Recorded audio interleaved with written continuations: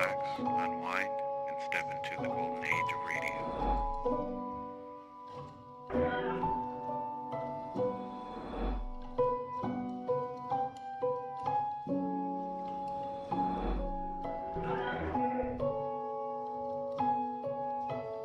You're now listening to Golden Radio Hour.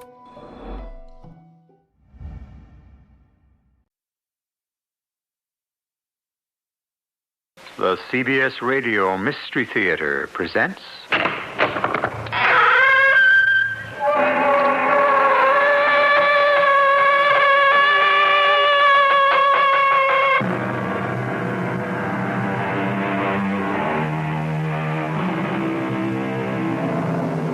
Come in. Welcome. I'm E.G. Marshall.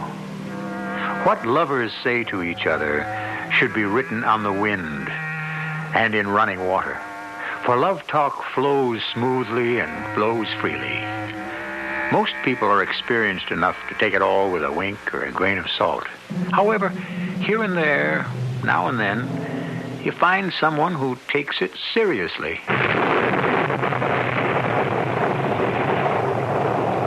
Are you saying we should steal that money? Well, steal is the word, I guess. It's stealing. Myra, this is wrong. I want no part of it. Oh, yes, you do. Your share, 50%. No! I know.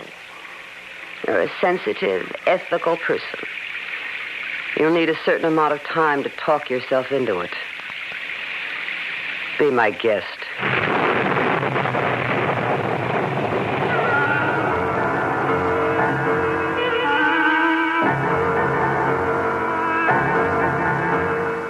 Our mystery drama, The Blood Red Wine, was written especially for the Mystery Theater by Sam Dan and stars Joan Lovejoy and Ralph Bell. I'll be back shortly with Act One.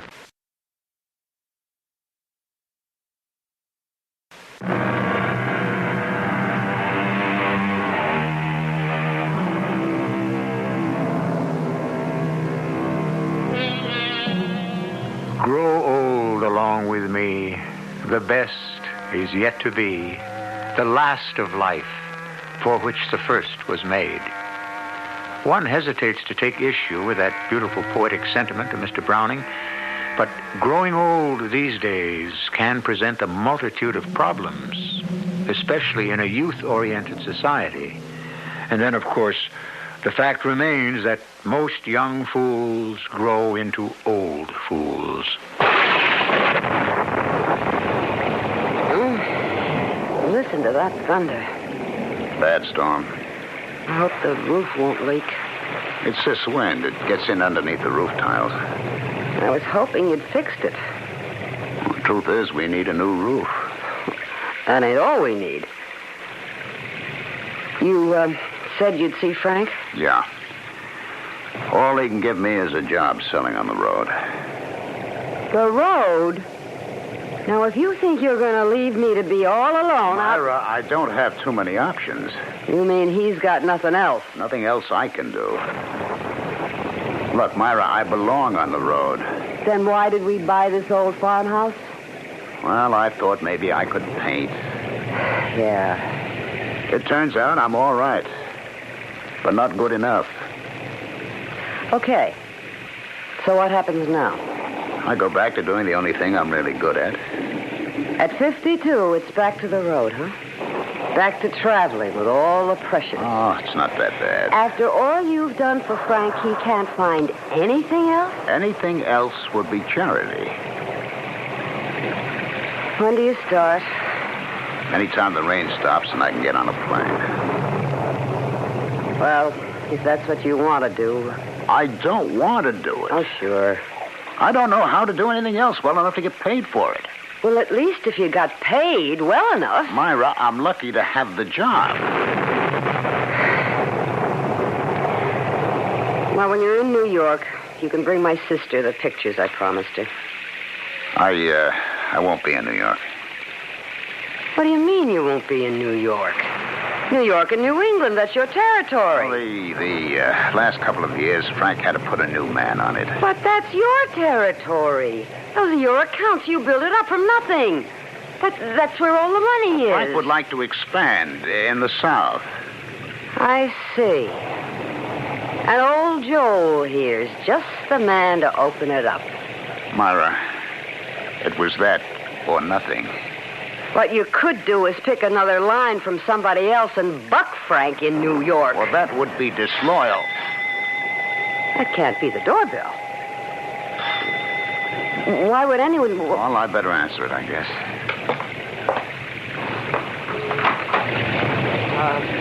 Please, may I come in? Shut the door before we get flooded out of here. Well, sure, come on in. Thank you. Joel, look. This man is sick. Oh, help him out of that wet coat. right. Poor man is drenched through. Put up some tea. Yes, a good cup of hot tea. And meanwhile, pour a glass of that boysenberry wine. That'll perk him up. Mister, what are you doing out on a night like this? Don't I? Here, this is great for you. Here. Oh, no, I don't think I Hold him up, Joel. I think he's going to fall. I got him. Let me help you get this down, friend, huh? My wife makes it herself. We grow a special strain of boysenberries Be careful, around here. Joel. You'll spill it on his shirt. I can't swallow. Joel, he's in real trouble. What is it, mister? Doctor. I need a doctor. A doctor? I think it's a heart attack. Oh, no. My heart. Pain. Here, I'll hold on to him. You get the folding cot, Joel, quick. All right. It's just inside the door of the storeroom. Mister, you'll be all right, honest. I need a doctor. Now, don't say anything. It's a strain to talk. Just try to relax. Don't even move, huh? Joel? I got it. Myra, I got it. Oh, good. Stretch it out. All right. That's it. Oh, that's good. Now, let's help him lie down. Hold on to my arm, buddy. Keep him very still. Now, unbutton his collar. Loosen up his clothes. And remove his wristwatch. See if that ring comes off. Doctor, I need a doctor. Well, there's that young Dr. Kessler. He lives just a couple of miles down the road. The road hasn't been washed out. All right, I'll try him. I was driving north to Philadelphia, and the wires got wet. Look, you better not talk, mister. Myra, What? I can't get a dial tone. Well, try to do something. Well, what can I do? The phone's dead. The lines must be down. What are we going to do about him? I couldn't just sit there, so I got out and started to walk. Look, just try to lay perfectly still, huh? And suddenly, this awful pain in my chest. Myra, isn't there anything we can do? And the pain kept getting worse. And then I saw your house. I could go for a doctor. You'd never get there. Well, we got to do something. I don't know what to tell you. Listen. Look, mister, you mustn't strain yourself. I'm being punished. What'd he say? I stole the money. The money in my attaché case. The money? Money? Please, will you return the money to Phelps? Look, don't say any They more. can never trace it to me. Weeks or months before they even know the money's gone. Return the money to whom? $250,000. Now, bring it back to Phelps. Oh, sure. Sure we will. Now, look, please rest. And tell him J.B. Lucas was a fool, but J.B. Lucas could never be a crook. Look, if you stay absolutely still... Never be a crook.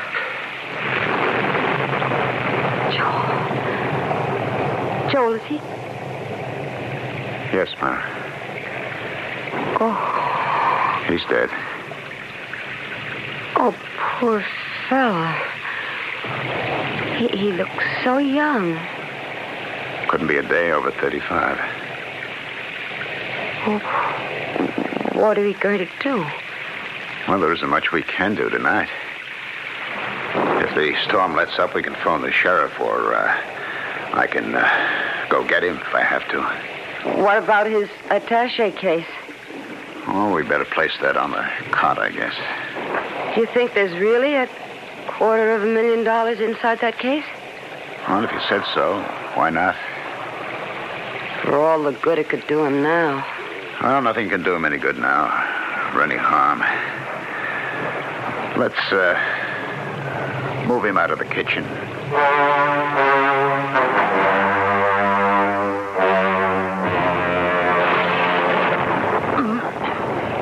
Myra?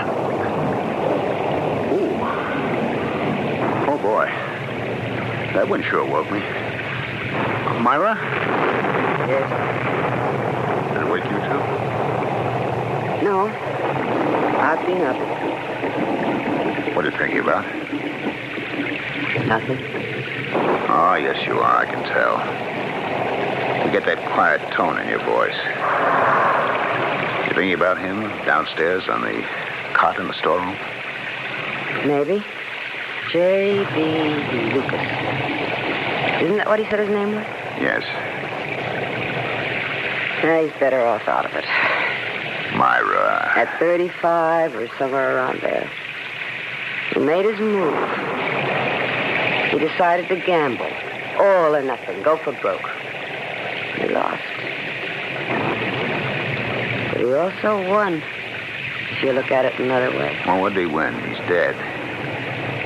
That's what he won. Myra, you all right? Yeah. I can tell you all about him.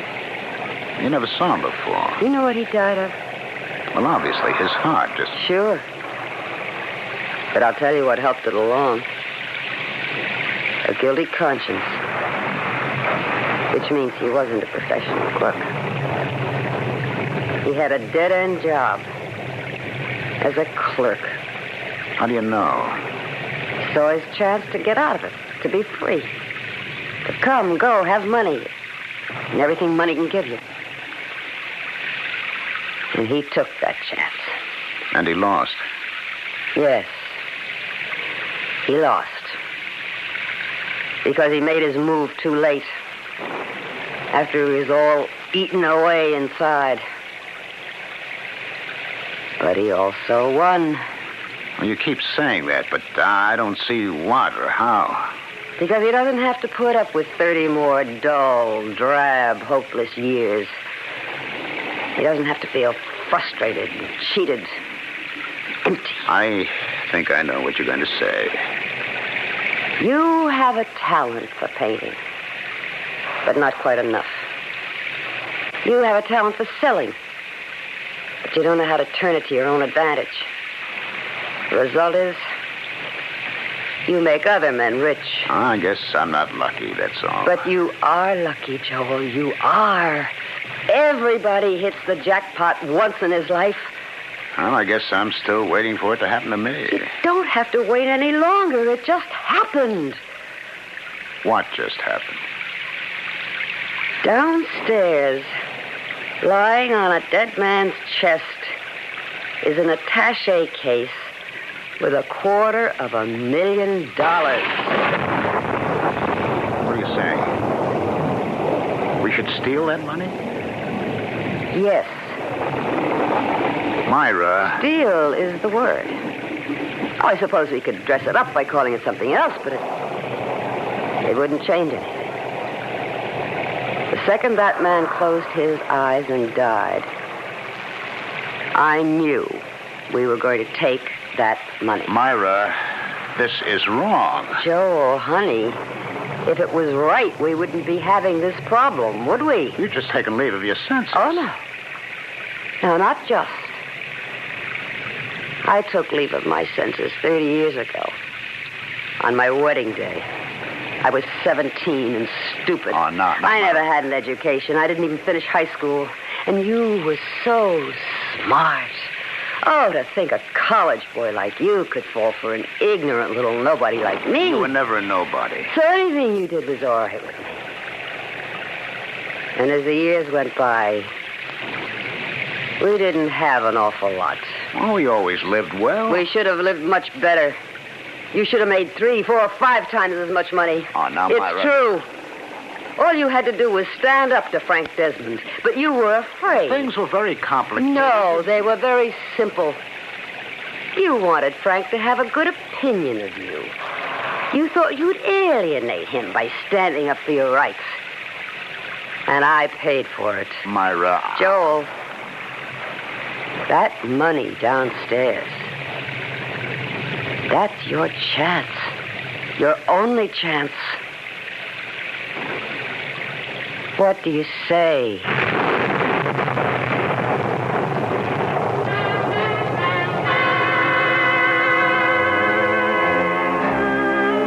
Joel can only give you one of two answers, yes or no. And what answer would you give? Aha. And now, what answer would you give if you could be virtually certain no one would ever find out? Well, you don't have to commit yourself. But Joel does. And he has to do it when I return with Act 2 shortly.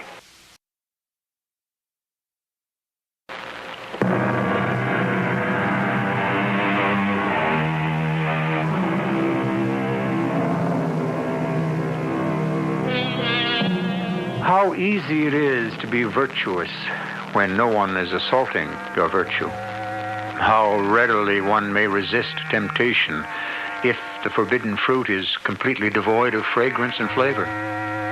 Would David have lusted after Uriah's wife had she been elderly and ugly? What can we say? Is morality basically a matter of what one can afford? Who knows? Myra, it's wrong. Sure. I've never done anything wrong in my life. That isn't true. You've done a great many wrong things. I'm talking about sins. Vanity is a sin. False pride is a sin. Lying is a sin. When did I ever lie? Your whole life has been a lie. Myra, I never realized it. You must hate me. No. I love you. How could you love me and say those things? Joel, so far, absolutely no one knows he's been here. We have to get in touch with the sheriff. If we do that, how can we keep the money? No. We don't call the sheriff. We know nothing about But it. J.B. Lucas came here. Who says he came here? Now, it won't be light for 2 or 3 more hours. And if the storm keeps up, maybe more than that. Now, let's get dressed. Why? So we can get him back to his car. We don't even know where his car is. We'll find it. In this weather? It has to be down the road. Well, how can you be sure? He said he was driving north to Philadelphia. It means he was on the turnpike. He felt this heart attack coming on. He had to get off at the Jessup exit and travel east to get here. Now, let's get him dressed. Is this everything he was wearing? I think so. Okay, take the money out of the attaché case and put it in the drawer for now. Myra, Do you have a choice, Joel? But what if someone might see us, Who's going to be out at this time of the night in this kind of weather? Who's around to be out, anyway? Doc Kessler's 2.5 miles to the west, and everybody else is safely tucked into bed.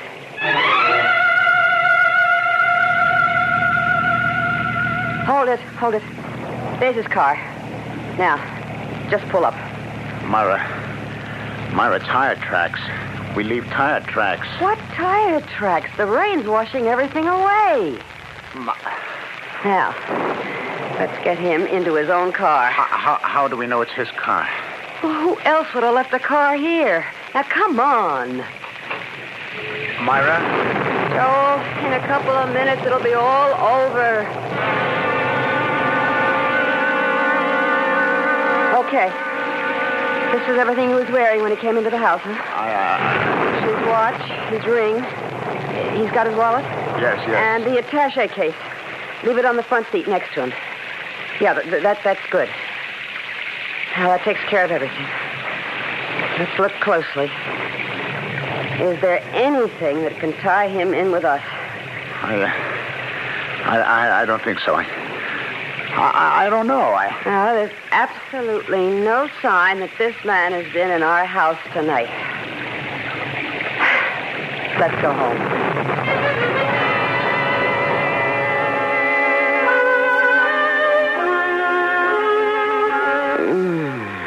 Listen. To what? That's just it. No more thunder. Storm's over. Oh, what a beautiful morning. Come on, let's get up and have a big breakfast. You mean you can eat? I'm starved. You slept, too, I noticed. I was dead to the world. Didn't you sleep? No? Why not? Myra, you and I, well... You and I... We didn't kill him. I admit it. It's just that I'm nervous. Now, suppose... What if he dropped something around here? Like what? Oh, maybe his handkerchief. Well, that's not worth being nervous about, but take a look around the place. And for a ways down the road. He might have dropped something or lost something. So go on out. Take a look.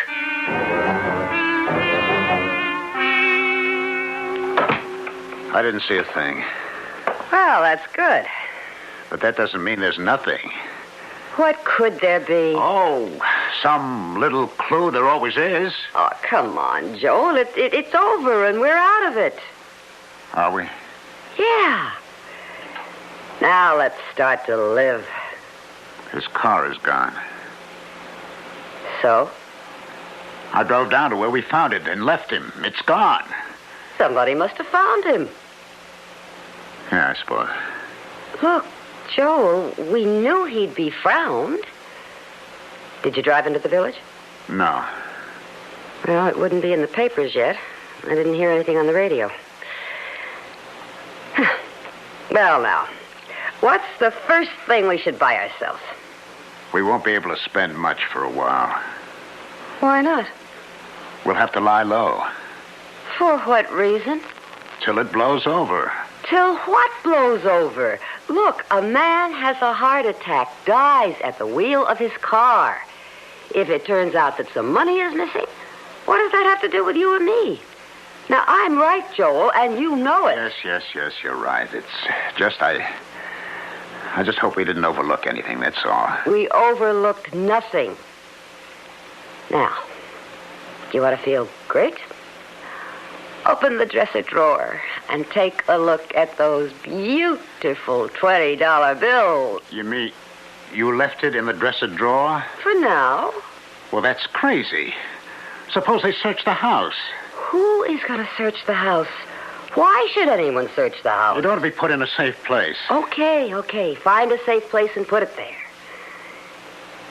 Now, you want to feel terrific? You want to do something you should have done 25 years ago? Go call Frank and tell him where to head in. I told you, we have to proceed cautiously. The fact that we're broke is pretty common knowledge, you know. I mean, the storekeepers in town know it, and Hedrick at the bank is aware that we're usually late with our mortgage payments. So? So? How would it look if we suddenly started to flash a lot of money around? Who said anything about flashing money? Well, just being able to pay your bills when you have no visible means of support. Well, everybody knows I can't sell any paintings. Oh, why do you always try to make things so complicated? Complicated? It's common sense. So if I just worked for a while for Frank, it could be a blind to account for where our money's coming from.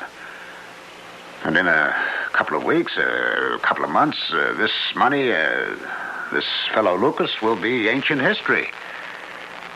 Come on, let's do it my way. Why are you stalling? Oh, no, who's stalling? You are.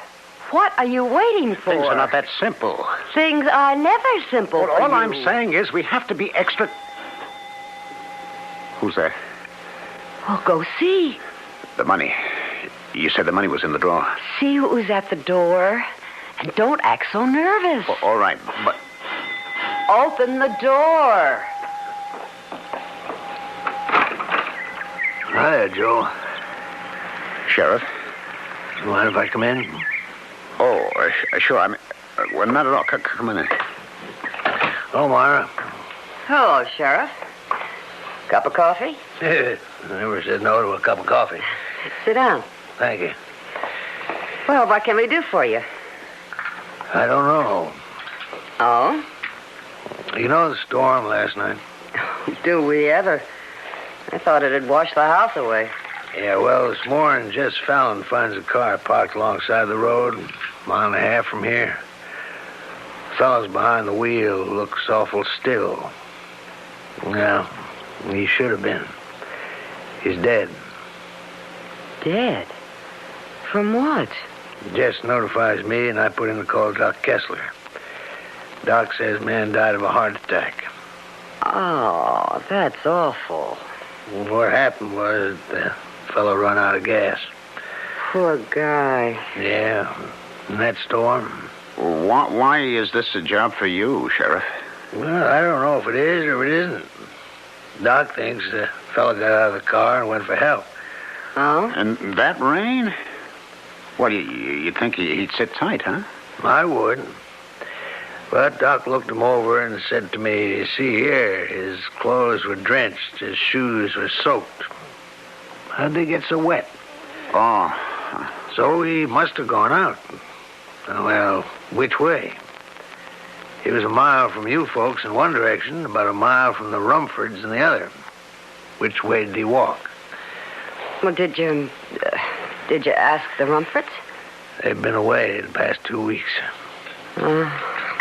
I guess the poor fella headed that way and couldn't get into the house. Knew there was no point going further in that direction because it would take him to the turnpike. Isn't that right, Joel? Yes, I would suppose so. So he must have made his way back. By the time he got to his car again, he just didn't have the strength to go on. He managed to get inside where he... Yeah. Well. Oh, could I have a spoonful of sugar? Sure. Oh, thank you. We don't think he went towards the Rumfords. No? No. He got out of the car and headed in this direction. Well, how can you know that? Just 50 yards or so down the road from you is where the county's building that culvert. You know, over the creek. Yes. A lot of that bottom yellow clay's been washed over on the other side of the road. And Doc Kessler, he said to me, hey, look, see? It's on the edges of his pants. Oh. So, that means he must have come within, 50 yards of your house. The poor man. And we didn't even have our lights on last night. Oh, he must have just got discouraged and turned back. He was so close and so close. Yeah. Yeah.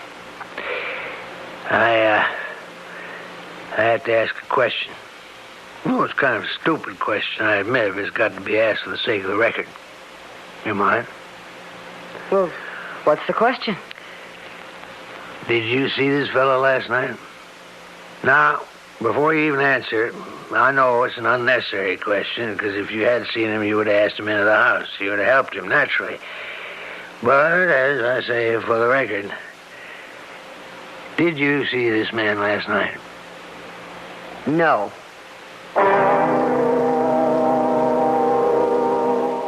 Life is a series of options, and the secret of success is to keep them all open. However, there comes a time when suddenly one approaches a point of no return.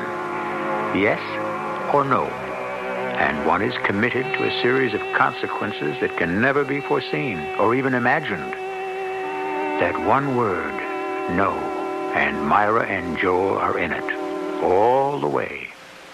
Or at least until Act 3, which is on its way.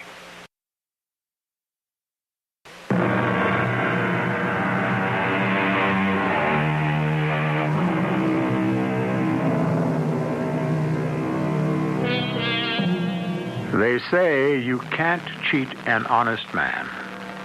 I don't know what that means. Because millions of honest men and women are being cheated every hour on the hour. Perhaps the implication is that we all have a little larceny lurking somewhere inside us. Perhaps we do. The question is, how much is a little? You didn't see this fellow last night. No, Sheriff. Well, I guess that takes care of that. You mean he could have been within 50 yards of the house? So near and yet so far. Yeah, it's tragedy, ain't it? Excuse me, Sheriff. Hello? Yeah, he's here. Hold on, please. It's for you, Sheriff. Oh, thank you. Hello? Yeah? What's that? Who? She is? Well, I guess this places a new light on things, don't it? Yeah. All right. I better wait for her here.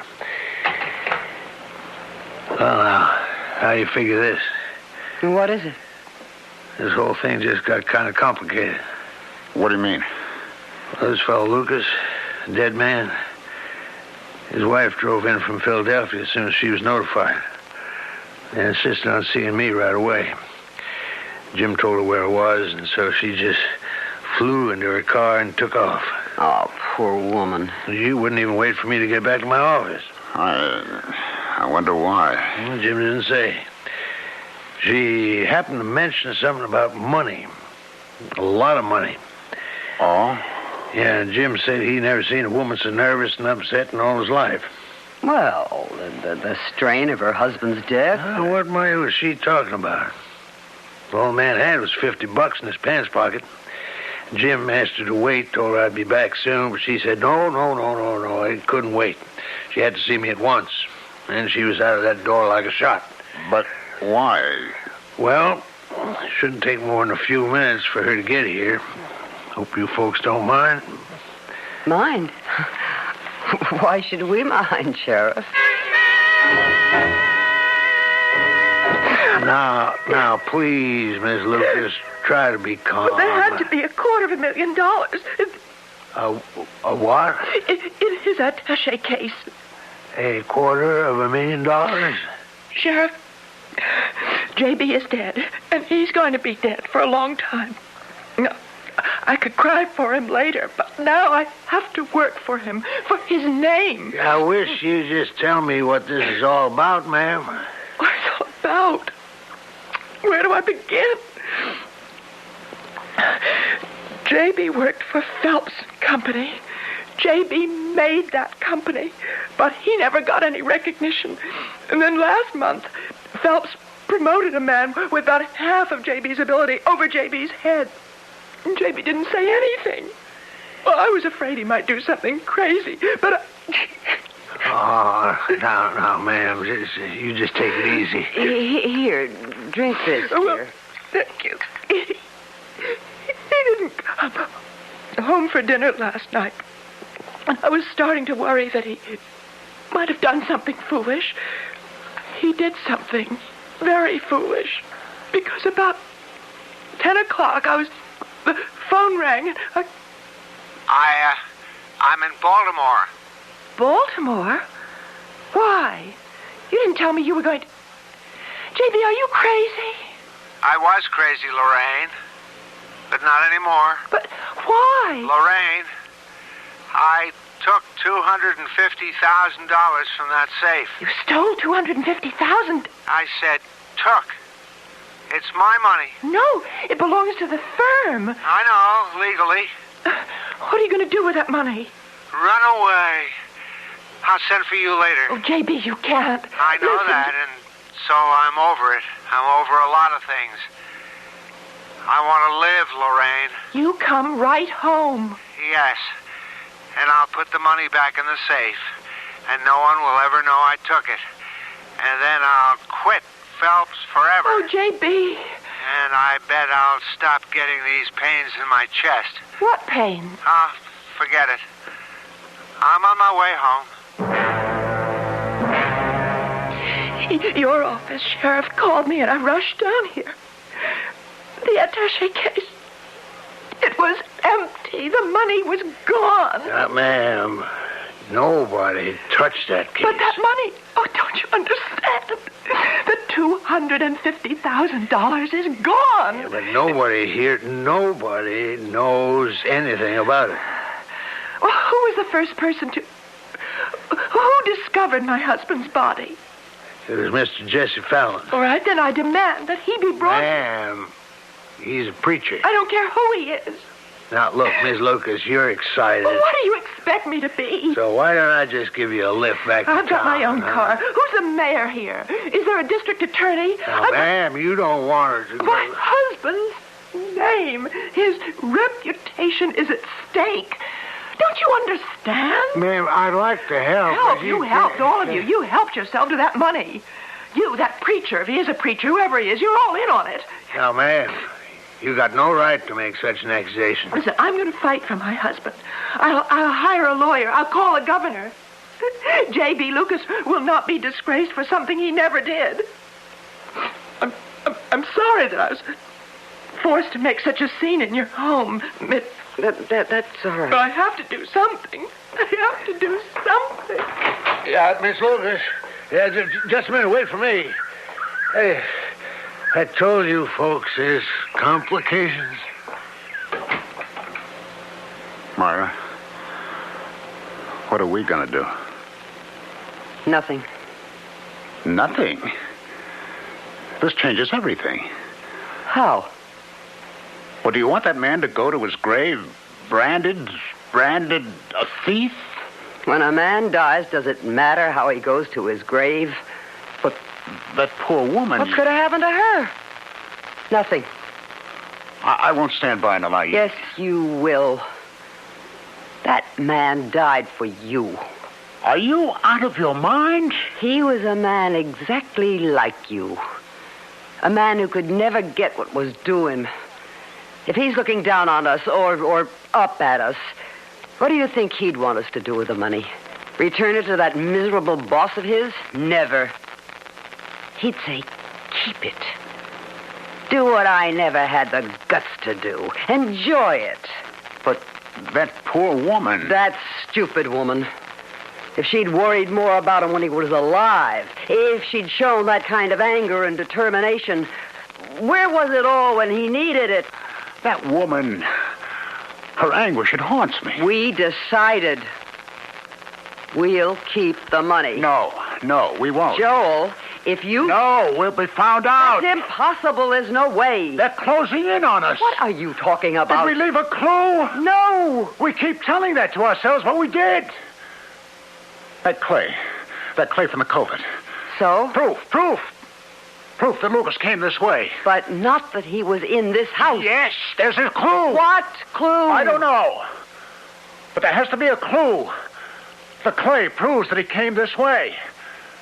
Now, a clue to prove he was in here. Then tell me what it is. I can't tell you what it is, but I know it exists. How do you know? It has to. Joel, when you talk like this, it scares me. Well, you should be scared. You should be scared. We'll be caught, Myra. There's a clue. You keep saying that, but what can it be? When that man was in this house, I know I did something.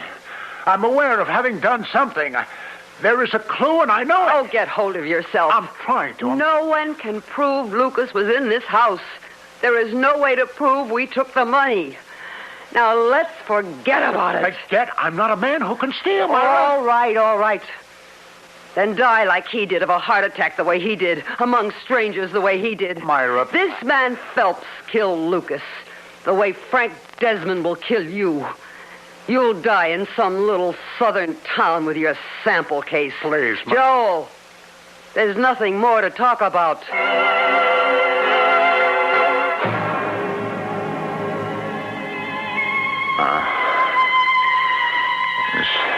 Duty of every citizen. Joel? Duty to report. Joel? Duty to report knowledge. Joel, wake up. Duty to give information. To telephone. Joel, wake up.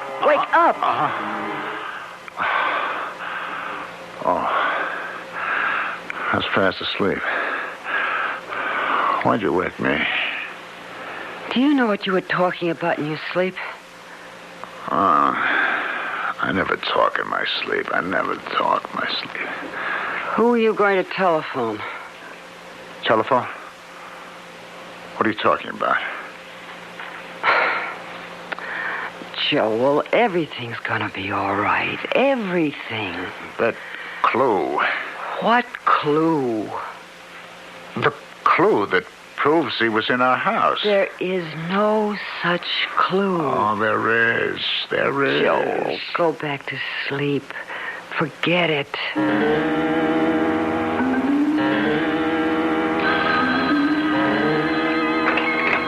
Hello. Yeah. Who's this? What?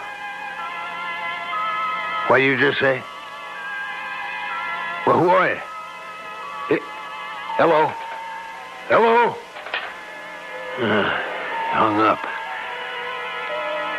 What did he just tell me?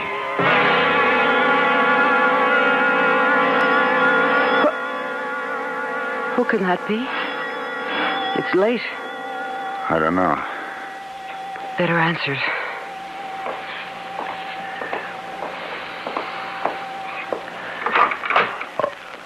Evening, Joel. Sheriff. Well, look, I know it's late, but I have to ask you a very important question. What question? Oh, you can hand over the money, and there won't be any questions asked. We'll be smoothed over. Well, what are you talking about? The $250,000 J.B. Lucas had in his attaché case. You see, he did come into your house. He died here. And we can prove it. I can prove it by that bottle of your boysenberry wine, Myra. Oh, good Lord. That's the clue. Now I know. That's Joel, the clue. shut up. Well, it don't matter. You offered him a drink, and it spilled all over his shirt. Doc Kessler analyzed the stain. That's what it is. He could have had a drink of wine anywhere. No, Myra. Not with this much sugar, nor this red. You grow them berries special, Myra. Now, look, there's no permanent harm done. You just hand over the money and nothing will happen. You can't prove it. Myra, you can deny it, but you'll be watched and bird dogged the rest of your life. Phelps will have private detectives. You'll never be able to spend that money. On the other hand, no one has to know anything. It's in the front room. It was you who called me on the phone, wasn't it, Joe? Me? You called me and tipped me off to the wine stain, didn't you? No, I didn't do it, Sheriff. Why would I do a thing like that? Why? If only I could answer that, Joe. If only I could answer that.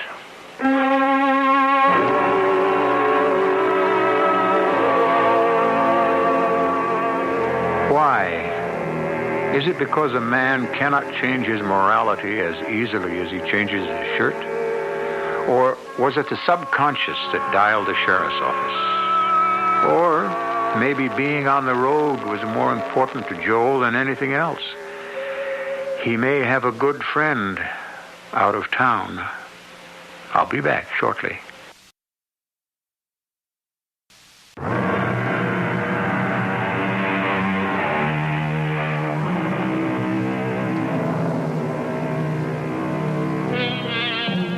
The leopard, as you know, cannot change his spots. The snake, however, changes his skin at regular intervals. Does that mean leopards are more trustworthy and constant than snakes? Do not pet either one. Who is to say that Joel's reluctance to take the money is a blow for honesty?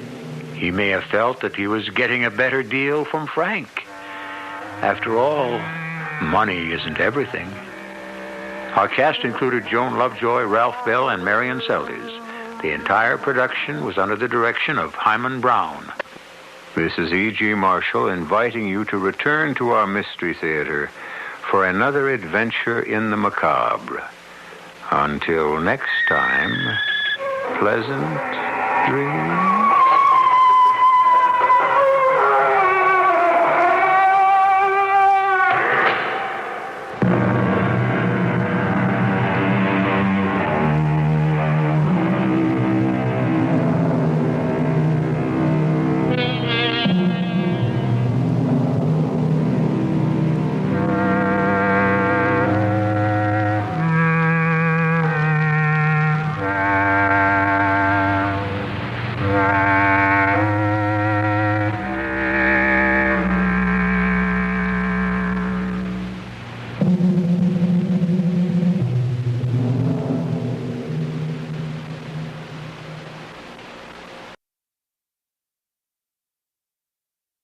The CBS Radio Mystery Theater presents...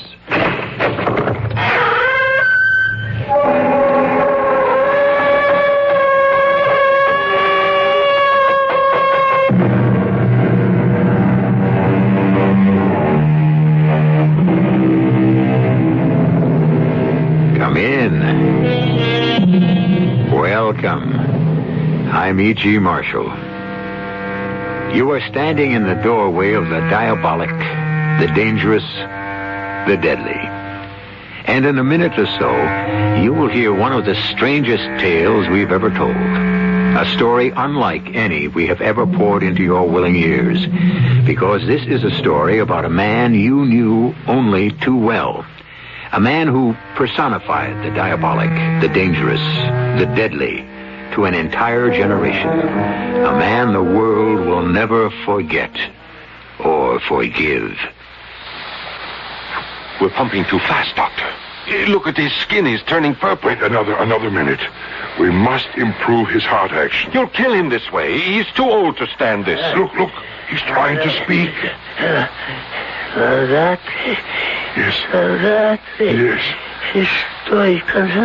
Yes, my Führer. Yes, I know. You are tired, my Führer.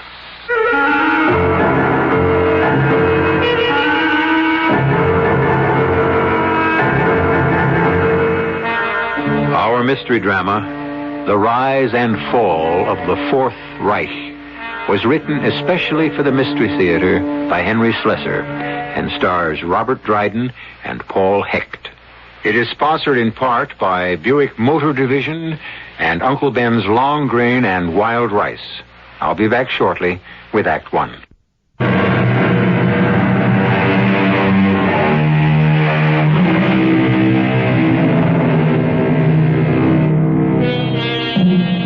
This is Mexico City, a noisy, bustling city, full of people and automobile traffic.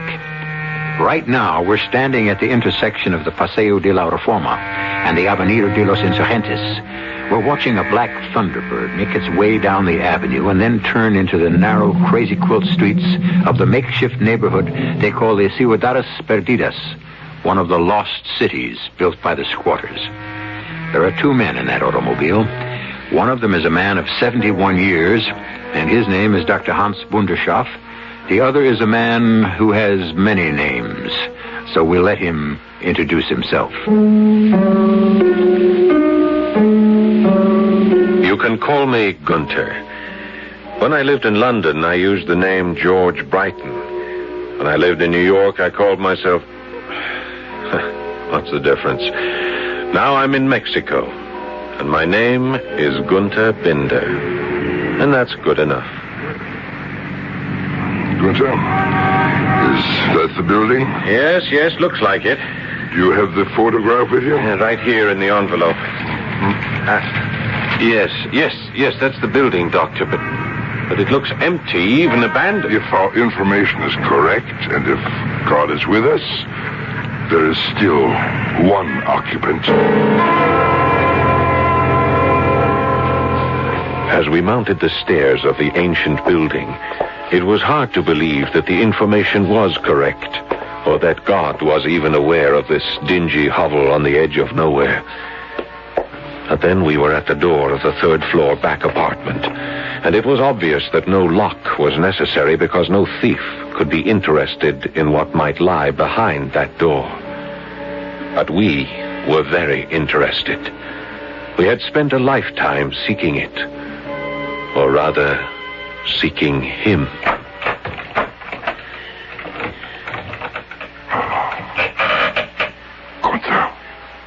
Gunther, look. Dear Lord. He doesn't look alive. Yes, but he's breathing. You can see him breathe. Doctor, how can we be sure? He doesn't look like... There's barely any resemblance. He's 86 years old, Gunther. What did you expect? But we are sure it's him? There's no question of verification. It's him. The one we have sought for so long.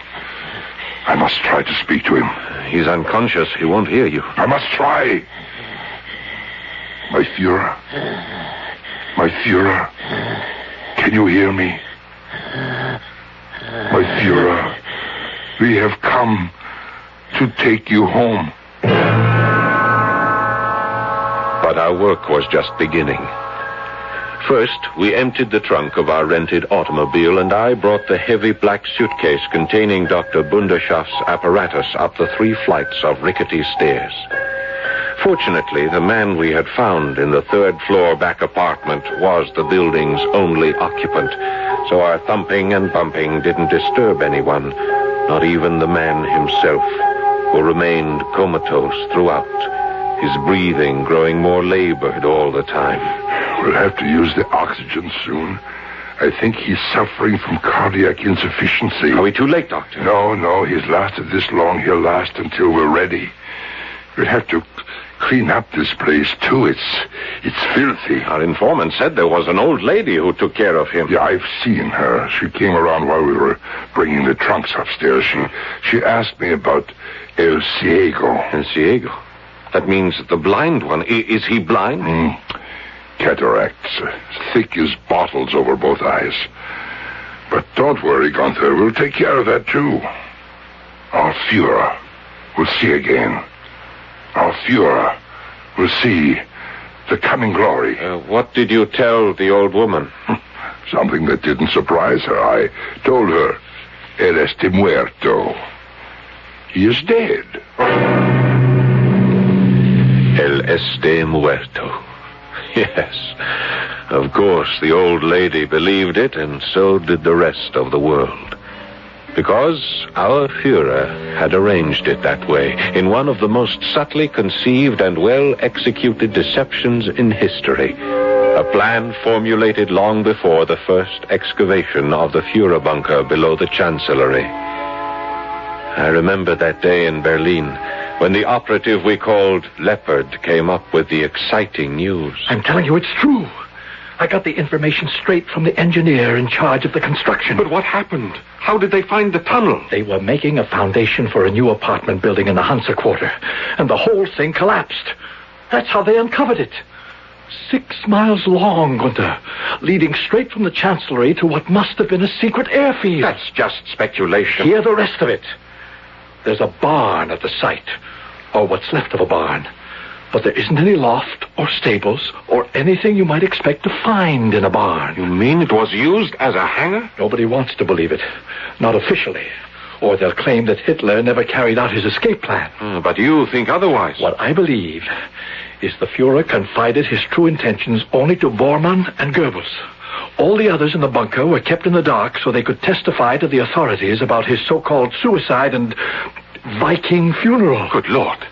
But the body in the blanket, the body that Heinz Linger burned. It was a corpse that he burned, but not the corpse of Adolf Hitler. I simply can't believe it. You remember Bormann's statement that the face had to be covered because it was disfigured? Yes. Gunther, the face was covered because it was the face of some orderly, not the face of der Führer. And now that face was in front of me. His face. The little square mustache gone. The black hair with its slanted lock across that famous forehead gone. The lips that had once blared out martial music loud enough to stir the world had vanished into a black, toothless hole. The eyes that had given hypnotic guidance to millions looked out blindly through thick, gray windows. I stared at that face, and I turned to Dr. Bunderschaff. Doctor, is it really possible? Can we make him smile again? It is possible, Gunther. We can make him smile and feel happiness for the future. But first, we must make him understand. Shall I increase the pressure, Doctor? Yes, slowly. He doesn't seem to respond to anything. I'm not a physician. I know my opinion doesn't matter. He's not in coma, Gunther. This condition of his is more resignation. He has stopped caring about being alive. His skin color is changing. More pressure, Gunther. The needle is near the danger mark now. More pressure, I say. We are pumping too fast, Doctor. Look at his skin. He's turning purple. Another minute. We must improve his heart action. You'll kill him this way. He's too old to stand this. Look. He's trying to speak. Estoy cansado. What's he saying? Quick, kill the pump. Cansado. It's not German. No, Gunther. It isn't German. But don't forget he's lived outside of Germany for 30 years. What does he say? He says that he is tired. Very tired. He wants us to leave him in peace. My Führer, listen to me. Do you think he hears you? Look at his eyes. He's blind. He knows someone is here, Gunther. My Führer. Estoy cansado. Yes, my Führer. I know you are tired, but now you can sleep. And when you wake, we will give you the future.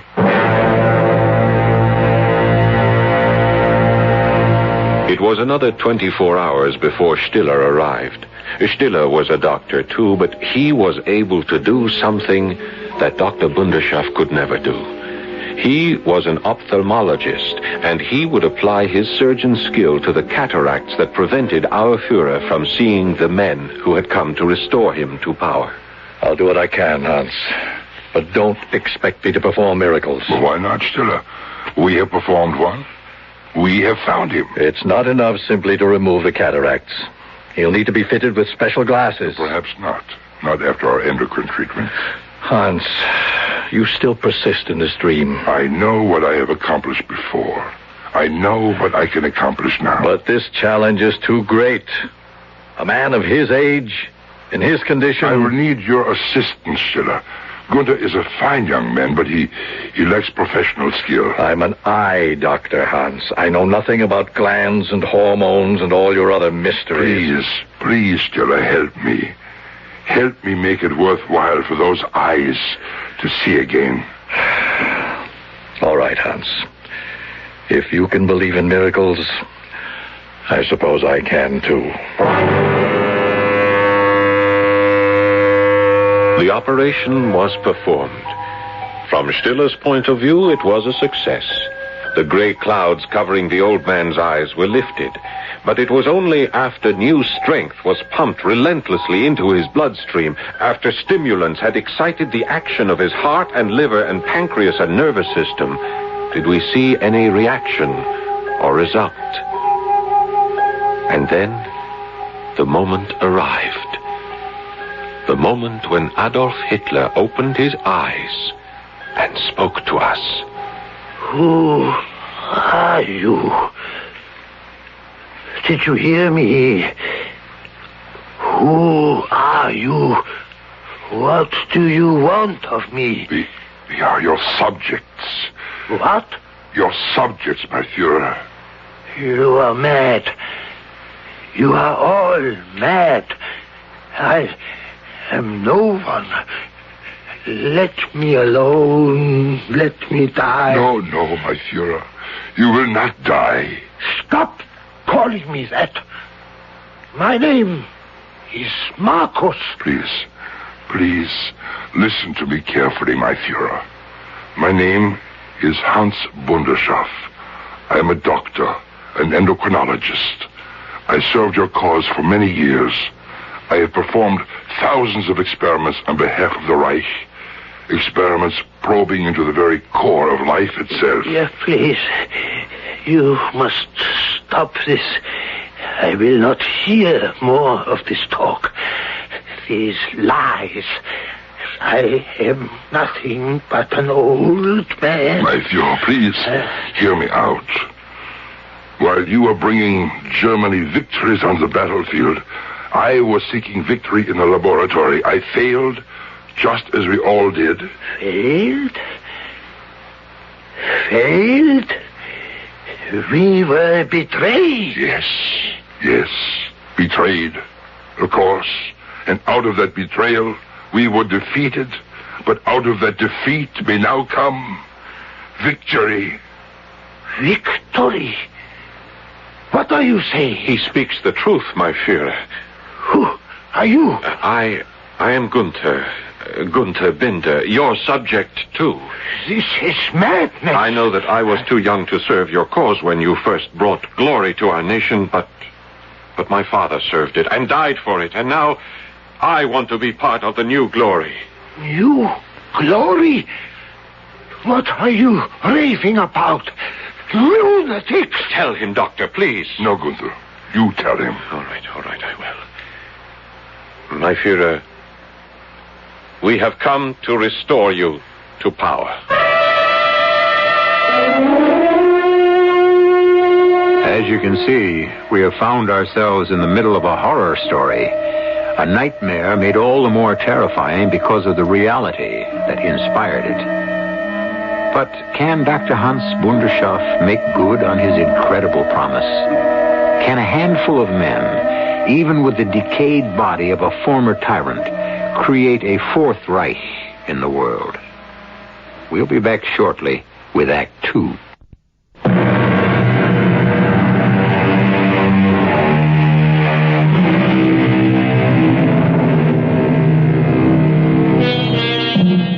Strange things are taking place in a near-abandoned hovel on the edge of Mexico City.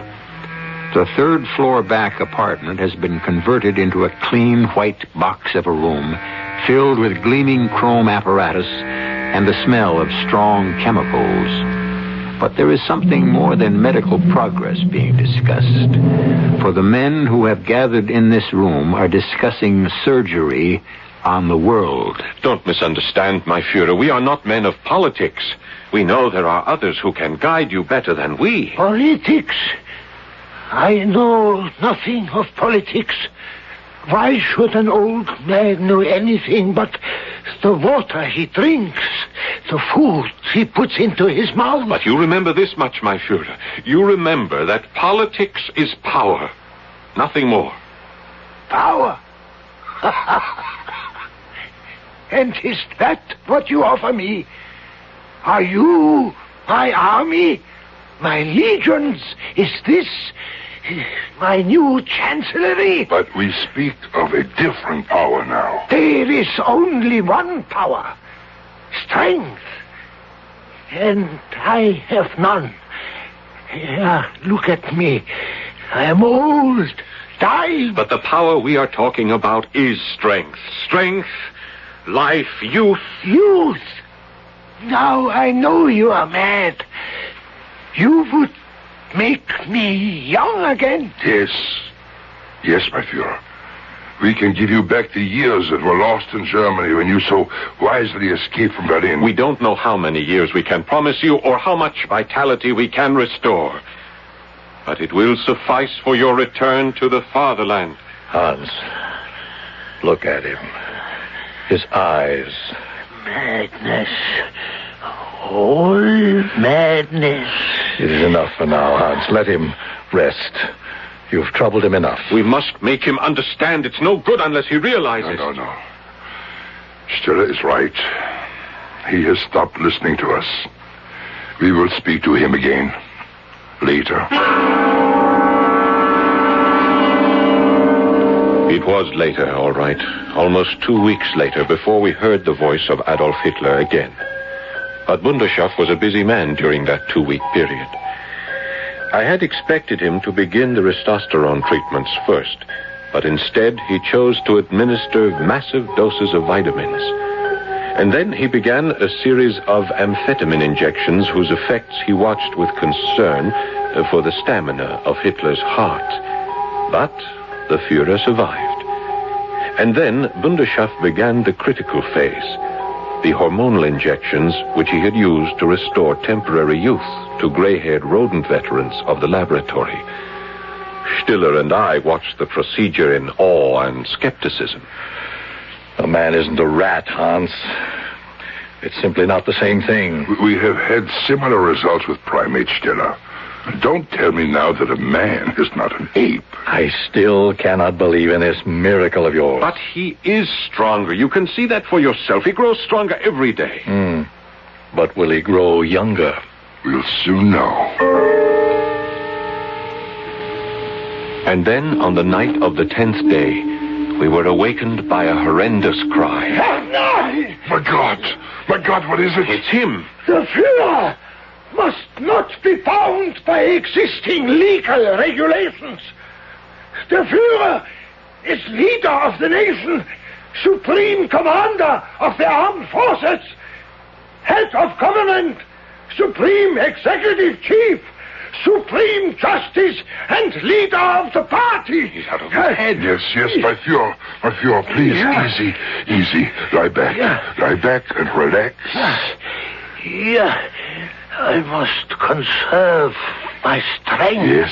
Yes, that's right, you must. My strength is the strength of Germany. Seems to have gone back to sleep. Yes, he sleeps. And this time, his dreams are brighter. Much brighter, Günther.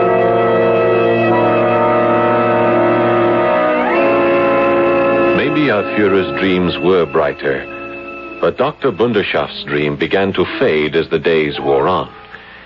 Despite daily massive doses of the hormonal formula, there seemed to be little change in the years that lined the face of Adolf Hitler.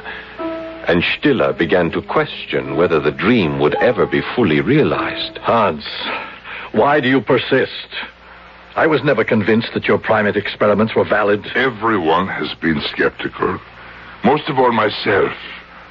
But I know it is true, Stiller. You should have conducted other human experiments first. To begin with this There one. could not be a more important beginning. Or ending. Didn't you have many deaths? Even among your apes? Yes, there were errors. A sudden change in the androgen balance can sometimes be dangerous. And if such a change occurs now, what will you have?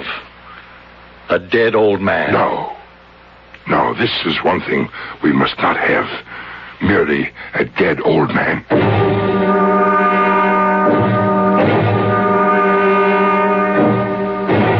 And so the experiment went on day after day, until finally some improvement began to appear. Blood pressure? Almost in the normal range. Red blood cell count? Not much improvement yet. Muscle tone? And that's hard to say, Doctor. His skin seems firmer to the touch, more elastic. You see, Stiller? One improvement after another. Do you still think we will fail? It's a question of time, Hans. But do you have enough time? Yes, time. Time is the enemy. We're in a race. All right. We will double our efforts by doubling the dosages. But that might kill him. The shock. We will have to try, Günther.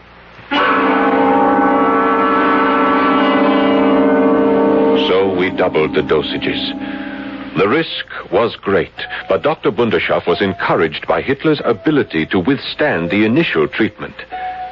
There was only one problem. The increased dosages seemed to affect his mind, and days of delirium followed. They're fools. All fools. Our enemies are enemies of themselves. What is he saying, Gunther? I can't make it out. Britain is a dying empire, dying. America is trying to be its heir. Russia wants the Balkans, deprive them of the belief that victory is certain. We must show them that they can never reckon on our capitulation. Never, never. Doctor, don't you think this is dangerous? No, let him carry on. Smash the Americans. 45 German divisions. His voice grows stronger. Get me General Culler. He may be unhinged, Doctor. Then all this would have been for nothing. We must wait and see. There must be no holding back now. No commander must hold back his forces. Disobedience will be punished by death. Culler, I hold you personally responsible. Do you understand? What is he saying? Who are those people? He commands generals who are gone. I say that he's mad. I say this whole experiment is mad. No, Stella. The Fuhrer only dreams. He must dream of yesterday before he can dream of tomorrow. The second miracle took place that same day. Here, careful. Yeah. Lift him carefully. Here, Doctor. Let me help you, sir. Are you sure it's all right to do this, Hans? Yes, I think we can. All the life signs are encouraging. His pulse, his color, his blood pressure. Even his eyes seem to be in better focus, Doctor. I think he's beginning to see us. His lips are moving. He does see us. My Führer, can you hear me? Can you understand what I am saying? My Führer. Who are you? I told you my name. It is Bunderschaft. You are German? Yes, I am German, and I am a physician. Why are you here? What is your purpose here? My purpose is reincarnation, my Führer. There is no such thing. Then I will use the word rejuvenation. You can make people young again. It has been my goal for all the years of my life. And where were you, Doctor, during the war? I was assigned by the SS to Dachau to participate in the noble experiments of racial hygiene. But I convinced my superior, Dr. Sigmund Roscher, that I would be better utilized in research, which would uncover the mysteries of the aging process. I know of no such experiment. It was to be Dr. Roscher's surprise present to you, my Führer. A gift such as no loyal subject had yet given you. The secret of eternal youth itself. And so, what became of this gift? Dr. Roscher abandoned the experiments after our early failures. Like Steinach and Voronov before us, our efforts produced only short-lived improvement in the aged.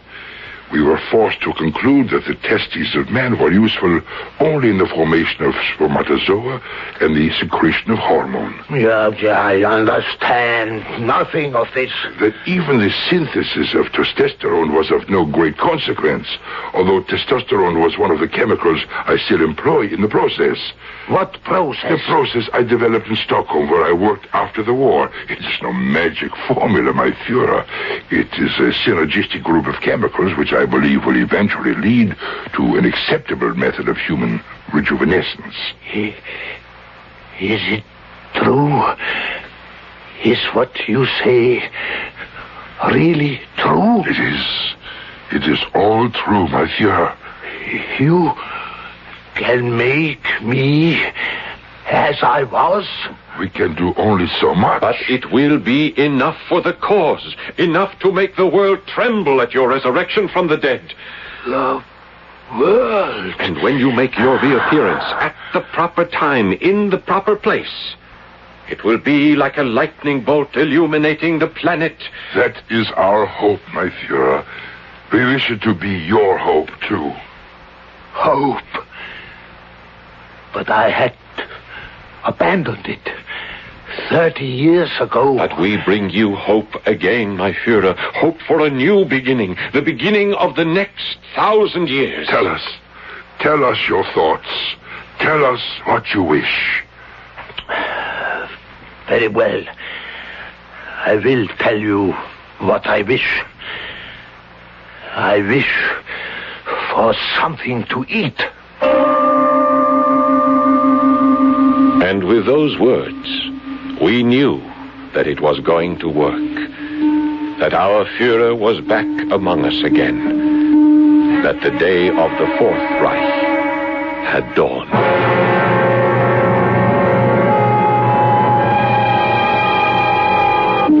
The Fourth Reich sends shivers up and down your back, doesn't it? But the idea has created ecstasy in that small room in Mexico City as three men watch eagerly as Adolf Hitler dines.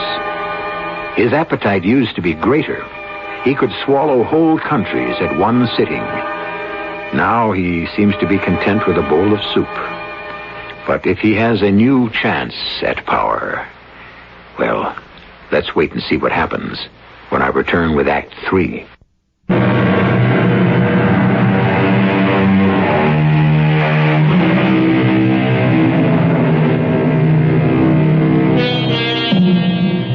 There are still exciting events occurring for Doctors Bunderschoff and Stiller and the young man who calls himself Gunther.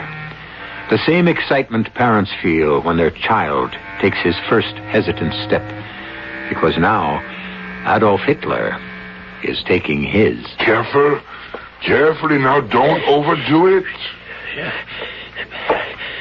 My limbs are still so weak. Take my arm, my Führer. No. I can't do it alone. I must do it alone. Good. Now, only this far, my Führer. Just to the chair. Yes,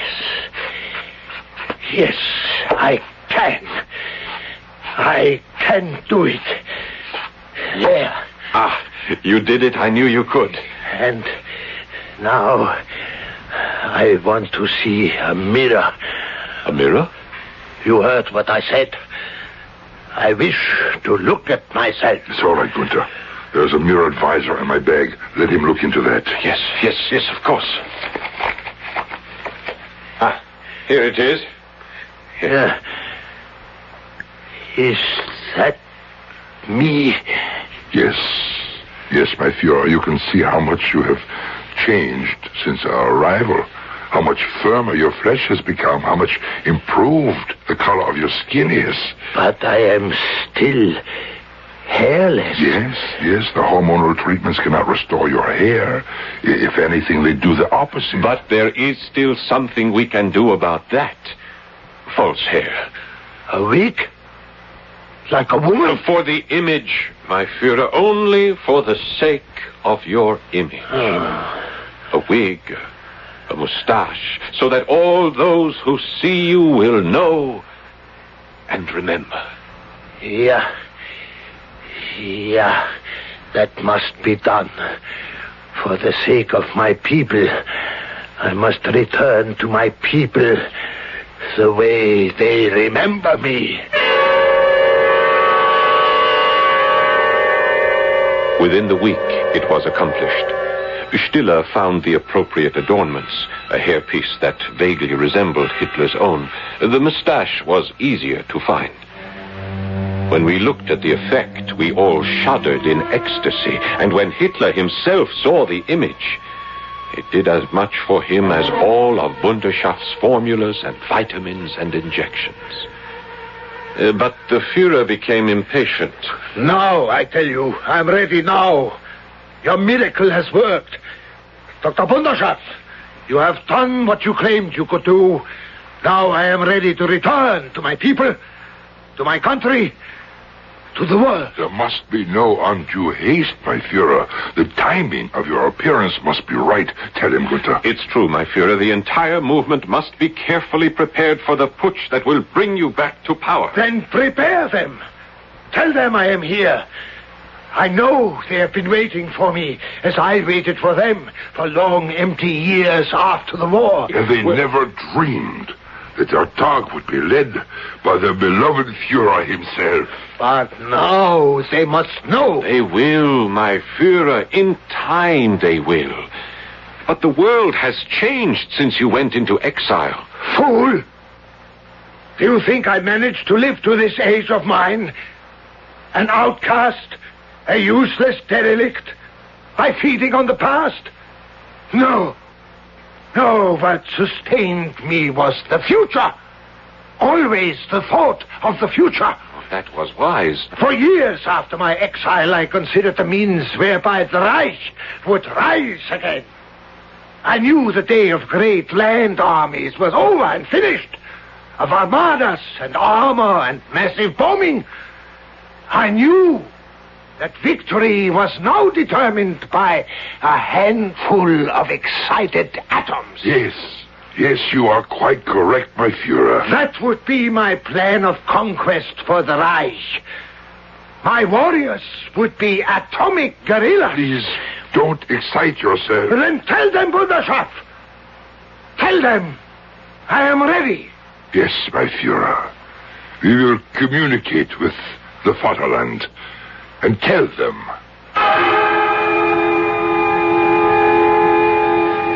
Dr. Stiller left us that afternoon.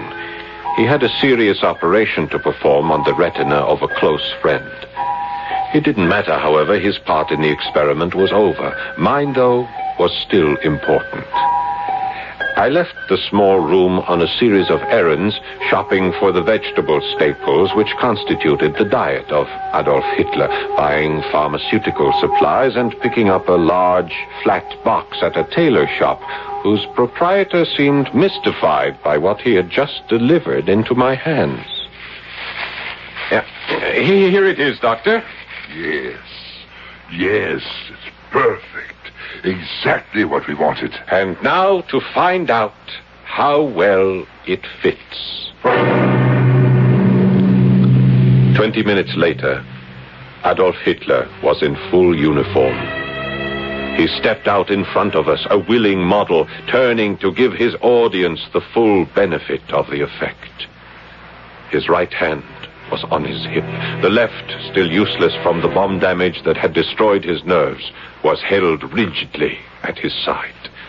An iron cross hung from the breast pocket, and there was a black, white, and red armband circling his left arm, the sign of the broken cross. But there was one other thing in the image before us, the most electrifying sight of all. Adolf Hitler was smiling. They call you Günther. Yes, my Führer. I will call you Günther, too. Thank you, my Führer. You will be rewarded, Günther. You and Dr. Wunderschaf and Dr. Stiller. You will all three be at my side in the coming days of victory. You will be privileged to witness the birth of true peace in this world. True peace, Günther. You know what that is? No, my Führer. Not the peace of blind pacifists. Peace not supported on the palm leaf fans of tearful pacifist mourning women, but founded on the victorious sword of a lordly people that puts the world to work for a higher culture. Do you understand, Günther? Yes, of course. Why are you sweating? What's the matter? Oh, it's nothing, sir. I am just overwhelmed. My Führer, please, you must not excite yourself. Steiner must counterattack the Russians. The Luftwaffe ground troops must be alerted. Please, you must sit again. You stood too long. Yeah, I must sit down. And you, Günther, you must come here. Go ahead, Günther. Günther, kneel down. Yes, my Führer. I am kneeling. Günther, you must take this. No, my Führer. No, not the Iron Cross. It is yours. No. I wish you to have it. I wish you to have it from your Führer's own hand. For bravery in battle. For exemplifying the ideals of Aryan manhood. Here, Günther, my son, I give you... Wait. What is that? What, my Führer? This chain around your neck. Only a chain, my Führer? But this ornament hanging from it? It's not an ornament, my Führer. It is a symbol. It is called the Star of David. What? A Star of David? The Jewish Star of David? It was given to me by my father. No, not from his hand directly. He was dead when I received it. Wunderschaft! Wunderschaft!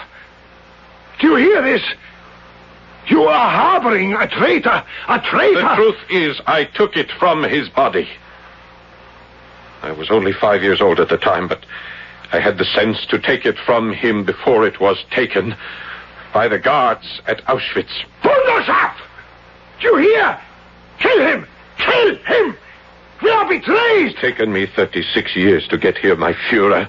36 years after my holiday in Auschwitz. 34 years after Dr. Russia froze my mother and father to death before my eyes.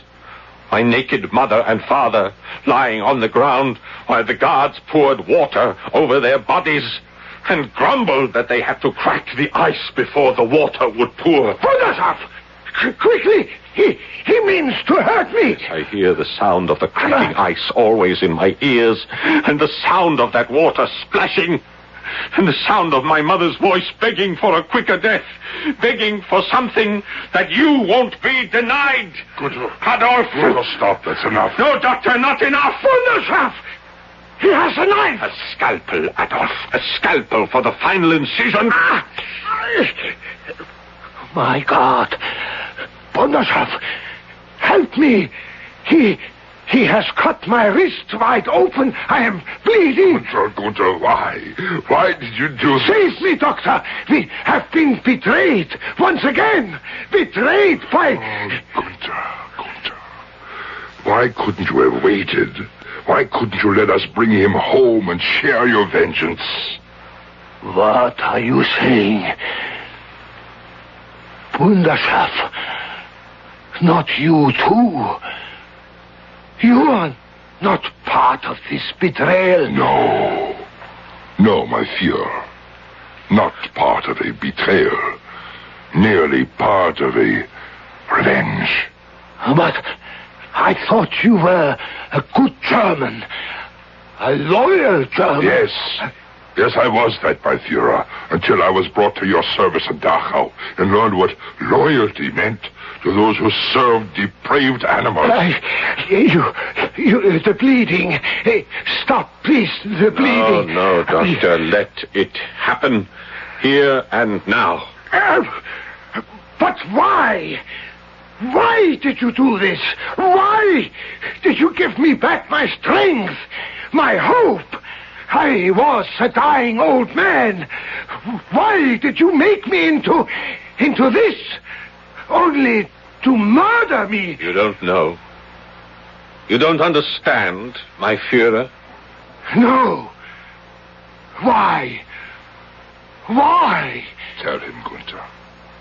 Who cared about destroying a dying old man? What good was our vengeance unless you had strength and hope? Now, do you understand, my Führer?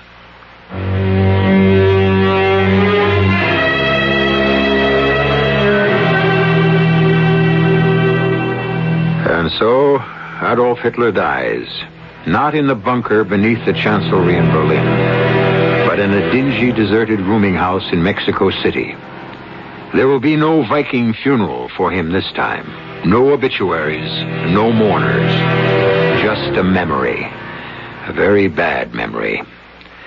But one which no man can ever afford to forget. I'll be back shortly.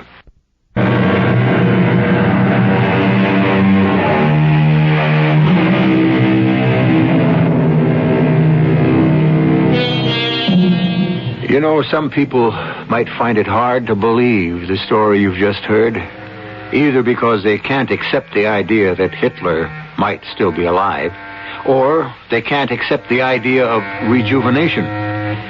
Well, I can't prove the first part, but I think I can support the second, because I know a prime example of rejuvenation. It's called radio drama. We hope you agree. Our cast included Paul Hecht, Robert Dryden, Joe Silver, and Ken Harvey. The entire production was under the direction of Hyman Brown. And now, a preview of our next tale. I'm a very busy man. And prefer to spend as little time as possible in the company of anyone as vicious and depraved as Guy Richards. Yes, I know. But that's exactly why I asked you to come and see me. Warden, before very long, you're going to be spending all your time in my company. I don't blame you for looking puzzled. Let me explain. Yes, do explain. A little more than a year ago, Warden, I was a professor of parapsychology at the university. I was happily married, successful, and deeply involved in my work. And then suddenly, shockingly, for no apparent reason, I became, well, the embodiment, you might say, of a man who has been dead for many, many years. Jack the Ripper. Radio Mystery Theater was sponsored in part by Uncle Ben's Long Grain and Wild Rice and Buick Motor Division. This is E.G. Marshall inviting you to return to our Mystery Theater for another adventure in the macabre. Until next time, pleasant dreams.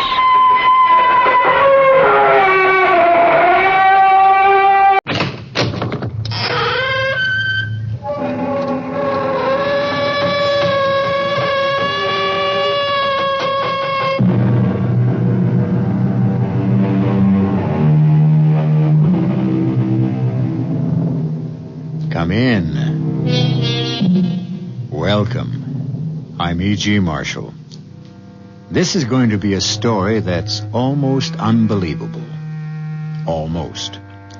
A thing will happen which people, scientists included, will tell you cannot possibly happen. As your parents or grandparents were told that radio could not happen. Television, heavier than air flight, and space travel could not happen.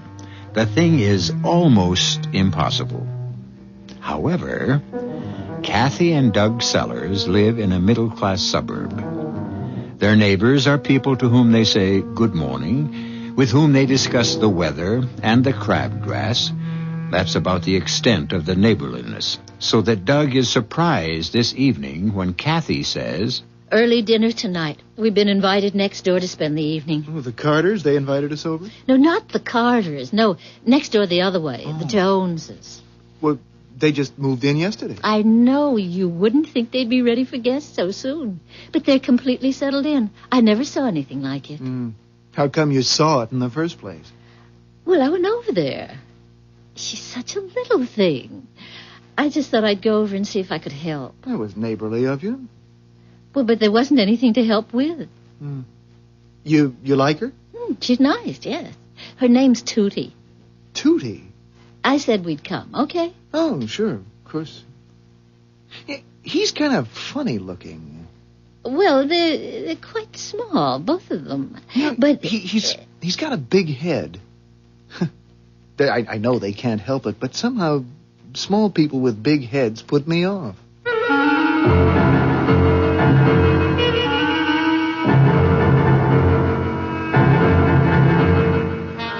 Our mystery drama, Through the Looking Glass, was written especially for the Mystery Theater by Fielden Farrington and stars Anne Shepard.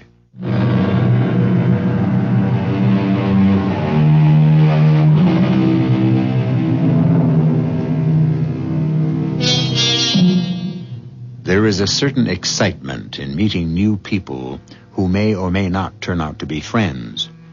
Friendship, not to be confused with acquaintanceship, requires so many parallels of taste, viewpoints, needs, backgrounds, and the like, that it's quite remarkable we see as much of it as we do. Kathy and Doug Sellers are calling to spend an evening with two strangers who obviously would like to become friends. Hello, Kathy. Oh, I'm so glad you could both come. Hi, Tootie. This is my husband, Doug. Oh, how do you do? How do you do? Well, please come in. I want you to meet Sid. Sid? Oh, he's upstairs. Sometimes he's so slow getting ready for anything. Well, won't you sit down? You really are settled in, aren't you? It's very nice, too. Everything looks brand new. Oh, yes, it is. Well, can I get you a cup of coffee or... Oh, dear, I don't think we have anything to drink. I mean, like... Oh, coffee's fine. Hello down there. I'll be right with you. Sid, do we have any...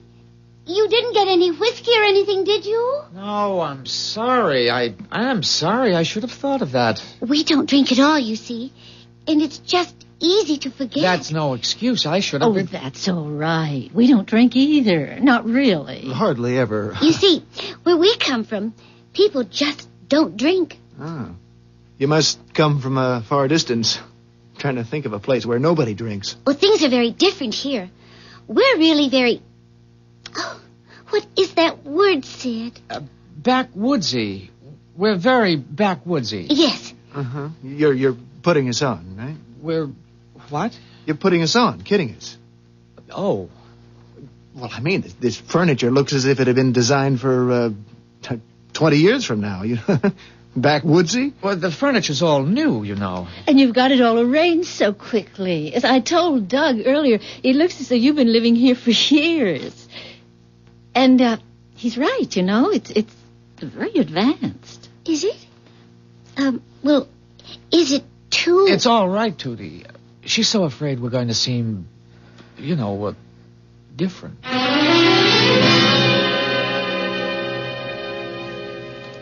Doug, did you hear what Tootie just told me? Sid's in the same business you're in. No kidding. Are you an inventor, Doug? No, I'm more like a designer, actually. Internal combustion engines. Oh, we're not too far apart. As a matter of fact, I'm working on something right now that may put you out of business. Oh? What would that be?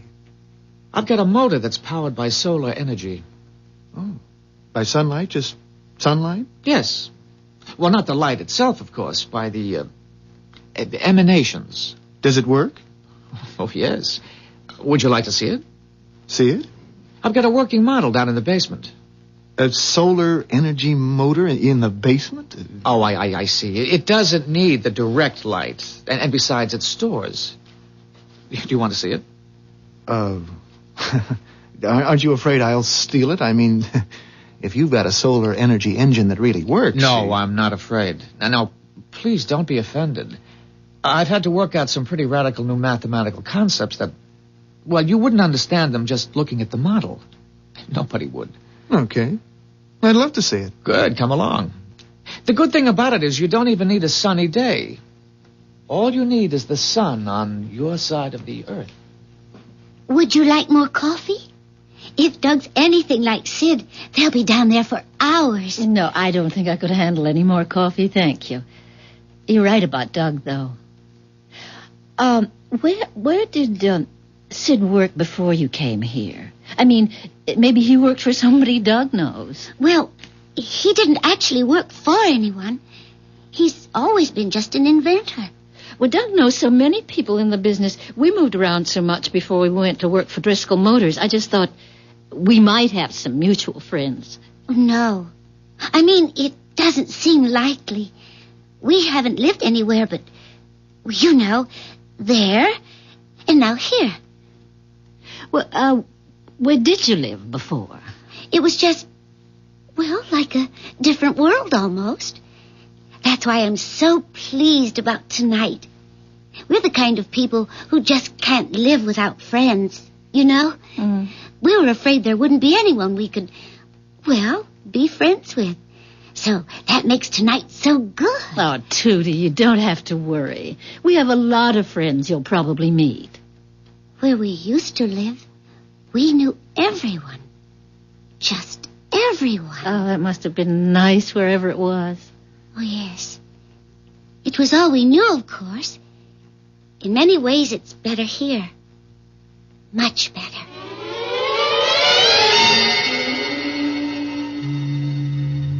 It's so quiet.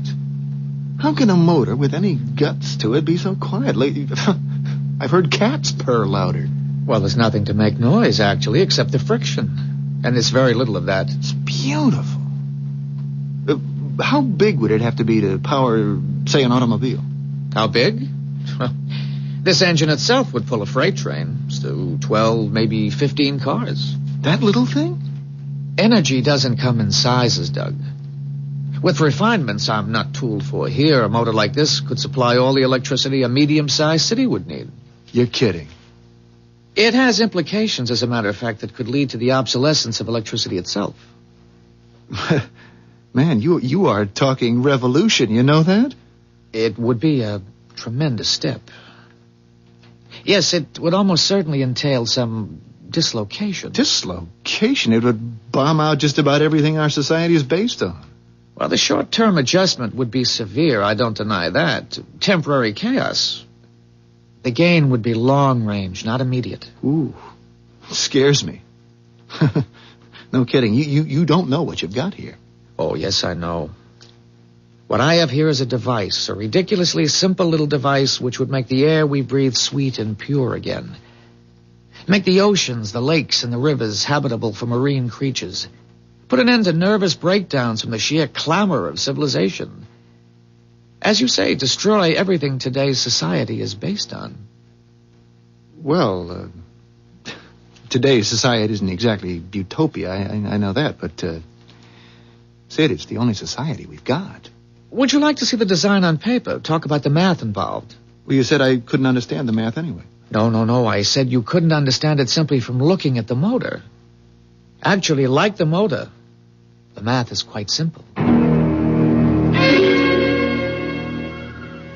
I can't tell you how glad I am that you could come over and just, visit. I'm afraid I've talked too much shop to Doug, though.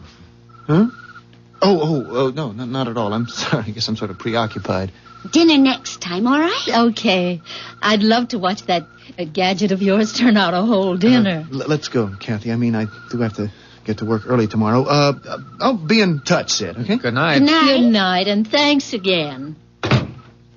Did the prove neighbors? What did you say, Tootie? I say, did the prove... Oh, I'm sorry. We agreed not to speak that way, not even when we're alone. Oh, I keep forgetting.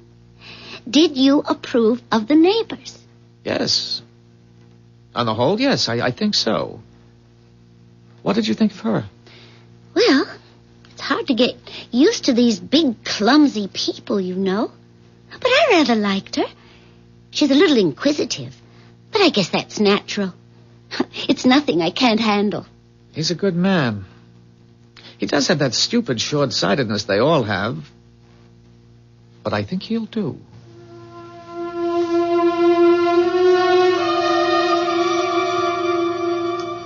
Well, I don't care what you told them about us hardly drinking. I want a good solid slug of bourbon. Okay. Something happened? What? Did he tell you where they're from? Where they moved here from? No, I don't think so. Well, she's a pretty close-mouthed one. Aren't you even going to put any water or anything with it? He's quite a guy, that Sid. How do you mean? But when Tootie... what kind of a name is that, anyway? Anyway, when she called him an inventor, she sure wasn't kidding.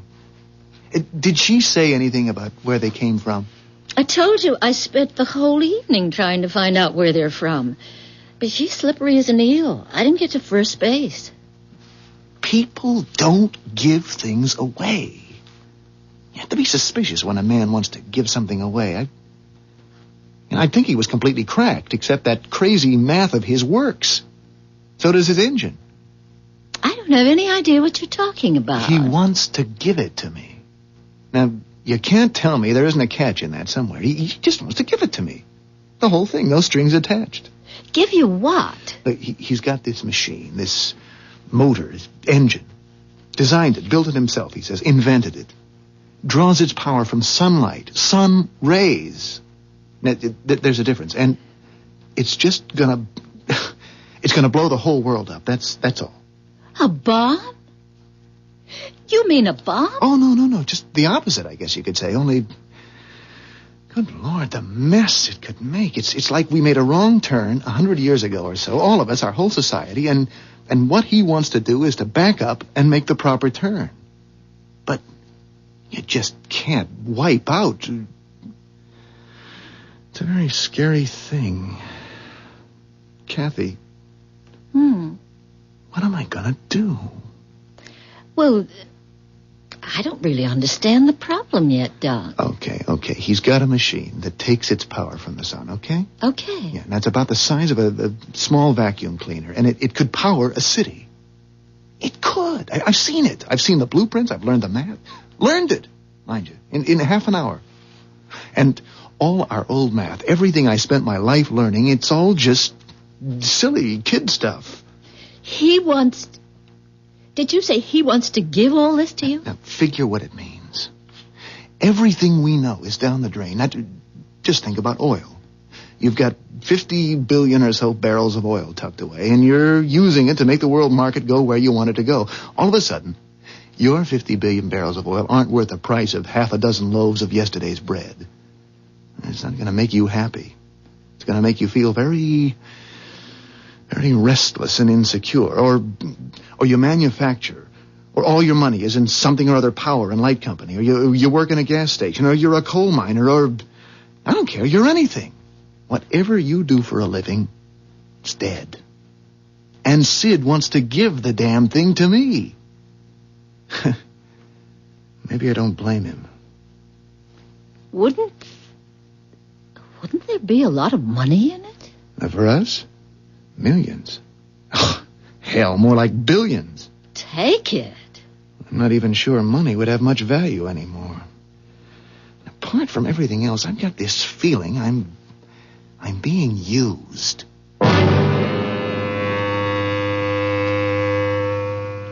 There's a very good chance that Doug is being used.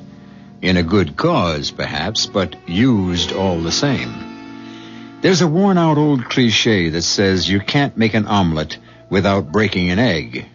All well and good. But what if the egg that's getting broken is the world you've grown up in? The only world you know. It could make you feel pretty uncomfortable. I'll be back shortly with Act 2.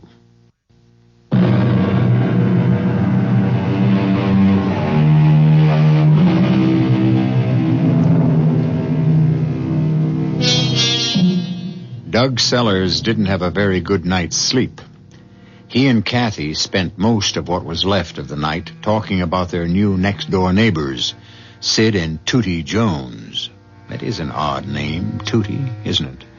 At any rate, Doug's mood isn't the best this morning. I'm going to have a talk with old Driscoll today. About Sid's gadget? The solar thing? About how hard the guy's working trying to give it away. There's something spooky about that. I don't like being spooked. You said Sid's crazy to give the thing away. Aren't you doing the same thing if you tell Mr. Driscoll? If I decide to take that nutty engine from Sid, and I haven't made my mind up yet.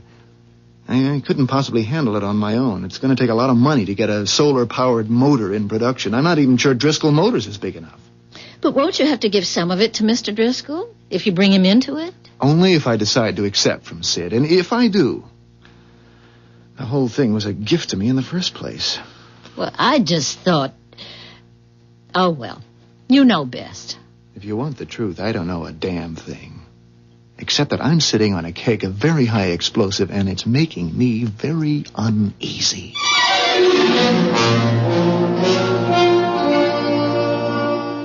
So, that's it, Mr. Driscoll. The motor works. I saw it work, and it's just... You wouldn't believe it without seeing it. I studied the engine, too, and it would be simpler to make than most of what we're doing now. Simplest thing you ever saw, really. Except it's based on a completely new concept. My first reaction, Doug, is nonsense. Sure, that'd be anybody's first reaction. But not yours? Well, mine at first, yes. But then I saw the damn thing, Mr. Driscoll. I saw it. No doubt in your mind now? No. I'm as skeptical by nature as you are, but the thing works. And it's going to knock everything we know right out the window. Well, that won't be permitted, of course. Now, what I'm interested now is... He offered you all rights? Yes. You sign any papers, either of you? No, I said I wanted time to think it over. You say this thing works, and I'm prepared to take your word for it. I want 50% of the rights. Straight down the middle. You agree to that? Well, sure, I'm going to call Al Dobson. He can get the ball rolling faster than anybody I know.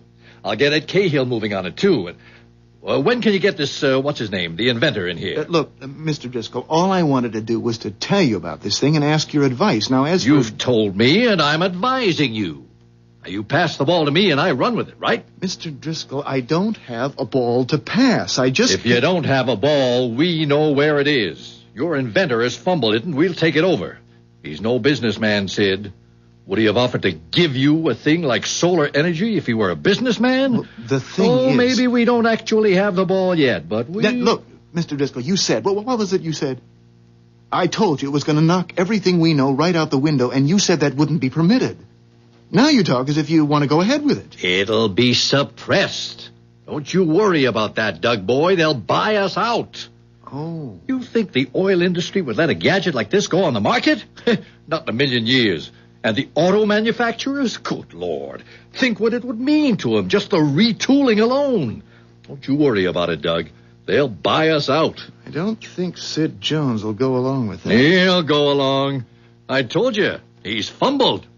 When you fumble, you lose the ball.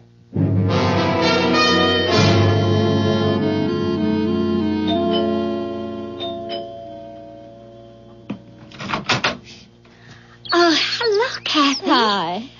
I washed the breakfast dishes, did 2 loads of laundry, and vacuumed the living room. I figured it was time to take a break.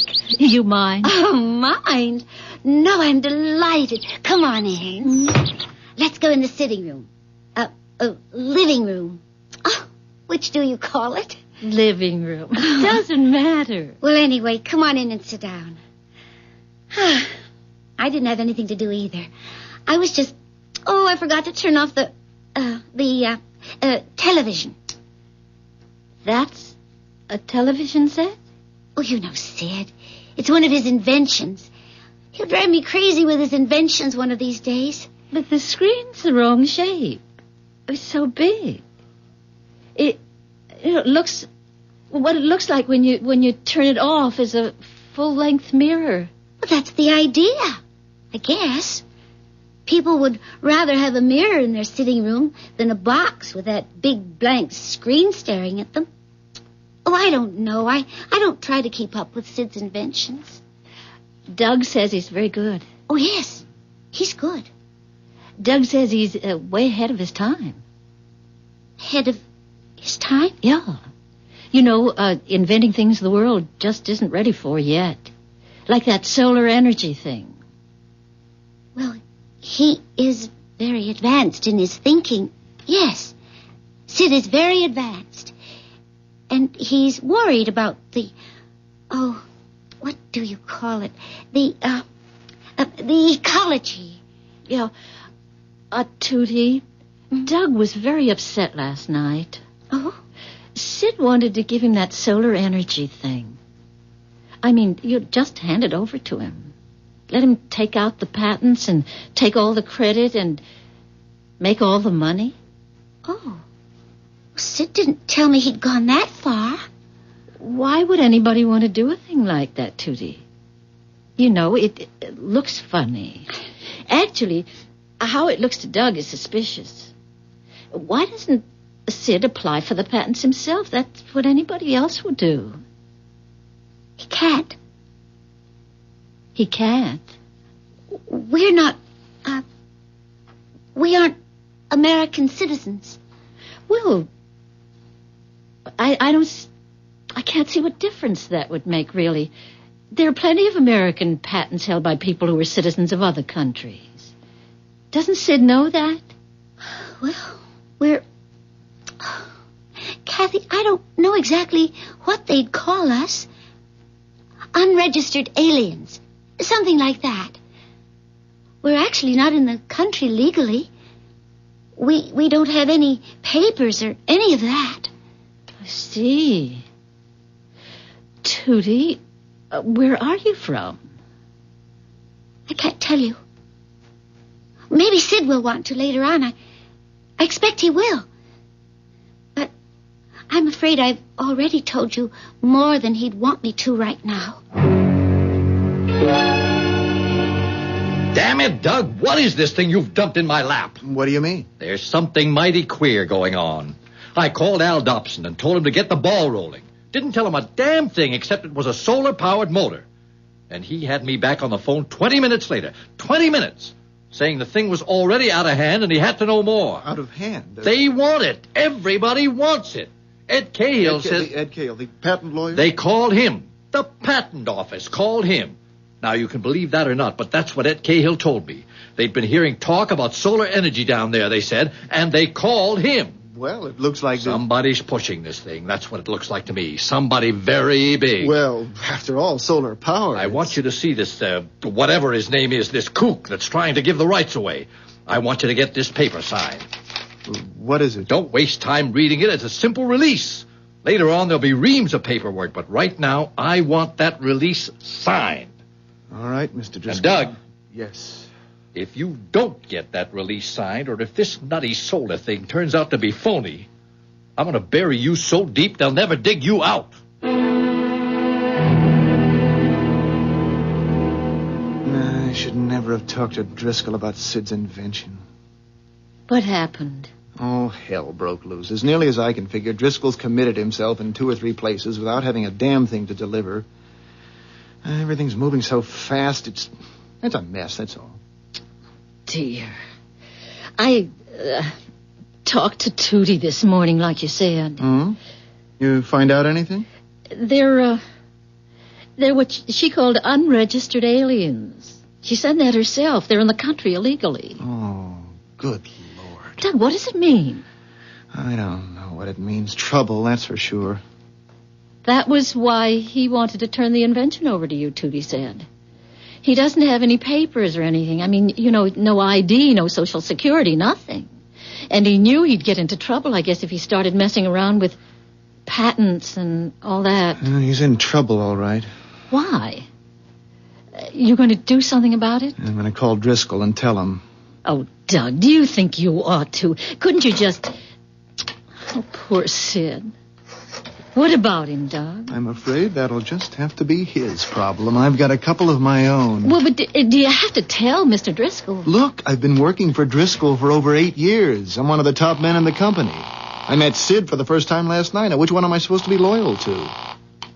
Yes, Driscoll here. Mr. Driscoll, this is Doug Sellers. Did you get that release signed? Not yet. I just found out something I think you ought to know.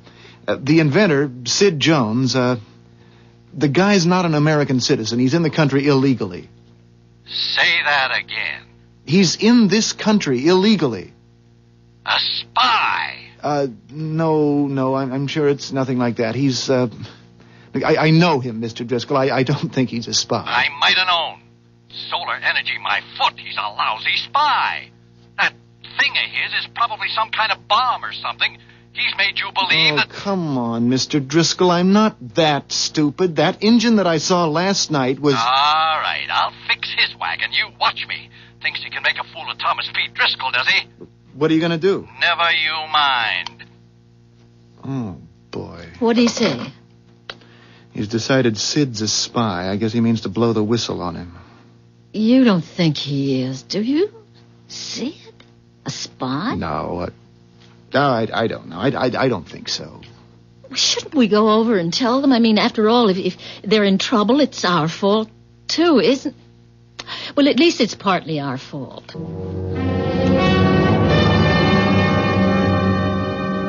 Yes, things seem to be moving along very nicely. Nicely?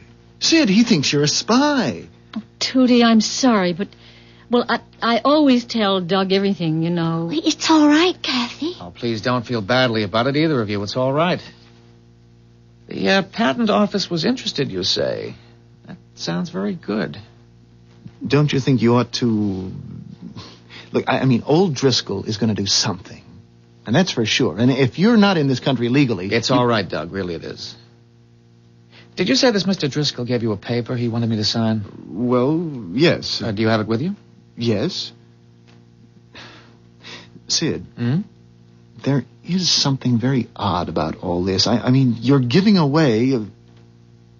Sid, do you realize what you're giving away? Yes. What? Tell them, Sid. Don't you think they have a right to know after all that's happened? Yes. I want to show you something, Doug. You and Kathy. Oh, the TV. It's another of his inventions, Doug, the television. Did I tell you about that? I don't think so. I don't remember. Actually, it isn't a television set at all, except as you break the word down. Tele for distant seeing. Even so, it isn't that kind of distance. And I get only one picture on it. Always the same picture. Only one picture? Yes, I'll show you. That's the picture. Oh, it's not very pretty, is it? Looks more like a moonscape than anything else.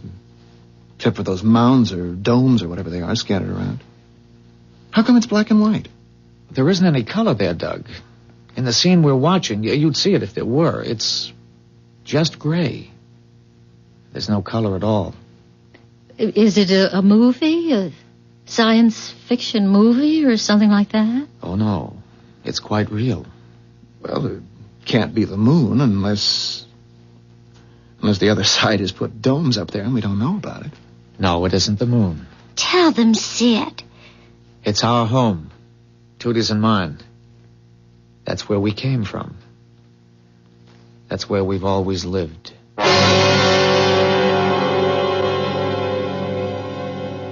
An alien world, old enough and weathered enough to look like our moon. Well, we've all heard or read stories about such places. That was fiction, of course.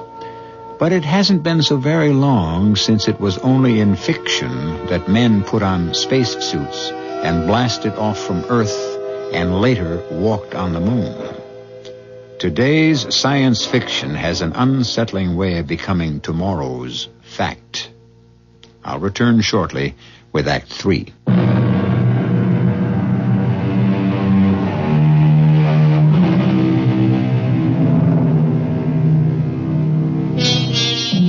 Doug and Kathy Sellers are watching spellbound, but more than a little repelled, a television picture. Something like a television picture, at least, on a screen that becomes a full-length mirror when it's turned off. The picture is a dismal one. A bleak landscape, gray, rocky, and barren as the moon's surface, except for several dome-like structures placed here and there at apparent random. This, Sid and Tootie Jones claim, is their home. There's no place like that on this planet, Sid. No place that I ever saw or heard of. It's on this Earth. We're not space travelers. Oh, I don't blame you for wanting to leave it, wherever it is. Well, if you're not space travelers, then what kind of travelers are you? Let's all sit down. It's a long story. Shall I turn it off, Sid? No. Leave it on. Somebody might come out of one of the domes. They'd be interested in that. What kind of travelers, Sid? You've already guessed it, I think. Yes, we're time travelers. Time travelers? Then when is that? That picture you've got on the screen. Two questions there, really. Where and when? To answer the first, it's right here, Doug. Right in this very neighborhood, on this very spot. Well, then... When? Yeah. The year you're looking at is 3987. A little over 2,000 years from now. And that's what this neighborhood looks like? That's what the whole world looks like, Doug. Worse. This is a garden spot. Oh, it's some kind of trick, isn't it? I mean, it's just something you invented. More like something you invented. You, all of you, in the next few generations. That's misuse of the Earth's resources. All of your mistakes carried out to their final, inevitable conclusion. You're looking at the end product of your era's short-sightedness. I just don't believe it. Well, there it is. You can see it. Well, then it wasn't it wasn't bombed out? The A-bomb, the H-bomb, all the alphabetical bombs that came after? No, they were never used. Except to waste the Earth's substance and terrify its people. There, on the screen. Somebody's coming out of the B7 dome. Can you see who it is, Sid? No, not to be sure. Forex, most likely. I think it was his turn at B7. What's he wearing that thing for? Looks like a spacesuit. Well, that's what it is. We call them Atmos suits. There's no atmosphere now. None, at least, that's breathable. Except underground, where we convert it. Good Lord. Yes, we live underground. We come out now only to run tests. The toxicity of what's left of the atmosphere isn't very stable. We have to draw it in and purify it, so we need to keep abreast of what we're up against. And pump the impurities back out? Yes. And that increases the toxicity? Yes. The problem isn't solved. We're living by stopgap measures. We have some time, though. There's a lot of air out there, even though most of it is poison. And there aren't very many people to breathe what we salvage. How many? Well, in B7... Oh, no, you mean worldwide? Yeah. Oh, around 700,000. Between 7 and 8. In the whole world? Actually, that's a lot. It was down closer to 100,000 when we finally got the underground communities established. We were that close to extinction. We're the only survivors. Everything else is gone. We're here on a mission. You must have realized that. What kind of a mission? A very simple one. We're here to save the world.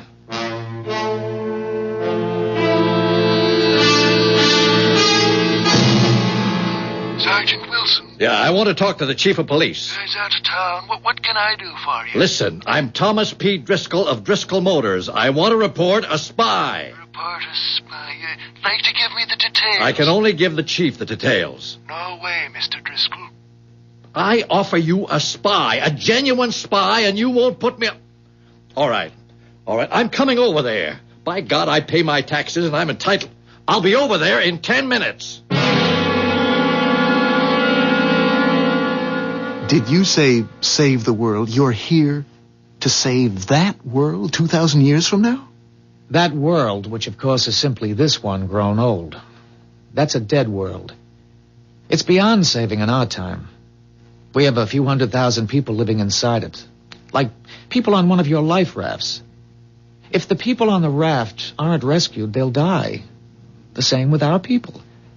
They'll die, or their grandchildren will, or their grandchildren. We few have survived the catastrophe temporarily. And so you've come back here, back to our time with... With the only treatment that can possibly save the world. We have a cure for its sickness, and we mean to administer it. Call me one of the doctors. There are many of us. Many of you? Oh, yes. One man could never do it. Your Mr. Driscoll was very right about that, Doug.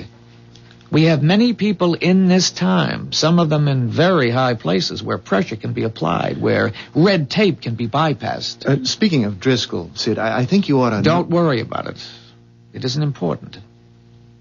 Now, will you let me sign that paper he gave you? All right. I've read that the people of your time set great store by pieces of paper with signatures on them. What are these numbers you put under the signature? Oh, that's just to make it thoroughly legal. That's my designation in my own time.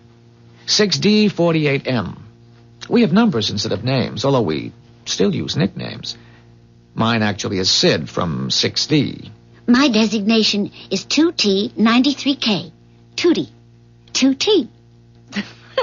That's kind of a cute name, though, once you get used to it.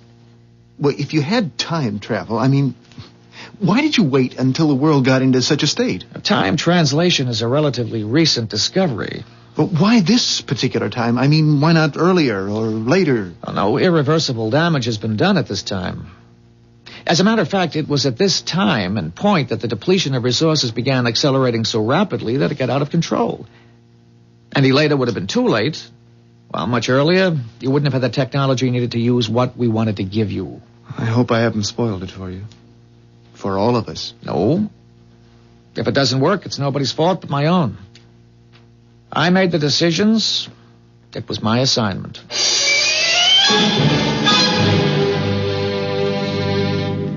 I told you I'd get to the chief, and you said he was out of town. Orders, Mr. Driscoll. I still don't know why he took me off the desk and handed me the job. It's FBI work. Well, don't you worry about that, Wilson. You think the two of us will be enough? I mean, if he should decide to shoot his way out or something like that. There are 2 carloads of good men following us. The house will be surrounded when we go in, and there won't be a chance of his getting away. Yes, there's a car stopping out in front now. Tootie, will you turn the screen off? I already did. Oh, Lord, it's old Thomas P. himself. Mr. Driscoll. And the cop. Odd. I thought it would be your FBI. Oh, Mr. Driscoll looks very determined. Mad as a wet hen, that's how he looks. Well, he shouldn't be angry. He may make a great deal of the money you people prize so highly. Oh, you will too, of course, if things work out. How can things work out if they're coming to pick you up? There are many others, as I told you. My being found out shouldn't affect anything. Maybe you could still get out the back way, Sid. Oh, I'm sure we're surrounded. Oh, people are very impatient in 1975. I'll let them in. Is your name Sid Jones? Well, that's what I'm called, yes. Won't you come in? Put the cuffs on him, why don't you? He's your spy. What are you waiting for? Jones, is it true that you showed Mr. Sellers, is it that you showed him an invention of yours last night? Well, yes, it's still down in the basement if you'd like to take a look at it. Sergeant, you'll be making a great mistake if you arrest this man. Have you lost your mind? Sergeant, I can prove beyond any question that I am not a spy. Will you allow me to show you the proof? Watch him, Wilson. He's up to something. We got only your word, Mr. Driscoll. Go ahead, Jones. Thank you. Tootie, will you help me with this? Wilson, are you out of your head? What's back of that looking glass, Jones? What's the glass got to do with this? Well, that's what I'd like to show you. There's no danger, I assure you. No danger, he says. Just don't try anything. Tootie? The 3rd button? Yes, the 3rd button. What's happening? That's no mirror. Look at that thing. It was turning all milky, foggy. Wilson, why don't you do something? He can't get away. Give the guy a chance. I think it's ready now, Tootie. Stop her! For God's sake, somebody stop her. She's disappearing into that looking glass thing. Goodbye, Doug. Goodbye, Kathy. Thank you very much, both of you, for all you've done. Stop right there, Jones. Stop, or I'll... Or you'll what? He's gone, you idiot. You let him walk right through that looking glass. It's changing again. Look, Kathy, it's making a picture. Oh, my God. A park. It's a beautiful park with trees and flowers and people walking around. And not in those miserable spacesuits either. No.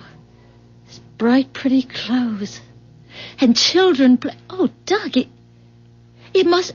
Look, there's a dog, a little poodle. For God's sake, what kind of mirror is that? Break through it, you fool. Smash it. I don't care what it is. Smash it. I guess you're right. Now, please stand aside, all of you. What are you going to do with that gun? Just use the butt of it to break the glass, ma'am. Now, please stand clear. There's nothing back there but the wall. Just a plain blank wall. Oh, I almost forgot. Here's that release you wanted Sid to sign, Mr. Driscoll. I don't want the damn thing. I don't want anything to do with him and his magic mirrors. I don't want any part of any of it. I don't think you really have a choice, Mr. Driscoll. That was a park we saw through the looking glass before the sergeant here smashed it. And if they have a park, we have solar energy. We couldn't change it if we wanted to.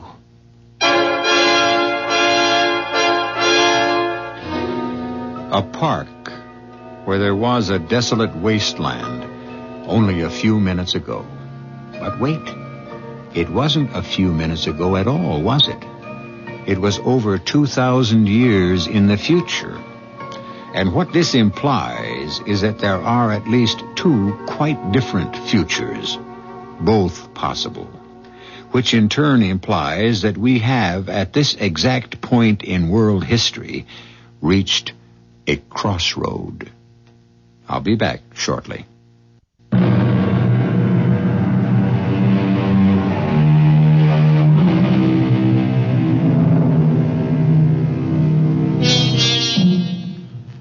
perhaps we shouldn't be surprised if one day, before too terribly long, we hear that solar energy is in the process of being harnessed. In any case, I believe that 6D48M, alias Sid Jones, has given us something to think about. Let's hope the right people do the right kind of thinking. Our cast included Ann Shepard, Jack Grimes, Evie Juster, Russell Horton, and Ken Harvey. The entire production was under the direction of Hyman Brown. This is E.G. Marshall inviting you to return to our Mystery Theater for another adventure in the macabre. Until next time, pleasant dreams.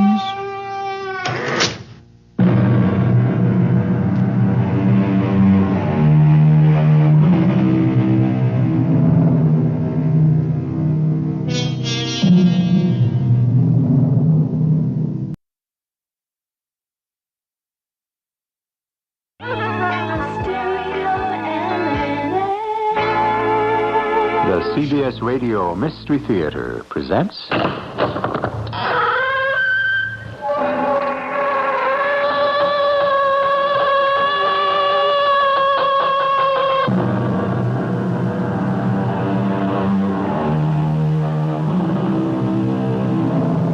Come in. Welcome. I'm E.G. Marshall. Did you happen to come across an item in the paper recently that read, Underground Nuclear Test Held, Yucca Flat, Nevada? United States scientists detonated an underground nuclear device today that was barely felt away from this Nevada test site. Spokesman for the Energy Research and Development Administration said that the test was a success and that no radiation had leaked into the atmosphere. I tell you this because that's not the whole story. That blast set off a series of reactions, incredible reactions, about which you'll be hearing more in a moment. Richard, don't tell me you've actually found what you and I were looking for years ago. I have, Mac, in the flesh. I've actually seen it. Good Lord. It's a real breakthrough, Mac. You know, if it hadn't been for you got me started in the anthropology game in the first place. Well, it's unbelievable. You know, this is going to turn man's history upside down.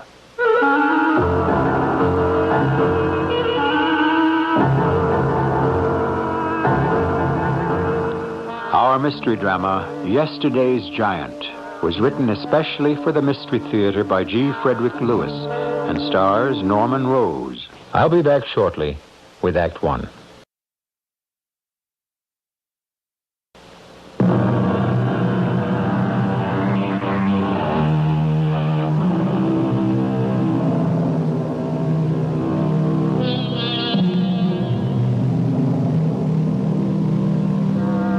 According to the papers, the underground nuclear experiment was a success. Of course, they had to say that. If the truth were known, the hue and cry from every American might have been such that... But I get ahead of myself. What really happened will be told us by James McLean, who knows the story better than anyone on Earth alive today.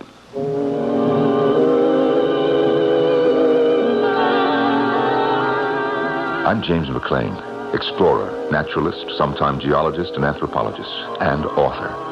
Also an advisor on seismology to Nevada University. I suppose I wouldn't have gotten into this if it hadn't been for the unfortunate scandal of the Utah Man, about which I may go into later.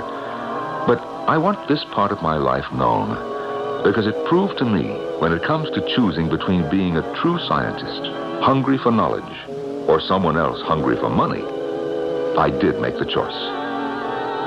It all began with that telephone call. Hello, McLean here. Mac, this is Richard. Richard Gidding. Hey, Richard. Sure is nice to hear your voice after all these years. Mac, how you doing down there in Yucca Flats? Oh, so-so. Not too exciting. Well, congratulations on the book. It's tremendous. The title's just great. Life and Times of Early Man. It's got a great cover illustration. Did you get past the cover? You kidding? I read it straight through. It's tremendous. Well, I'm pleased, Richard. 6 years went into it. Listen, how did you know I was here? Oh, I keep all my old address books, even the ones 10 years old. So I just chanced it and called. Say, Mac, you still buddy-buddy with those energy research boys at the flats? Yeah, I do some seismological research for them from time to time. Good. Are you, very busy these days? Well, I don't have to tell you what it's like being a freelance. An awful lot of time can go by with no money coming in. So you're not working steady, huh? Yeah. You remember that Utah man business? It didn't help me. Well, of course I remember, but that wasn't your fault. Anyway, it's got nothing to do with you being the best in your field. That book of yours sure proves it. How's it selling? That's the old Richard, all right. Always an interest in the financial return, huh? Oh, I'm not ashamed of that. Anthropologists eat like everyone else. Richard, what's on your mind? You didn't call me just to congratulate me. No, I didn't. Have you got a university full-time job to offer me? Better than that, Mac. I'm going to offer you a partnership in something worth millions. What? It's tremendous. No. Don't say no. Don't say yes. Don't say maybe. Hear me out. I've located what I believe is the greatest anthropological discovery of the age. What you and I suspected 10 years ago. Now, wait a minute. I can't believe it. You got a car? Yeah, I have. Good. Listen, you leave tomorrow morning. How long does it take you from where you are up to, say, Carson City? Oh, about 18 hours. Is that where you are? From Carson City, head over to Fernley, then north on 34, past Pyramid Lake. Take a right on 49. Richard, don't tell me you're back in our old town of Sulphur. I sure am. Same old boarding house, Mrs. West's. Will you start in the morning? Mac, this is what we were looking for 10 years ago. Tremendous. I've seen it with my own eyes. It's alive, Mac. What? You heard me right. Alive. Good Lord. I had to let you in on it. If it hadn't been for you, Mac, well, you got me into the anthropology game. Richard, I did understand you right. Yep. A living specimen of prehistoric man. So you just get up here as fast as your wheels will take you. I couldn't leave till a day later at sunup. Since that phone call, my mind was filled with what Richard had said. The dream of science for 1,000 years. I remembered the two of us, years ago, smitten by the great Huxley, searching for any evidence of prehistoric man in northern Nevada. Well, I went to Utah and did find a skull they called the Utah Man, and that was something that I'd like to forget. Hey, Mac, you're looking tremendous, buddy. Welcome to old Mrs. West. What kept you? You're not married or anything, are you? No. Took a little time to get my gear together. Well, I'm glad to hear it. That means you plan on staying. Richard, tell me about it. Just I found a live, prehistoric Neanderthal specimen. And not only the male, but its mate, and 2 offspring. Good Lord. I'd say he was of a mixed type. Part Neanderthal, part modern. Well, you saw him walking? He walked right into my tent with his mate. It was later I saw the offspring. He walks erect, and I don't have to tell you, if he's a Neanderthal, he's every bit as intelligent as you or I. A good deal more, I'd say, to have survived. This family, I think, must have lived in the caves on the far side of the Jackson Mountains. There's 100,000 acres up there that's never been explored. Any idea why they came to you? Oh, very good idea. And that's why I need you. Last month, your ERDA people down in the flats set off a nuclear underground test. My guess is the shock waves ran along for 300 miles in the substrata and jolted those caves. And these guys probably came out to see what was going on. Yeah. Well, where are they now? Last Monday, they disappeared. Not a sign, not a trace of them anywhere. I searched as much as I could above Massacre Lake. Vanished. All right, now what do you want me to do? Find out when the next nuclear test is going to be held. When we know, we go up to where I was last time, make camp, and wait. You know, I might be able to get that information. Remember Arthur Fairchild? Yeah? He gave up geology, joined the Army. Now he's an important wheel at Yucca Flats. Oh, sure, I remember Arthur, but... Now, look, don't say a word about what I told you. Don't worry, I'm not talking. I've gone out on an anthropological limb before. I'm not making that mistake again.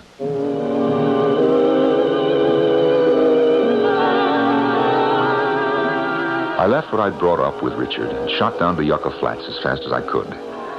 Since I'd done some observations for the ERDA, it was no problem to get to see my friend, Captain Arthur Fairchild. Mac, I appreciate the seismic report you're handing me. But on someone else's say-so, no instrument readings? I don't know. Richard Gidding is as reliable as they come. If he tells me he observed shock waves that far north, why should I disbelieve him? As far north as the Jackson Mountains? Mac, this is our second year with these tests. We've never had a report on effect to surrounding terrain. Well, maybe the seams are giving way. We know there's a fault that runs north diagonally from here. Anyway, Mac, what difference does it make? I mean, if you like, we'll give you the instruments and you can go up and record. What do you mean, if I like? I put it badly. Of course, anything to add up to our store of information, we naturally appreciate. Okay, agreed. Now, when is your next explosion planned? Mac, you know I can't give out that information. Oh, come on now, Arthur. What am I going to do, sell it to the Russians? That's high-priority, top-secret stuff. Yeah. So you want me to go up there with all the measuring gear, and I'm just going to sit around with geophones on my head week in, week out, waiting, huh? I'll have to clear giving out that information. Besides, I don't think you could get set up there in time anyway. Well, you'll grant me it's damned important. Certainly. If there are weaknesses that run along, say, a fault for hundreds of miles, sure we ought to know about it. I wish I had verification before next Tuesday. What? Oh, next Tuesday.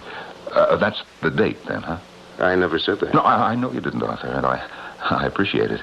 But if I just happen to be 300 miles north of here on Tuesday, and energy research lets loose another test blast, and I just happen to record the seismic reactions, well, it'd be criminal if I didn't let you have the results.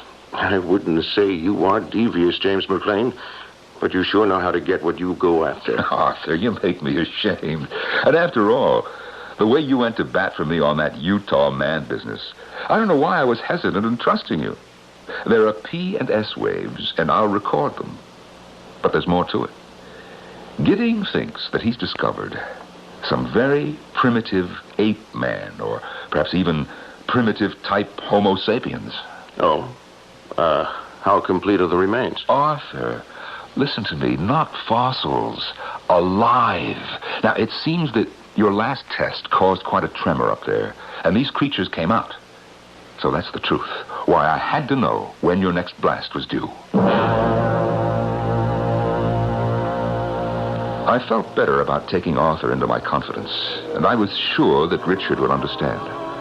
Arthur was one of the few people who was all for me, and he realized if I made any verified anthropological discovery now, it would help me get back some of my professional status. I pushed the car to the floorboards, made it back to Sulphur in record time. Next Tuesday, huh? Well, that's better than I could have hoped for. Where do we make camp? I'll show you.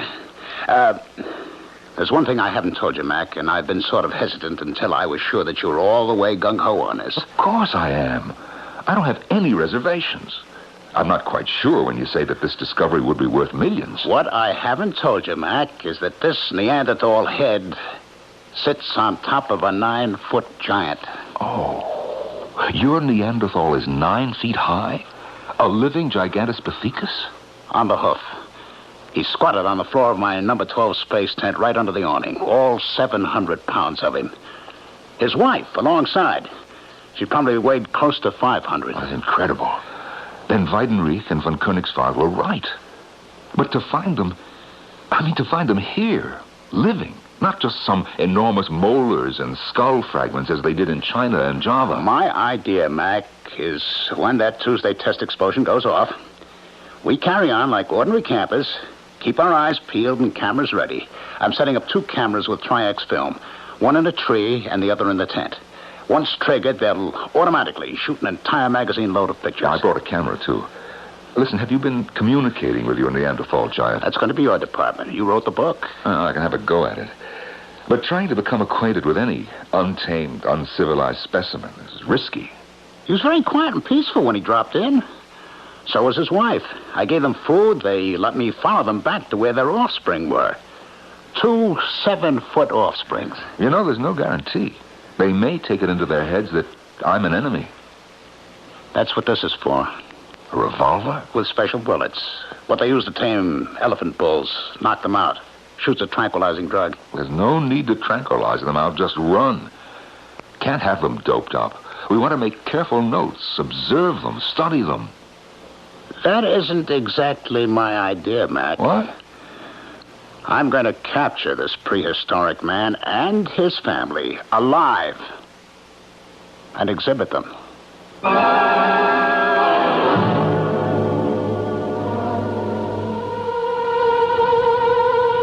James McLean is shocked beyond measure at what he considers a betrayal of everything science stands for.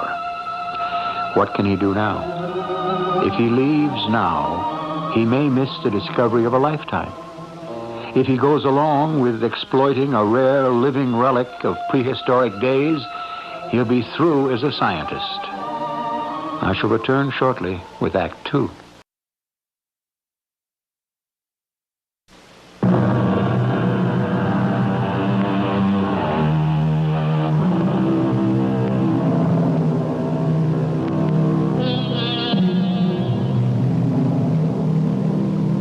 Sometimes man will move in one scientific direction and quite unexpectedly, something quite unforeseen will result. Call it a fluke of fate, but certainly the nuclear energy test in southern Nevada, triggering the discovery of an extinct species of man, is proof the unpredictable can happen. To say nothing of the pairing off of two men of totally different values.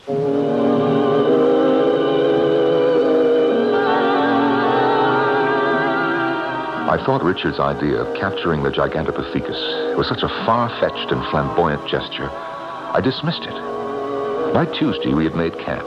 I'd set up my recording gear, and we waited all day for the blast to go off 300 miles south. Beyond where our tent was pitched loomed the jagged mountain cliffs. Far up, out of sight, were rock shelters, caves of limestone and bear caves. In one of these, we hoped, lived our Neanderthal family of giants. What time is it? 7:10. Oh, boy. It's like waiting for the end of the world, isn't it, Mac? Yeah, more like the beginning of the world, Richard, if we see them. Mac, it's one thing to write a book on the social behavior of primitive man like you did, but it's quite another to see it in action. You ought to have material for a real on-the-spot prize winner this time. Who knows, maybe a Nobel Prize. Well, I don't expect to get more than one visit or two with this creature. Books are written out of a lifetime of study. Mac, you heard what I said before. You'll have a lifetime of study right in the cage with him if you want. I hope you're joking. I am not. Here's a chance to have my cake and eat it. It's tremendous. I wouldn't stand for being mocked like you were over that Utah man business. Somebody planted that skull in your digs, you know it. Well, it's all past and done with now. I'm talking about the purpose of this expedition.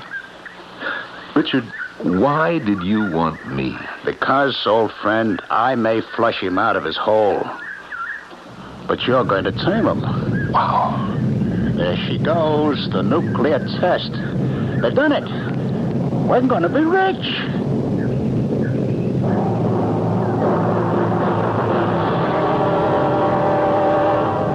I sat there, holding my flashlight on the seismograph, recording the primary and secondary waves.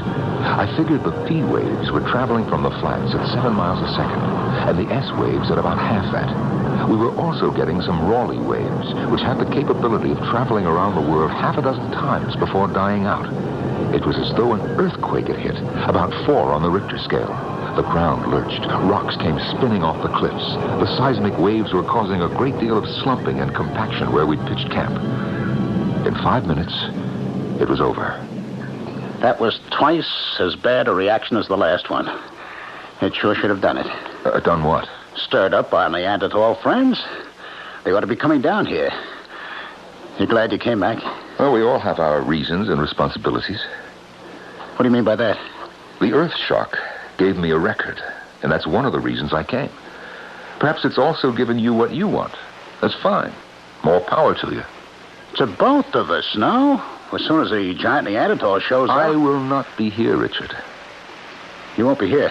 What do you mean? Just what I say. As soon as it's light, I'm packing up and going. Tomorrow morning? You can't go now. Oh, yes, I can.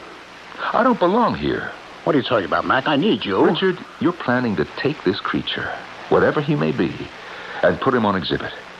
You don't care if it's a primitive man or a giant gorilla so long as it's marketable. Now, what are you talking about? Of course I care. And the pity of it is, if indeed you've made this unheard-of discovery, and it is a Gigantopithecus, Richard, it's a prize of the world. The possibilities What did I tell you? But it needs to be observed carefully, examined by scientists in its native habitat, cared for, and above all, respected.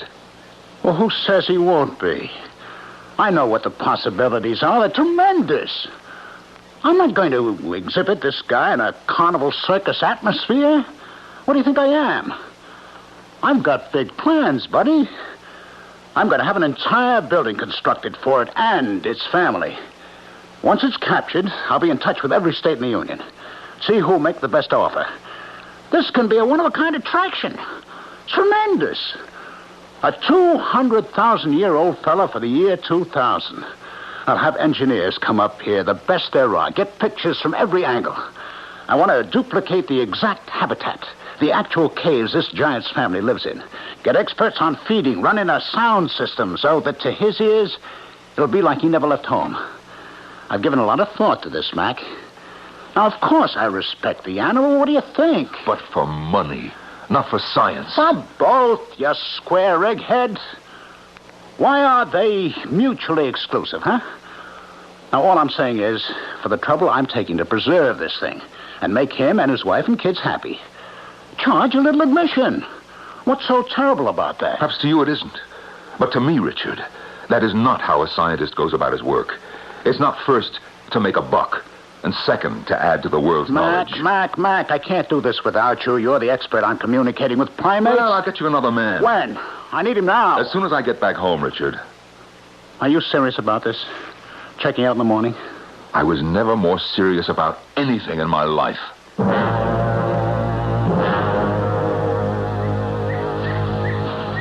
Wake up, Mac. Time to get up.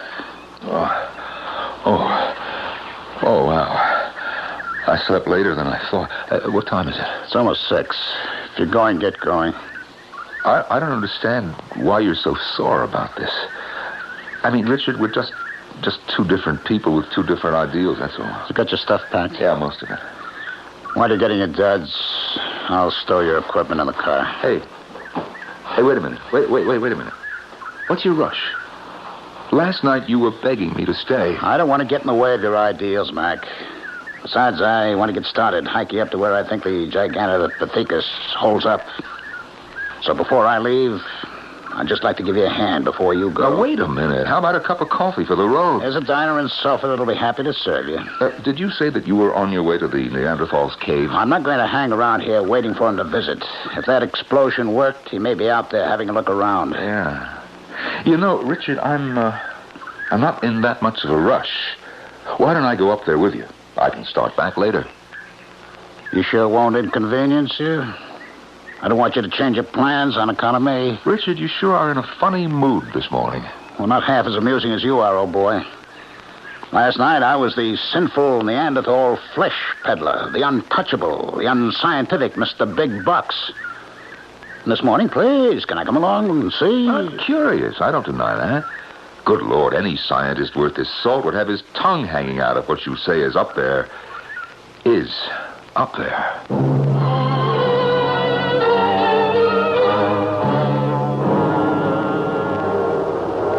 You see that straight wall of granite? Yeah. Well, I figure somewhere up in there must be their cave. Around the side is a big shelf like a ledge covered with bushes and trees. That may be their way in and out. I never got up that far last time. Where did you see them the last time? Right here, where we are standing. This is where Mr. Big led me, and his mate behind him. And over there were the two younger ones, sunning themselves. Wait a minute. You were hoping the explosion had an effect. I can see fissures in that cliff from here. I'll have a go at the climb, then. But I'll need both hands to hold on, so would you take my gun and wait here? Where's that knapsack of fruit? Here, take it. Now, listen, are you sure that you want to climb up there alone? Well, I think it's smarter that you wait here. I mean, in case of trouble. In case of anything. To come up here is my decision and my party. And I've got enough bananas and apples and dates in this bag for quite a wingding. All right, here goes.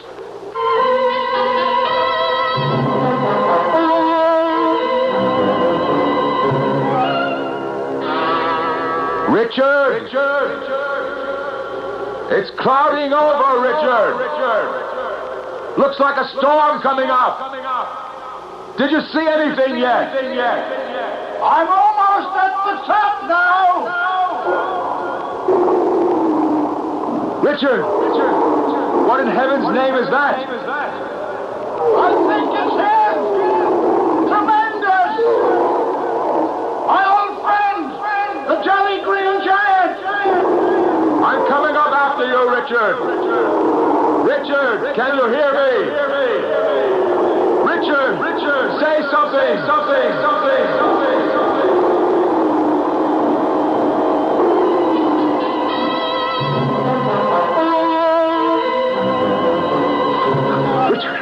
Richard. Mac, be quiet. Are you all right? Why didn't you answer me? Get down. If that was the Gigantopithecus, I heard him all right. Oh, yeah. He's got some voice. You think we're safe here? Well, it depends where he is. If this is a prehistoric creature, his sense of smell is highly developed.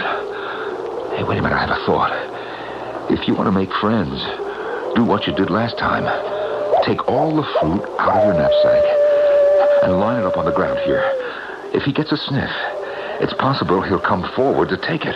The way I'm going to work it is, when he reaches for the fruit, I come out friendly-like. He knows me, you know. And then, pow, I give him a shot of the tranquilizer, and he's out. Yeah, but what do you do about the rest of the family? If they come looking for Daddy? I haven't thought that through. I could put them to sleep, too. Richard, you have got a couple of 1,000 pounds of gargantuan flesh up on this plateau. How do you aim to get them to civilization? You haven't thought that through either. Look, don't do it. Let's observe. Merely observe, okay? I got a few more things to work out, yeah. My problem has been I didn't want anyone else to know about this, but, I'll need trucks, I'll need cranes, who knows what. Well, don't think about capture. It's unrealistic, and you might get hurt in the bargain. Now, look, I brought my camera. Let's you and me just sit here and wait. No, you can wait if you want. Now that I know he's here, I'm going back down to get organized. I got to work something out with some road builders. First we build a road, and then we can get a big moving van up to the plateau. Richard, you're absolutely crazy. Don't think of it. Don't start something you'll regret. Mac, the only regret I have is that I didn't think of all this sooner. All right, I'll see you. Richard, come back. Richard! Help, Mac! He's got his arm around me. He's crushing me. Mac, use the gun. I can't find it. Mac, he's dragging me with him. He's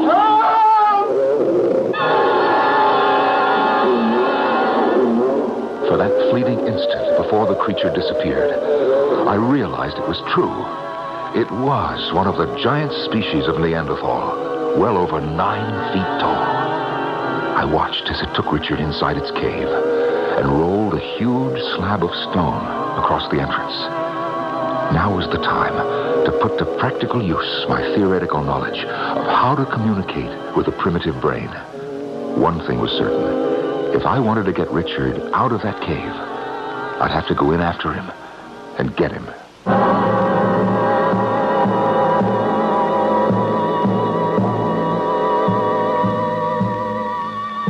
So James McLean is faced with the problem of spanning hundreds of thousands of years, dealing with a member of the human race who has been able to remain on Earth centuries after he was supposed to have disappeared. And were there more giant Neanderthals up in those Nevada mountains? If so, how many? I shall be back shortly with Act 3.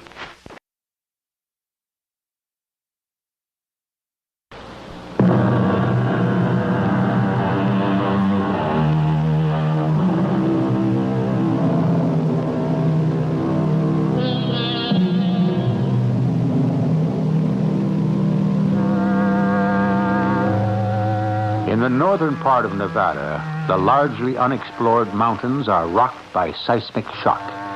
A giant humanoid, resembling a Neanderthal man, had taken a modern man captive. Anthropologist James McLean is faced with the problem of rescue.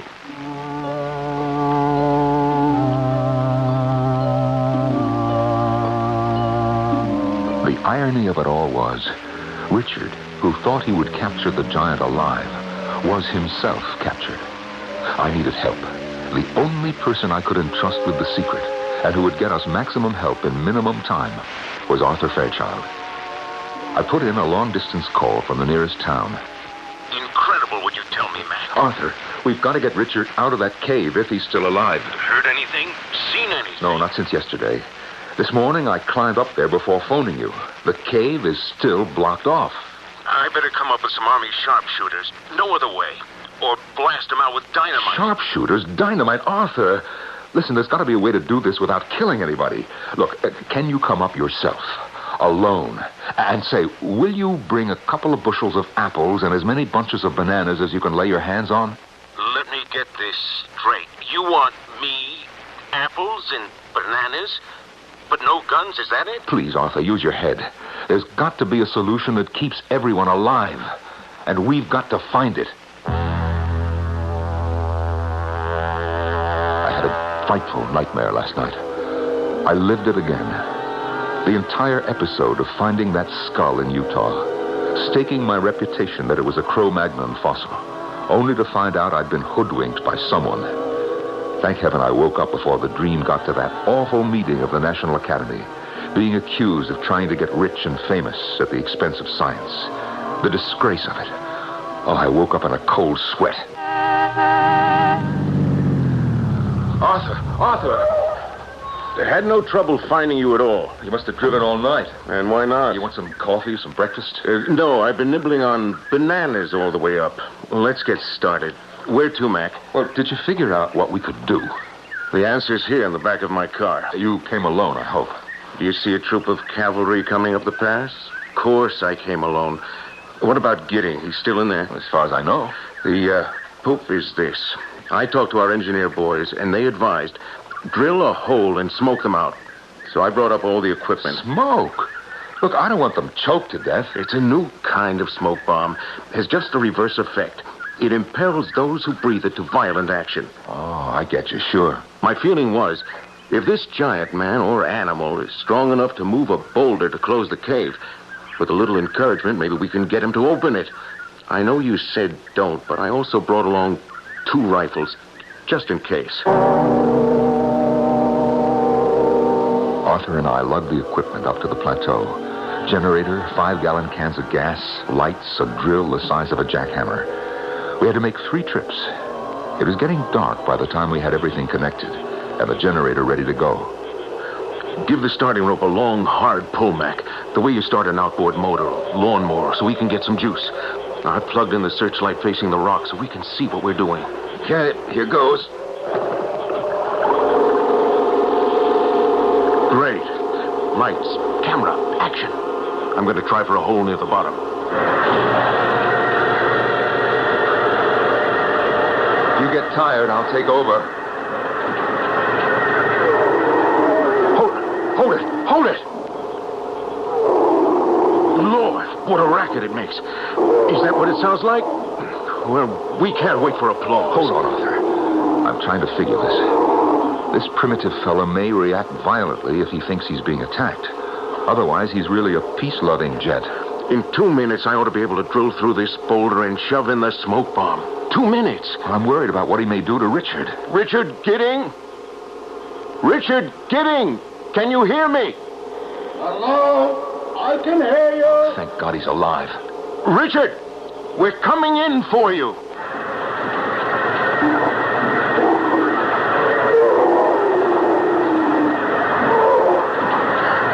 It's going through like butter. It won't be long. Hey! Arthur, stop the drill.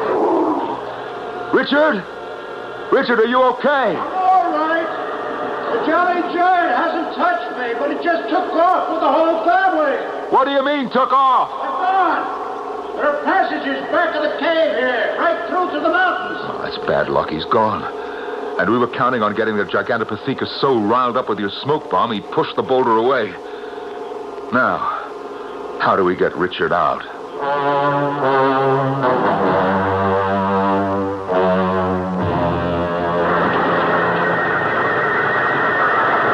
Very neat, Arthur. Very neat indeed. You've made a very good circle of holes. Okay, my turn. Don't you want the drill? What do you think you're doing with those rocks? I thought I'd try to crack the boulder between the holes you made. Now, stand aside.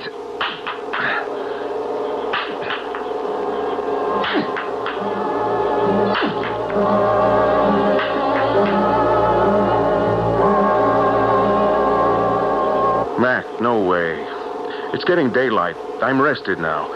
Going to start up the drill. How's it going? We're going to do some more drilling. Hey, Mac, listen.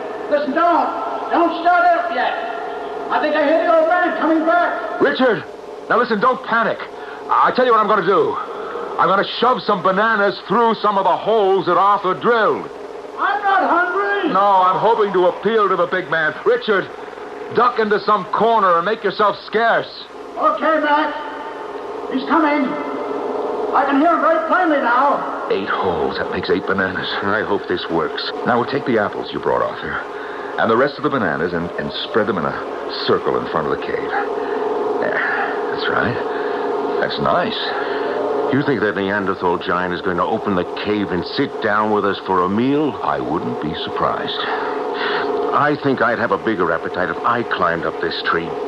Do you mind? Arthur, trust me. Eating is second nature to every living creature. It's rare indeed that any living thing is attacked while eating. Now, let's give it a try. We'll never get a chance like this again. Okay, you're the expert. Pass me an apple, will you? I knew I had to communicate with the giant creature. Reassured we meant no harm. Zaborowski and Houghton both agreed that Neanderthal was capable of articulate speech. Now, all the speculations, inferences, and theories would have to give way to the real thing, actual practice. I would have to reason with the Gigantopithecus, using my language to reach his understanding. The big boulder in front is moving. He's pushing. There, what did I tell you? He's coming out to get some more food. Great God in heaven! Will you look at the size of it? Look at that head. Those hands. Oh, my God. Hello, old man. Brought you some bananas and apples. Help yourself. Sure, take 2. Take as many as you want. I can't believe my eyes. It's sitting down with us. I'll tell you something, old man. All my life, I dreamed of going back in time to meet you. Yes, and I didn't have to do it. You came out of time to meet me. You know, I think he's really enjoying himself. Arthur, get up slowly, very slowly, and go to where we put the duffels. Now, in the one with the green stripe is my loaded camera. Will you bring it to me? Sure. What's he doing? He's getting up and taking a handful of fruit back to his family in the cave. Richard! Richard! When the old man's with his family, all the way inside, you come out. Okay, I get you. Here's your camera, Mac. Am I glad to get out of that cave? Hey, Richard, are you all right? Nothing broken, huh? I was more scared than bruised, believe me. Yeah, listen, you remember Arthur Fairchild as Richard Gidding. Oh, yeah. Arthur was the man behind the drill. Well, I saw the big man go for those bananas. That's tremendous. Yeah, now, in a minute or two, I expect the whole Neanderthal family will be out. Now, look, there may be other families. Who knows how far the caves go? You know, the more I think about it, the more I believe Washington ought to set up some kind of special preserve here. Wait a minute. Why cut Washington in on this? Like a wildlife preserve, is that what you mean? Well, isn't that what this would be, really? Here they come. Is that the mother? Yeah, that must be her 2 sons. It's a nice family group. Now, watch the birdie. Excellent. One more shot. Now, if Mac can get them all to say cheese, we'll have a family of Neanderthals, all smiling. When we ran out of film and fruit, it was time to go. The giant Neanderthals returned to their cave. The sun was high now. We were pretty tired. We'd been up most of the night.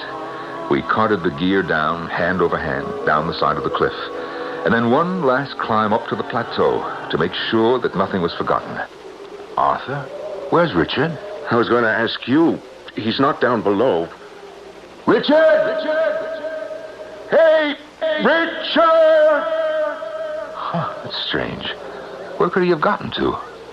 Isn't that him? Coming out of the cave? Oh, yeah. Wait a minute. What's he got in his arms? Hi, folks. Meets baby Neanderthal. Richard, are you crazy? You can't steal their baby. They'll kill you. They'll have to catch me first. I'm going to put it in my knapsack and carry it over my shoulder all the way back. You put that baby back where you got it. Do you hear me? They're not going to miss him, Arthur. Here, hold the kid while I strap on my knapsack. You're mad, absolutely mad.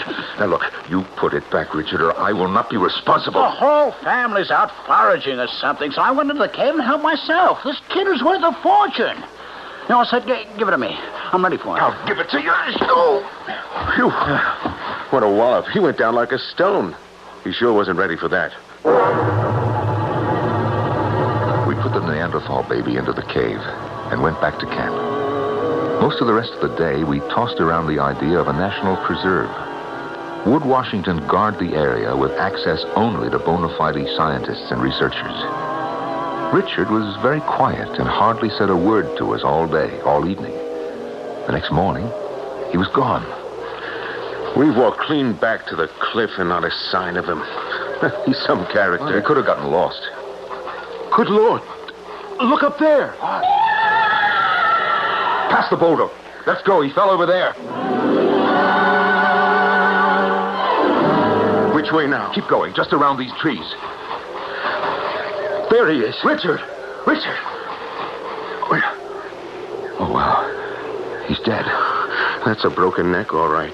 Falling all that distance. He was up on the plateau. What was he doing up there?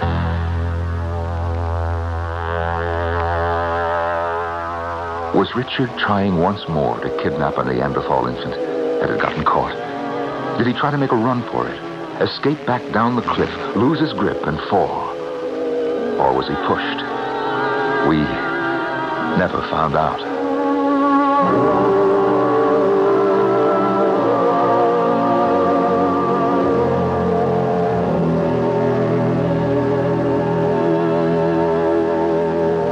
More than anything else, Richard's stubbornness and tragic end convinced Mac and Arthur of the hopelessness of their cause. Even if Washington agreed to a guarded national preserve, there would always be a Richard, someone who didn't really care and who'd do anything to exploit these ancient giants. So, our two friends decided to keep what they had seen a secret, and that they would never divulge to anyone the road to yesterday's giants. I'll be back shortly.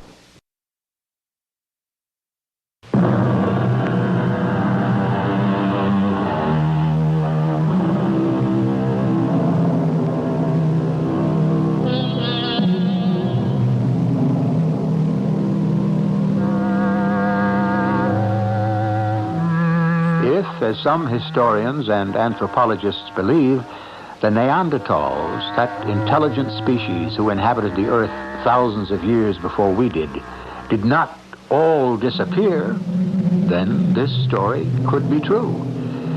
And as for Arthur and Mac, every time an experimental blast was touched off, Arthur would wonder how the old man and his family were taking it up there on that hidden plateau. James Mac McLean, he's writing another book, actually revising his old one, The Life and Times of Early Man. Only this edition will contain some extraordinary photographs. Our cast included Norman Rose, Ralph Bell, and Howard Ross. The entire production was under the direction of Hyman Brown. This is E.G. Marshall inviting you to return to our Mystery Theater for another adventure in the macabre. Until next time, pleasant dreams.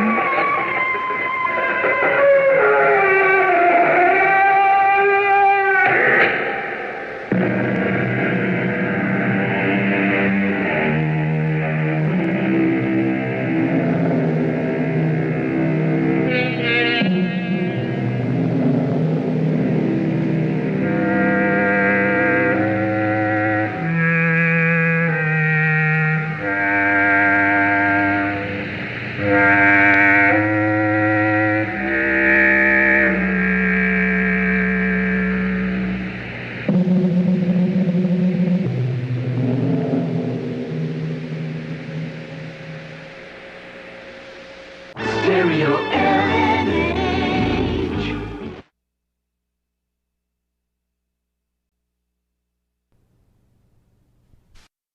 The CBS Radio Mystery Theater presents...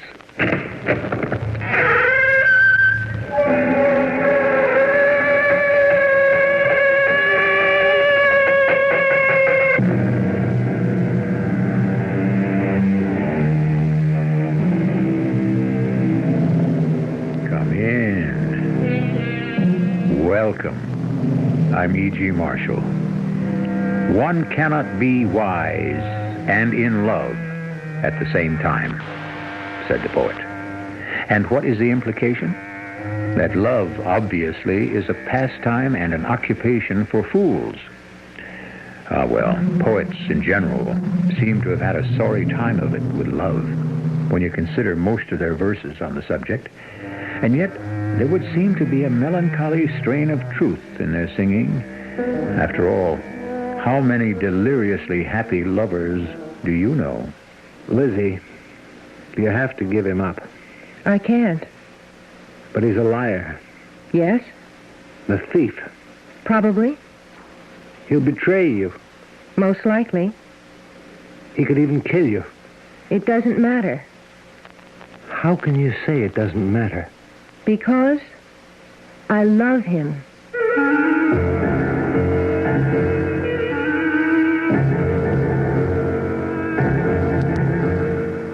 Our mystery drama, Just to Keep Busy, was written especially for the Mystery Theater by Sam Dan and stars Robert Dryden and Judy Lewis. I'll be back shortly with Act One.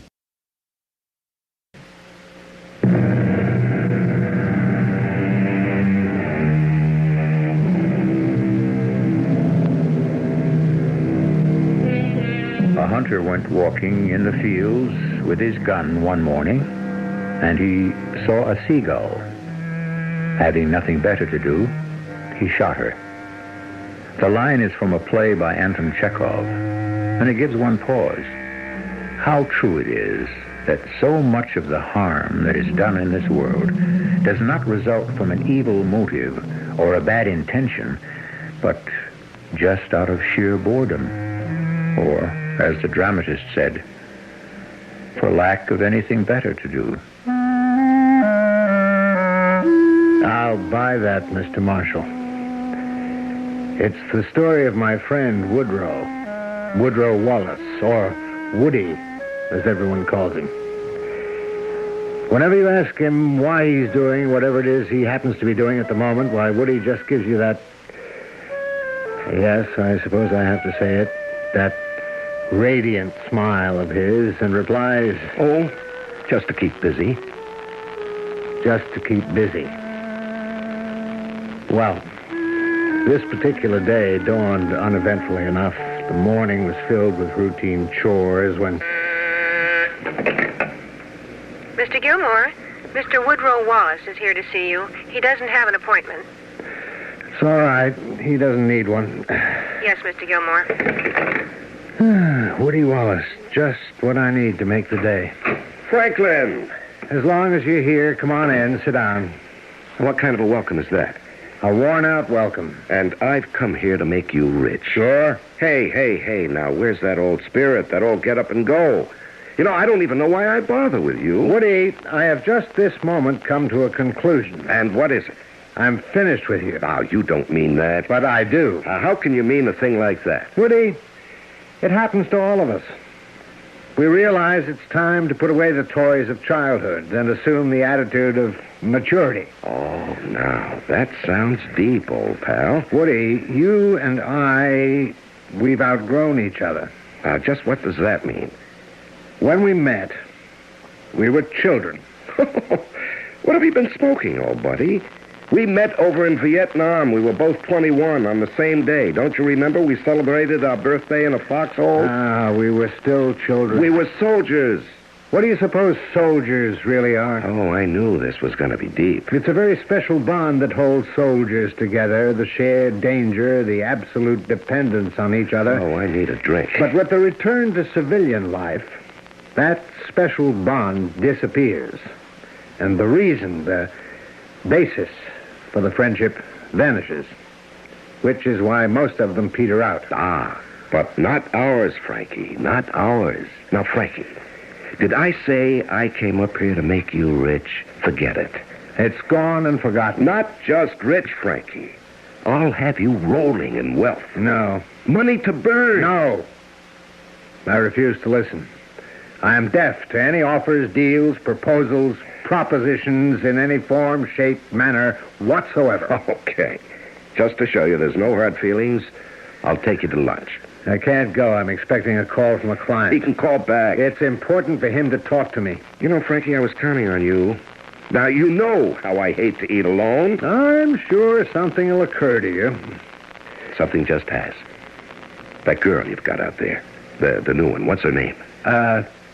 No, Woody. What do you mean, no? She's different. Frankie, come on, they're all the same. She's a very naive, sweet girl. They're the best kind. What are you saying? Do you know what's wrong with our society? We've lost our innocence. People are too jaded, cynical. What a joy to go with someone who's fresh and sincere. Yeah, but Woody, you're engaged. Sure. And Sally's in Europe. Lizzie is a very quiet... Lizzie, is that her name? Yes. And what I'm trying to say is... I'm in love with the sound of it. She's a very quiet girl, Woody. Tell me, old combat buddy, have you got a little action going there yourself? Certainly not. Then I got me a clear field, huh? No, she's not your type. Is she or is she not of the female gender? What I'm trying to tell you is that she's a very vulnerable girl. Uh-huh. Well, tell me, is she old enough to vote? Of course. All I'm doing is just giving her an opportunity to cast a ballot. Woody, a thing like this, what do you want to start it for? Just to keep busy. Yes? It's Mr. Timkins. Oh, yes. He's extremely anxious to talk to you. Yes. Lizzie. Yes, Mr. Gilmore? Well, old buddy, I will leave you here to toil in the salt mines. Bye-bye. Lizzie, Yes, Mr. Gilmore? What is it? What indeed? What could I say to her? Woody Wallace, a notorious rake. They still use that word? Would she laugh at me? Woody Wallace is going to ask you for a date. Say no. Well, I mean, she's only my secretary. Besides, old Mr. Timkins wanted to talk to me. He had $2 million that he wanted me to invest for him. I couldn't keep him waiting. Besides, Lizzie is a highly sensible girl, and she would spot Woody for exactly what he is. Or would she? She certainly wouldn't go out to lunch with him. Or would she? Oh, you're back from lunch. Yes, Mr. Gilmore. It's 1:45. Did you have a nice lunch? Very nice. Really? Where'd you have lunch? Oh, I just had a salad and iced tea downstairs in the coffee shop. Oh, that's fine. Your friend, Mr. Wallace? He asked me to lunch. Oh, did he? Yes. I said no. Well, that was very, very... But I am going to have dinner with him. You're going to have dinner with him? This evening. Lizzie, you shouldn't. Mr. Gilmore. Now, I realize I may be talking out of turn, but I feel responsible. Responsible? Why? Well, he's a friend of mine. And? And if he hadn't come up here to see me, you would never have met him. And I would have been the loser for it. How can you say that? He's so handsome and so charming. Now, Lizzie, please, listen to me. You've heard of collectors, stamp collectors, book collectors, art collectors. Well, Woody Wallace is also a collector. Really? What does he collect? Women. To him, every woman he sees represents a conquest. When he's made his conquest, he drops her. Do you believe me? Why would you lie to me? Besides, I knew it. And knowing, you'd still go out with him? Of course. Oh, I understand. You think you're going to be the one who can conquer him, Well, forget it, Lizzie. All we're doing is going out to dinner. Lizzie, He's engaged to be married. I know that. In other words, Lizzie, there's nothing I can tell you. They went out to dinner that night, and the next night, and the one after. They had lunch together every day. Saturday afternoon, I went to the club. They were playing tennis. Sunday morning, when I went to the club, they were playing golf. And Sunday afternoon, Woody asked if he could borrow my sailboat and take her sailing. Well, the change in Miss Lizzie Wentworth was marvelous to behold. She'd always been efficient, but now she was effervescent. Mr. Gilmore, isn't it a fantastic day? It's not bad. Do you know who knows how I feel? Or I should say knew? No. Who? Robert Browning. Browning? You never heard of Browning? Oh, you must mean John Browning. He invented the machine gun that bears his name. Robert Browning, the poet. Oh, wonder if they were related. I always loved poetry, even though I never really knew what it meant. Until just now. Really? You never knew? My favorite. From Pippa Passes by Browning. The years at the spring and days at the morn, mornings at 7, the hillsides dew-pearled, the larks on the wing, the snails on the thorn. God's in his heaven. All's right with the world. It sounds very simple to me. Well, how can you possibly know what it means unless you're in love? In love? God's in his heaven. All's right with the world. In love? When you're in love, you know God's in his heaven and how absolutely right the world is. In love with whom? Why, with Woody. Woody? Oh, no. Oh, yes. And Woody's in love with me. Well, how do you know Woody's in love with you? How do I know? Oh, Mr. Gilmore, how do I know the sun is shining? How do I know my heart is beating? You have misjudged Woody. I have? Well, now, Lizzie, just let me tell you this.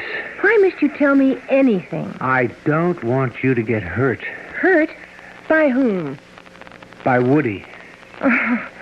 Oh, how little you know Woody. Woody and I were soldiers together in Vietnam. Nobody knows Woody better than I do. You know the outside of Woody, the front he presents to the world, the cover that hides and protects the real Woody. Real Woody? The real Woody. The shy, the timid Woody. The Woody who's frightened by the world about him, who desperately needs love. And I know it, Mr. Gilmore, because I'm frightened of the world myself. Woody and I recognized we were kindred spirits.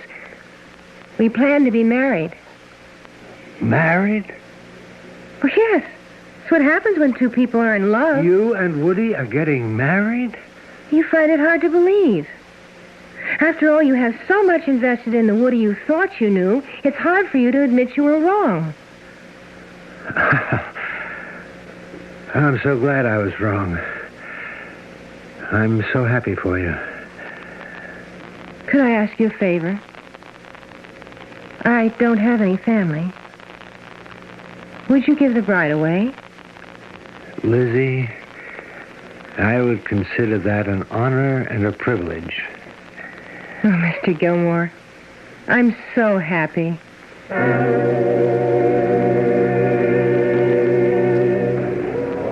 Woody, I came as soon as I got your message. What's up? Frank, I want you to be my best man. Well, then it's true. You are getting married. Well, why else would I need a best man? Well, I'm not sure I can be your best man. What do you mean? You're my best friend. How can you turn me down? It's not that I don't want to be. It's just that, well, I'm wondering if you're allowed to do both. Both? Both what? Can you be best man and give the bride away? Well, why would you give the bride away? Because she asked me. I don't understand. We only decided this thing a few hours ago on a transatlantic telephone. You mean she just called you from Paris and asked you to give her away? What about her father? Now, Woody, wait a minute. What are you talking about? Who are you going to marry? Well, what kind of a question is that? I'm going to marry Sally, my fiancée. Sally? Well, of course, Sally. Who else?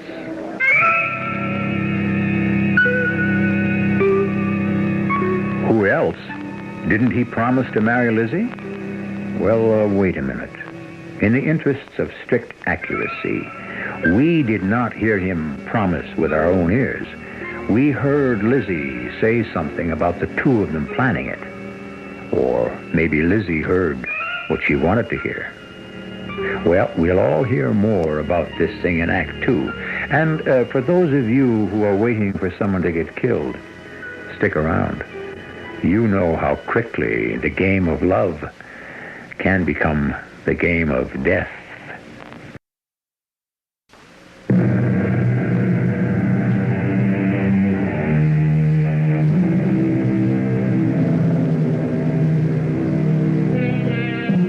It's an old story, as old as love itself. And as long as love lives, we shall hear it again and again.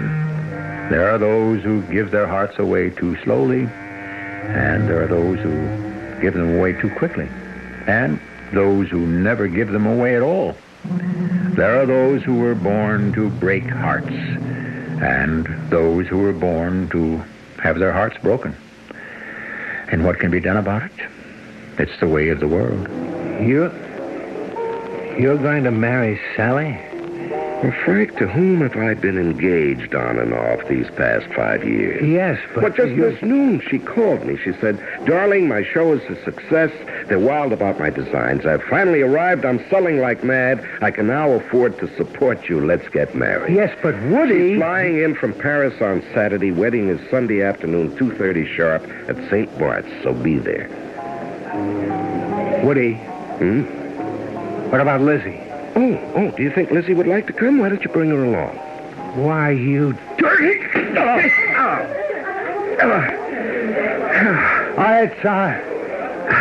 It's quite all right, ladies and gentlemen.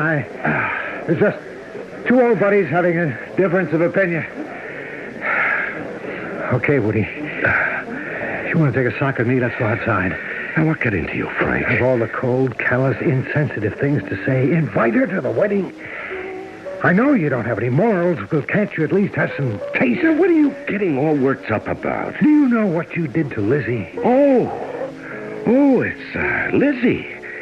Well, let me set you straight, Frank. You're going to set me straight? Now, you don't live in the real world. I don't live in your world, that's for sure. There is only one world, Frank.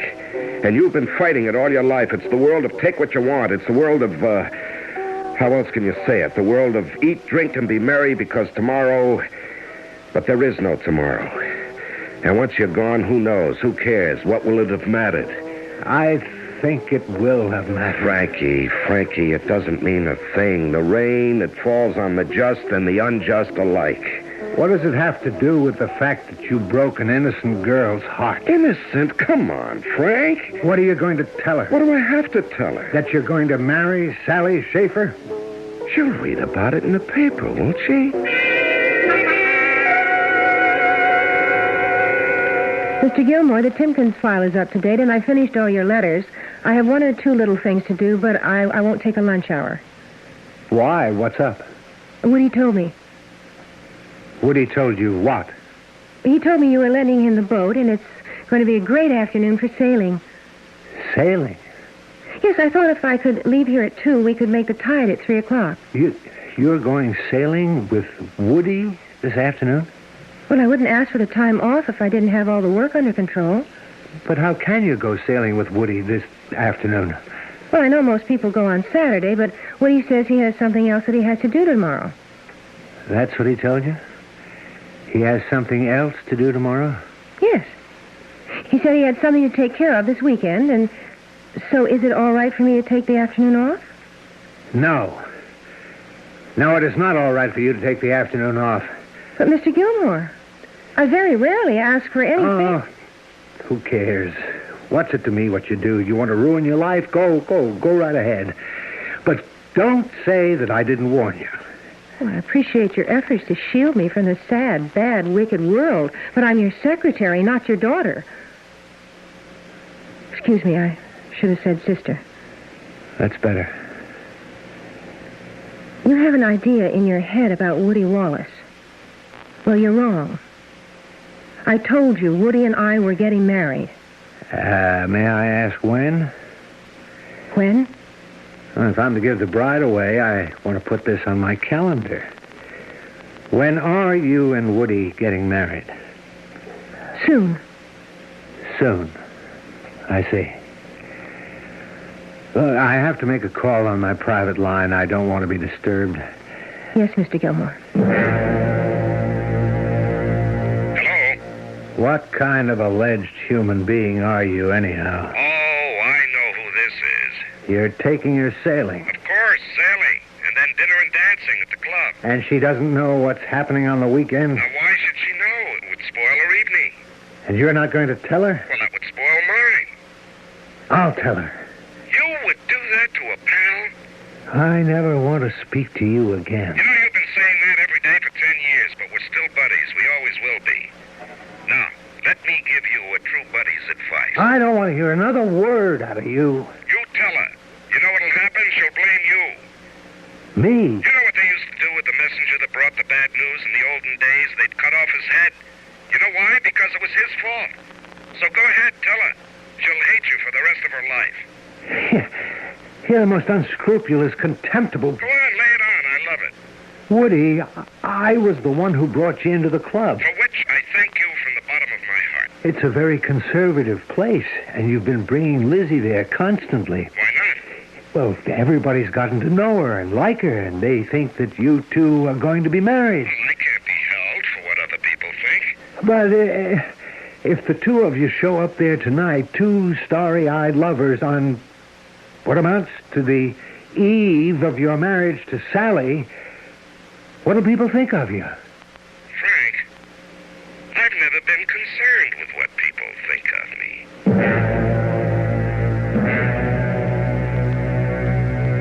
I was going to go out there and tell her. But then, what good would it do? He was right. She would always resent me for it. It's how people are. Sometimes the truth is so unpalatable we have to find a scapegoat. Well, I'd warned her about him in no uncertain terms. What more could I do? What you're about to hear now was told to me by Woody himself. It seems they were out on my boat, just drifting, a mile or two off the coast, listening to the radio, watching the sun set. See how the darkness slowly fills the water and how the sunlight seems to flee from it? You know, I never looked at it that way before. Oh, Woody. Does anyone have the right to be as happy as I am? No one has the right to be more happy. This is perfect, just being here. Is it also perfect for you, my darling? I have never been happier. Now the very last rays of the sun have gone until tomorrow. Oh, darling, I wish Frank Gilmore could see us now. Why? Where does he get his ideas about you? You know Frank. You're so sweet, so loving. You're everything a girl ever dreamed of. Darling, it's dark now. We'd better be heading in, huh? Oh, to think I won't be able to see you tomorrow and Sunday. 2 whole days without you. I don't know how I'll get by. Lizzie. What is it, darling? Is something wrong? You have such an odd tone in your voice. Must be getting a bit hoarse from the evening breeze out here. Oh, then let's head right in, right now. Take no time at all. We have a good following breeze. Now, where did you learn how to sail? My grandfather raised me. Oh? Yes, he was an old fishing boat captain. You would have liked him. He would have liked you. Could we name our first boy after him? Zachariah. Zachariah. I realize old biblical names aren't popular any longer, but they haven't been replaced by anything better, have they? And now it's time again for our special feature, Personalities in the News. Today we bring you tidings of one of America's most exciting fashion designers, Sally Schaefer. Do you mind if we turn that off? Oh, please, let's not. She's my favorite designer. We've just made a taped telephone interview with Sally in Paris. Sally, can you hear me? Yes, Dick? I understand you had a great triumph in Paris. But I'm coming back to an even greater triumph at home. Are you? Yes. I'm flying home tomorrow. And can you guess why? No, but I'll bet it's exciting. I'm getting married on Sunday. You're what? I'm getting married to the great love of my life, Woody Wallace. Why did you turn that off, Woody? Oh, these celebrity interviews are a bore. What does she mean she's marrying Woody Wallace? Oh, is that the name she said? I didn't hear. Woody Wallace. Well, could be a lot of guys by that name. Is that what you're going to be busy doing this weekend? Getting married? Well... The answer is yes, or the answer is no. It isn't, well. Lizzie, let me explain. Explain what? Everything. Now, this thing was arranged before I met you. Didn't you say you were going to marry me? Well, you know, being absolutely literal, I said we would always be together. I never actually said the word marry. I see. I have to marry Sally. You have to marry Sally? Yes. You see, she has a lot of money. And now she'll have more than ever, don't you understand? I need a lot of money. Lizzie, I have expensive tastes. It's not my fault. No. It's really my fault. Now, I want you to believe one thing. I love you. But you're going to marry her. Well, it doesn't have to be the end of everything. It doesn't? No, she doesn't need a husband. She only wants one for what the kids in school call show and tell. You know what I mean?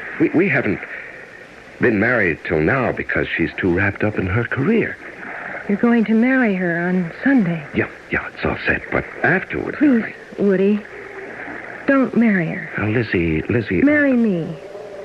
You're the only man I ever... Marry me, Woody. Well, I can't. Don't you understand? I'm broke. I love you, Woody. No woman can ever love you the way I do. That should be worth a fortune. Well, the fact is, I am not good enough for you. You're so beautiful and intelligent. You're soft and warm. Why, you're bound to attract somebody who's worthy of... Please, Woody, please. Lizzie, now look, we're both adults, and we should both realize that it was just one of those things. Lizzie? I'm sorry, Woody. I had no right to make things difficult. Under the circumstances, there's really only one thing I can do. And it's the only thing that makes sense to me. Excuse me. Lizzie, what are you going to do? I'm going to kill myself. Now, Lizzie, don't. Don't! Come back! Come back! Lizzie! Lizzie!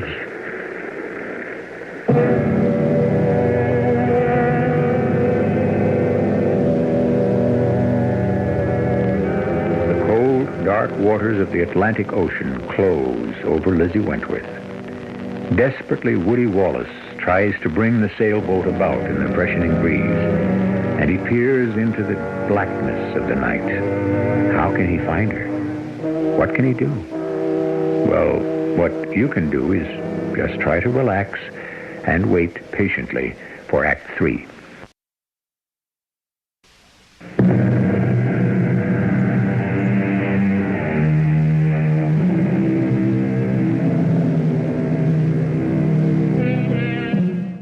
Shadows playing on the leaves. Love becomes a thing of light and dark. All at once, the doubts arise. Shall love emerge into the light or disappear into the darkness? Frank Gilmore is telling the story of Lizzie Wentworth and Woody Wallace. Well, the rest of it you might have read in the papers. He doesn't know how long he sailed about out there trying to find her. Finally, he headed back to the club. As he stepped off onto the pier, old Tom Higgins, the dockmaster, was there. Tom told about a very shaken Woody Wallace indeed. Evening, Mr. Wallace. Where's Miss Wentworth? Miss Wentworth, she's out there. In the water, I guess. You guess? What you saying? Well, she fell out of the boat. Fell out of the boat? Well, I guess she jumped. What are we standing here for? We gotta get help. Get the Coast Guard. We gotta get moving. The Coast Guard turned out. So did small boats from all the neighboring towns. There must have been hundreds of craft searching intently all through the hours of the night and into the dawn. But there was no trace of her. I went out myself. But I didn't think we'd ever find her. Around the spot where she'd gone over is a current that sweeps out to sea. It didn't look good for poor Lizzie. And it was beginning to look very bad for Woody, too. He asked me to meet Sally at Kennedy Airport and explain. Oh, Frank. How are you, darling? Oh, where's Woody? Well, he couldn't make it. Couldn't make it? Yes, Sally, he... I smell a cover-up. The old faithful Army buddy is here to sell me a Mother Goose yarn about my Woody. No. I'm not here to cover up. It's too serious for that. Serious? Well, where is Woody? He's in jail right now. In jail? Oh. Well, what is it? I told her on the way into the city. I held nothing back. I was in no mood to protect Woody, not this time. I told her all about Lizzie, the full story from beginning to end. She listened. Her face betrayed absolutely no emotion. The poor girl committed suicide. It's regrettable. Well, I know it doesn't make Woody look like a hero exactly. He really didn't commit a crime. That is a legal crime. So on what charge is he being held? Suspicion of murder. Murder? Well, the girl committed suicide. You just said she jumped overboard in an effort to... I'm only saying what Woody said. But murder? A great many people refuse to believe she committed suicide. Why? Well, she was a likable girl. Actually, many people would find her lovable. Oh, yes? Well, go on. At the club, they impressed people as a very loving couple. Oh, yes? Most people didn't know that you and Woody were going to be married. I had just found out about it myself. Well, I still don't see where they can have a murder charge. They say he killed her because she refused to let go of him. She might have threatened to expose their affair to you and break up the marriage. But all this is supposition. Of course. But his reputation is against him. She was a lovely girl. Everybody thought she was too good for him. Everybody wants to believe he murdered her.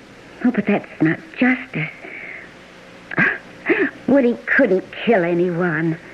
They're obviously trying to railroad him. No, I don't think so. These people sincerely believe he's guilty. And many of them are powerful people, influential politically. And then we have Minerva Lewis. Well, who's she? Our brand new district attorney. First woman to hold the job. She thinks she can make this case go. I'll stand by him, Frank. What's true, without any doubt, is the affair between Lizzie and Woody. Well, that part of it is my problem. But I will stand by him now. They're going to claim that I killed her because she would tell you about our affair. No. You're admitting to me that you did have an affair. Sally, I'm sorry. It's just Just what? Well, it's just that when you're not around, I get lonely. You see, I'm at loose ends. I just can't help it. It didn't mean a thing, but if you would do this thing for me... Yes? What thing? Say that you knew about it. Say that you knew I was having an affair. I didn't know you were having an affair. That would be perjury. But you knew that I was having an affair with someone. I did? Yes. In your heart, you knew there would be someone else for me until you got back. That would not be perjury, Sally. And it would get me off the hook.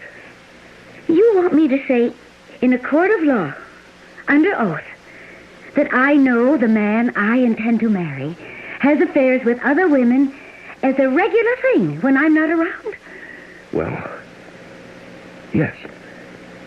Yes, that's what it comes to.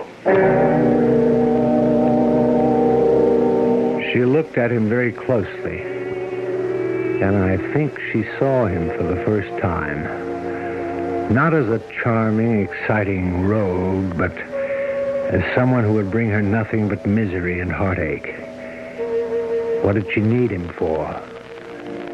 And so she just walked out of there, walked away from him forever, and took with her any real chance he may have had of saving himself. The indictment was handed down, the trial began, and the district attorney obviously knew what she was doing. Mr. Wallace, you had finally decided to marry Sally Schaefer because she had become suddenly famous and wealthy. No, that isn't true. You've been engaged for 5 years. Why marry now, suddenly? Never mind. Your silence has answered the question. But meanwhile, there was a problem. You had seduced Lizzie Wentworth. You had promised to marry her. No, I made no such promise. You did not promise to marry Lizzie Wentworth? No. In that event, you may step down. And the people call as their next witness Mr. Frank Gilmore. Mr. Gilmore, isn't it a fact that Mr. Woodrow Wallace promised to marry Lizzie Wentworth? That's what she told me. Isn't it a fact that she asked you to give her away? Yes. And isn't it a fact that he jilted her? Well... And isn't it a fact that this made you so furious that you had a fist fight with him at the bar of the Ensign Club? Isn't it a fact that you were heard to say to him, "Do you know what you did to Lizzie?"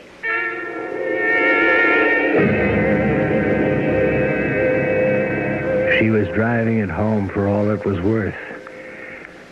I looked all around the courtroom at the spectators, at the jury, at the judge. The verdict was already in. Ladies and gentlemen of the jury, he lied to her, he seduced her, he broke her heart. And then, having no more use for her, he tried to cast her aside. But she refused to go quietly. She told him she would expose him for what he was to his fiancée. She made the mistake of telling him that on a boat where he could kill her and throw her body overboard. He has also made the mistake of trying to lie his way out of it. And so stupidly, so clumsily, so obviously.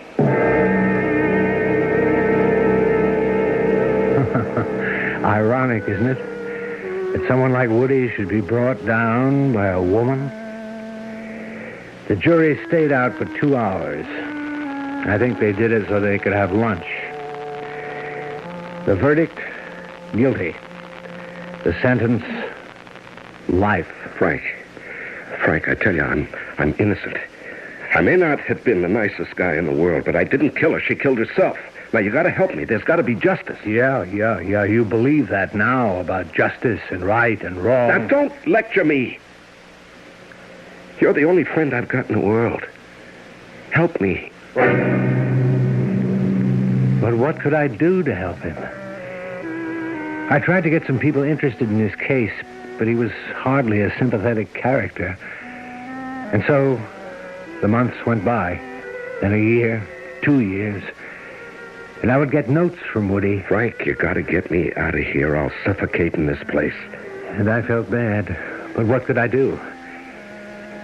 Then one day I was on a business trip, and I stopped for lunch at a restaurant in a small southern coastal town. There was a girl sitting at the next table. She was with a very tall, very handsome man. And she seemed so familiar. I must have been staring at her because she got up and came over to my table. Yes, Frank. It's Lizzie. Lizzie? But you're dead. I was almost dead. I wanted to die. But once I was in that cold water, I changed my mind. I struggled. I fought. I wanted to live for hours and hours. And just as I was about to give up, a man came by in a boat and he saved me. Well, why didn't you? I must have been in the water a very long time. I was sick. I didn't even know who I was for a while. But the man brought me back to health. The man who's at the table with you? Yes. We fell in love. Love, Frank. Not the delusion of it that I'd known with Woody. Not that awful, self-destructive madness. But love, as it's meant to be. And now, God's truly in his heaven, and all's right with the world. Well, God may be in his heaven, but Woody's in jail. I know. You could come forth and he'd go free. I know. But Lizzie, he doesn't belong there. Doesn't he? Lizzie, I could tell the authorities you're alive. You're not saying that with very much conviction, Frank. Besides, you couldn't prove it. You don't know where I live, or what my name is now, or how to find me. Do you want to punish him? Someone has to. If he were at large, there would be other Lizzies. Not all of them would be as lucky as I am. You going to let him stay there for the rest of his life? Probably not. How long will you keep him in prison? Oh, I'll think about it.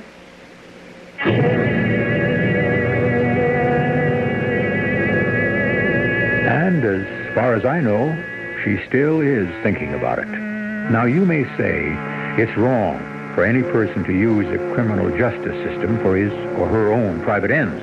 But life has its little ironies, doesn't it? There are many guilty people who really don't deserve to be in jail, and many innocent ones who do. And all we're doing is adding to the confusion. I shall return shortly.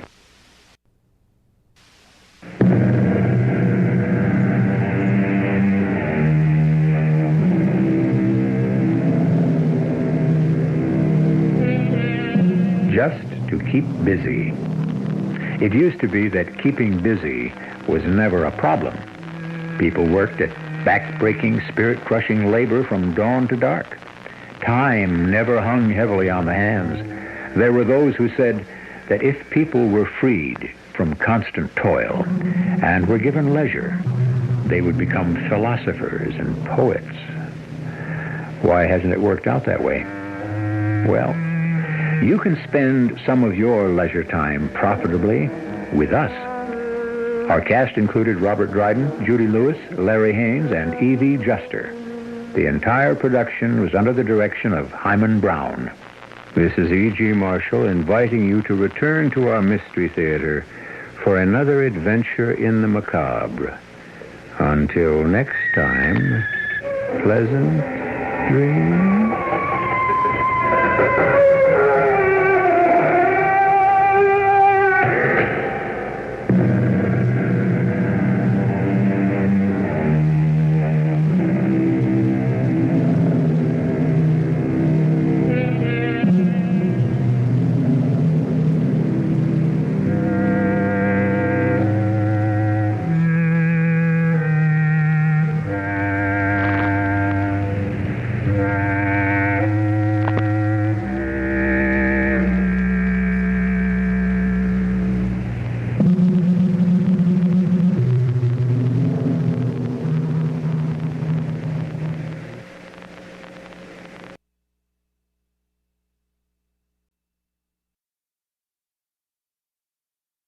The CBS Radio Mystery Theater presents...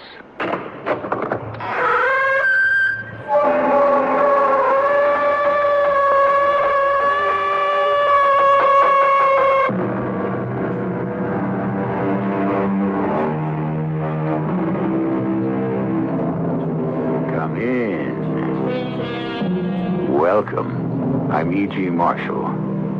The Yucatan in Mexico is a land of great scenic beauty and of extraordinary, unforgettable legends. The enigmatic wonders found in its caverns below the surface of the earth often excel the beauty and strangeness found above.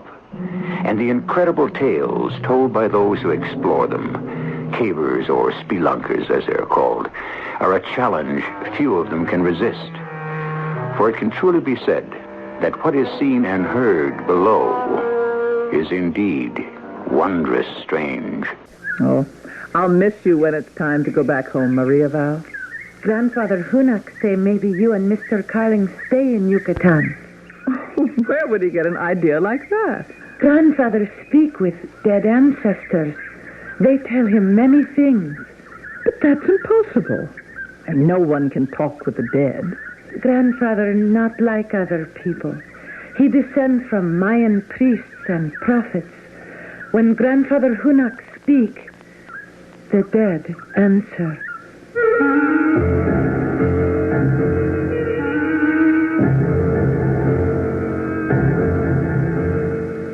Our mystery drama, The Lost Tomorrows, was written especially for the Mystery Theater by Stella Moss and stars Mandel Kramer and Ann Williams.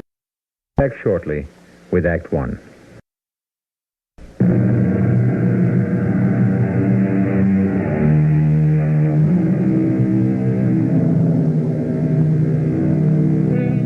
For most serious cave explorers, penetrating deep into the bowels of the earth is a challenge impossible to resist. The very thought of a dangerous caving expedition sets the heart pounding.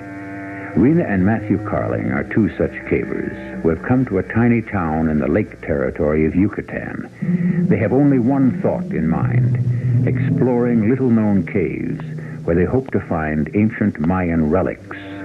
They are living in a temporary structure of palm leaves set up between two large trees. Two Mayan servants, Hunak and Maria Val, do their housekeeping. We've never found this many pieces so quickly, Rena. And how beautiful some of them are. Look at this piece of jade, Matthew. A Mayan princess might have worn it. And the pottery shards intrigue me. The eating utensils, all those curious patterns on them. I wish we could take the candlesticks home. They're so beautifully crafted. Seems a pity to have to give all these fascinating things to a Mexican museum. Well, just be glad they let us go into the caves to look for them. Yeah, these pottery pieces are offbeat. In what way? Here, have a look. Each piece has the same pattern of a small bird on it. Poised in a sort of lunging position, head down, wings spread wide, sort of a tack stance like a toy dive bomber. What do you suppose the Mayans had in mind? Yeah, we'll have to find out. Meanwhile, into the museum box they all go. Well, let's hope we do as well as this in the Cave of the Lost Tomorrows.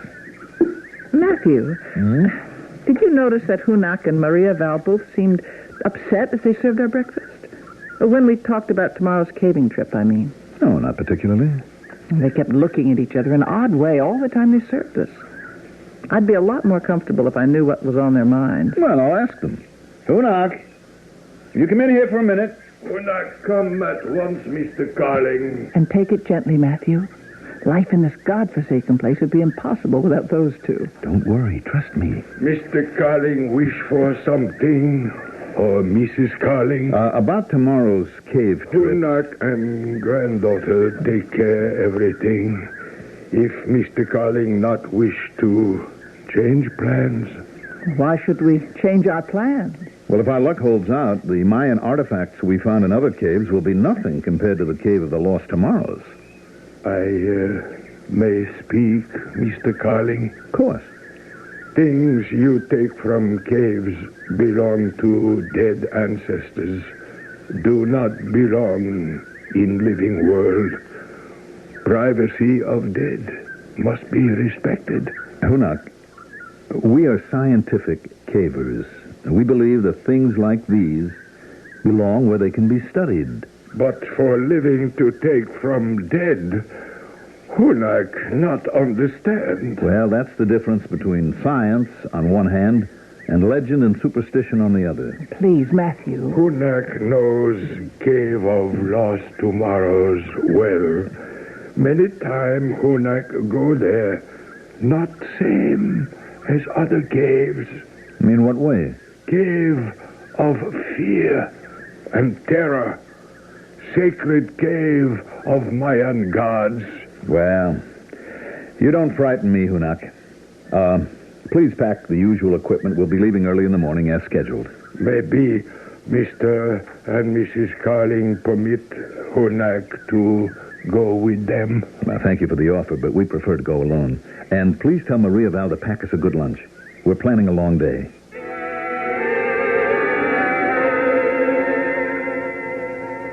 That lunch looks delicious, Maria Val. Many thanks, Mrs. Carling.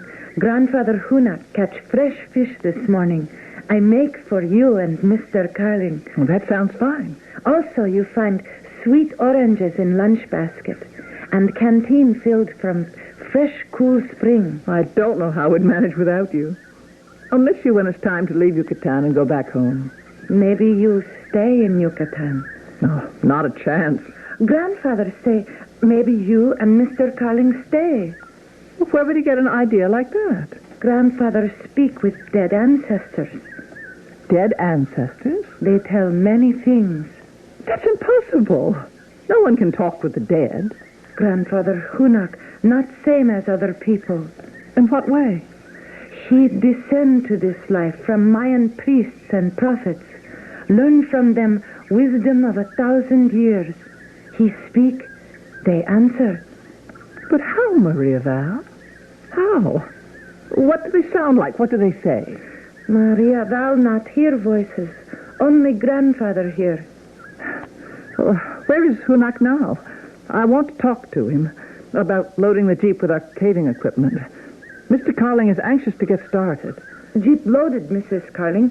Hard hats with lamp, first aid kit, pocket knife, flashlight, rope ladder. Grandfather... What I want to know is why he isn't here as usual to help us take off. Grandfather asked Mr. and Mrs. Carling please to excuse him. Ancestors wish to speak with him this morning about Mr. and Mrs. Carling. Well, I'll take the food basket and water, Maria Val. Mr. Carling will be getting impatient. Please, to let me go with you, Mrs. Carling. Maria Val know well Cave of Lost Tomorrows. First Hunak, now you. Why are you so anxious to go with us? Maria Val, Grandfather Hunak wish to speak to you. I come, Grandfather. Please not be angry, Mrs. Carling. Maria Val fear for safety of Mr. and Mrs. Carling. Tomorrow, 9th day of 9th month. What has that got to do with anything? Maria Val, what take you so long? I come, Grandfather. Please, Mrs. Carling. Foreign people not safe in Cave of Lost Tomorrows. Please to be careful. Please.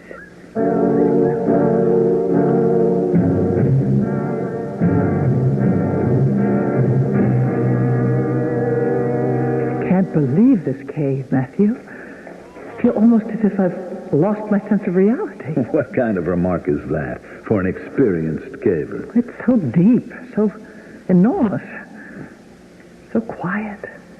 And there's such a maze of passageways and chambers. I have to struggle to keep my sense of which way is up and which way is down, which way is in and which way is out. Oh, I'd hate to get stranded here. Yeah, now just stop worrying about it. I've been making a careful map of every small cave inside the large one and every connecting tunnel. Now, we've been through 8 passageways and inside 8 cave chambers. Is it possible there's a total of 9 passageways and 9 cave chambers?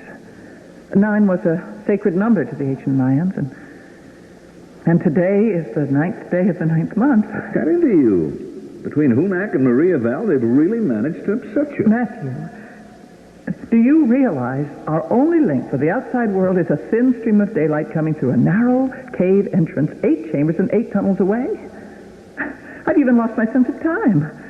I'm not sure if we've been here minutes or hours or days. Rena, trust me, we've never yet failed on a caving expedition. Look, I'll make a bargain with you.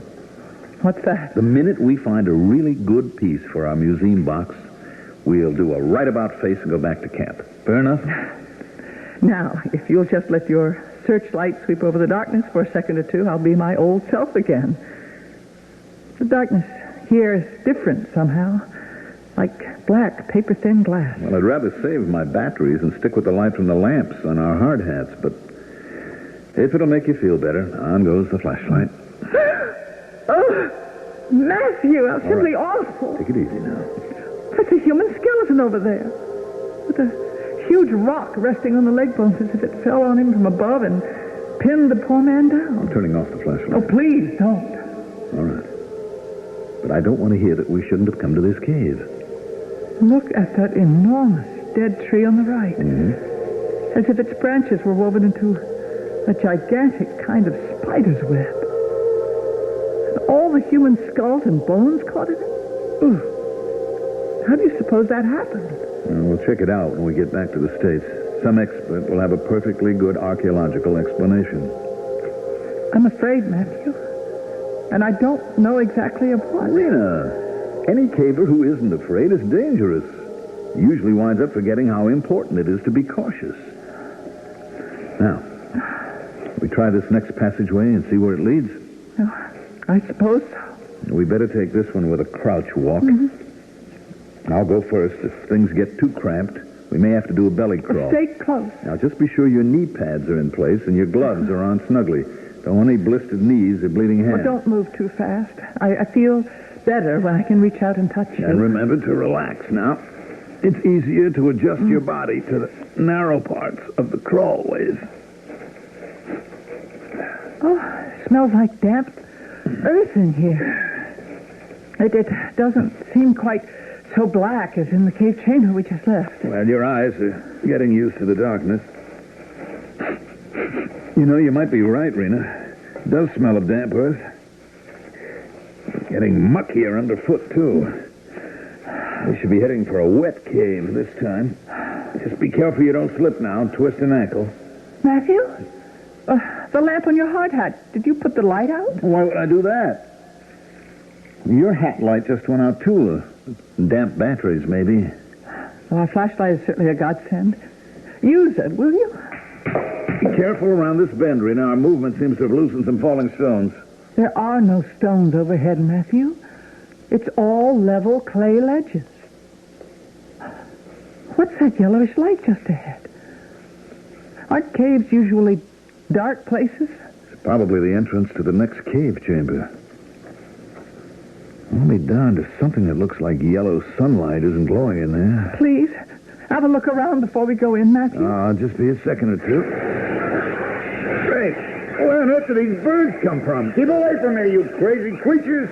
What's the matter, Matthew? They're birds, hundreds of them with beaks like small knives. Birds? Actually dive bombing right at me as if they didn't want me in there.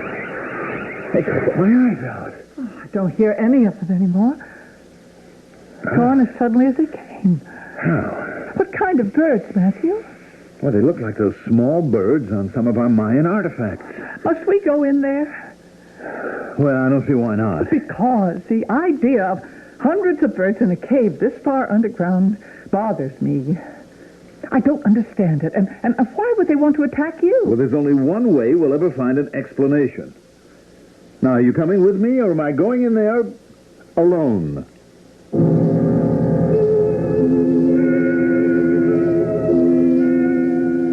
How to understand the mind, the spirit that compels a man to walk on the moon, to touch the bottom of the sea, or as in the case of Matthew Carling, to defy a long history of ancient superstition, to explore the dangers and mysteries of a multi-chambered cave in faraway Yucatan. Will Matthew's passion for caving bring him in touch with some explanation of the mysteries in the cave of the lost tomorrows?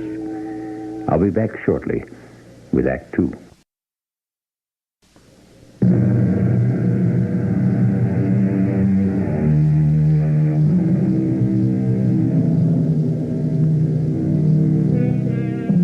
Old Yucatan legend tells us that 9 was considered a sacred number to the ancient Mayans. Rena and Matthew Carling, 2 Americans whose caving obsession has brought them to Yucatan, have just crawled through the 9th passageway and are about to enter the 9th cave chamber in the Cave of the Lost Tomorrows. It is the 9th day of the 9th month.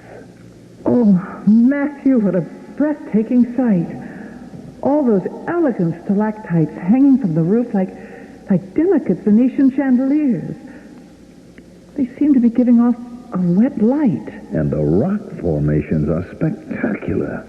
Wish we could figure out where all the bright light is coming from. Well, we'll find the explanation. Just give us time. Matthew, Mayan legend tells us that some of these subterranean caves were inhabited by gods and spirits who were called the illustrious dead.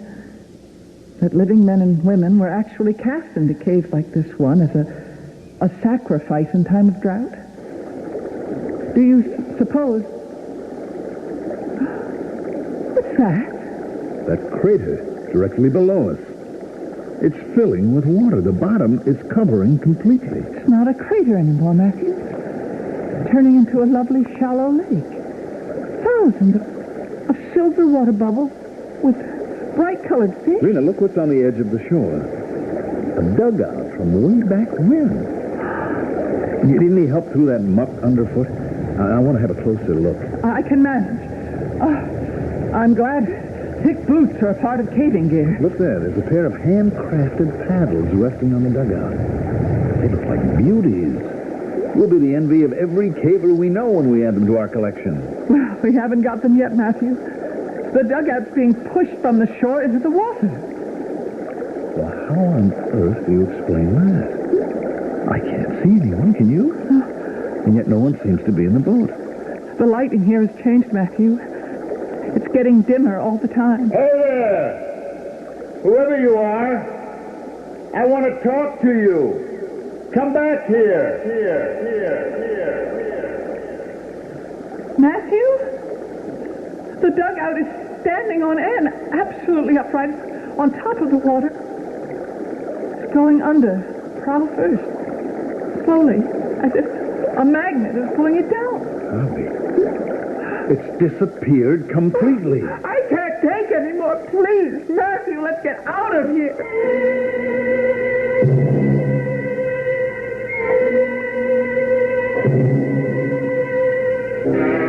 Few who visit Cave of Lost Tomorrows wish to return there. Sacred cave can destroy man's mind. Then why do you keep going back? Hunak, born of ancient priests and prophets. Hunak is living messenger of holy ancestors.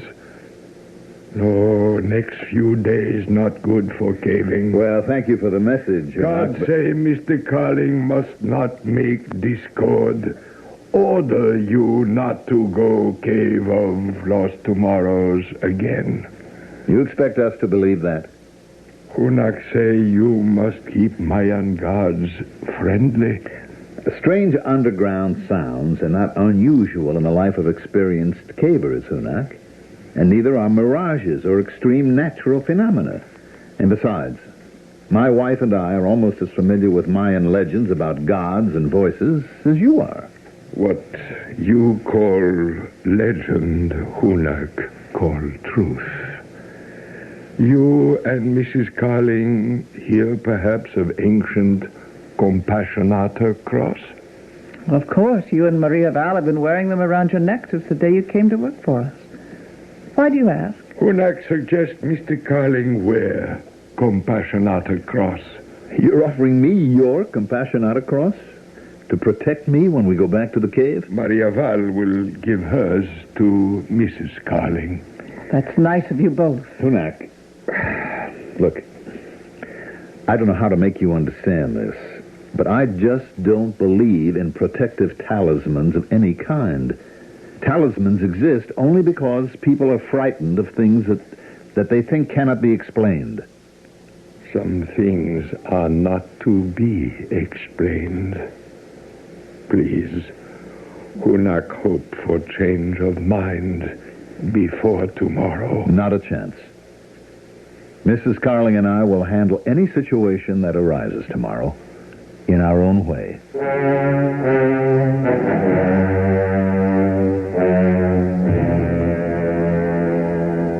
You're a good sport to have another go at this cave with me, Rena. I thought I might be coming back alone.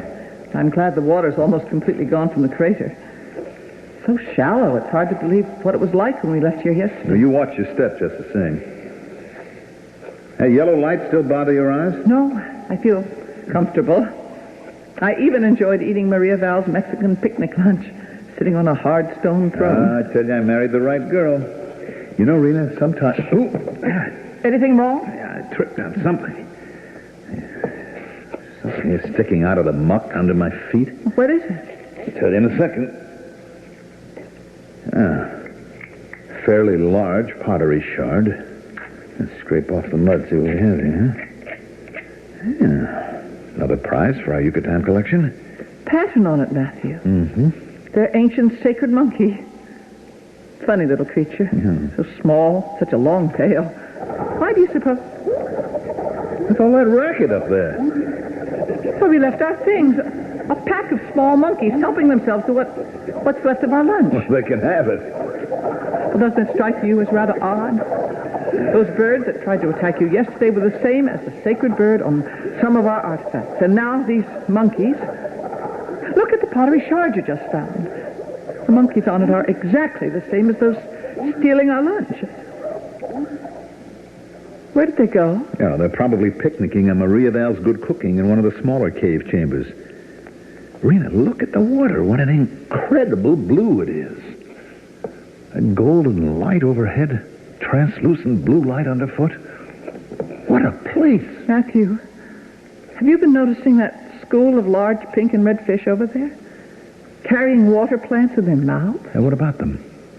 They all swim to the same spot and drop the plants there, as if they were trying to cover up something. Let's go see what they're up to. What on earth are these? 1, 2, 3, 4... 9 of them. Sticking straight up into the air out of the water. Matthew, these are crosses. Camouflaged by the water plants. 9 crosses as symmetrically laid out as in an old burial ground. Not only are they crosses, but... But what? Look, each one marks a grave. 9 graves. And the crosses themselves, can't you see? They're exactly like the ones that Hunak and Maria Val wanted to give us. Only these are much larger. You're absolutely right. Compassionata crosses 2 feet high. No wonder they wanted to keep us out of this cave. Why, to a museum or a private collection, these could be worth a fortune. You're not thinking of taking one, are you, Matthew? Why not? Because, according to the Mayan legend, no fisherman ever set sail without one. They considered them a talisman, a protector, in death as well as life. Rena, it's a legend. Oh. Remember? Now, come over here and help me loosen one of these. We're not going to go back to camp without one. I won't do it, Matthew. All right, I'll do it myself. What was that? Oh, it's probably some cave animal. You know, this isn't easy. Cross has sunk a lot deeper than I thought. I'll give it another try. Oh, give it up, Matthew, please. The lake's beginning to fill up again. Just one last try. I'll go without you, Matthew, please. You're not making sense. I got it, Rita. I got it. I'm coming. I'm bringing it with me. Compassion out a cross for our collection.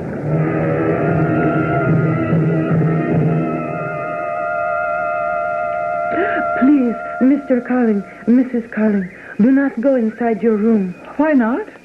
Something happened here at camp while you were both at Cave of Lost Tomorrows. Well, tell us about it. What is it? Please, wait here. Maria Val returned with grandfather. Not be long. Grandfather explained. I'm going into our room. You coming, Rena? Of course. Only I can't imagine what's in there that could shake her up so. Nothing serious, you can be sure. What's going on in here? Candles, dozens of them, burning on every surface. Like a church, burning votive offerings in memory of the dead. Look at these over here. Burning in the candlesticks we brought back from our caving. And these are our pottery pieces. And these are our glass artifacts, held in place by melted tallow.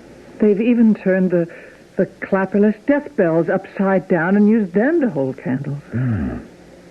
Oh, here, too, they didn't light for some reason. Hunak! Maria Val, will you come in here right away, please? I don't understand why anyone would do such a thing. Oh, Hunak keeps insisting he's descended from ancient priests and prophets, doesn't he? He even walks around with jade plugs in his ears to prove it. Mr. Carling, call Hunak and Maria Val. Maria Val, stay here. I am afraid. Look, would you two be good enough to tell me why, when it is still broad daylight, there are dozens of candles burning all over this room? Hunak not light candles. Maria Val not light candles. Well, then who did light them? Please observe candles closely, Mr. Carling, Mrs. Carling. Well? 2 near your bed, not burning. Same size, same color, smooth and even. Hunak buy those for camp at store. And the burning candles? Not same. Those Hunak did not buy. He's right, Matthew. The ones burning are irregular in size, shape, and color. They have a coarse, primitive look. Well, who brought them here and lit them? How about it, Maria Val? Will you take care of this room for us? Maria Val not understand these things. Hunak? Mr. Carling, you remove sacred objects from Cave of Lost Tomorrows. You must return. Dead ancestors honor each other. It is they who bring ancient candles. It is they make them burn. Do not weep, granddaughter. You actually expect us to believe this? If you do not return sacred objects, burning candles, only a beginning. Of what? Maria Val, put out the candles. You can both go. Maria Val will not touch burning candles. No. Mr. Carling, please. Please. Hunak, you put them out. Hunak, not offend world of departed spirits. Hunak, not put out candles. He won't have to, Matthew. Every candle in the room is flickering and going out. Someone is blowing them out. Look. One by one. Every single one of them.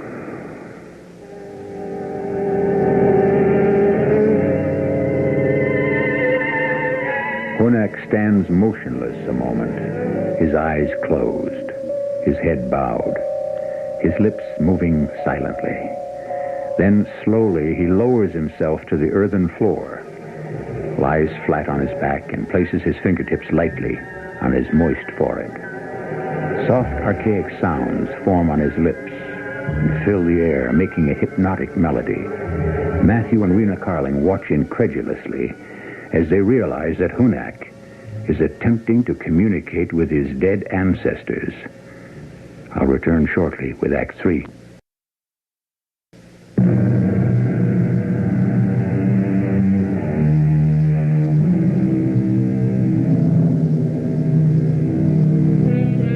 Can the living make contact with the world of the dead? Is it possible to hear them, see them, ask their advice, carry out their bidding? Matthew and Rena Carling have met such a man in Yucatan. He calls himself Hunak and claims to have brought them a warning from his dead ancestors. Matthew and Rena are sitting in a coconut grove on the edge of a small bay.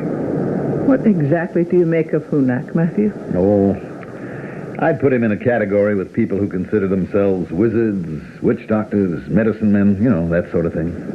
Whatever he's up to, Rena, he doesn't intimidate me one bit. I think it's the compassion not a cross that concerns him the most. Well, I won't give that up, Rena, no matter what. I mean, that is the most... Matthew, are you all right? Well, I think so. That whole cluster of enormous coconuts missed me by a hair's breadth. If they had landed on your head... Matthew, Those coconuts. They're absolutely green. I always thought coconuts never dropped from a tree until they were ripe. Very ripe. Let's see which branch they fell from. This lower one, I think. Well, what are those marks? They're machete cuts. Can you imagine that? Those coconuts were cut loose with a large machete knife. No one has been here. Well, we haven't even seen a bird or an animal. Let's go back to camp. Okay. We'll walk back along the bay. Pick up Hunak and Maria Val where we left them fishing. Please, Mrs. Collins, Maria Val does not wish to stay here. I wish to go back to camp. We were just going to pick you and your grandfather up. Not necessary be upset, Maria Val. Not necessary disturb Mr. and Mrs. Collins. What's bothering you, Maria Val? Something happened while you and your grandfather were fishing? Answer, Maria Val. I see strange things, Mr. Collins. What kind of things? Ancient small boat rise from beneath water. Not dugout. No one in boat. Paddles move with no hands. You saw that too, Hunak? Yes, Hunak, see too. What else happened? Maria does not move. Just look. In bottom of ancient boat, Maria see fishing net. Fishing net was tossed from small boat to my shoulders, like beautiful shawl. Then small ancient boat moves swiftly from shore and disappear below surface of water. Is that not so? Please, take Maria Val back to camp, Mr. Collins. What did you do with the fishing net, Maria Val?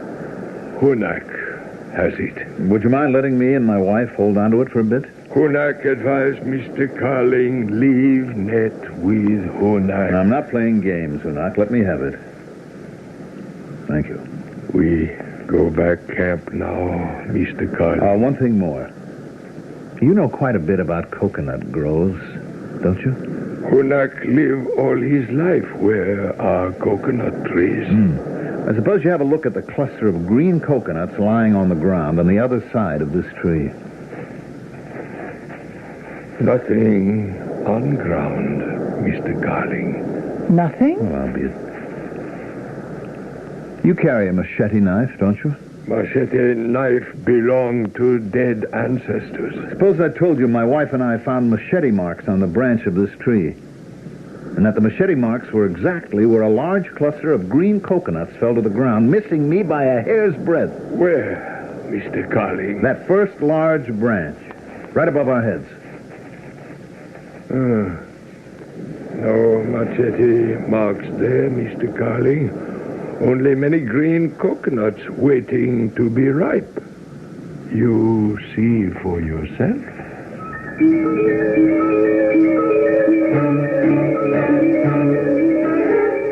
I can't seem to understand what goes on here, Matthew. I feel as if my thinking is going native, or if Hunak and Maria Val are putting a drug of some kind in what we eat and drink. Let's change our plane reservations and go home. Rena, Yucatan is a once-in-a-lifetime experience. Now, I'm not cutting it short. Look, we'll both feel better after a good night's sleep. I don't even feel comfortable in this room we're living in anymore. Would you mind leaving a light on tonight? Somehow the idea of the dark bothers me. Oh, come on, you don't really mean that. Besides, you know I can't sleep if there's a light on. Oh, all right. Put it out. Sleep well, darling. I like to get a really early start in the morning. Did you hear anything just now, Matthew? What? Matthew? Rena. My throat. Something's tightening around the throat. What on earth's got into you? I can hardly breathe. And not rope choking me. Let me put on the light. There's no one here. You must have started to have a nightmare. Wait a second. What is it? Well, the skin on your throat is all red, and also... Also what? There are small, round marks on your neck. As if from a knotted rope of some kind. Oh, Matthew, I can't bear it anymore. I'm going to pack this minute and get ready to go home. Nobody could possibly have been in here without our hearing him. No sign of any knotted rope anywhere in the room? Look, on the floor at my feet. The fisherman's net that I took from Hunak. Someone was trying to strangle me with that knotted fisherman's net.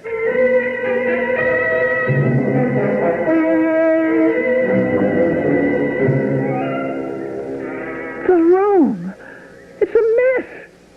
Suitcases wide open, things scattered all over the floor. Someone's been here looking for something, probably after we fell asleep. What I don't understand is why we don't ever see or hear anyone. Rena, look at this box. It was full of our best relics. Absolutely empty. The pieces with the sacred birds and monkeys, the candlesticks, the death bell. Every one of them gone. They even took the Compassionata cross that I had right under where I was sleeping. Well, why didn't they touch this other box here? It's full of the other artifacts we found. Matthew, they only took the sacred relics. Oh, please, let's be satisfied with these and go home? Not on your life. Hunak? Maria Val? I'm going to tell them we'll leave. Those two are probably miles away by this time. We'll never see either of them or the missing pieces again. Mrs. Carling, call Maria Val. Just come in, please. Oh, yes. Come in, have a look around. Why are things all over the floor? Maybe you can tell us. Mrs. Carling wish to see Hunak. Some awful things happened in this room last night. First, someone tried to strangle Mrs. Carling. And then later, they managed to steal all of our sacred relics. Dead do not steal from living, Mr. Carling. It is living who steal from dead. Well, what became of those relics and our Compassionata cross? Now, where are they, Hunak? Do you have any idea? In sacred cave of lost tomorrows, where they belong. If that's so, who put them there? Hunak not know. Dead ancestors tell Hunak only that they are there.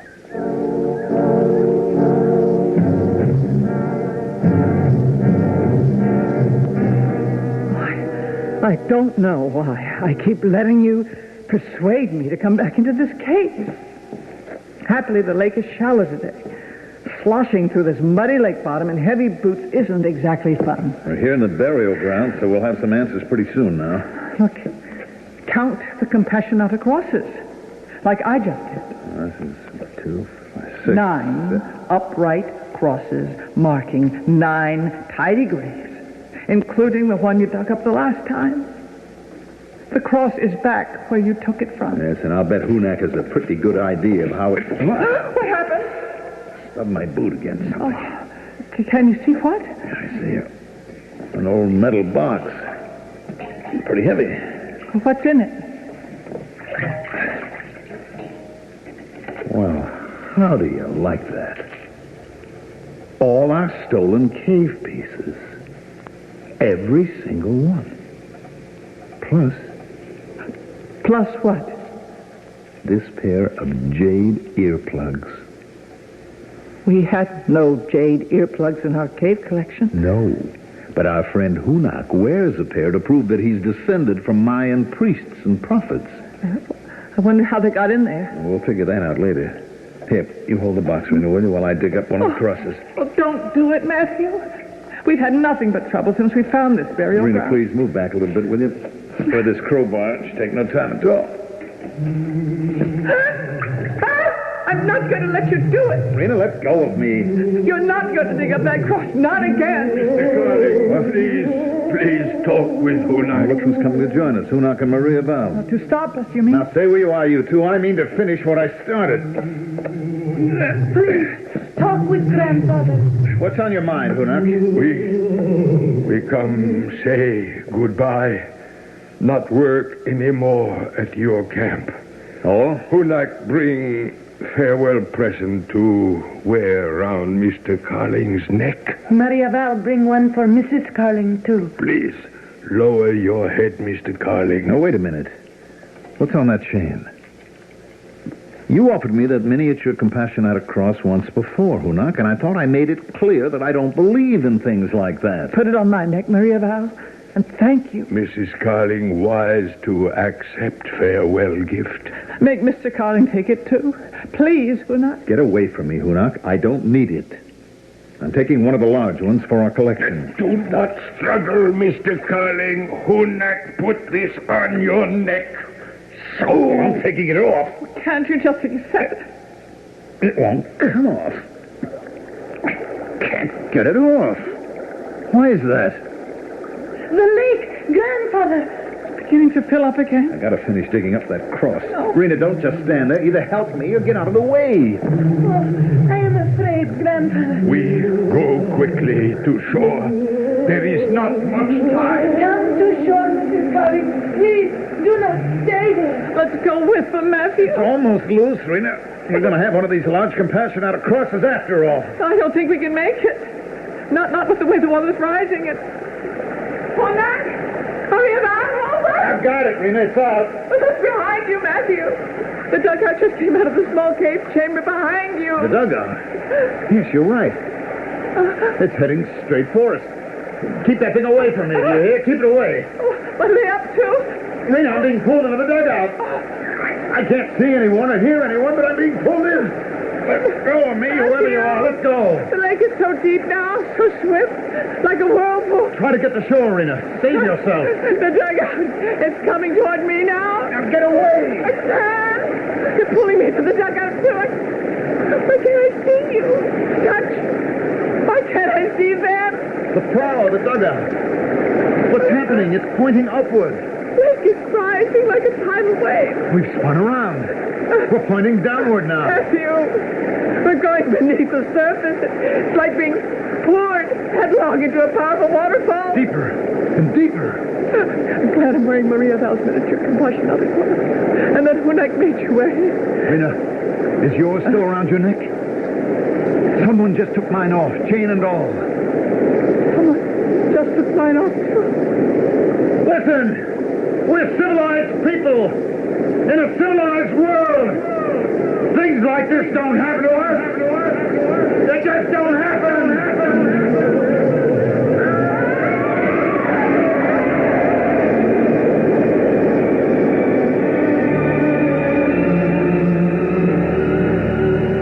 As the underground lake subsides, Hunak and Maria Val look down at two familiar bodies, drenched, lifeless, lying close to the mysterious burial ground.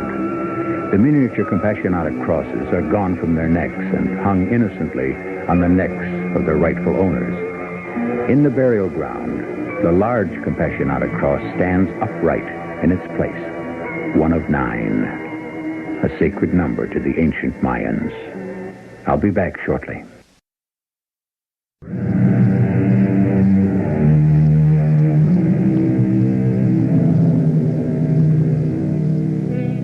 The story you have just heard is based upon a legend told in Acumal, in Yucatan.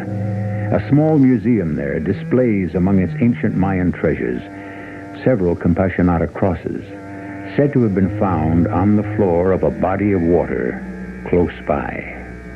The large ones are like those which mark the graves in the Cave of Lost Tomorrows. The miniatures are identical with those worn by Hunak and Maria Val. Our cast included Mandel Kramer, Ann Williams, Arnold Moss, and Elizabeth Latham. The entire production was under the direction of Hyman Brown. This is E.G. Marshall inviting you to return to our Mystery Theater for another adventure in the macabre. Until next time, pleasant dreams.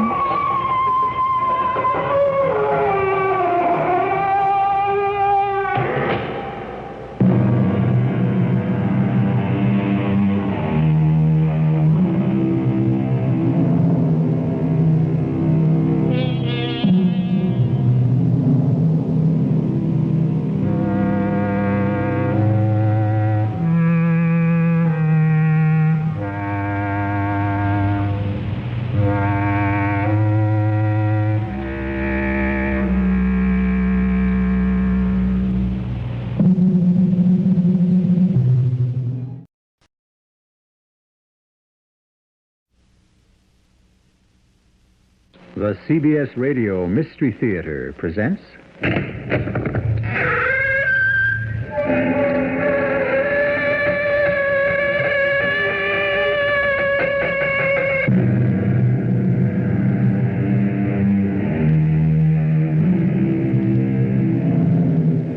Come in. Welcome. I'm E.G. Marshall. Wickedness, said Ben Jonson, is always easier than virtue, for it takes the shortcut to everything. But that's only one kind of wickedness, the quick, open, obvious wickedness, like snatching a purse. There's another kind of wickedness, the slow, scheming, devious wickedness that silently coils on itself like some gigantic serpent and waits with infinite patience for exactly the right moment to strike. You wouldn't commit murder. Why not? Because you and I are friends. Oh, I like you, Mr. Markowitz. I like you a lot. But business is business. But you're asking me to commit a crime. No, I'm only asking you the following question. Would you rather be dead and poor or alive and rich?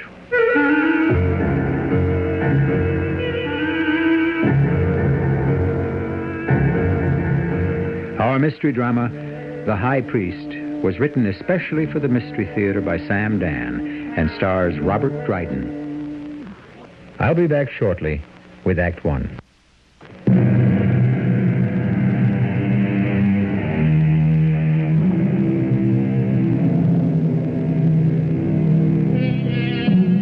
Today, we're to make the acquaintance of a Mr. Bennett Markowitz, a venerable gentleman, well in his 70s.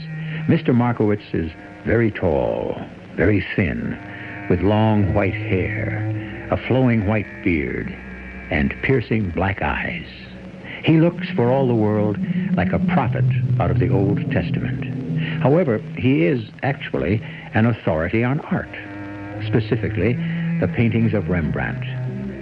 Bennett Markowitz is more than just an authority. Somehow, somewhere within him seems to be the spirit of Rembrandt. As you know, Rembrandt painted many biblical characters, and so many of his models were the humble Jewish people of the Amsterdam ghetto. But enough. If you wanted a lecture on art, you would have gone to a museum. You tune us in for murder. And do we ever disappoint you? At 4:30 on Friday afternoon, November 18th this year, Mr. Martin J. Hollenbeck rang the bell of the premises of 598 East 54th Street. Mr. Hollenbeck. Well, it's 4:30, Miss O'Neill, and here I am right on the button, primed and ready for the verdict. Won't you have a chair? Ah, thank you. Yes, there is the painting set up on the easel. Aaron, High Priest of Israel. Oh, how those eyes seem to bore into your very soul. Oh, Mr. Hollenbeck is here, Mr. Markowitz. No one could do eyes like Rembrandt. You know, I get chills just looking at that painting. Has Mr. Markowitz arrived at his decision? I believe he has. Oh, and what do you suppose it is? That's for Mr. Markowitz to say. Ah, Mr. Hollenbeck. Good day, Mr. Markowitz. Good of you to come. Mr. Markowitz, I must know immediately, for better or for worse, the painting. Oh, yes, the painting. The painting you have brought to me, which purports to be Aaron, High Priest of Israel, by Rembrandt von Rijn. Really? Purports to be? The painting is a fake.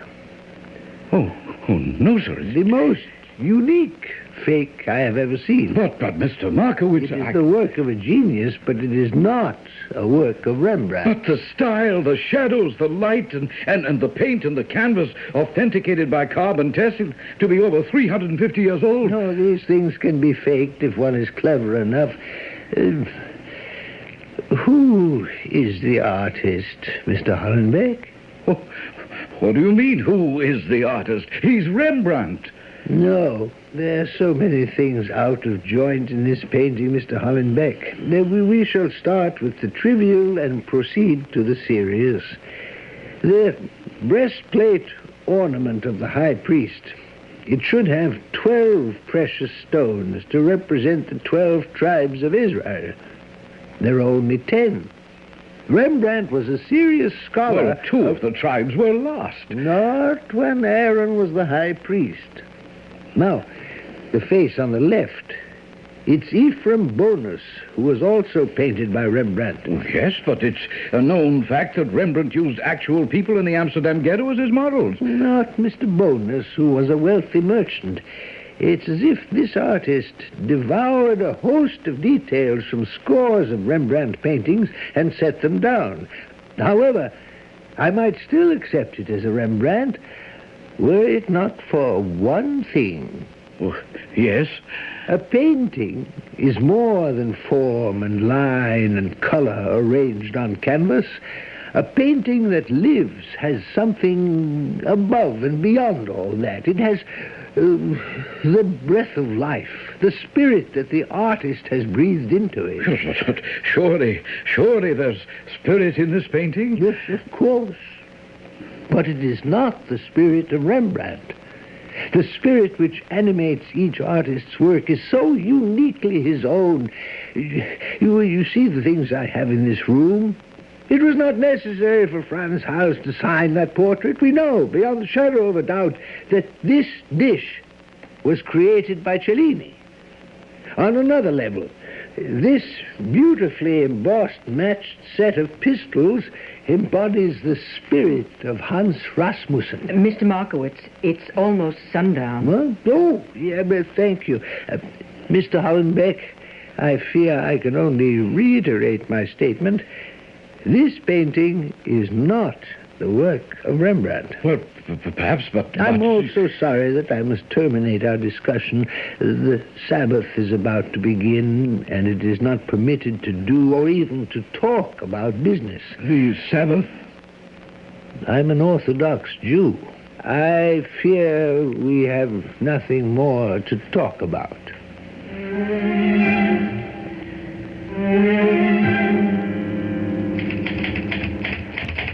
On Monday evening, at about 10 p.m., Mr. Martin Hollenbeck was sitting in Mary Mallow's piano bar on 3rd Avenue, near 64th, where he encountered a man named George Curly Peterson. Hello there, Holly. Oh, do I know you? You look at this bald head and you don't remember me.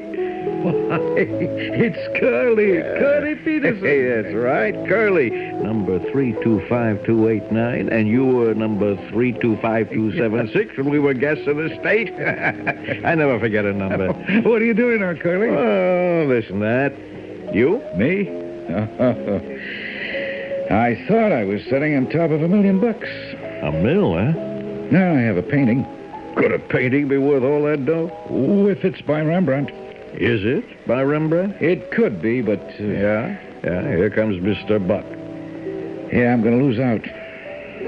Well, maybe you had no business in the fine arts dodge anyhow. Why not? I prepared myself. Oh, yeah? Well, I took courses. I went to adult education classes. I studied speech, diction, so I wouldn't sound like some illiterate mug. And art appreciation.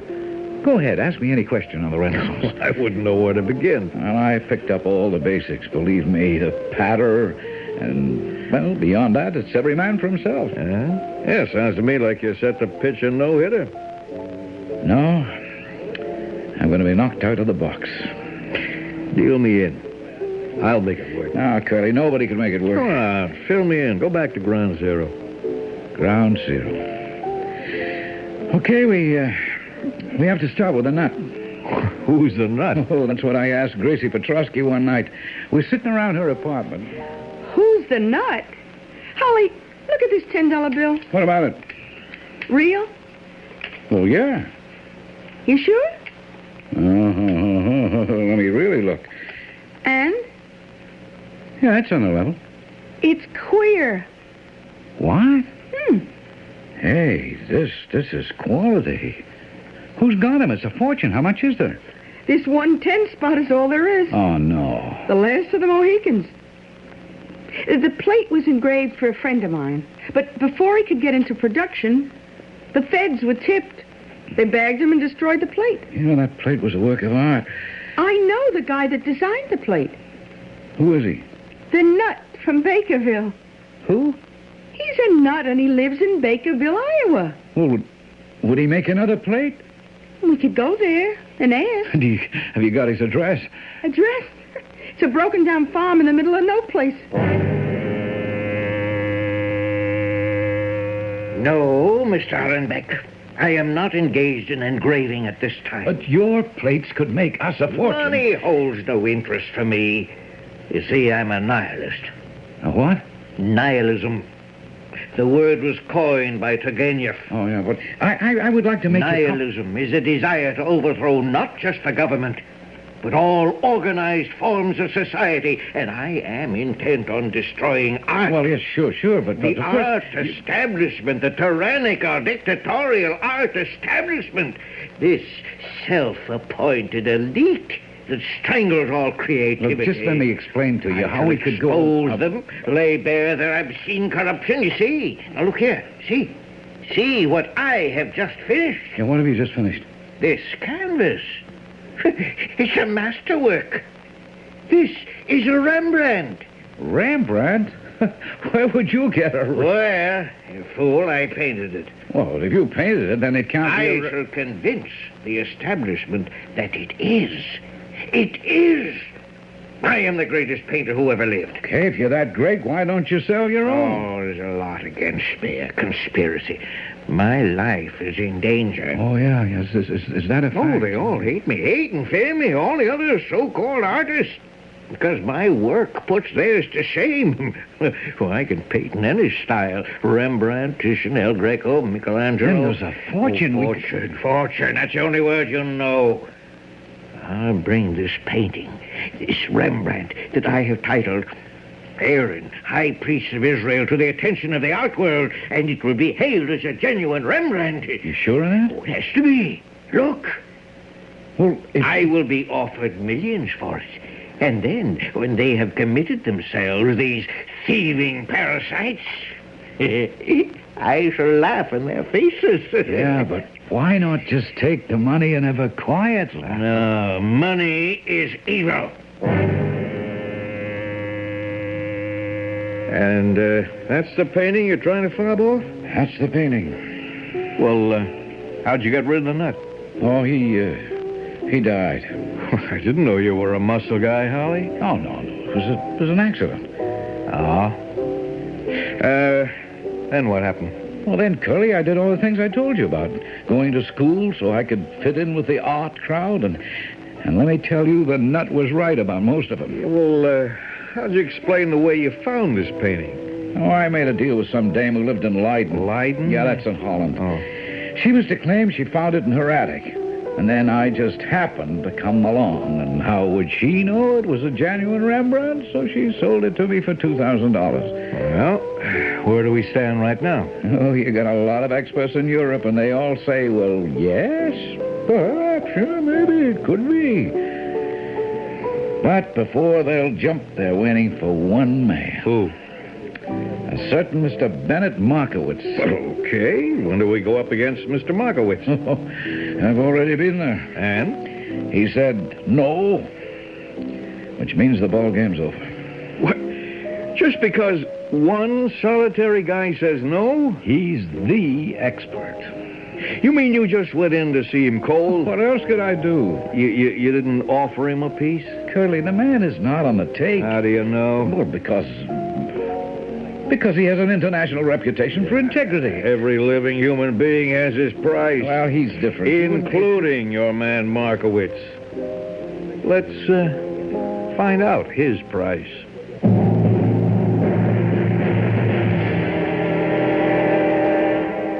Does every man have his price? In the end, can it be said that people may be bought and sold, just like any other commodity? Or can it be said of certain human beings that they are incorruptible? I don't know.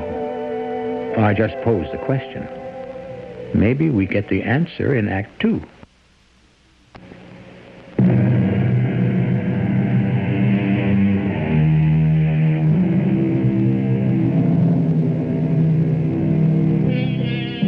Well, now, we were talking about buying and selling, and the product involved is honor. Yes, a man's honor. Would you bet your life on the absolute integrity of any human being? If you would, there are cynical people who'd say that you love to live dangerously. It was at the aforementioned Marion Mallow's piano bar that Martin Hollenbeck and Curly Peterson proceeded to create the scheme to be employed against Mr. Markowitz. Curly, I tell you, Mr. Markowitz is not on the take. How do you know? Did you ask him? Ask him? Well, it's the only way to find out. Curly, you don't know how far off base you are. There's only one way to find out.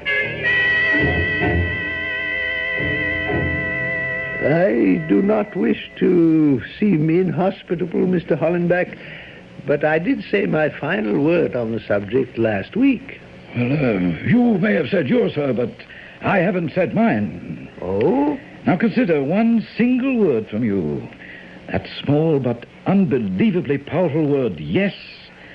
And Aaron, High Priest of Israel, will be accepted as a genuine Rembrandt. Oh, you overestimate my influence. One word from you, sir, and a painted canvas worth perhaps several $100 as a curiosity becomes valued at several million as a masterpiece.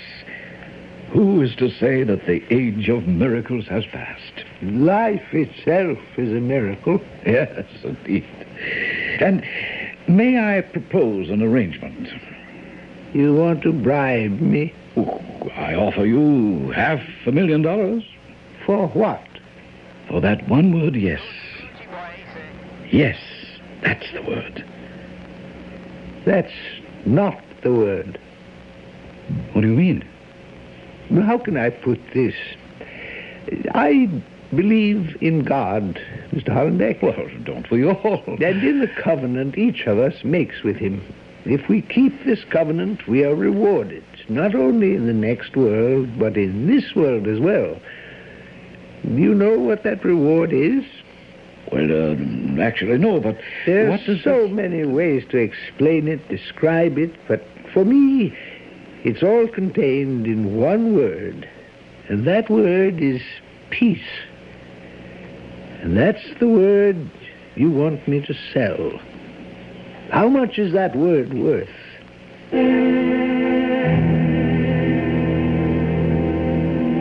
told you, Curly, he's not for sale. Okay. What else do we know about him? What else? I'm looking for a way to get at this guy. Get at him? How? Well, who else was there? Well, the secretary. What's her name? Miss O'Neill. Miss. I mean, she's not married. What does she look like? I don't know. You were there. You saw the dame. What do you mean you don't know? Well, since she's not the kind I'd want to make a pass at, I didn't really notice. So she's not the kind guys want to make a pass at. Well, we may have something. How old? Well, she could be 40. Miss O'Neill, eh? I wonder what I could get out of Miss O'Neill. Nobody could get a word out of Miss O'Neill. Well, that would depend on the kind of words you're after.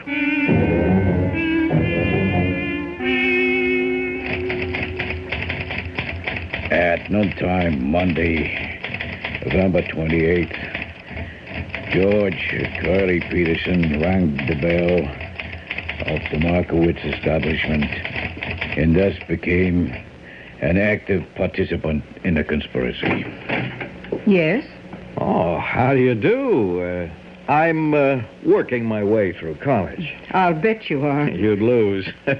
I'm really trying to raise money to take a girl out tonight. Well, that's better. I'm selling these vacuum cleaners. We have a vacuum cleaner. Oh, you shouldn't have said that. You should have let me in and had your rugs cleaned free of charge. Well, I don't believe in leading gentlemen on. Oh, but I'm no gentleman. What are you? A seducer.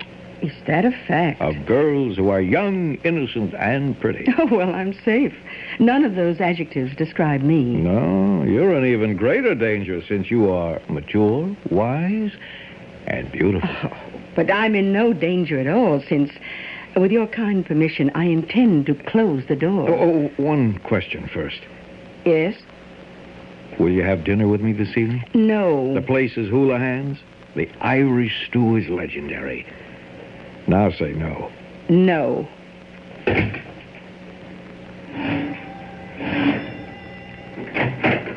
I forgot to tell you the address. The answer is still no. 9th, near 23rd, in case you should change your mind. This is magnificent. I expected a little neighborhood bar deep in sawdust. Well, it's sort of the most expensive dishes, the best wines. Do you wonder why I'm here? I swept you off your feet. It's no great accomplishment. Almost anyone could do it. Well, then that's no compliment to either of us. Oh, I wasn't brought up on compliments. I was raised on the truth. The truth. I kept house for my father. With us, the unmarried daughter had to stay home with the old folks. Yeah, which was a way to make sure she'd never marry. Well, my father was Sean Patrick O'Neill, the poet and philosopher.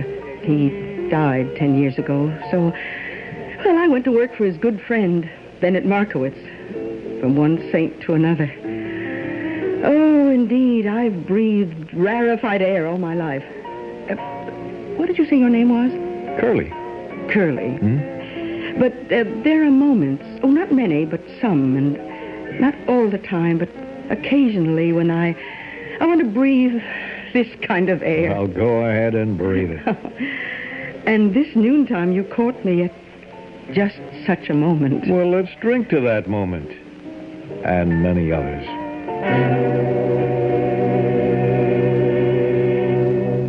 I'm very happy for you, Maggie. Oh, isn't he wonderful? He knows nothing at all of poetry or painting or philosophy. Well, I can learn. You do, and you'll have seen the last of me. Well, maybe it's too late. It's never too late to learn some of the greatest philosophy in the world. And now, Bennett, you're going to get started and spoil it for us. It's also the shortest philosophy. How short? One of the great sages was once challenged to recite the wisdom of the Talmud while standing on one foot. Such a challenge would be more fitting for an acrobat. Well, he did it. He said it all comes down to this. Do unto others as you would have others do unto you. You mean that's all there is to philosophy? That's the kernel. Everything else forms the shell. Oh, excuse me.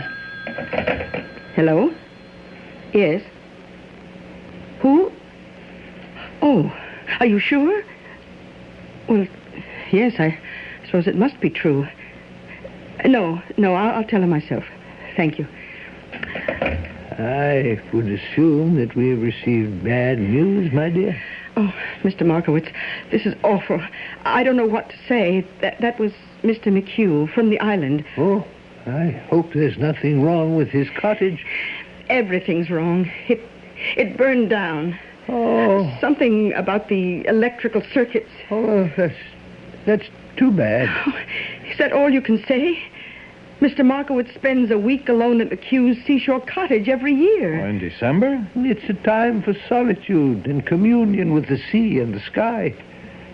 Well, does Mr. McHugh have another accommodation? Nothing with heat, or as he puts it, winterized. Oh, Mr. Markowitz, I know how disappointed you must be. It is said man appoints, God disappoints, and for his own purpose. Perhaps it was ordained that I should not spend my week at the shore this year. I know you're putting on a good face. Would you mind if I say something? You talk about something being ordained. Well, maybe it was ordained that I should meet Maggie. For a lot of reasons. And one of them is that I would be here when you got that phone call. Now, what are you saying, Curly? Well, don't you see?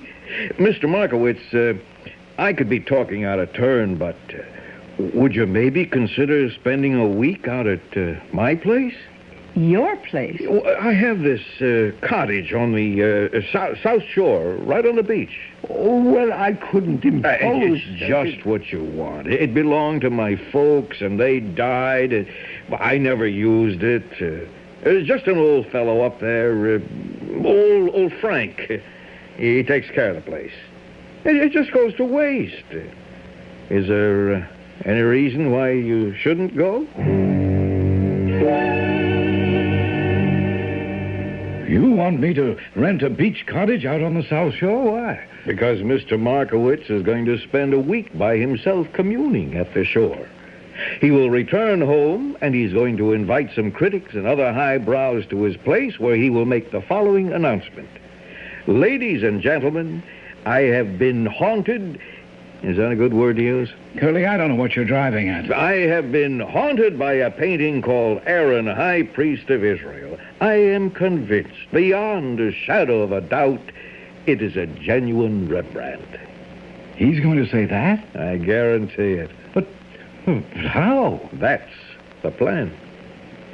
What plan? What plan, indeed? We have seen that bribery is futile. Muscle? We'd be inclined to doubt its effectiveness in this type of situation. And yet, Curly, who is apparently an extremely resourceful gentleman, seems supremely confident. What is the plan? Well, you know perfectly well you'll have to wait for Act 3.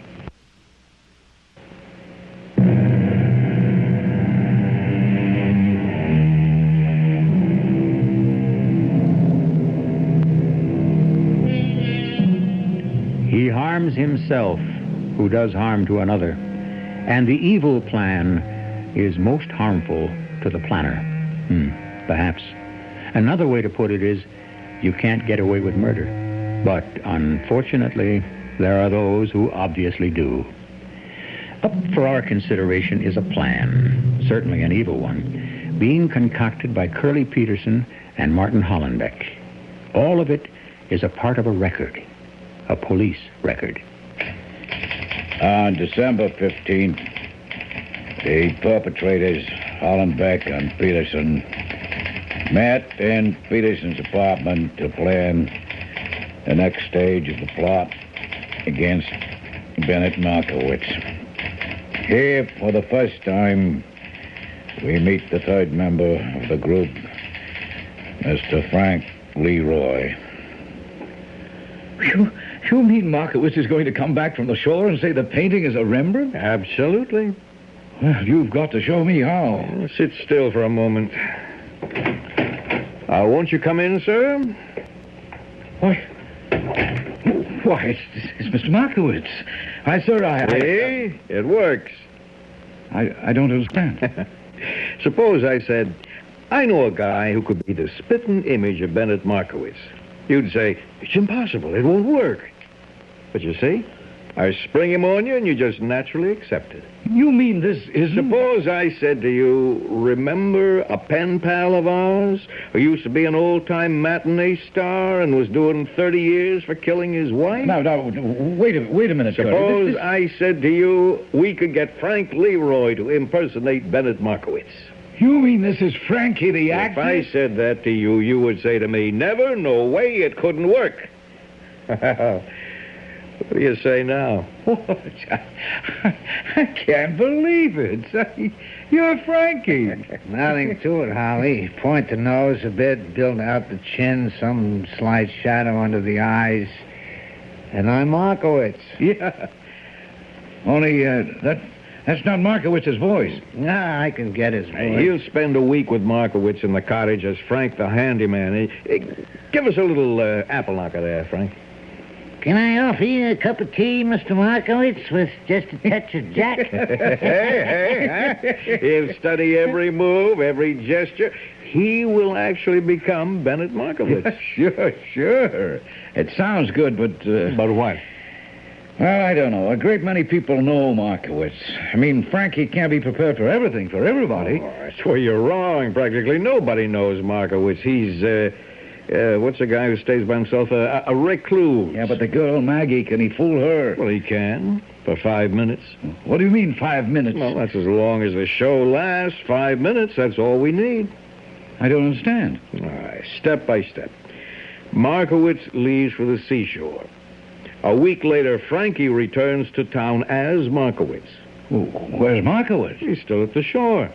Doing what? Looking down the barrel of a gun you're holding on him. Oh, well... All right, now just stay with me.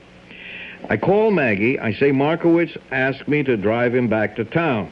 He wants to call a press conference. She's to invite the critics, reporters, experts, whoever. Yeah, but I still don't follow. I show up with Frankie, the actor, who plays Markowitz. I think he's good enough to fool even her for a while. But the insurance is, I keep away from her all week. She misses me terribly. That's what it all rests on. She misses me so bad, she only has eyes for me. She doesn't really care about Markowitz when we walk in. Oh, come on, Curly. What are you talking about? I find it hard to accept. Hard to accept that she can't wait to be alone with me. Oh. So Frankie here, as Markowitz, makes the announcement, and he's very tired, wants to retire, wants to go back to the seashore and commune some more with wild and savage nature. He exits, and he's never seen alive again. What do you mean? Well, a couple of days later, Frank the handyman is in a state. He warned old Bennett Markowitz to keep away from the boat, even though the sea may look calm. Sudden squalls spring up.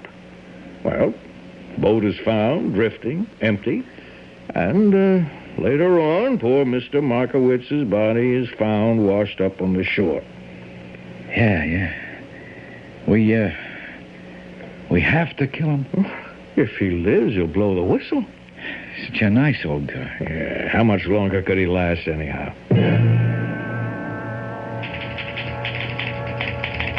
On December 19, Martin Hollenbeck rented a cottage from Gaia Realty in Quonset, Suffolk County, Long Island.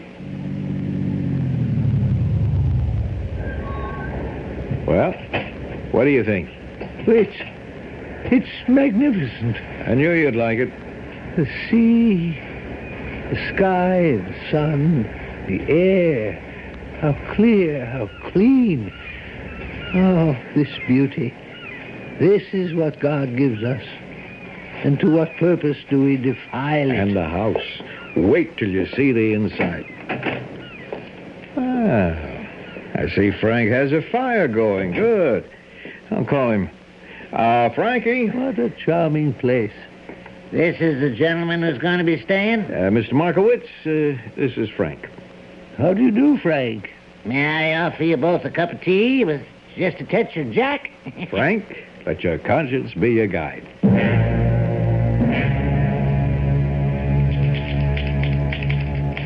Late that afternoon, Caddy Peterson returned to the city. 4 days later, he came back to the cottage to check out the progress of the plan. Mr. Markowitz, are you home? Be with you in a moment, Curly. How do you like me as Markowitz? Frank, then it was you who just answered me? Yes. I cannot tell a lie. It was I. Where is Markowitz? Out somewhere, communing with nature. He's having a great time. Yeah, but when you said, be with you in a moment, Curly, Frank, I could have bet my life. What can I say? I'm the old master. You got him. Perfectly. If only you knew how perfectly. He's got that slight upward inflection. He speaks in balanced phrases. Sometimes as if he's had a conversation with himself. He asks questions and answers them. What is art? The imagination of God. We pursue it in vain. It eludes us always. That's him. Frank, I look, I listen, I get chills. That's the secret of acting. Art, acting, philosophy. What's a mug like me doing on such an intellectual caper? Kelly, you're the brains.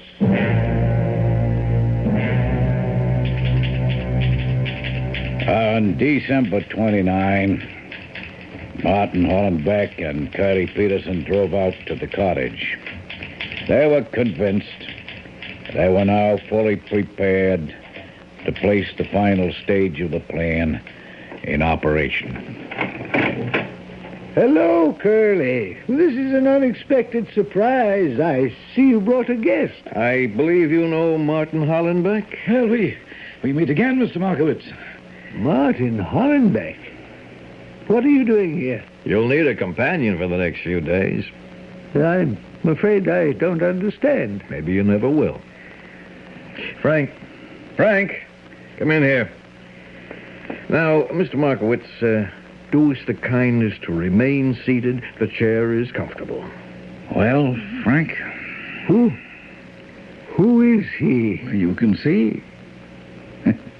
He's your alter ego. You from tip to toe, Mr. Markowitz.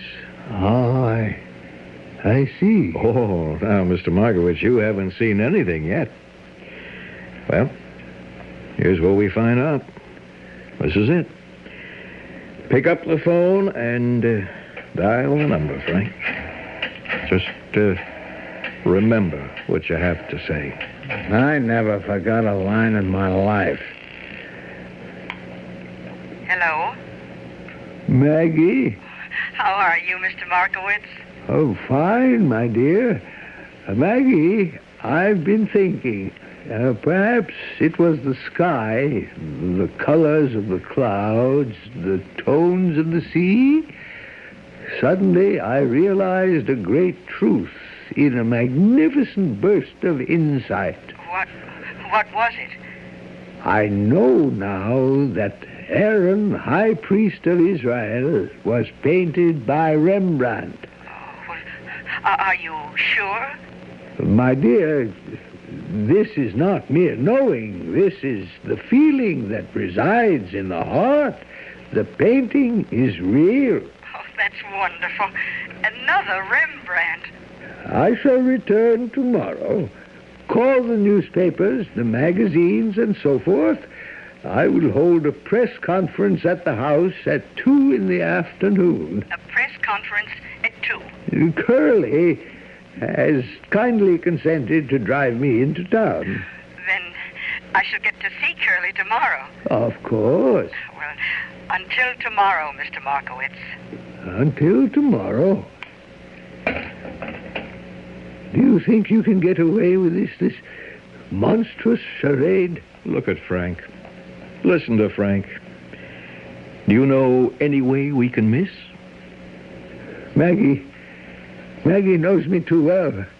She'll look at him and see something wrong. Maybe, but she's not going to be looking at him. She's going to be looking at me.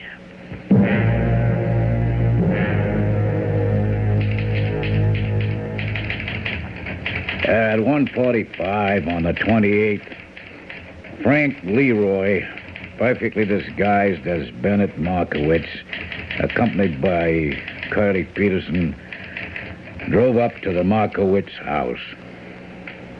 My dear, have you notified the press? Yes, Mr. Markowitz. They'll be here. Curly. How have you been, baby? Oh, lonesome. Maggie, my dear, do you suppose I might have a small glass of wine? Oh, of course. I'll be right back. Well, fantastic. She bought you. Is there ever any doubt? Oh, this crazy scheme is going to work. We'll be worth millions. And so, therefore, ladies and gentlemen of the press, there is no doubt in my mind that Aaron, high priest of Israel, is an authentic Rembrandt. Ladies and gentlemen, if you will excuse Mr. Markowitz for the present, I'm sure you understand. Oh, yeah, sure. Curly? What is it? What's the matter? Something wrong? No, I don't think so. It's just... Just what? Is, something bothering you, my dear? No. You sure you're okay? Oh, yeah, I'm okay now. Great. For a minute you had me worried. Mr. Markowitz, while you were gone, A man called about those Rasmussen pistols. Yes? He wanted to know if they were in working order. And, what did you tell him? Oh, that they worked perfectly, and I even put cartridges in them. Oh, they work. Look at the ceiling. Maggie, what the... Now that you know these pistols are loaded, raise your hands. Oh, Maggie, have you taken leave of Keep your mouth shut and your hands up while I call the police.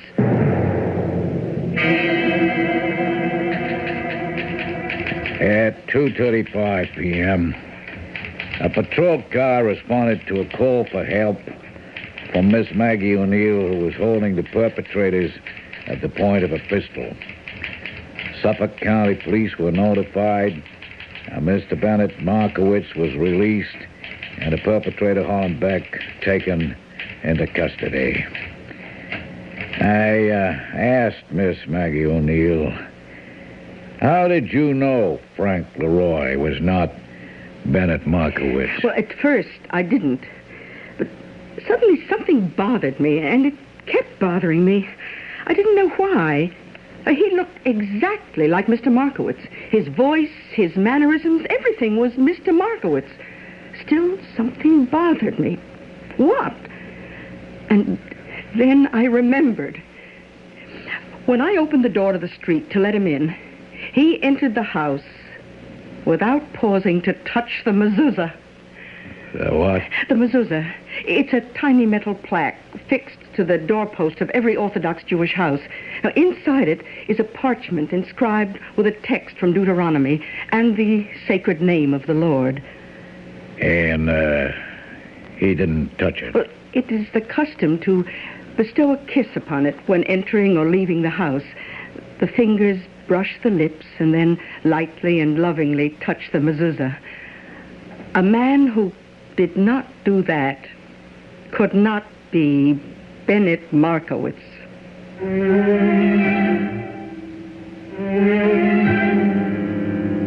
And so it is with every counterfeit. No matter how careful and competent the forger, he must make his mistake. Because all he can hope to capture is the substance. It's the shadow, the all-important shadow that always must elude him. I shall return shortly.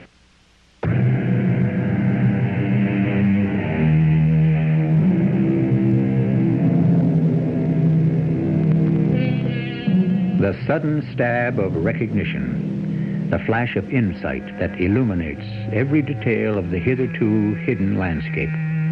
This is how a complex plan was revealed to Curly Peterson. The absence of a familiar routine gesture. This is how a truth was revealed to Maggie O'Neill. I understand that Curly was only sent up for 10 years.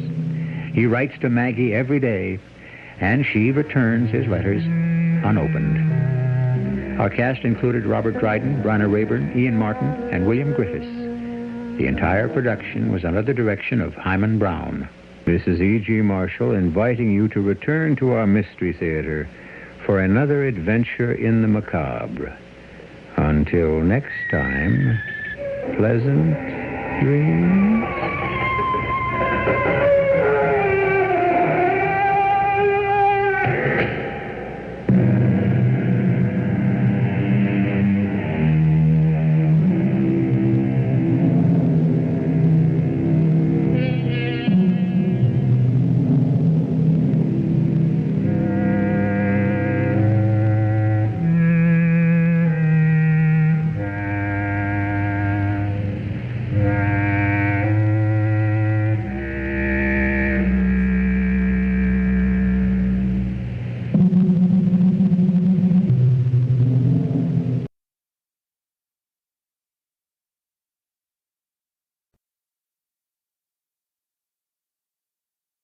The CBS Radio Mystery Theater presents...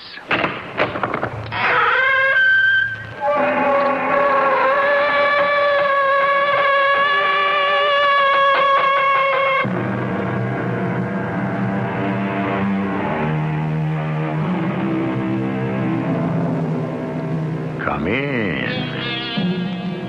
Welcome. I'm E.G. Marshall.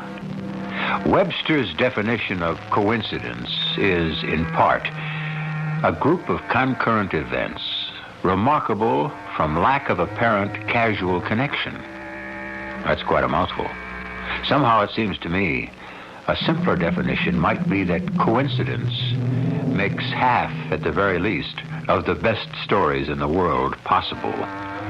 This, then, is a story founded on people and the accident of coincidence. Sergeant Quinn, we've got to nab him soon before he meets some babe who won't go his route and he flips bad enough to wipe her out.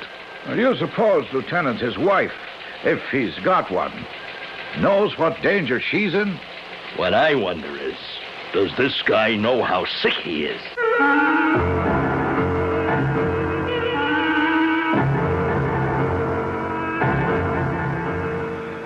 Our mystery drama, A Model Murderer, was written especially for the Mystery Theater by Ian Martin and stars Larry Haynes and Marion Seldes. I'll be back shortly with Act One.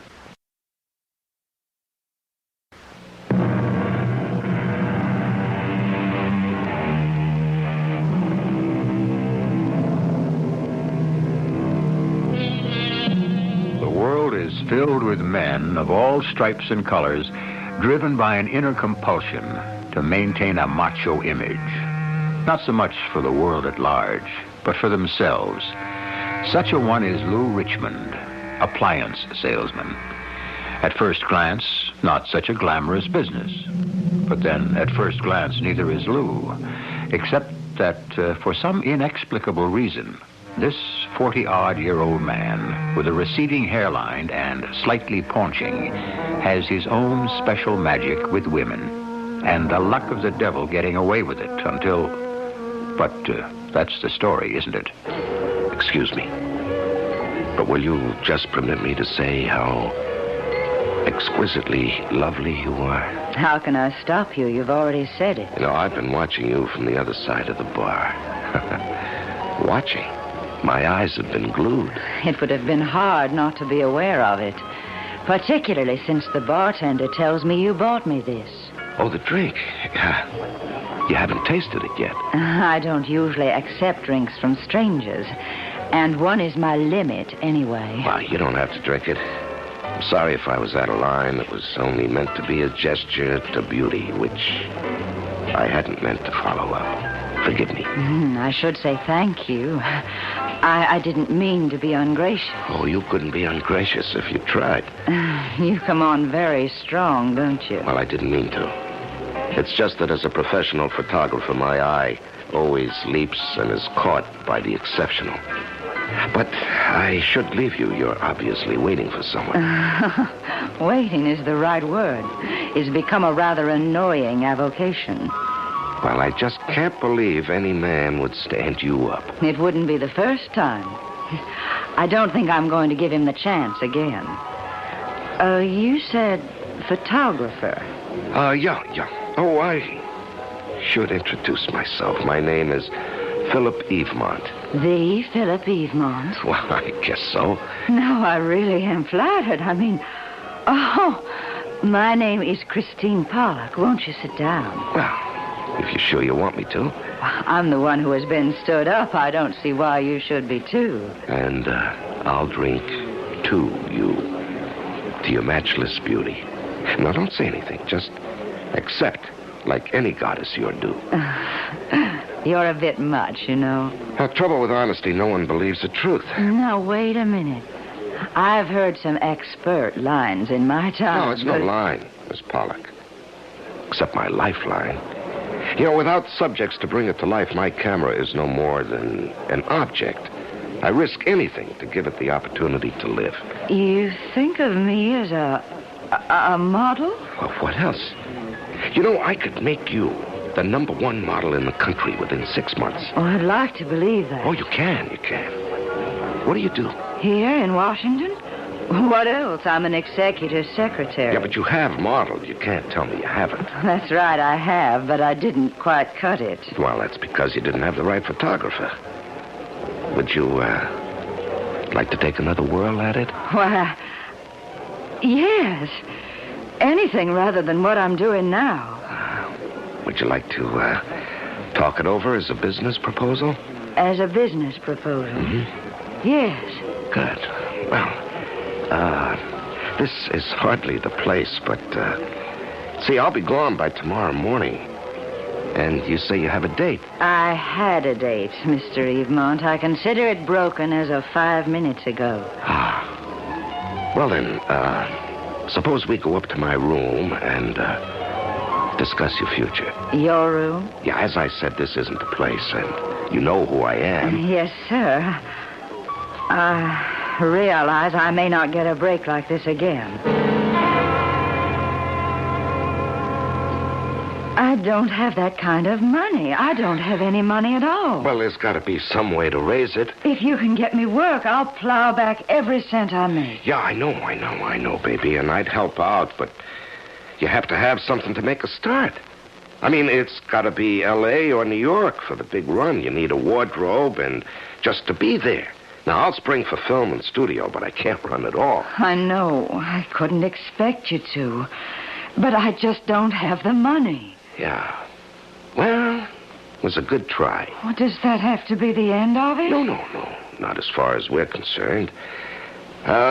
We can talk it all out again tomorrow. Meantime, we can have a ball together and live it up, huh? Well, not just a minute, Mr. Evemont. Well, let's make it Philip. Let's make it nothing. This was strictly a business proposition, you said. Yeah, that's right. Don't!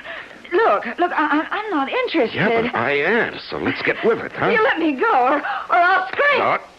You better not try that, kid. I could mess you up. I could break your arm. What are you talking about? You and me, and why you're here. Now, shut up if you know what's good for you. From now on, I call the turn. I'm in charge.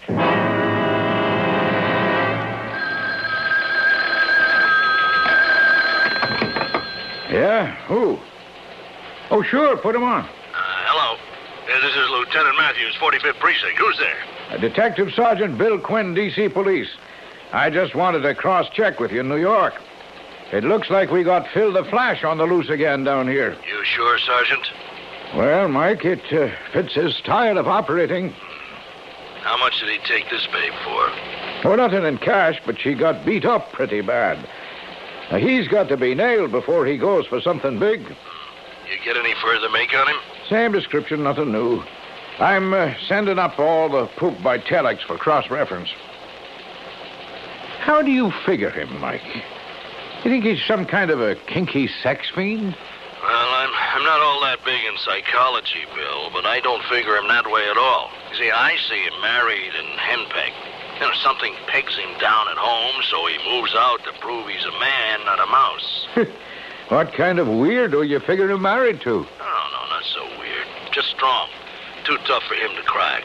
Strong? How? Who knows? Mentally, I doubt physically. Maybe she holds the purse strings. Well, so what's the answer? Just that we gotta nab him soon before he meets some babe and he flips bad enough to wipe her out completely. I wonder if his wife, if he's got one, knows what danger she's in. What I wonder is, does this guy, whoever he is, know how sick he is?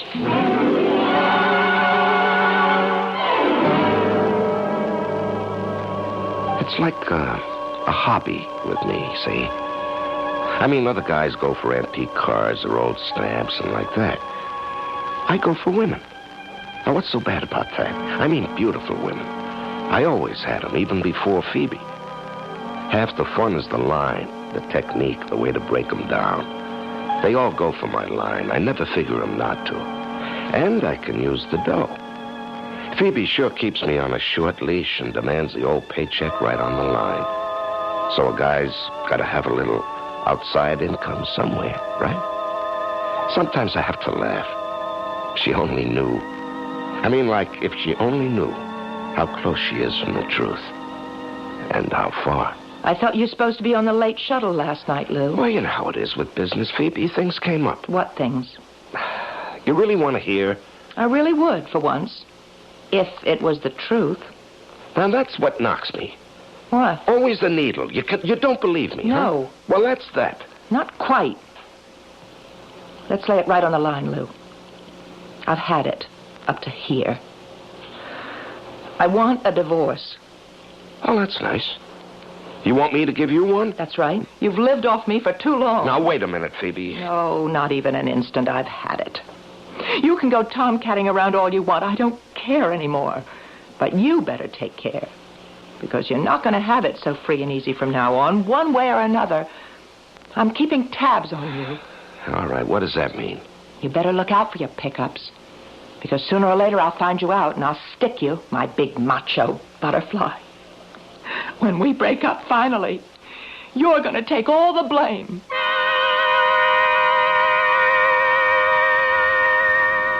I didn't have any particular answer, except to coast. Phoebe is independently wealthy, and it's a wise man who knows which side his bread is buttered on. Except, who could have figured Athena? Oh, that was the thing that blew everything 6 ways from nowhere. Athena, the goddess of justice. But who knew she would weigh the scales on me? It started out just like usual. Excuse me. Would you just permit me to say how exquisitely lovely you are? Should I? Just because you tried to buy me a drink? No, the drink was a gesture. My statement was a compulsion. After all, I am at best half a man. How is that again? Well, the other half of me is my camera. Insatiable, demanding, never satisfied with anything less than perfection. So, when I see it with both eyes... Are you trying to tell me you're a photographer? I am. Well, it's a small world. I'm a model. Oh, really? Professional? Of course. Well, not quite yet. It's a little difficult in Youngstown to get started. That's why I came to New York. Perhaps I can help. May I introduce myself? We've gone this far. Why not? But my name is Philip Evemont. Yours? Athena Blackwell. I mean, that's the name I'm going to use when I... Evemont?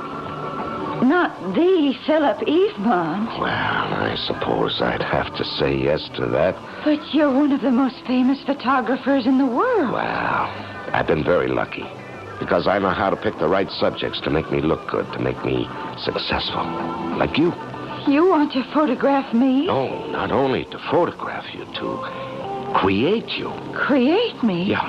Well, that was a clumsy way of saying it. What I meant is, I want to evoke your personality so it shines with your beauty. I see you in ethereal creations, the sheerest of satins and silks, molding you and yet concealing you. Why? I mean, there's so much expense involved, isn't there? Well, would it be too much to pay to become the top model in the country? I could make you that in 6 months. The top model? Mm-hmm. Well, I have a little money saved up, but I don't think it would be enough. Yeah, how much? It's so expensive to live in New York.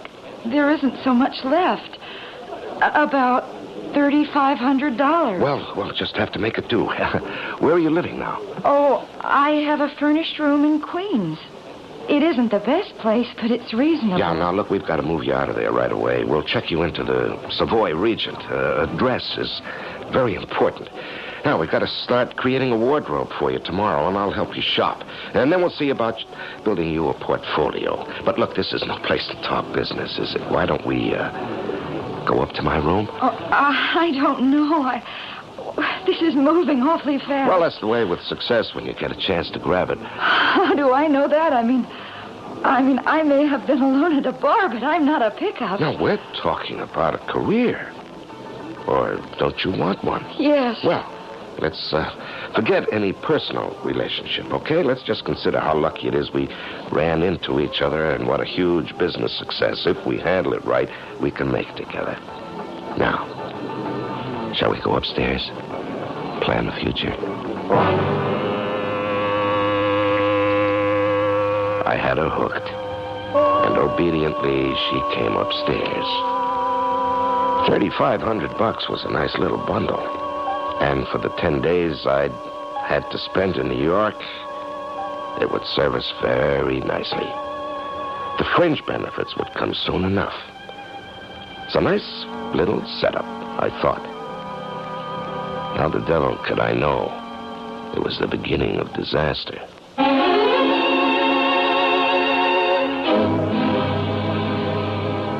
Oh, what a tangled web we weave when first we practice to deceive, said Sir Walter Scott.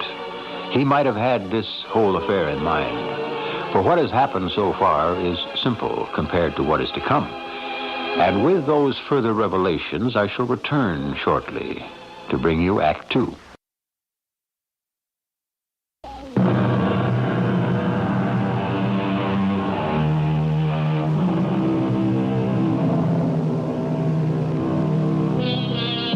Some people never learn, and Lou Richmond is typically one of them. This little masquerade he's conducting in New York proves to be the last straw for his long-suffering wife, Phoebe. And the new chapter in his life story that he has opened may very well prove to be his last. And not only because his wife has decided to close the book on him. I just can't take it anymore, Dennis. So I'm going to lower the boom. I'm going to take your advice. Well, it's about time, sis. The only thing that gravels me is that it's going to be expensive. My own brother's going to run up legal fees on me? Now, don't be silly. But your little brother, Dennis, can't afford to go skip-hopping around the country like the crumb you married. Well, his firm pays for that. Yeah, but they won't pay for me to keep tabs on him. They don't care what else he sells as long as he moves their merchandise. And the expense I'm talking about is private detectives. Oh, do we have to use those? I hate anybody else knowing any of my private business. Well, it's one of the things that heel Lou counts on. But if you want to nail him, it's the only way. Where is Charm Boy now? New York. You know where he's staying? No, he's careful never to let me know. Well, you can find out from the company he works for. I doubt it. They're all very buddy-buddy there, and the word seems to be out if any of the little women call, clam up. Anyway, it's too late to catch him on this trip. He's due back tomorrow. Well, when's his next one? I don't know. Well, let me know the moment you do, and I'll get a detective agency on his tail. Damn good thing I didn't know what was going on back home in Cleveland with my old lady, because I was sure having enough trouble on my hands with this babe Athena in New York. Like she acted dumb enough to have bells ringing in her head. The only trouble is, before she shelled out her dough, she wanted me to be listening to him, too. Plus, the entertainment tab was running up out of sight. And so far, that was all out of my pocket. Philip? Philip? What? What's the matter with you? Don't you recognize your own name? Yeah, of course. My mind was somewhere else for the moment. Tell me something, Phil. If I can. It's a bit late to be asking, but are you married? Me? You gotta be kidding. Oh, no, I'm not. Not one bit. Well, the answer is no, baby. And where do you live? Well, you know, a photographer's life on the go all the time. I got a pad in L.A., the hotel suite here in New York. In Europe, I sponge on friends who are happy to have me around. You know, Cannes, Antibes, London, Paris, wherever the smart people gravitate. You're so famous, I'm surprised that right here in New York, nobody yet has walked up to you and recognized you as the Philip Evenall. Wow, that's because I'm the man behind the camera. They see the women I've made the glamour queens, not me. Just as they'll remember you, not me. When I make your face known around the world. Phil? Yeah? You are going to make me a glamour queen, aren't you? Oh, you know it, Athena, honey. But when do we start making the pictures for my portfolio? Hey, first things first, huh? Now, we gotta get you settled at the right address, and we gotta build that wardrobe. The apartment deal's all set, and the couture place is holding all those clothes. When are we gonna lock everything up? It's so much money. Almost all I have. Is that all that worries you? I'll call the coast tomorrow and have them transfer some of my funds. You mean you'd be willing to cover it all? Well, why not? After all, my interest in you is a little more than just professional. How much more? Well, let's settle up here and go back to my hotel suite. I can explain. So much better there. Oh, Phil, I want to believe you. I want to believe you so much. Hey, what was that? Well, someone took a flashlight picture. Something for your scrapbook, a moment to remember. Practically instant result in less than 15 seconds. Well, who told you to snap it? Was it you, Athena? No, I had nothing You can to tear do that with up right now, Flash Gun Casey. Don't you want to see it first? No. Oh, Phil, please, can't we just look at it? Clear as a bell, warm as love. You make a nice couple. Oh, it is a good picture. Can't we have it? Oh, all right. Here. I'll get you change, sir. Keep it and blow. Yes, sir. Give me that. Please don't tear it up. Okay. I'll shove it in my wallet. It's a nice picture, Phil. We do make a nice couple. Yeah. Come on, let's get out of here. My place. Where you can really relax.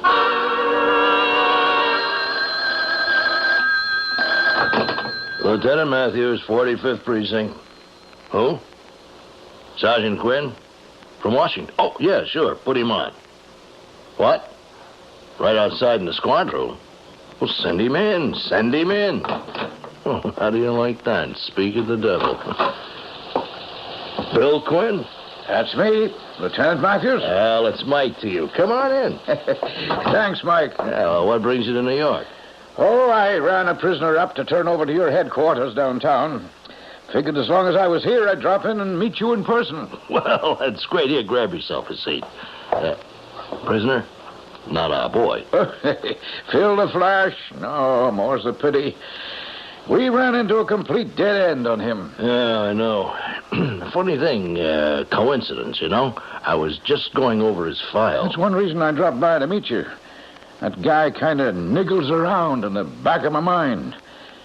You got anything new on him up here? No. He just seems to be laying low for a while. Well, maybe he ran out of gas or got the call. Oh, no. Not this boy. He'll be back. He's like all of them. They get a good thing going, and they just got to run it into the ground. They never know when to quit. What's so good about it? He don't clean up that much. Well, he don't do so bad neither here. Let's see now. We've collated everything we've been able to off the wires. Chicago 74, Iris Coliseo, $1,500, and aggravated assault. 75, Marion Shettle, $500, no other charges. 2 ladies in 76, another couple of grand, and 1 assault charge. And Washington, you know the story. Oh, here, 7 separate complaints, civil and criminal. Add it all up, 17 separate females, and maybe a total of 35 to 40 grand. And these are only the ones who try to turn him in. Same line every time? Sure. Claims to be Philip Evemont. Doesn't even look like him. This guy's maybe 5'11". Evemont's 6, 7, or 8. This guy's heavy set, paunchy. His teeth are not so good. He's balding. But Evemont has a head of hair like a lion and a set of choppers like a movie star. How does he get away with it? You're asking me, Bill? It's a crazy world. Just the same, I'd like to pin him down. Yeah, so would I. Just one break, I ask, before it's too late. Too late? You mean before he gives up the scam? Huh? If I knew he'd give it up, I'd settle for that. You know what I told you over the phone? I'm afraid if he don't, it's going to back up somehow, real big. Well, like how? Well, one of these dames is going to see the light and realize what a ride she's been taken for. And she might just get hold of something lethal, like a gun or a knife. Put a couple of holes in him. Wouldn't you figure maybe he had it coming? Yeah, well, maybe. But what really worries me with this guy's history of assault and battery is what he might do if one of them tried to blow the whistle on him before he had a chance to duck. I'm afraid of how far he might go to keep his identity a secret. Hey, sometimes I think I'm getting old. My wife says even my worries have worries. Come on. Let's go hoist a couple of beers in the local pub and congratulate ourselves that as far as we know, old Phil the Flash is off the prowl. No, Phil, no. Oh, why'd you come up here to my rooms? To get things settled, to find out just where we stand. Now, you know where we stand, Athena. I don't. No, I mean, first of all, I thought we had a business arrangement, but now... All right. Now what? Now it's something else. Something I'm just not ready for, Phil. Oh, come on, Athena. You've been building up to it all day since lunch, and dinner was the clincher. Now, why do you think I cut our night out short and brought you back here, huh? I thought at least it was to talk about my career first. You've been hinting at a lot more than that, not only tonight, but all week. You just don't understand me, Phil. I understand that you don't trust me any way at all. I never said that. If you mean the money, it's just that it's all I have. Everything seems so expensive, and it's all so rushed. Now, you thought you'd just make a little play for me and see if maybe I wouldn't foot the bills, carry the ball all by myself. No, that's not what I thought. Sure. Maybe it even went a step further. You thought, why don't I go for the whole ball of wax, tie the sucker up completely, make him marry me so I got a real lock on him? Oh, I didn't. I did no such Are you going to thing. tell me that wasn't what you were after tonight, making sure I was single, lining up a photographer to take a picture of us? I didn't order that picture. Or maybe you had. Now, what'd you think you could do? Hold me up for another little bundle to hide in your security blanket? I don't know what you mean. How could I hold you up for... Oh, I see. You lied. You are married. Well, that wouldn't make any difference to you. Nothing you could do about it anyway, since I was smart enough to pack the photo away in my wallet. All right, babe. The party's over. Out. So, it was all true. You were just using me, just trying to get money out of me by pretending that I could be... I'll bet you're not even Philip Eve'mont at all. Okay, that's enough. Out. What? Wait, you're nothing but a cheap con man. I bet this isn't the first time you've done this sort of thing. I ought to report you to the police. And maybe I just will. Now, wait a minute. Not on your life. I've seen all I want. No, Phil. Whoever you are, let me go. Not until I get my wallet back. What are you talking about? Now, you know what. Don't try to act innocent. Now, give me that handbag. No, I don't have your wallet. You put it on the high boy there. Yeah. Where is it now? I don't know. What are you doing? I'm looking for my wallet and that picture you thought you were so smart getting. You can see it's not in my pocketbook. All right. Where have you got it? I haven't got it. Have you gone crazy? I want that picture. I haven't got it. If you come any closer to me, I'll scream. Oh, no, you won't. You're going to keep your mouth shut. Keep away from me. Oh! I told you to keep it shut. Oh, no, Now, where is it? Ow! I haven't got it. You bit me. No, I don't. Be quiet. Just be quiet. Be quiet.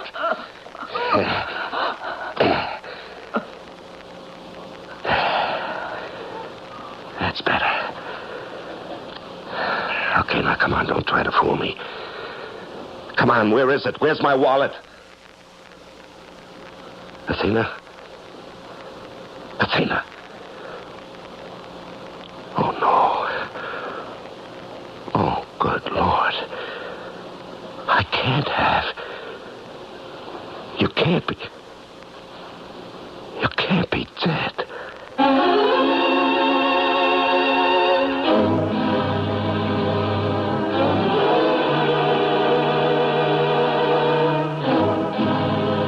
Experience is a matter of instinct about life, said Oscar Wilde, or words to that effect. No one is more experienced than a veteran police lieutenant, and Lieutenant Matthews' instinct was right. Lou Richmond has finally gone too far. But will he get away with it? We'll find that out when I return shortly with Act 3.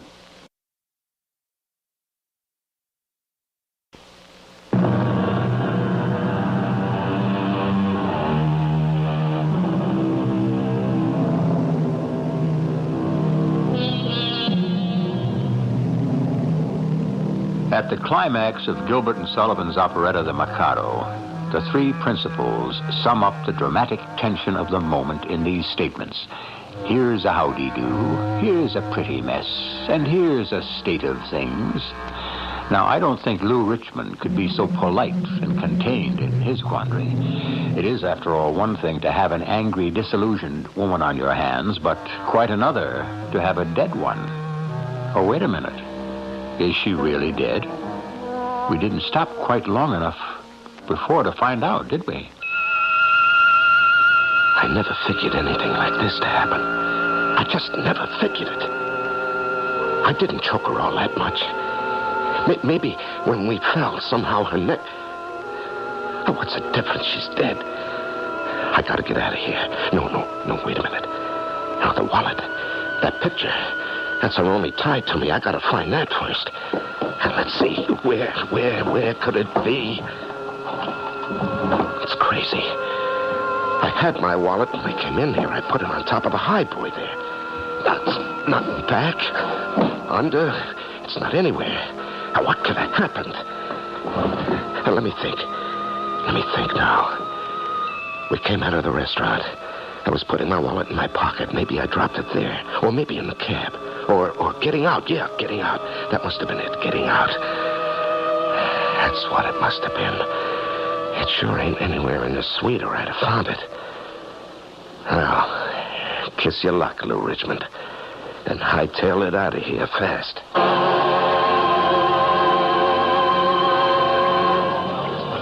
Shall I order the beers, Mike?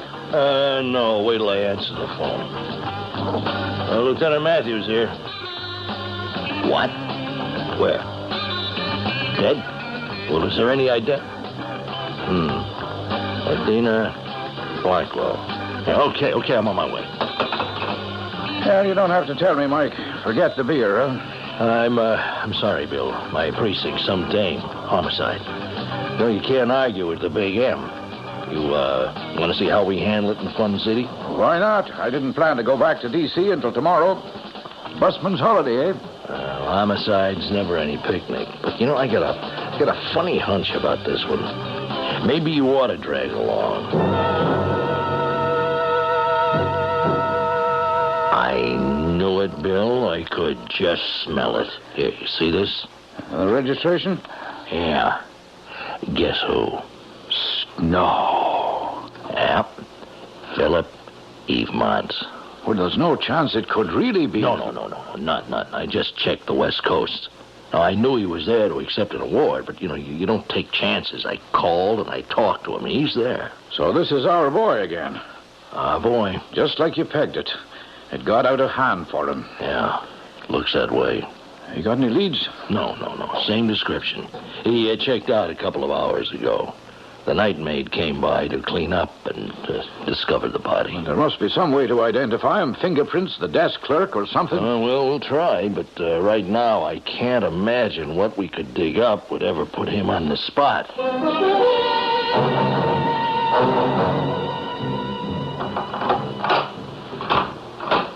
Who is it? Who is that? It's all right, Phoebe, honey. It's just me. Lou? Who else? Why, I didn't expect you back until late tomorrow. Yeah, well, my plans got changed. My business was all finished, so I took the chance to get on home to you as fast as possible. What's the matter? One of your lady loves walk out on you? No, it wasn't like that. I just wanted to get back home. You what? Well, that's a switch. Now, look, Phoebe, honey, I'm sorry. I'm tired and it's late. Let's not have any go-rounds, huh? Give me a break. A humble Lou Richmond. What happened in New York? Something go wrong? No. It's just, I've been thinking, hon. Maybe I do spend too much time away from home. Tomorrow, I'm going to tell the office I've had it with the road. It's time I stayed home more, mended a few fences. They don't need mending, Lou. They fell down a long time ago. Well, maybe it's time you and me started rebuilding them. It's a little late for that. Maybe it is. I guess we have to wait for tomorrow and the future to find out, huh?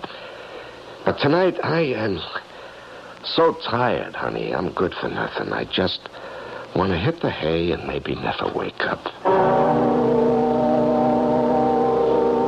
I slept like I'd had knockout drops. and woke up feeling not much better than if I had.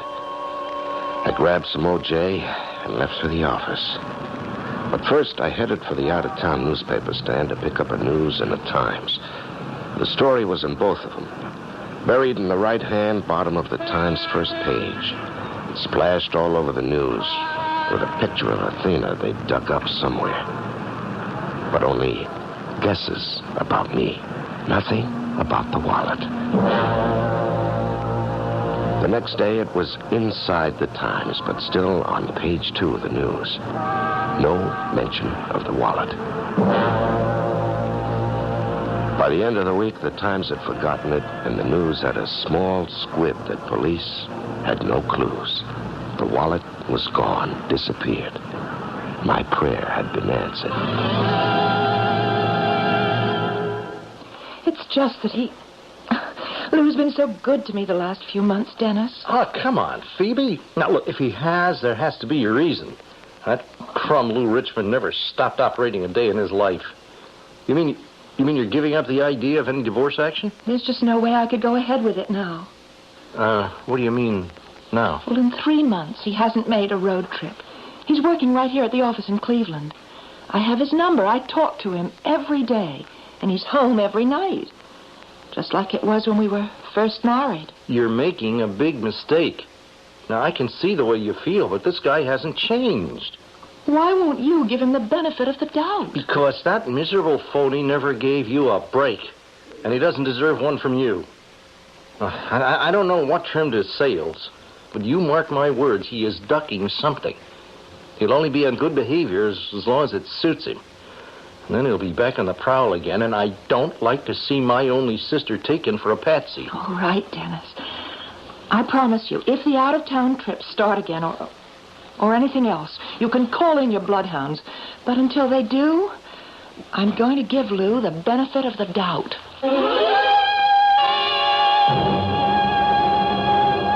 The next months really drove me up the wall.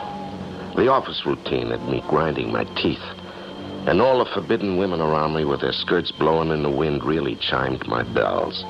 What was worst of all was Phoebe suddenly making dove's eyes at me again. So I made my decision.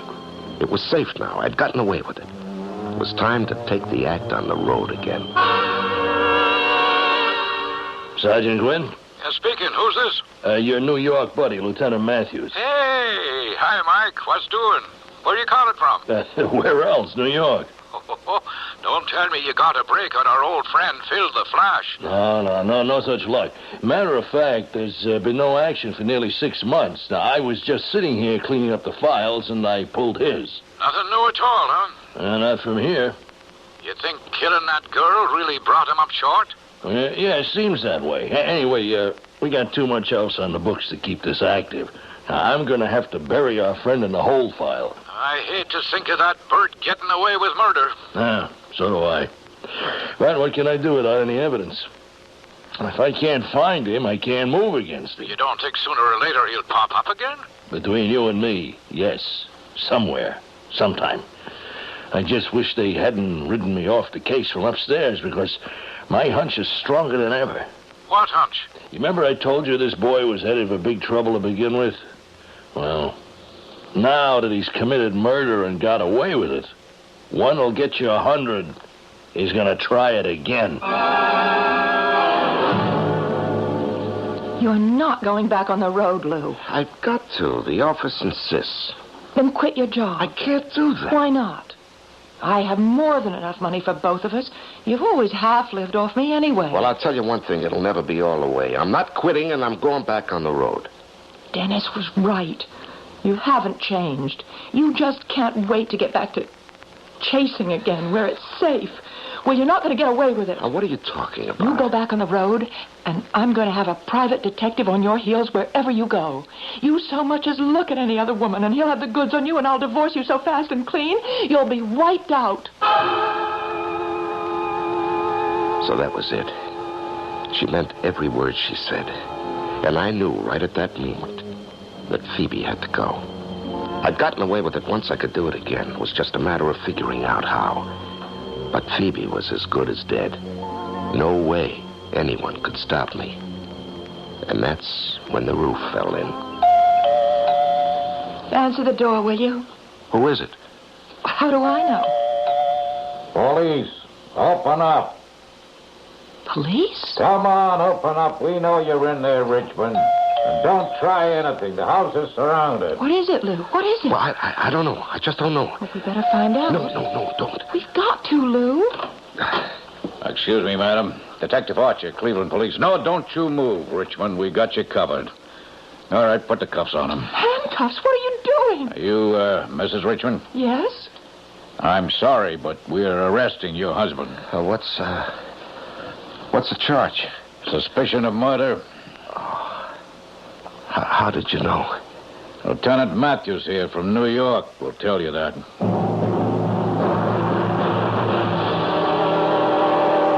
But I looked behind the high boy. So did we at the time. We missed it, too. Where was the wallet? Behind the wooden backing. It was loose at the top. The wallet slipped down inside it, behind the drawers. The hotel just started to redecorate, and when the high boy was moved, they found it.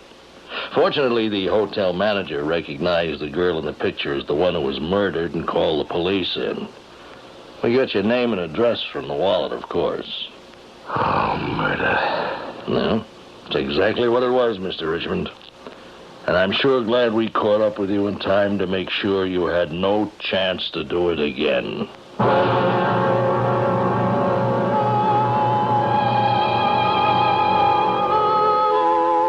Coincidence. As I said in the beginning, if it weren't for coincidence, half the best stories in the world would never have happened. A picture taken at the wrong time, a damaged highboy, a lost wallet, and a hotel's decision to redecorate. If it hadn't been for all of them, Lou Richmond might have gotten away with murder as easily as he did with his impersonation of the famous photographer. I'll be back shortly.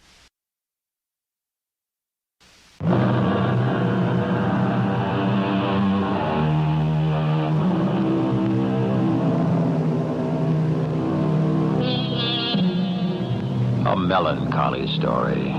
What makes such a tawdry and despicable man? Perhaps all of us must share the blame a little.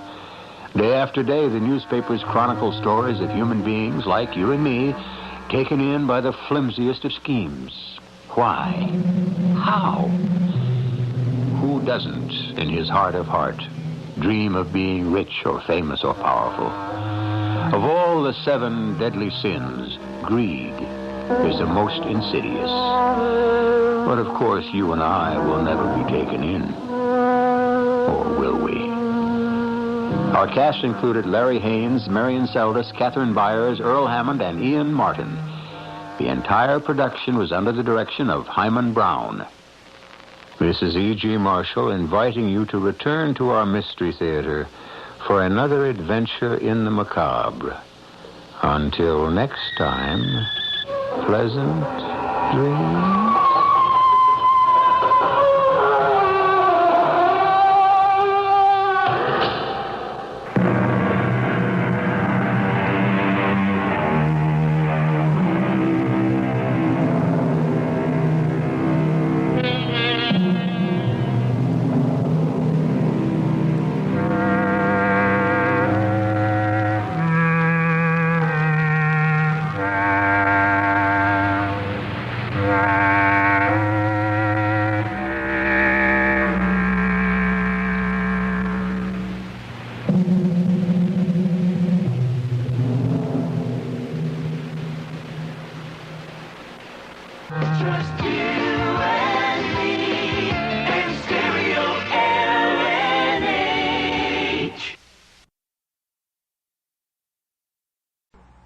And now, Mystery Theater.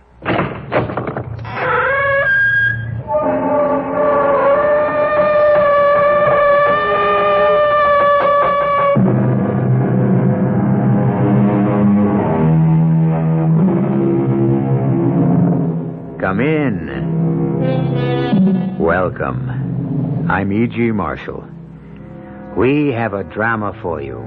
An adaptation of a story written long ago, A lady by the name of Mary Wollstonecraft, dead now for a century and a quarter, accomplished in her lifetime 2 things for which she is well remembered. She married the poet Percy Bysshe Shelley, and she composed the novel Frankenstein. The first brought her misery, the second brought her fame.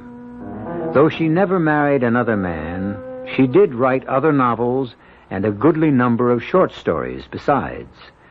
It is one of these we bring you now.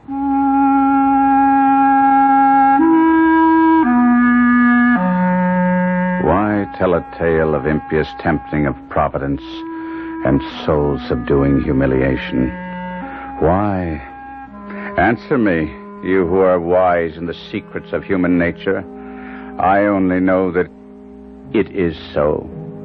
And in spite of strong resolve, of a pride that too much masters me, of shame and even of fear, I must speak.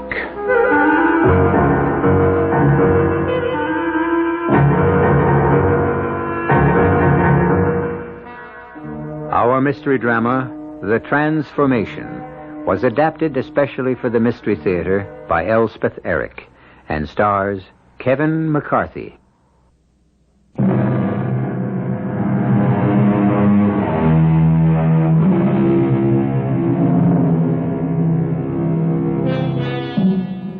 The background for our tale of horror is the proud and beautiful city of Genoa, which looks down upon the blue Mediterranean Sea where the northern coast of Italy curves toward France. It was in Genoa that our hero was born, and on the shore of that sea that his strange adventure, or should we say misadventure, began.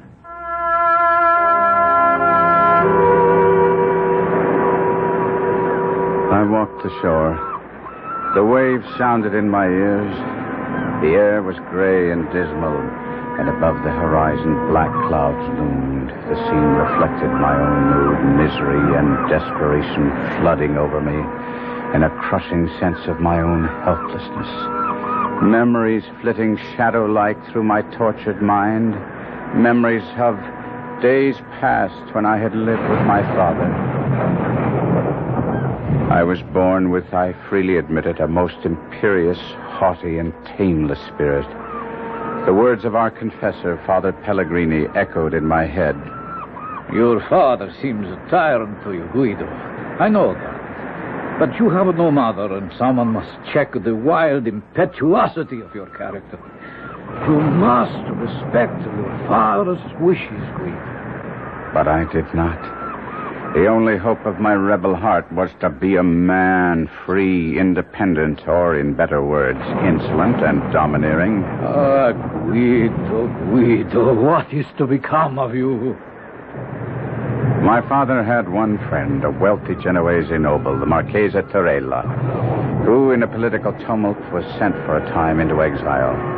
Like my father, he was a widower with one child. A little flower of a child whom he left under my father's guardianship.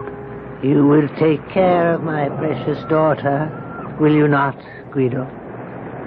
You're several years her senior. You will be her protector, her defender, will you not?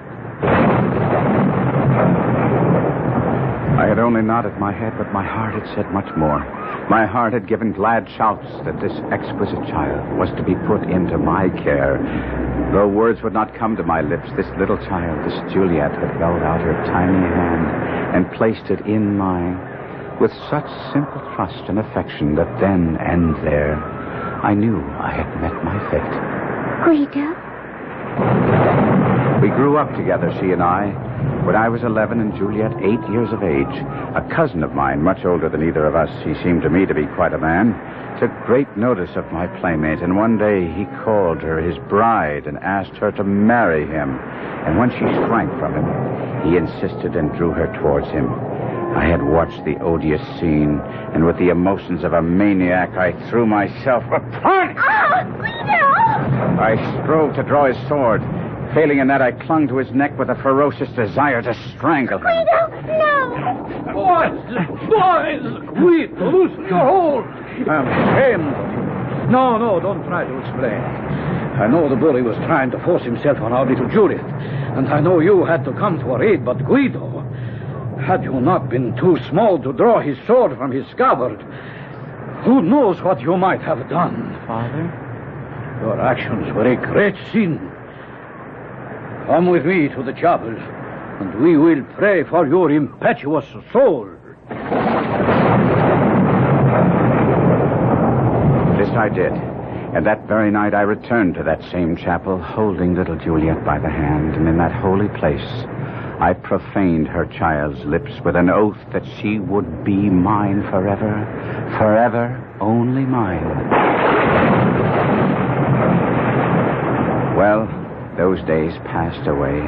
After a few years, the Marchesa Torella returned from exile and became wealthier and more prosperous than ever. When I was 17 and Juliet a blossoming 14, my father became gravely ill.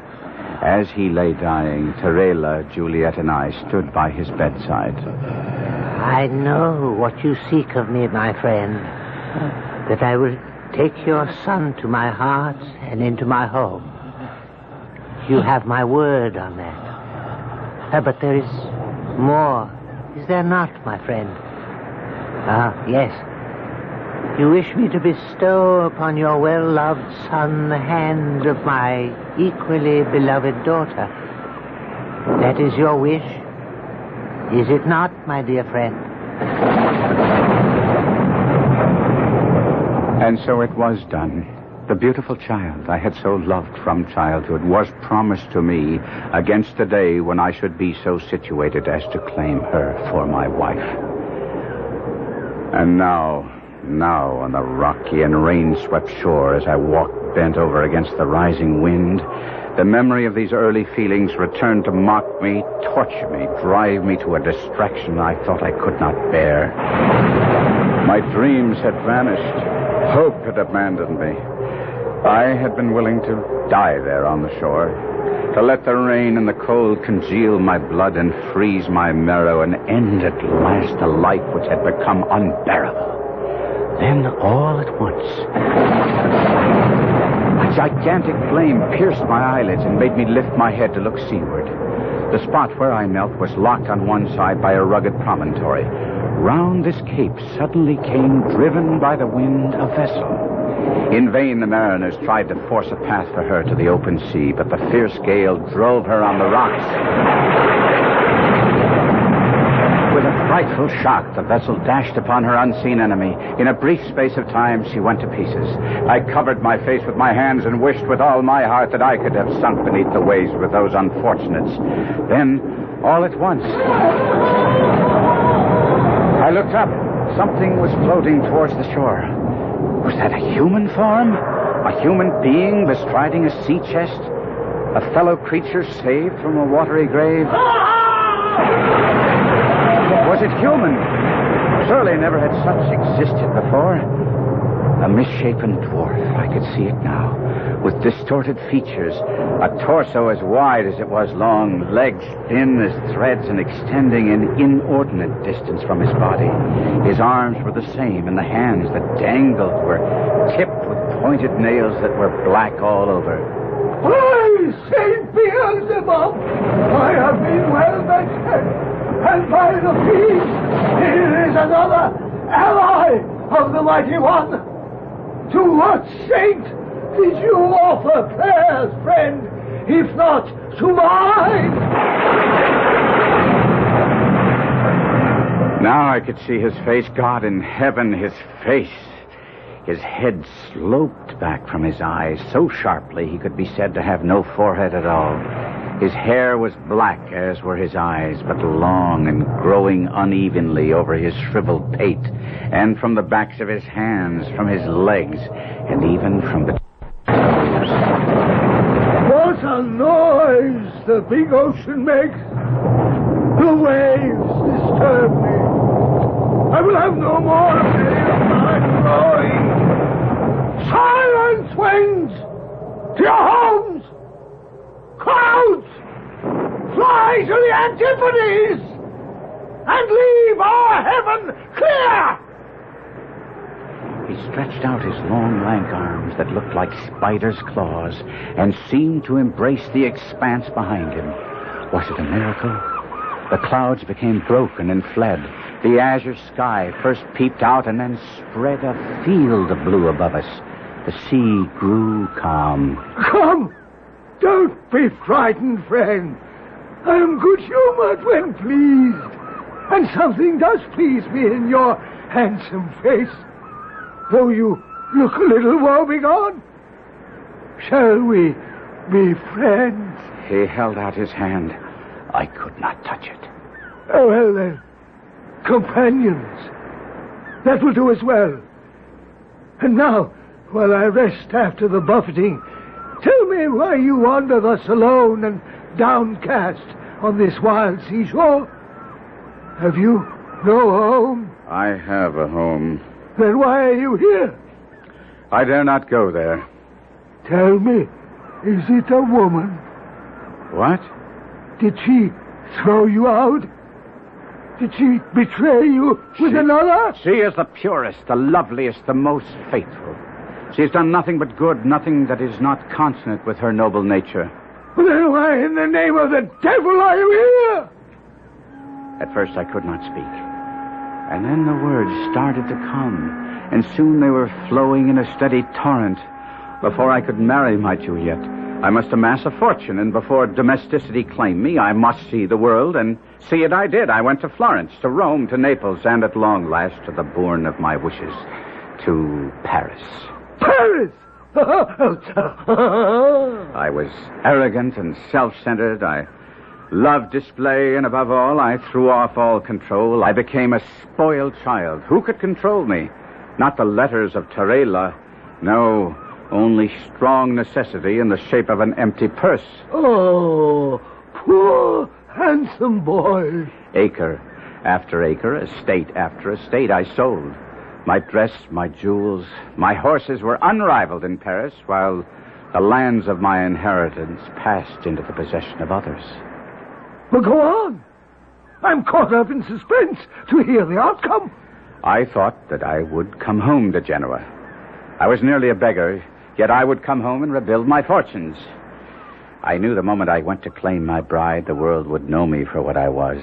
Not only a beggar, but one who had beggared himself, a wastrel, a fool. Knowing myself unfit to marry Juliet, according to the proper precepts of Genoese law and custom, how could I have contemplated such a thing? I abducted her. Good, brilliant, inspired. Huh? You think so? You think so? I had planned to marry her, carry her off to France, but my plot was discovered. What property I still owned was put in the hands of commissioners to pay at least partially my mountain of debts. Alone, friendless, I came to this shore, and so you see me now. How can you laugh so? How can you humiliate me even further? Do you mean to starve on these rocks and let the birds peck out thy dead eyes, while your betrothed is possessed by another? What would you have me do? Revenge thyself, man. Humble thy enemies. Set thy foot on the old man's neck. Possess thyself of his daughter. Oh, had I gold, much could I achieve, but poor I am powerless. You have noticed the sea chest on which I am seated. It was on that chest that you floated to shore. I shall now dismount. See? A common sea chest, would you say? I have seen many such. But when I press here, when a spring lurks beneath, see what happens. It flies open. Come, closer. Behold. I approached the chest. And, Holy Mother, what a sight met my eyes. Blazing jewels, ruby, diamond, sapphire, emerald, beaming gold, pale silver. I trembled head to foot. A wild passion swept over me to possess this treasure which gleamed and glittered within the chest. I looked helplessly at the hairy monster who stood watching me through half-closed eyes. His look, his very attitude told me that he had read my deepest thoughts.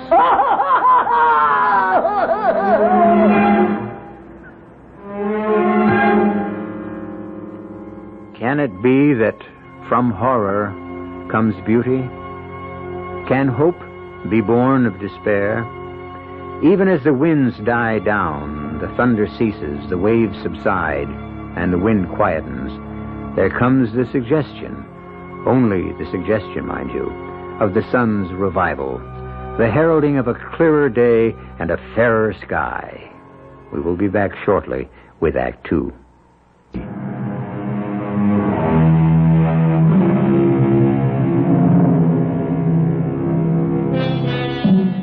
You will remember that we left our despairing hero on the shore of the Mediterranean Sea below the city of Genoa.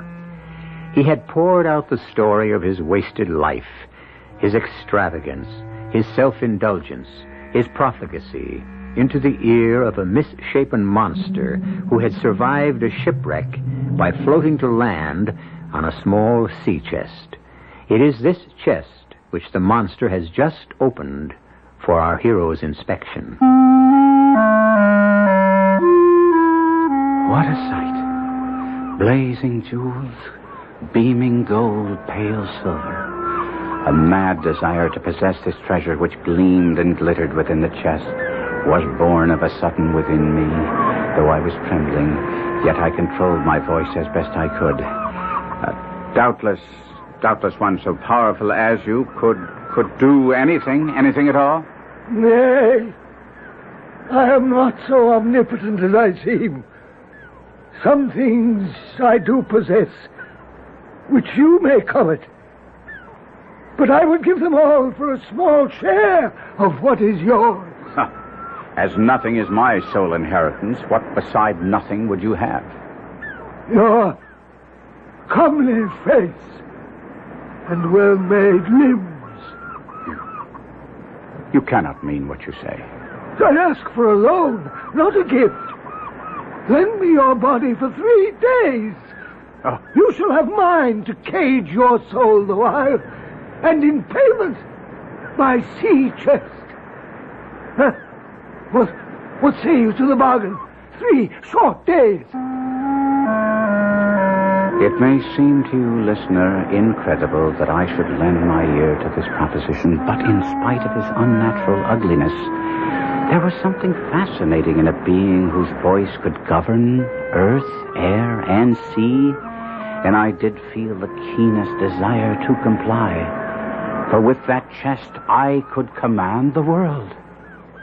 You must realize that if you were to be faithless to our bargain, I would soon die upon these lonely sands. I shall leave you food for survival. But even should I survive, the limbs and body which are still mine would be yours forever. 3 days only. Look here. Huh? See the blue of these sapphires.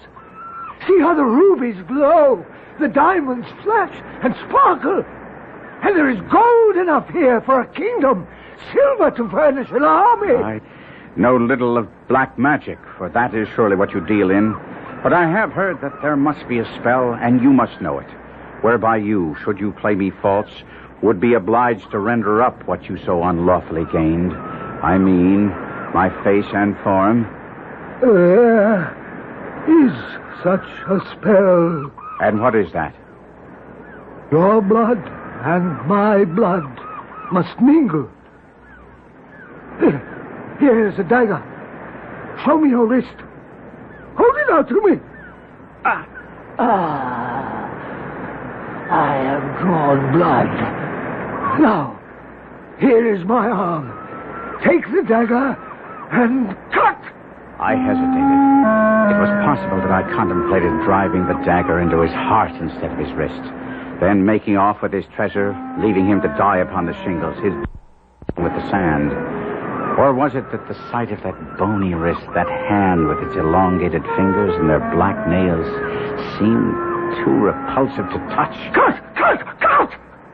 Cut I did. I held the horrid hand and drew the dagger across the skinny wrist until the blood flowed freely.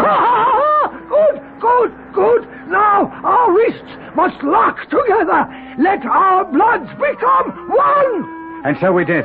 In horrid fascination, I watched his blood and mine mix and mingle, yet not quite did they become one. For while the blood from my wrist flowed crimson, the blood of the monster flowed black. I scarcely knew when he separated himself from me. My eyes were fixed upon the treasure chest. I let the jewels run through my fingers. I caressed the gold. I stroked the silver. But as I did so, I saw my hands. Could they really be mine? Long, black, emaciated fingers with long, black nails? Yes, they were now mine. But I comforted myself only for 3 days. I thought to retire to a cave nearby and there wait out the little time before the monster's return. I picked up the chest awkwardly. So unused was I to my new arms. I entered the cave, set down the chest full of my fortune, and ruminated on my future conduct. I felt a surge of joy, of confidence, and a glad cry escaped my lips. Thank you, my Lord God! Oh, horror of horrors! The voice was the voice of the monster. He possessed not only my face, my limbs, but he had taken my voice itself.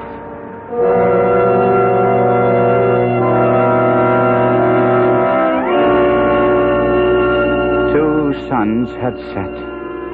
The third dawned, slowly paced the bright orb up the eastern sky. Long it lingered in the zenith, and still more slowly wandered down the west. It touched the horizon's verge. It was lost. The evening star shone bright. I thought to myself, he will soon be here. And for the second time, I shouted aloud for joy. At last! At long last! But he came not. By the living heavens, he came not. Night dragged out its weary length, and the sun rose again on the most miserable wretch that ever upbraided its light. I dreamed that I was at Juliet's feet, and she smiled and spoke my name. Guido. Oh, Guido! She had seen my transformation. I awoke with the agony of the nightmare upon me. I would on the instant return to Genoa. That was my resolve.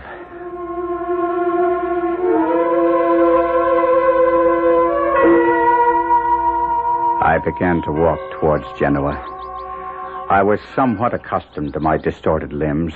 None were ever so ill-adapted for straightforward movement, and it was with infinite difficulty that I proceeded. I tried to avoid the hamlets, for I was unwilling to make a display of my hideousness, but I was not always successful. What is that? Sweet Savior, what is crawling up the path? It's a spider! A spider the size of a man! Maria, get in the house. Quickly! Quickly! I had the wild notion that I might beg at her house for food, for I had brought none with me. But I understood immediately that there would be no food here. No help of any kind. Wait, Maria! Hand me my broom! Be quick! It's starting to run! Give me my broom! With my spindly arms wrapped around my tiny head and my long, crooked limbs carrying me away from her as fast as they were able, I escaped the enraged woman. I stumbled up the cliffs, searching for a cave where I could hide my repulsive body, and I lay panting on the rock. Below me, the splashing sea, the quiet sand, and above, the blue sky of heaven. Bruised in body and broken in soul, I slept.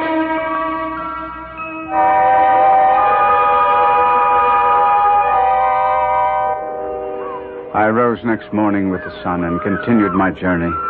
I walked as best I could, but it was dark before I approached the outskirts of Genoa. The weather was so balmy and sweet that I conjectured that the Marchesa and his daughter might have left the city for their country retreat. It was from this Villa Terela that I had attempted to abduct Juliet. I had spent many an hour reconnoitering the spot and knew each inch of ground well. It was beautifully situated and bosomed in trees. As I drew near, it became evident that my conjecture had been incorrect. The Villa Terela was lighted up, Strains of music were wafted toward me by the breeze. The country people were all flocking about. I longed to address someone, to inquire the occasion of so much festivity. But I thought I might, from some hiding place, hear others discourse, and in some way gain intelligence of what was going on. So, entering the walls that were in the immediate vicinity to the mansion, I found one dark enough to veil my excessive frightfulness. There, amid the shadows, quivering with fright and dread, I heard footsteps. 2 pairs of footsteps approaching along the gravel path. A beautiful night for the gala, Father. A happy omen of tomorrow's ceremony, Marchese. I do believe it will be a blessed union, Father Pellegrini. Do you not? By all the saints, my friend, I sincerely believe it.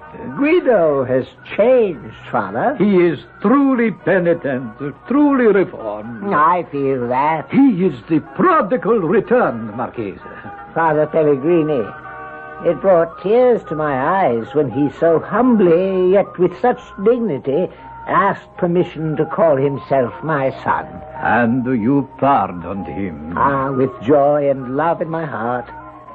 And fast upon the pardon bestowed on him the gift of my lovely child, my Juliet. You have acted nobly, Marchese, with magnanimity. Wisely, too, I trust, Father. I believe so. My heart died with horror. I had done all this. On the morrow, my once promised bride was to pledge her vows to a fiend from hell, all because of me, oh merciful God. The anguish was too great to bear, and scarce knowing what I intended, I grasped the dagger that the monster had used to sever both our wrists, and I plunged it in my breast.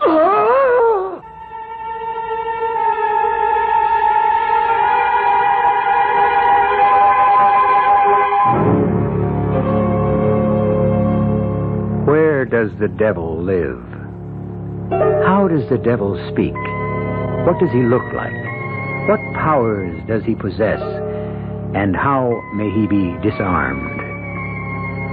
We know not neither his abode, nor his voice, nor his face or form.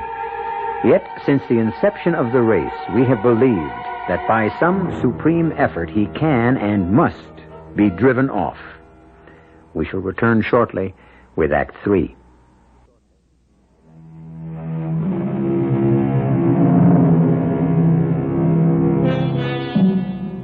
Recall with me now, dear listener, how we left Guido, our gallant cavalier, transformed now into the shape of the most repellent monster, hiding in the shadows of the Villa Torella, where he heard the Marchese Torella and Father Pellegrini discuss the marriage on the morrow. His long-loved Juliet was to marry the monster who now appeared to be, and everyone believed to be, Guido himself. The anguish was too great to bear, and scarce knowing what I intended, I grasped the dagger and plunged it into my breast.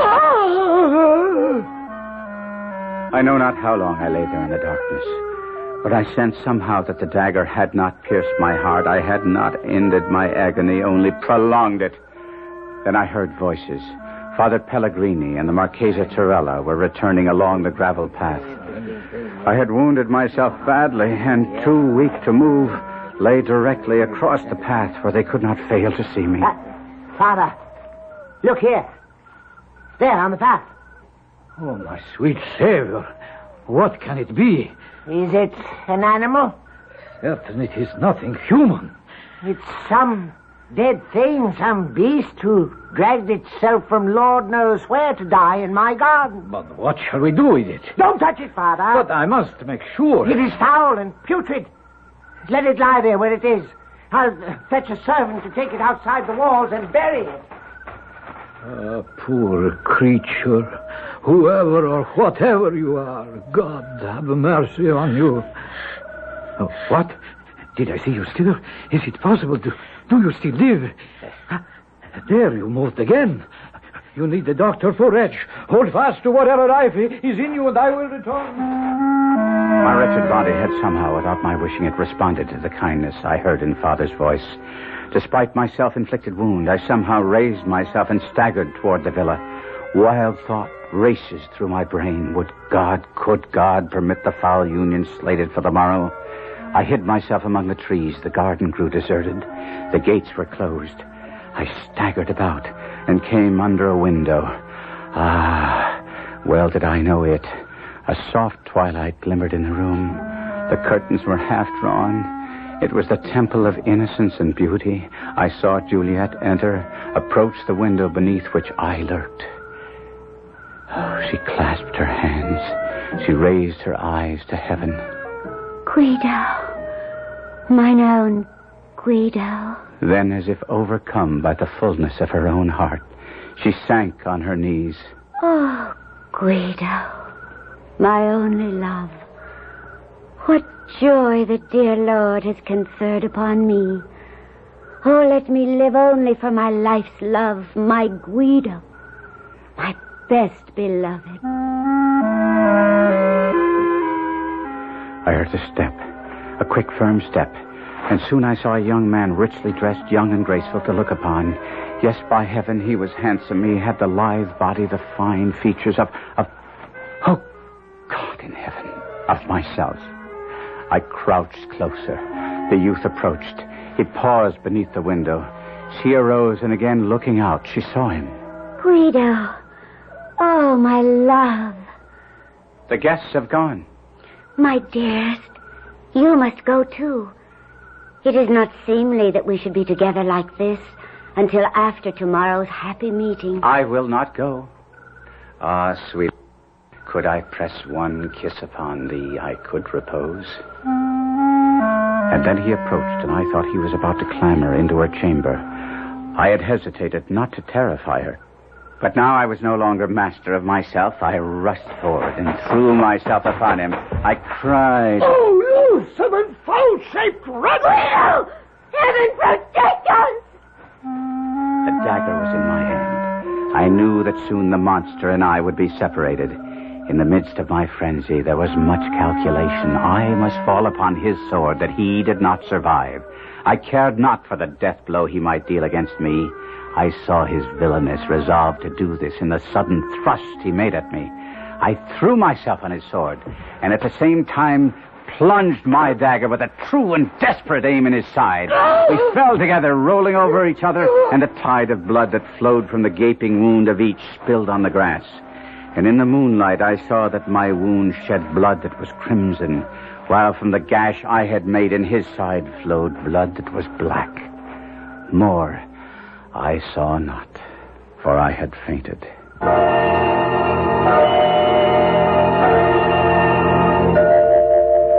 I returned to life, weak almost to death. I found myself stretched upon a bed. Juliet was kneeling beside it. My Guido. Oh, thank heaven you live. Juliet. My love. The voice in which I spoke was mine own. Mine.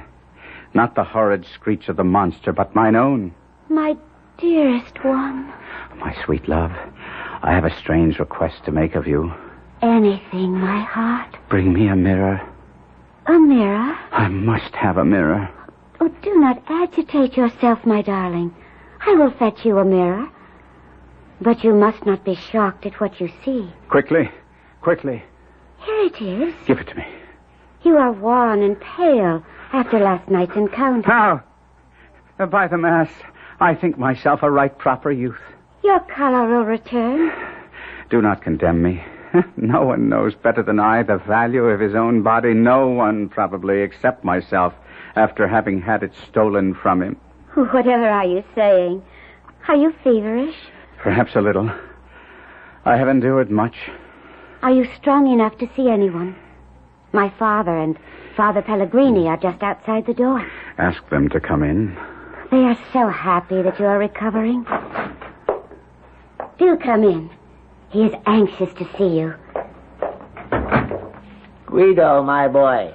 Marchese. You look well, Guido. A little pale, that's all. The doctor says that in a few weeks' time you will be up and about. And well enough for the wedding ceremony. Do you have any pain? None at all. Oh, hardly any. And what small pain I may feel, all is washed away by the happiness in my heart. The monstrous creature you killed last night. He is dead. We believe you mortally wounded. You believe? You do not know? There was nothing but a pool of blood. What color was the blood? What color? Why, scarlet red, like any blood. Why do you ask? No reason.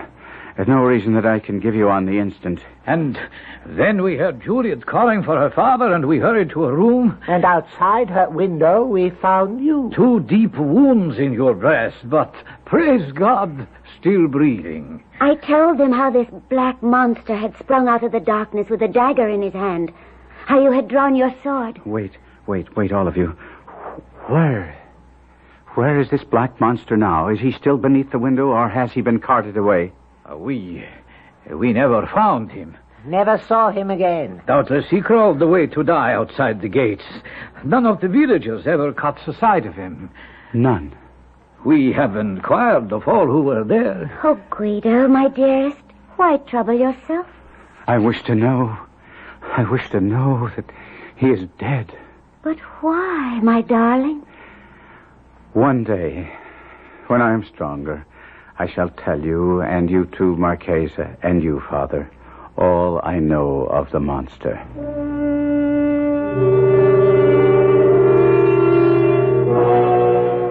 And so I did.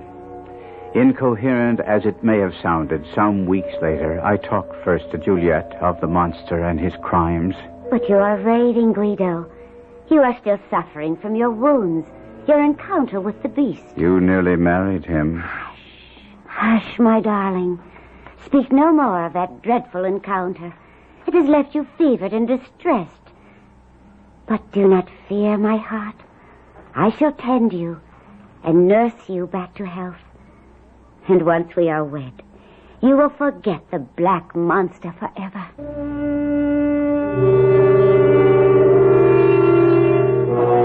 I did not forget so quickly. I talked next to my future father-in-law, the Marchesa Tarella, who gave more credence to my story. It was the fiend himself, Guido, there can be no doubt. Well, what a trickster he can be. We all know that. Indeed he can. I find it credible, although I confess it stretches my belief, that he could steal your body from you and come here in your guise. He did, sire. He did. Yet he came so humbly, so penitently. He asked my forgiveness for his sins in such a straightforward way. I confess he took me in completely. Sire, will you believe me when I tell you that what he did is what I would have done? Once I recognized the folly of my ways, will you believe me that on that sandy shore I cursed myself 1,000, 1,000,000 times over for my overweening pride, for my insufferable vanity, for my stubborn egotism? Will you believe me, sire?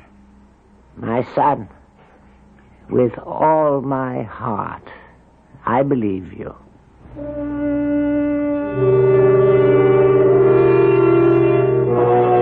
But when I told Father Pellegrini the story entire, his idea differed from either Tarella's or Juliet's, and it is his interpretation of the strange events that I most favored and favor to this very day. I am of the opinion, Guido, that it was not the fiend, nor any demon, who made the fateful bargain with you that day, your body in exchange for his wealth. No, I think it might rather have been a good, not an evil spirit, sent by your guardian angel to show you the folly of your pride. I did not again visit that strip of sand where I met the monster, nor did I seek for the treasure. The work of my bodily cure and my mental reform went on together. I have never, it is true, wholly recovered my strength. My cheek is paler since, my person a little bent. My wounds still trouble me, and Juliet sometimes alludes bitterly to the malice that caused this change. But I kiss her and tell her all is for the best. I am a more faithful husband, and but for those wounds, never would I have called her mine.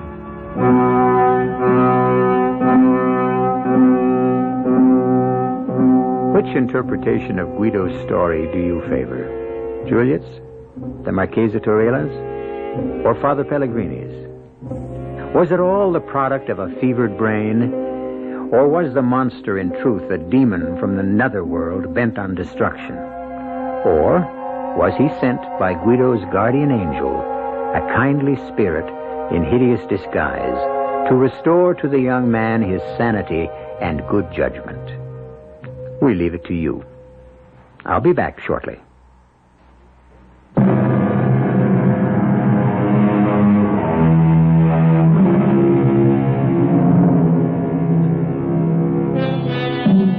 We have said that each one of you may opt for whatever explanation of our story you prefer. Was the monster a vision, a devil, an angel?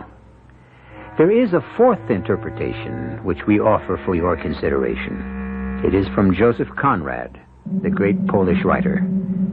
The belief in a supernatural source of evil is not necessary. Men alone are quite capable of every wickedness. Our cast included Kevin McCarthy, Robert Dryden, Ian Martin, and E.V. Juster. The entire production was under the direction of Hyman Brown. This is E.G. Marshall inviting you to return to our Mystery Theater for another adventure in the macabre. Until next time, pleasant dreams.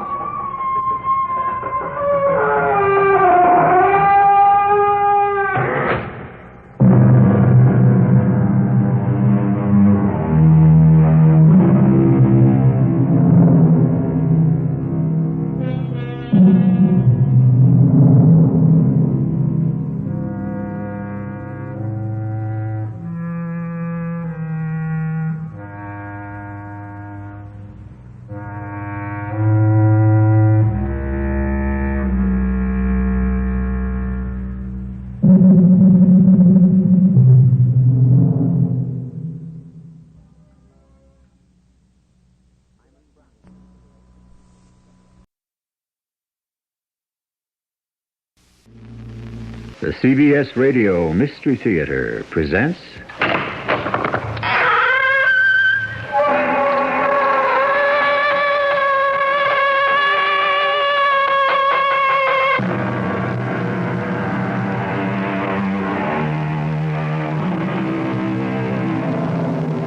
Come in. Welcome. I'm E.G. Marshall. But before you come in, stop a minute and look up at the night sky. Familiar? But there are those who will tell you that our sky is not all that familiar. That more and more it is filled with unidentified flying objects, and they will offer you stronger and stronger factual proof that they are there. Is it true? Are they really UFOs? Or to use a less scientific phrase, flying saucers? Well, Pete, did I steer you wrong?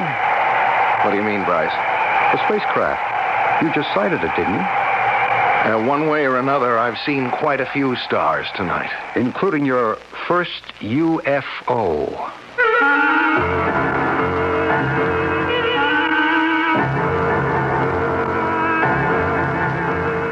Our mystery drama, A Message from Space, was written especially for the Mystery Theater by Ian Martin and stars Tony Roberts.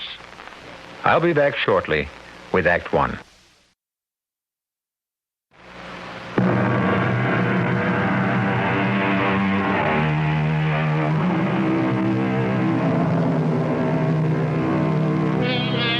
The term flying saucer was first used by a Texas farmer who saw one over his ranch in 1878. That's right, 100 years ago. For this information, I'm indebted to Arthur Shuttlewood, one of the foremost authorities in the world on UFOs.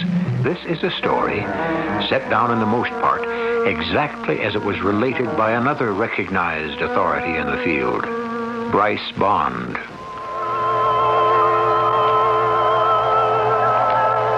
Of course, you must decide for yourself. The mystery, which ended in Warminster, England, began in the office of the features editor of one of America's largest newspapers. It's open. Come on in.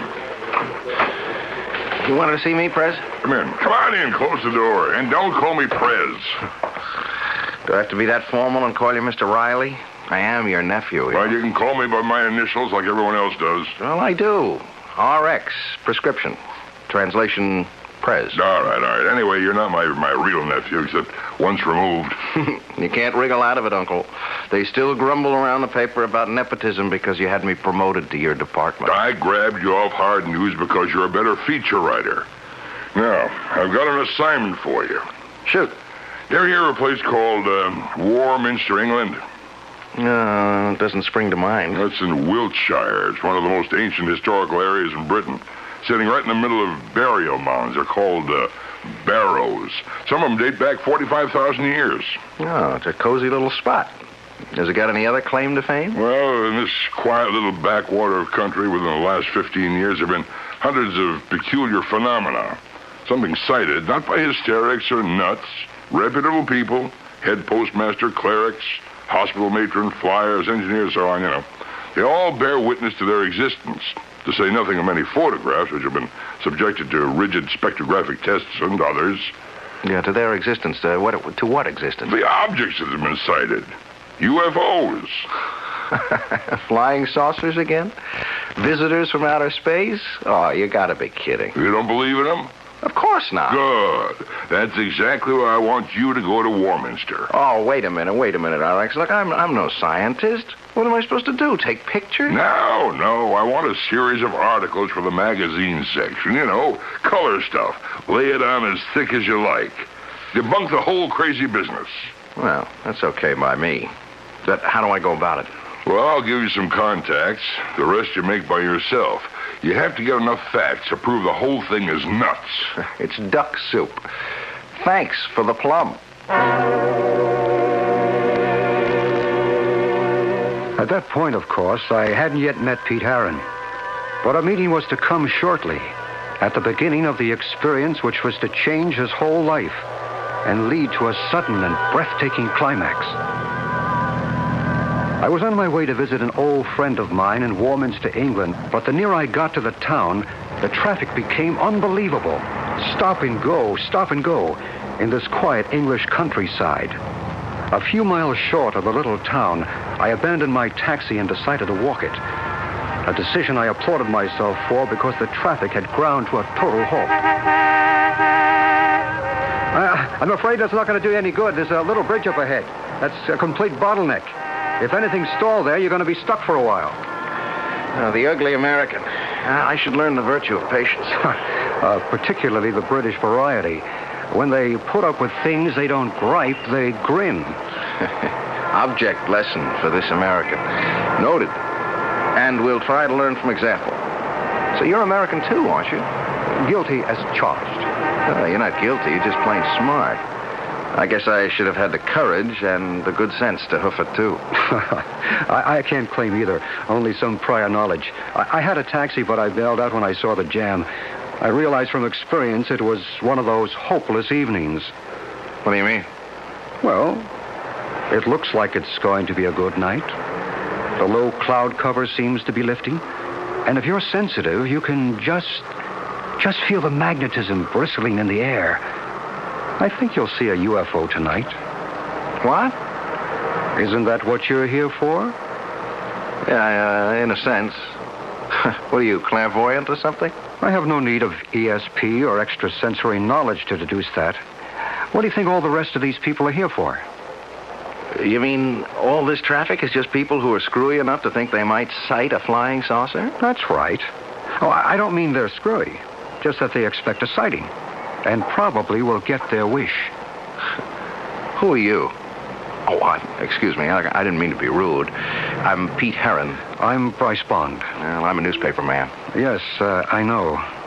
Hey, you made my day. I mean, I always hope somebody reads my articles, but I never expect them to remember the byline.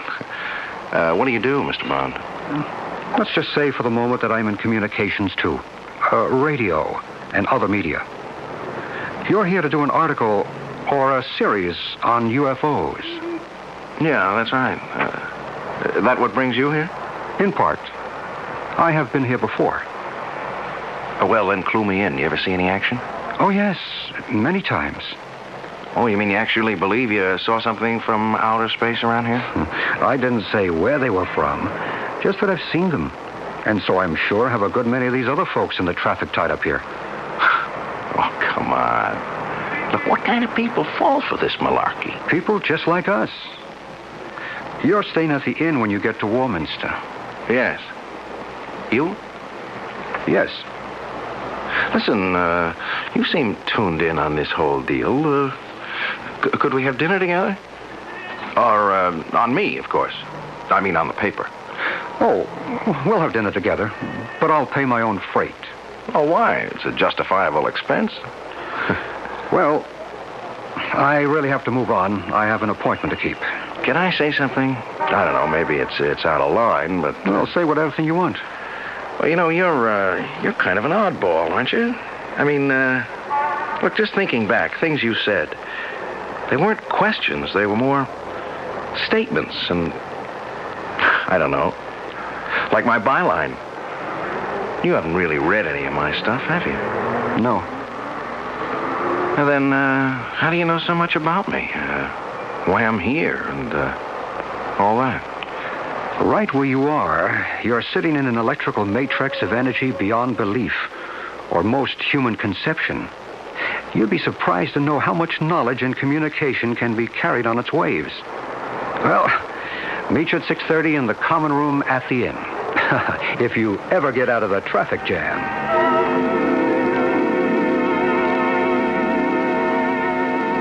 How about a brandy, Bryce? No, thank you, but don't let me stop you. Oh, I'll pass that, too. Look, please go on. Look, you were telling me about the magic triangle. Well, it's formed if you draw lines, say, from Glastonbury to Avebury to Salisbury and back to Glastonbury. Warminster lies right in the middle of it, at a point where all the ley lines intersect. The what? The ley lines. Invisible lines of electromagnetic energy. How do you spell ley? L-E-Y. It's an obsolete Old English word for a flame or a blaze or a fire. You can see the obvious derivation. Ancient people knew about these ley lines? It seems incontrovertible. This was a cradle of early English civilization. The burial mounds everywhere attest to that. King Arthur is supposed to be buried in Glastonbury. The Druids built their temple at Stonehenge. More than a temple as we know today, scientifically. Really a giant computer from which the date, star shifts, eclipses, equinoxes, and solstices can be reckoned. Heaven knows how many other universal discoveries that we consider modern discoveries were common knowledge to these people 2,000 years before the birth of Christ. There's an even bigger one at the north of the triangle, at Avebury. And right in the center is this matrix of energy. But what is this energy? Electromagnetic, psychic, spiritual. Each man may have his own explanation. Well, why here? Why in this little dump? I suppose the best answer to that is why not? You're skeptical. Yeah, you're too darn right. Then it's time to go up to Cradle Hill and see for yourself. By the time you come down tonight, or tomorrow morning, you may have changed your mind. You want to bet? Perhaps I can't guarantee you a UFO, but I think I can guarantee you that you will see something that will change your mind. I went out into the soft but damp and chill English night with my new friend, Bryce Bond. Friend. There is something about him that's compelling. Some inner strength that kind of gets to you. We drove a few miles in my rented car and stopped beside a field. There was only one other car parked there. You can cut the motor, Pete. We'll go by foot from here on. Check. There's a flashlight in the glove compartment. Okay. I have one, too, but I don't think we'll need them. The moon's pretty bright. Shall I leave the parking lights on? Better not. We might be all night, if you're up to it. Oh, I'm up to it. Good. Let's go. Is there a gate or a road or something?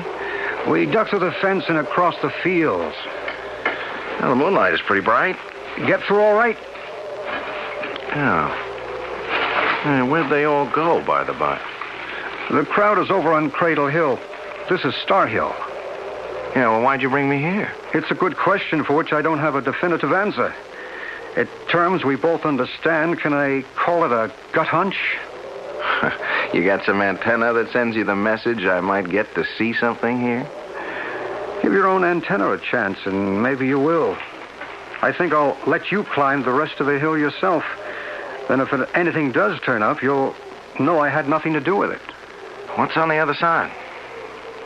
Just some wheat fields and quiet, rolling Wilshire country. Plus whatever else you might see. You're on your own.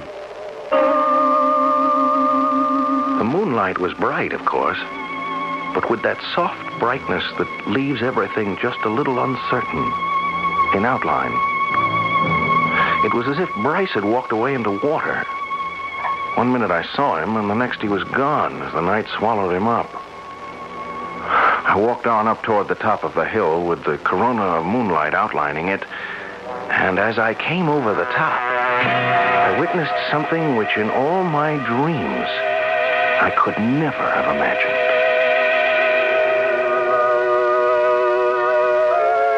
Now, what do you suppose Pete Heron, success-oriented, skeptical, but otherwise completely normal and totally adjusted to life as we live it, saw on the other side of that hill? Well, you're an intelligent listener, and you have probably gone way ahead of me since we have been building to this moment. But don't be too sure. There is something unexpected beyond the supernatural, at least for Pete Heron. I shall return shortly with Act 2.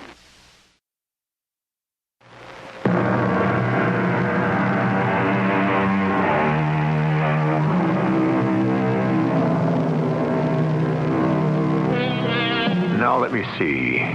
Where were we? Oh, of course.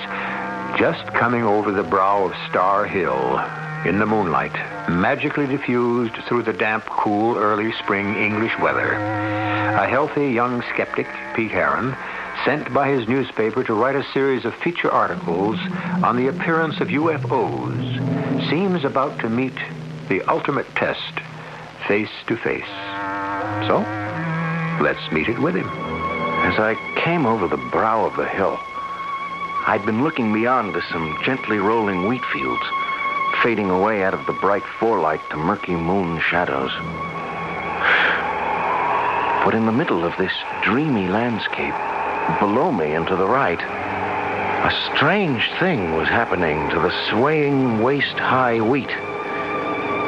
Something like a giant fan spinning counterclockwise was laying a mirror image on the wheat below, which was blown back flat to the ground, trembling as if some whirling saucer from outer space was settling to a landing. And then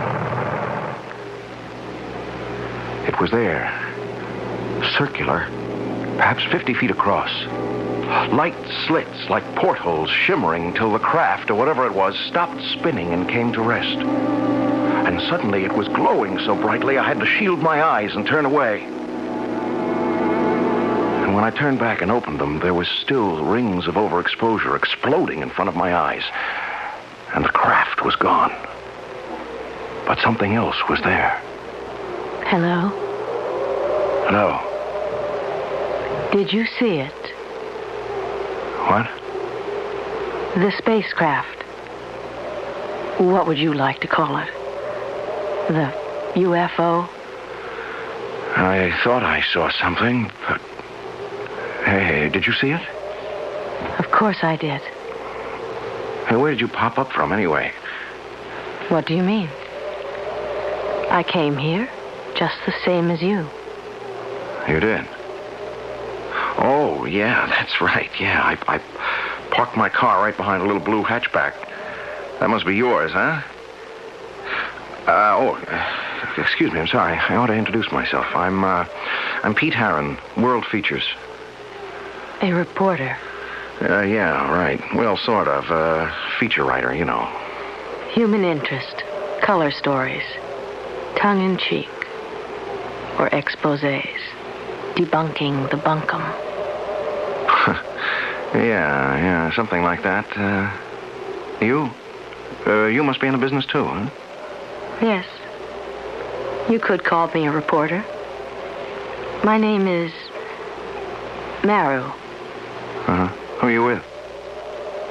I don't think you'd ever heard of my outfit. Aren't you missing the real story? What? Oh, the thing. It was so bright, I couldn't look at it anymore. But, hey, it's gone. You mean you can't see it anymore? Yeah, if I ever did see it. I mean, self-hypnosis, induced delusion. You sure you saw it? Oh, yes. What did it look like to you?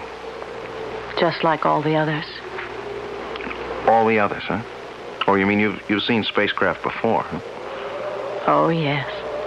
How many? I haven't bothered to keep a record. Too many to count, I should think. Here? Around here. And other places. What other places? Why should I tell you? You wouldn't believe me. Hey, wait a minute. Don't go. Why not? There's nothing more for me here tonight. There won't be any more. How do you know? I know. If you really want to write a good story for your feature editor, you'd better do a little more legwork. What do you mean? Go down and examine the field more carefully. Aren't you going down there, too? No. You see, I don't have to be convinced. You're the one who has to be educated. Hey, wait a minute. Don't go away sore. I'm not sore, but I have to leave. Well, I'll go with you. I prefer to be alone. But look, Maru, wasn't that it? Maru was the name I gave you. What's your other name? Why do you ask? Well, it would kind of help so I could get to see you again. When you want to see me again, you won't need a name to find me. Maru, wait a minute. I had started after Maru, but a root or a rock ledge tripped me, and I fell headlong. I suppose I must have hit my head on something and been out for a while, because when I became conscious again, the moon had climbed to its zenith in the sky. I scrambled to my feet. There was enough light to see all the way down the hill to my car. It was still there, but the other car, the little blue hatchback, was gone. I turned back to where the illusion of the UFO had been and saw someone down in that wheat field silently surveying it. In the moon brightness, I could see it was Bryce Bond. So I went down to join him. Well, did I steer you wrong? What do you mean? The spacecraft. You sighted it, didn't you? Well, one way or another, I've seen quite a few stars tonight. Including your first UFO. No, that was just some sort of a hallucination. You still don't believe? Even with the evidence right here in front of you? What evidence? We're standing on the perimeter of a field of delicate wheat. From anywhere around the edge of it to the center, there is not one mark of passage. The wheat stands unbroken. But the center of it is one of a deep impression, with the wheat churned flat in a counterclockwise direction. The earth is scorched beneath it. If something didn't land there, how do you account for it? Oh, a sudden squall, or the wind. In an English summer? Even so, the edges would have been affected, too. Don't you believe the evidence of your own eyes? I don't know. I mean, did you see the girl I was talking to? What girl? Well, she suddenly showed up on the top of the hill there. She said her name was Maru. I don't know anybody by that name. It does sound like a phony, doesn't it? It's just as phony as all the rest. Is that the way you really feel, Pete? Now, look, I'm sorry, Bryce. I don't mean to be a dog in the manger. It's just that I feel like one. Hey, I took a fall up there. I gave my head a whack. Well, let's have a look. You feel dizzy? No, just, I don't know, a little woozy, I guess. We'd better get you back to the car and home to bed. Hey, look, I wouldn't kid you. I could use some shut-eye. I think I still have jet lag. I should have waited another day before I started out on my scientific explorations. You mightn't have been so lucky another night. Lucky? Yes. Whether you want to admit it or not, you did have some visions. I'm afraid in my book that's just what they were. My timing got out of sync.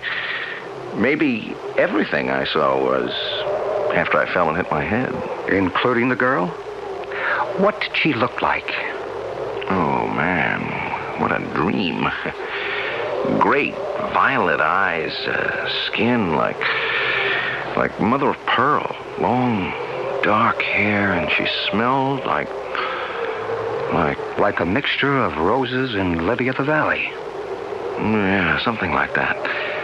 Like a summer garden. You have been fortunate. Well, yeah. At least I dream in Technicolor. You refuse to count your blessings. If that girl were for real, I might. I'll look for her tomorrow, but I don't even know her second name or what town she lives in. She was out of this world. Hasn't it occurred to you that is exactly what she must have been? I was too beat and my head ached too much to bother to reply or think about anything more. I let Bryce drive the car back to the inn and I hit the sack.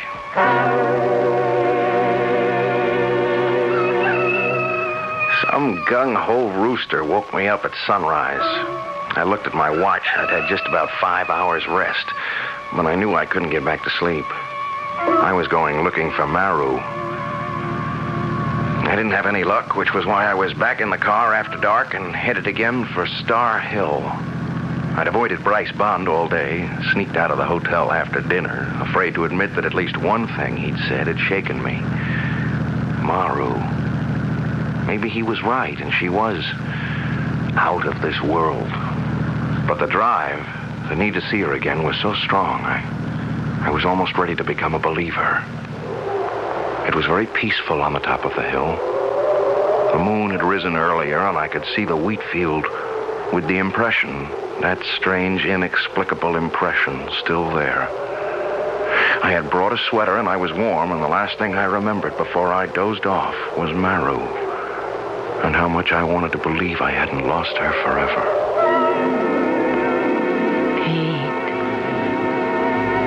Pete. Oh. Maru. Where did you come from? I told you. When you wanted to find me, you wouldn't need a name. I've been hunting for you all day. Everywhere. You must have been looking in the wrong places. Well, at last I found the right one. Where two worlds meet. What does that mean? Just what it says. A point in time where the lines cross. What lines? Force, energy, communication. Maru, are you for real? I'm just as real as you. But you're not a reporter. Oh, yes. I've already written my account. That's where I've been today. What about you? I haven't had time. You were more important. Why? I don't know. Yes, I do. It's crazy. It doesn't make any sense, but I guess I'm in love with you. It makes all kinds of sense, Pete. What? You mean... You can't mean that you love me? And of course I do. That's what it's all about. I think you're putting me on again. Oh, no. I have to go now. No, wait. Where? There. The UFO. It's in the depression in the wheat field. But where did it come from? It's Been there all the time. If you only looked hard enough. You see, the portal is open. They're waiting for me. Oh, no, but you can't go away. I must. They're calling me. What? Oh, what are you? What are you, some kind of a prisoner? Oh, of course not. Yeah, but who are they? What are they? What's inside that thing? Knowledge. Peace. Love. I don't believe it. Come see for yourself. Take my hand. I can't. I'm afraid. When you're filled with love, there's no room for fear. I can't, Maru. I'm still afraid. You are not yet ready. I must go now. Will I see you again? That will be up to you, Pete. Up to you. With lightning speed, Maru was suddenly through that strange portal that closed like a mouth and became an indistinguishable part of the hull. Immediately, the thing glowed with a light so intense I had to shield my eyes. I heard a great whoosh, and the hum like a dynamo drummed in my ears, spinning away like some giant top into the vastness of space. When I could look again, it was gone. There was nothing left but the depression in the field, and I started to run towards it like a madman. I've never felt so alone in all my life.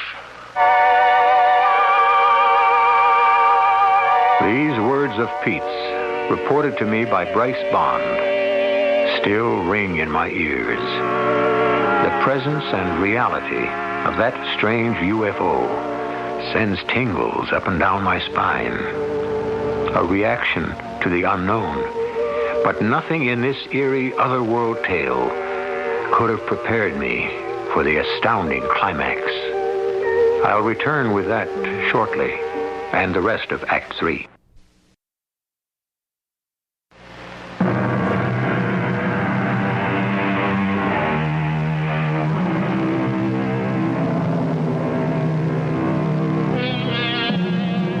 An Englishman named Arthur Shuttlewood, in his book, Key to the New Age, has said, "One must see one of these amazing phenomena to believe it, and there is no such thing as an expert in matters ufological. Individual experience is the key to all the answers." Well, now, I've never seen one, and I'm sure most of you haven't either, so we certainly can't qualify as experts. The only person I know who even comes near it is Bryce Bond. So, let's turn this account back to him. I was concerned about young Pete Harron after that knock on the head. He had remained incommunicado all day, and I was busy myself. So when I returned to the inn and found he had gone out after dark, I suspected where he had left for. So I borrowed a car to drive out to Star Hill. I came over the brow of the hill by full moonlight to see Pete rush suddenly from the edge of the wheat field to that curious depression, only to stop suddenly, his shoulders drooping, forlorn. Pete! Huh? Oh, Bryce. How long you been here? I just arrived. Then you didn't see it. A UFO? Yeah. No. Then you didn't see her either. You mean the girl you met last night, Maru? Yes. No, I didn't. I could have gone with her. Oh, what's the use? I didn't. I didn't have the guts. Come on, Pete, take it easy. How's the head? Solid bone, clean through. Why couldn't I have... Oh, you mean the bump last night? Oh, that's nothing. It's just a scrape. Sure you're all right? Yeah. I'm all right, except for... For what happened tonight? Yeah. You want to talk about it? Maybe I do. There's so much to sort out. Yeah, I do. But not here. I need a drink. Come on, I got a bottle in my room. Aren't you coming? Right with you. Yes, they've been here. I can feel the warmth. The electricity still pulsating in the air. And that smell, that glorious scent. Roses and lily of the valley. Yeah, that's her smell. It's the way they all smell, Pete. Come on, let's go talk.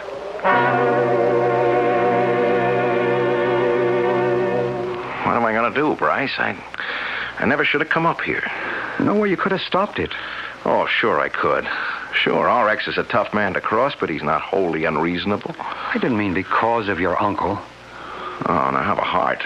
I mean, you're not going to tell me it was my karma or my fate or something, are you? Look, pick your own word. It all adds up to the same thing. Look, Bryce, I can't believe any of this mumbo-jumbo. Come on, it's against everything I've ever been taught, I've ever learned, I've ever believed in for myself. Then what are you so upset about? Hang it, Bryce, I have been through a wild set of hallucinations or nightmares. Sure, I'm shook. Why? If that's all they were, just write them off. How can I do that? I'm beginning to think I've gone round the bend. That I'm a nut. Then what do you think caused these hallucinations? I don't know. What are you going to write about in your article? You're going to poke fun at all us certifiable nuts who run around saying that we actually see just what you have? I tell you what I want to do. I want to put my tail between my legs and run. I would. If it weren't for her. Maybe that's why she was sent. Sent? To keep you from running. Obviously, they don't want you to. Oh, why would they care about me? Hasn't it occurred to you that you may have been chosen? The only person I want to choose me is Maru. I don't care about them. Who the devil are they, anyway? People like you and me, a higher order, of course. Yeah? Well, where do they come from? From another planet. From another point in time. Perhaps they are right here with us. Living in a world alongside ours. In a time continuum with us. But what do they want with us? To help us. To guide us. Why? I believe because they are extensions of us. Another evolvement in the pattern of life. Another step upwards on the road to peace and perfect resolution. Oh, not all this and reincarnation, too. Why not? Listen, I don't want to open that can of beans, huh? I have enough trouble swallowing the UFO business. Help me, Bryce. If I can. Well, all right, tell me, why now? Okay, why at this point in time do they suddenly start showing up? Well, there are a lot of theories on that. I won't go into them because I don't believe it is only, as you say, at this point in time. What about Elijah's fiery chariot, or Moses' burning bush, or Ezekiel's wheel within a wheel, or even the Star of Bethlehem? We know that no star could come into our system without overturning the axial tilt of the Earth, even a comet. So why not a UFO? You have eventually to take it on faith. It's a matter of what you believe. Well, I don't know what I believe anymore. Then stay. Write your articles. Once you start to put your thoughts down in black and white, I think it'll all come clear. So I stayed. Nights, I waited on the hill, but nothing happened. Days, I wrote my articles. And 3 days after I sent off the first one, another visitor from another world contacted me. Pete? Are you Pete? Okay, RX, you don't have to try to shout all the way across the Atlantic. I can hear you. What's all this gibberish you mailed over here for the first article? I'm only reporting the facts, RX. What facts? Were you drunk or something? All this gobbledygook about seeing UFOs? Well, that's what you sent me over here to report on, RX. Well, you sound as if you believe this hogwash. I just reported what I saw. Well, you couldn't have seen what you said you did. There ain't any such thing as UFOs. There just ain't any such animal. And that girl business. Look, I didn't ask you for a comic strip. Violet eyes. Hooey. I want the truth on this story. If you don't believe that's what I'm reporting, maybe you better come over here and see for yourself. Well, I might just take you up on that. You just stay put at that inn. I suppose I should have waited for the old boy, but I didn't know what plane he was coming in on, or even perhaps if he mightn't have changed his mind. Besides, when darkness came that night, wild horses couldn't have dragged me away from Star Hill, and the off chance that this might be the night for Maru's return. I left word at the inn where I'd gone, and Bryce was nice enough to say he'd keep an eye out for my uncle. I almost turned back at one point, but some inner voice drove me on. It was chilly and dark on Star Hill, and this night watch seemed interminable. Then, shortly after midnight, the air was suddenly warm and balmy, and the field below the hill was bathed in golden light, and the sound of it came. The strange portal in the spacecraft gaped open like a mouth, and from it, Morrow came straight to me. We meet again, Pete. I thought you might never come. I hated to waste the time. What time? Till you believed. You believe now, don't you? Yes. Yes. Of course I believe. But I don't understand. You will. It will all be made clear to you. Shall we go? Where? To the craft. To meet the others. What do you feel? I don't know. The air is warm. You could bask in it.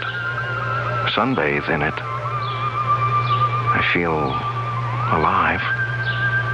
Liberated. And yet at peace. Don't you understand? They're reaching out to you. Communicating. Telling you you are not alone in the universe. It's a message of love. Well, I don't need them. Only you, Morrow. You're the one I love.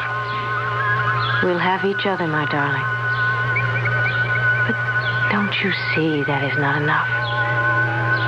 It's got to reach out, that love, and wash over everyone else. Till we are all one, as we are in our world. Perfect love.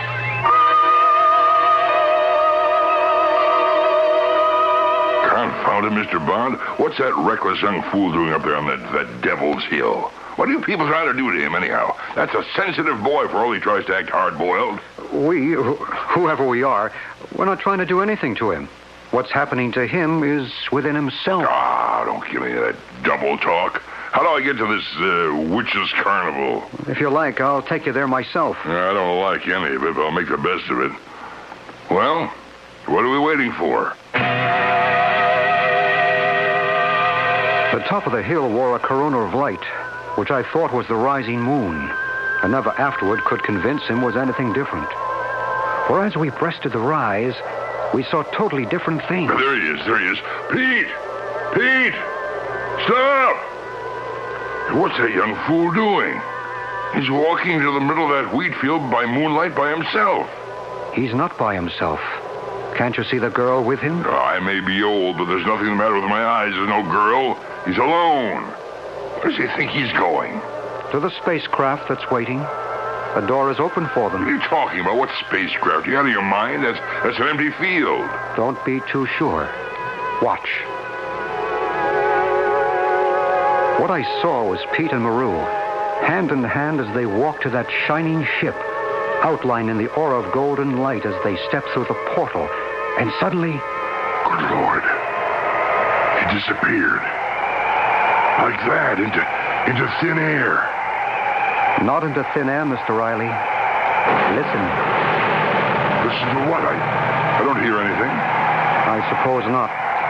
But then you didn't see either. Well, there's nothing to see. An empty field and Pete just vanished. What kind of a trick is this? No trick, sir. He just chose to go with a girl and love. Chose and was chosen. There was no girl. He was alone. Oh, no, Mr. Riley. He will never be alone again.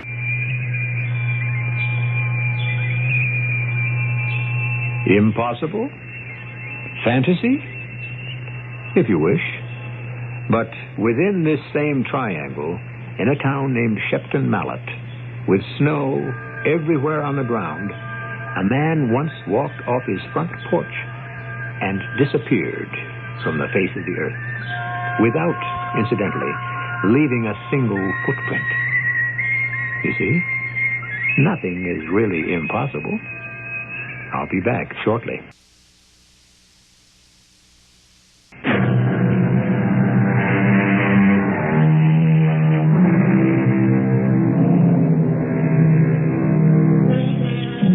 If it's a nice night tonight, wherever you are, or if not this one, the first one, when you can see the stars, step outside and look up.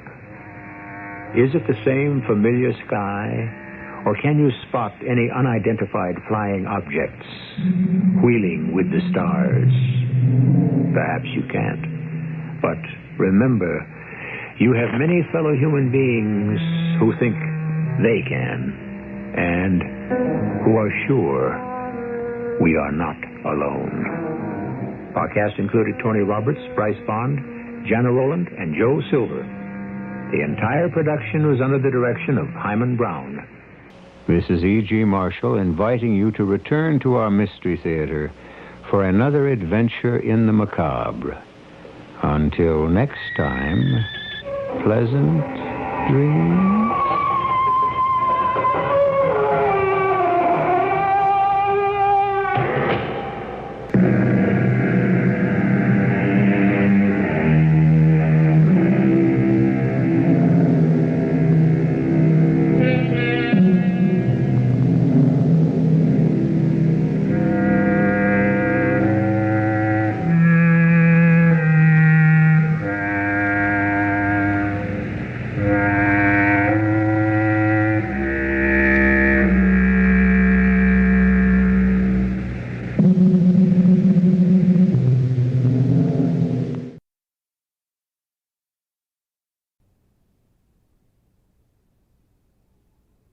The CBS Radio Mystery Theater presents...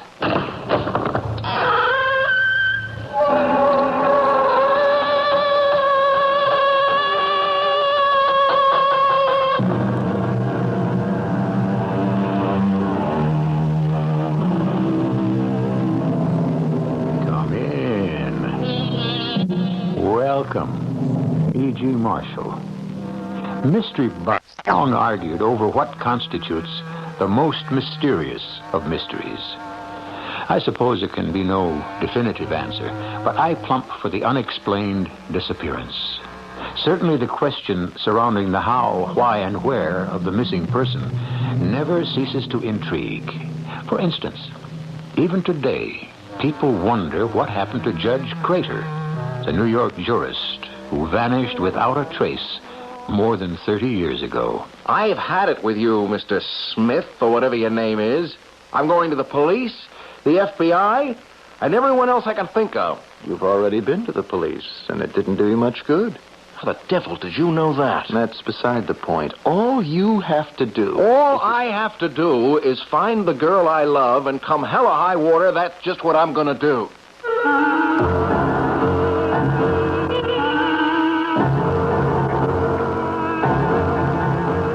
Our mystery drama, Vanishing Lady, was written especially for the Mystery Theater by Murray Burnett and stars Tony Roberts. I'll be back shortly with Act One.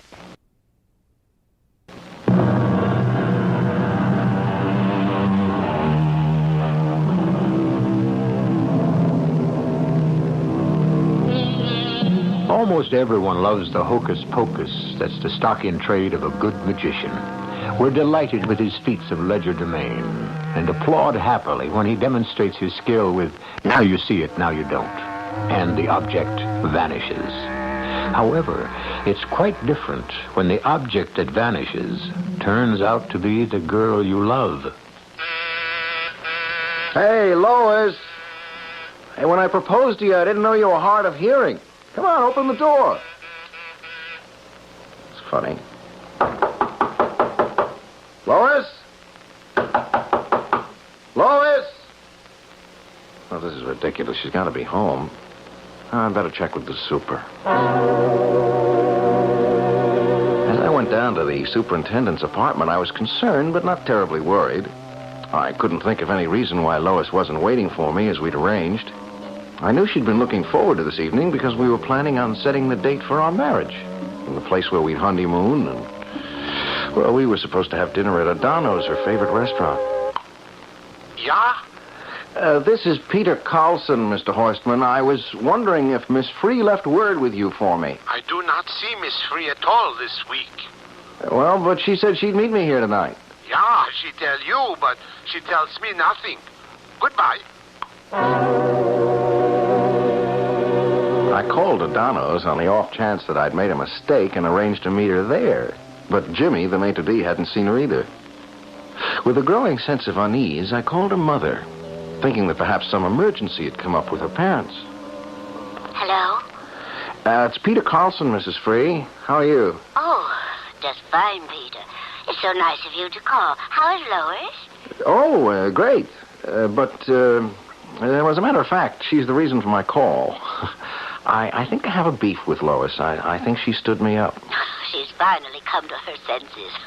I've been warning Lois about you for a year. No, seriously, Mrs. Free. We had a date tonight, and, well, she isn't at her apartment. I thought maybe you'd... She has to be. She told me you were going to Adano's. Well, I've been to her place, and she's not there. Well, that's strange. It's not like Lois. You don't think something's happened? Oh, well, let's not panic. I mean, there's probably some simple explanation. I'll go back now and find her there. All apologies. Now, you call me the minute you get there, will you, Peter? Yeah, I will, but I'm sure there's nothing to worry about.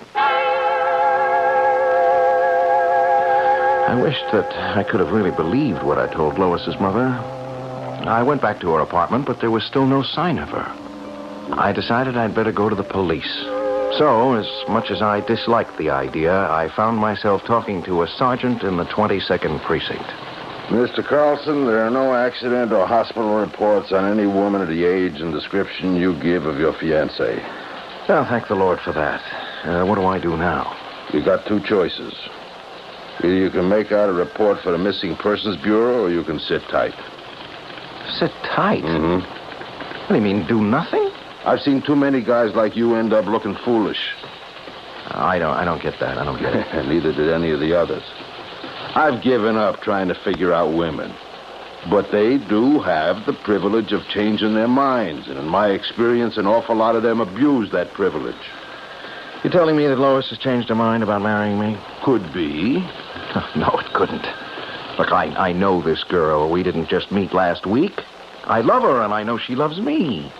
Now, something's happened, and I want to find out what. Okay, pal. That's your privilege.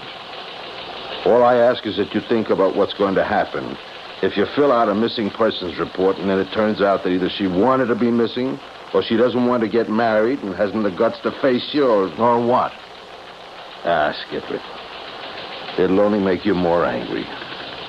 Look, Sergeant, I realize you've seen a lot of guys who've made a mistake about how much their girls love them, but you don't know Lois. She's different, I know. Uh-huh. Still, you don't know where she is, and she skipped, so... No, never. No. She'd never leave her goldfish to die. Goldfish? That's a new one. What a goldfish got to do with it? Oh, I forgot to tell you. She has a beautiful and an expensive aquarium in her living room. It's filled with fish who have to be fed to stay alive. Now, no matter how she felt about me, she'd never forget the goldfish. Yeah. Look, pal, you got a problem. Make up your mind what you want to do, and do it. I've got other things to do. That was Friday night. On Saturday, Lois was still missing. I had my hands full trying to calm Mrs. Free and Lois's father, and I went back to the police precinct and reported her missing. Well, then there was nothing for me to do but go home and wait for the phone to ring. I was sure it wouldn't, but I was wrong. Hello, Lois? Oh, no, Peter, I'm sorry. Oh, Mrs. Free. How are you? Just fine, thank you. You're fine? I've heard from Lois. She's all right. Well, where is she? Why didn't she call me? She didn't? Oh, my, that's strange. I got the impression that you knew something I didn't know. Mrs. Free, at this point, I don't know what's going on. I haven't heard a word. What did she say? Well, that she's all right and not to worry. Did she say when she'd be home? Not definitely, but she said soon. And you were satisfied with that? Peter, I called because I wanted you to stop worrying. Please believe me, Lois is fine. Well, that's great news, Mrs. Free. You tell me Lois is fine, and you're fine, but I'm not. That's why I called, to reassure you. Don't you believe me? I'll tell you what I believe, Mrs. Free. There is something going on that I don't know about. And nothing is going to stop me from finding out. I spent the rest of Saturday night thinking and decided to pay another visit to the police precinct and talk to the sergeant I'd spoken with the first time. Naturally, he wasn't on duty on Sunday, so I spent the rest of the day telephoning all of Lois's friends. Well, none of them had heard from her. I decided to take Monday off. Bright and early, I was back at the precinct. Good morning, Mr. Carlson. I have a report from missing persons. They've been to your girl's apartment, found everything in apple pie order, some clothes missing, absolutely no violence indicated, And they got in touch with her parents and were told that she's fine. Yeah, that's about it. I'm sorry, but you might as well face it. Uh-huh. And what will the police do about it? Come on, pal. What can we do? There's been no crime, no evidence of abduction. Everything we know points to the fact that the girl just took off.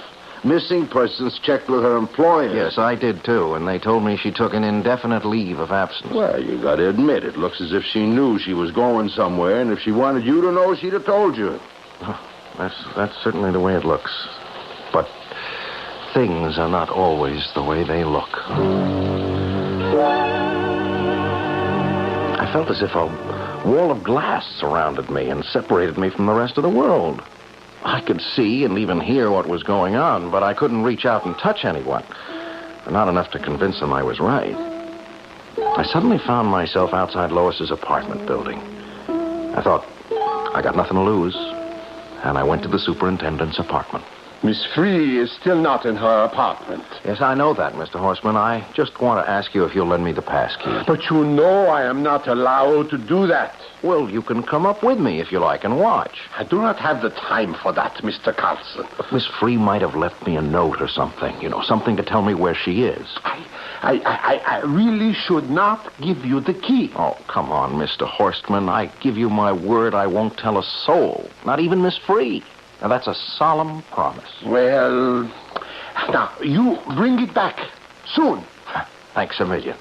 I won't be more than half an hour.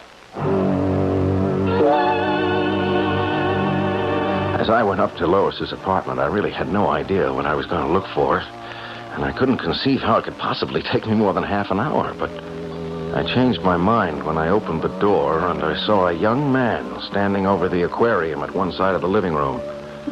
I stopped, completely flabbergasted. Hello? What are you doing here? Obviously feeding the fish. I promised Lois I'd take care of them. Who are you? You must be Peter Carlson. I was meaning to give you a call. I apologize. It's accepted, but I asked you your name. Oh, Leonard Gray. Most people call me Len. You know Lois? Oh, for years. Went to high school back in Woonsocket together, then we sort of lost touch till recently. Uh-huh. And Lois asked you rather than me to feed the fish. Well, you see, since she was going away for a while to think over her forthcoming marriage, she felt she could hardly ask you to do her any favors. That's a lie. What have you done with Lois? Nobody has done anything with or to your girl. She's perfectly safe and well. You don't believe me? I'll believe you if I can talk to her and hear her tell me that. I'm sorry, that's not possible. Why not? Use your head, Carlson. If she went away trying to make up her mind about you, she wants to think it through for herself. You're the last person in the world she wants to talk to.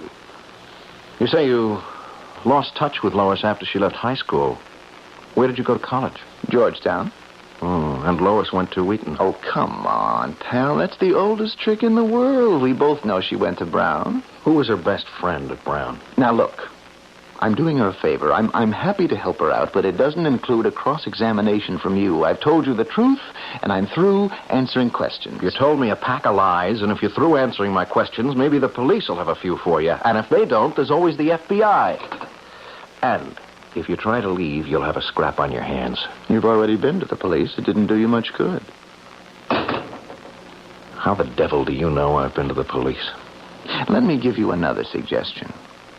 I'll call Lois's mother. If she doesn't check me out, you can call the cops or even the president.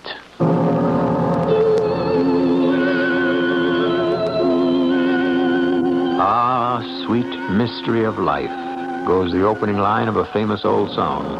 But in my experience, most mysteries turn sinister rather than sweet. It would most certainly appear that Peter Carlson's fiancée has gotten involved with something with sinister overtones. We'll find out more when we continue with Act 2 shortly.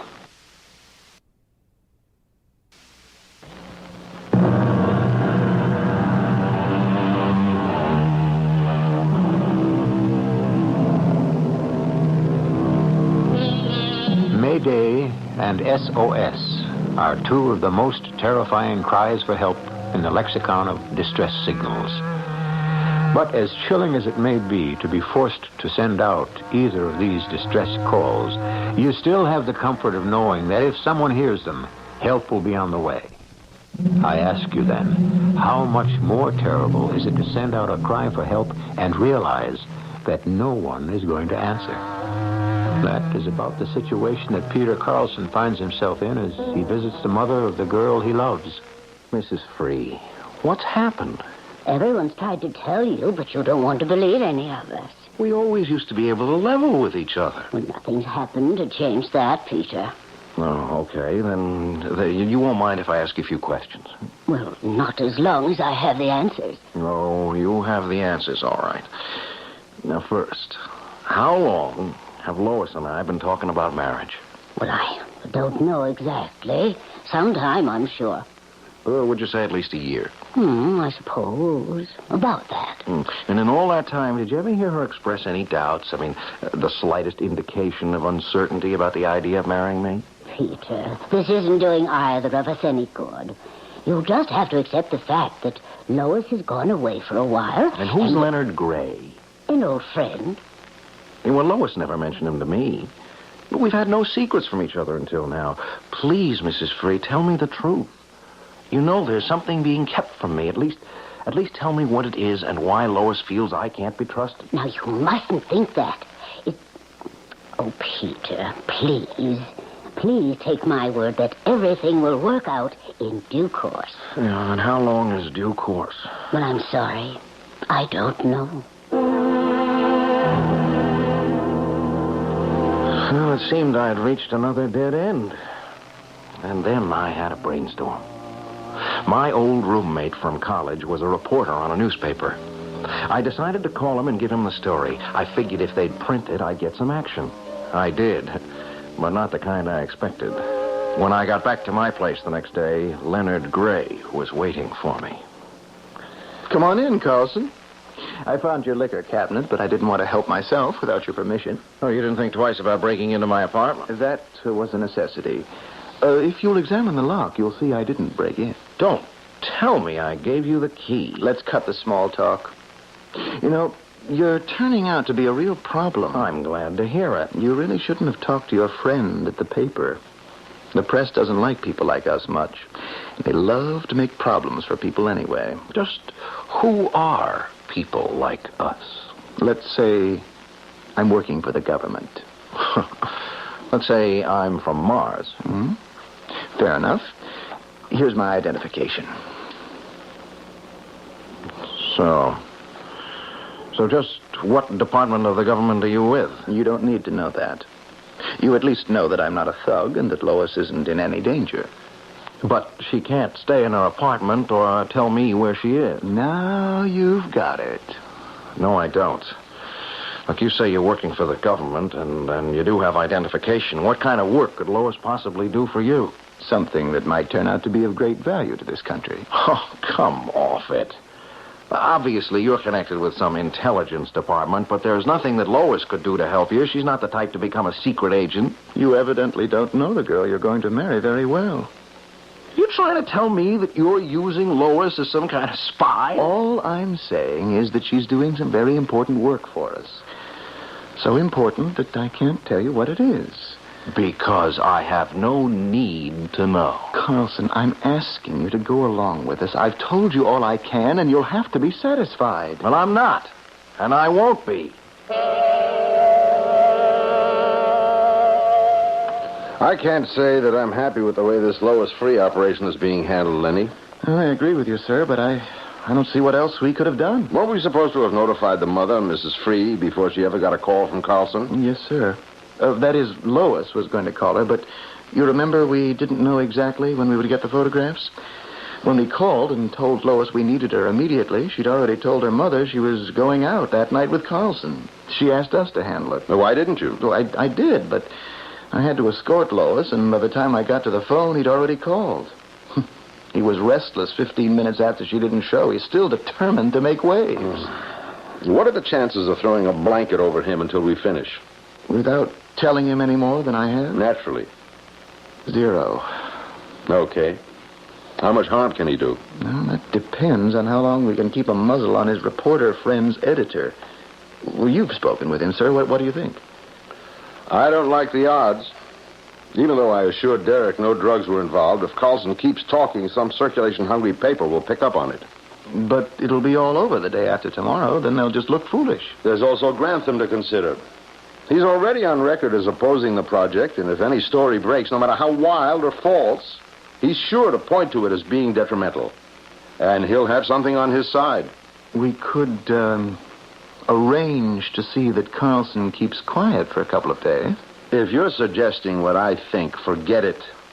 That would only trigger a really big blow-up from the press. Maybe we should have let Carlson in from the beginning. Well, that's hindsight. The less people who know about this, the better. Whether it's a success or a failure. Then we have to consider Lois. She's been asking about Carlson. I've been stalling, so maybe it would be best if we took him in. Oh, that would probably upset her. And that's the last thing we want to do, because she has to be 100% composed for this thing to have a chance. Well, it's up to you, sir. Let's sleep on it. I'll make my decision tomorrow. I had an appointment with Jeff Leeson, my reporter friend, early before I went to work. And I was just about to leave when my door buzzer sounded. Good morning. Oh, it's you. I thought you'd use your key. Oh, no need. I knew you were in. Yeah, then you also know that I'm going out, and probably where. Right. But I think you're going to change your mind. Not unless you've something better to offer. Who would you rather see, your friend Jeff Leeson or Lois? You really mean I can see Lois and talk with her? You can. Only there are 2 conditions. I knew there had to be a catch. No catch. First, you'll have to have the day off. That's no problem. And you'll have to sign some papers swearing you to absolute secrecy. All right, if I see Lois, I promise. Okay. Let's go.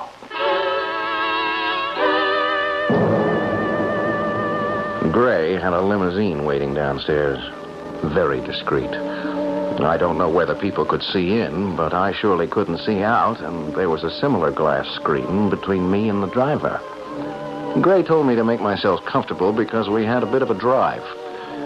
At first, I was too excited at the thought of actually seeing Lois to do anything but think about her, and then I finally fell asleep. I don't know how long it was before Gray nudged me awake. Carlson, wake up. I'm up. Where are we? Almost there. Now listen, it is very important that you don't upset Lois. Upset her? Why would her seeing me upset her? I don't know, but my boss's neck is on the block for bringing you here. Now, after you talk to Lois and find out what she's being asked to do, then you'll understand why it is important her mind be perfectly clear. All I saw as Gray hustled me out of the car was that we were at some sort of large farmhouse. Then I was taken into an office and told to wait. After about 5 minutes, the door opened. And Gray brought Lois in. I guess you two would like to be alone. I'd appreciate it, Carlson, if you'd remember the favor I asked. Oh, darling. Darling, I'm so sorry. They told me how upset you've been. I never dreamed that...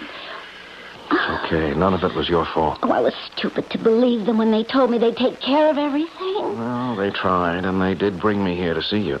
That favor Len Gray mentioned just before he left, that was to ask you not to say anything to upset me, wasn't it? How did you know that? Oh, I just figured it out. It only stands to reason. Are you going to tell me what you're doing with these people? They said I could. Well? Oh, dear.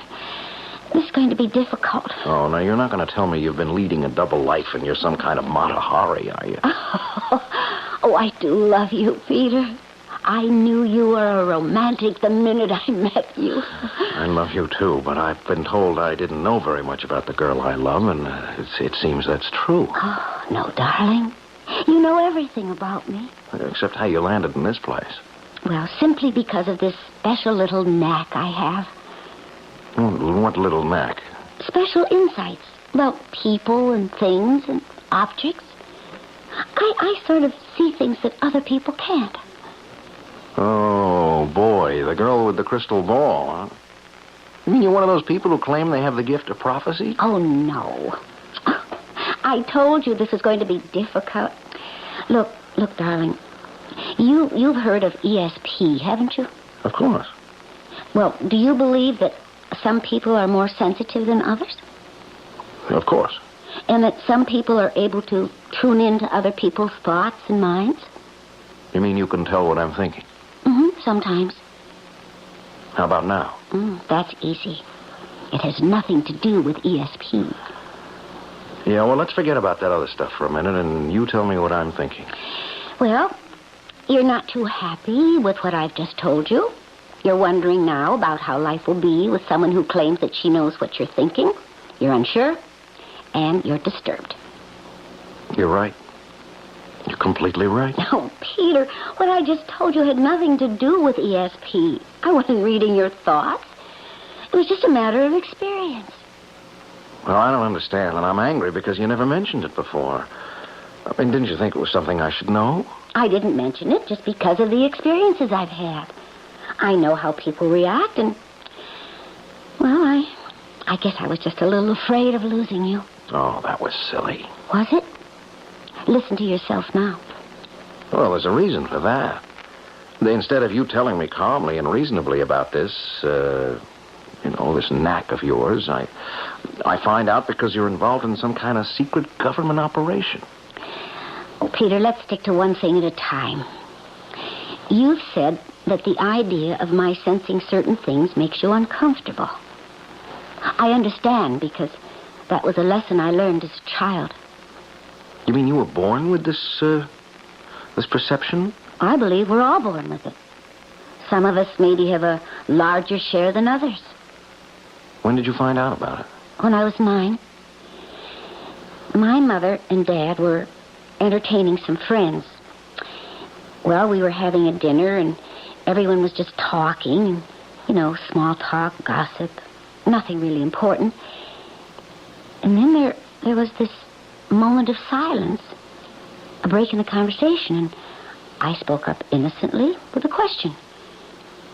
I asked my mother why it was that the husband, his name was Larry, didn't like Claire. She was his wife. Oh, I remember the moment of icy silence that followed my question. I was scolded, told to leave the table and go to bed. I should think so. But why did you ask such a crazy question anyway?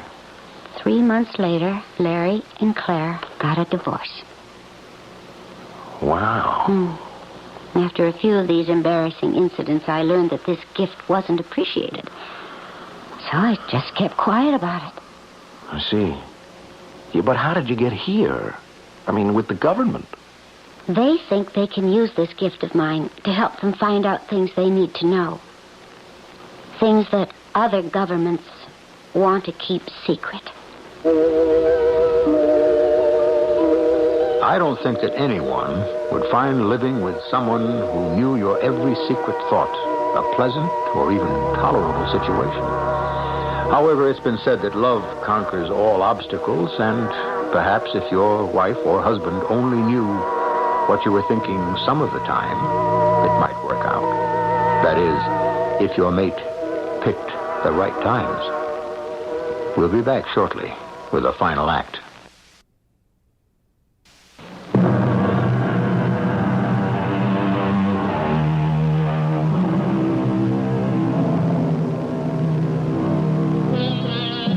To believe in ESP or not to believe in ESP is a question that's agitating the minds of millions of people in the world today.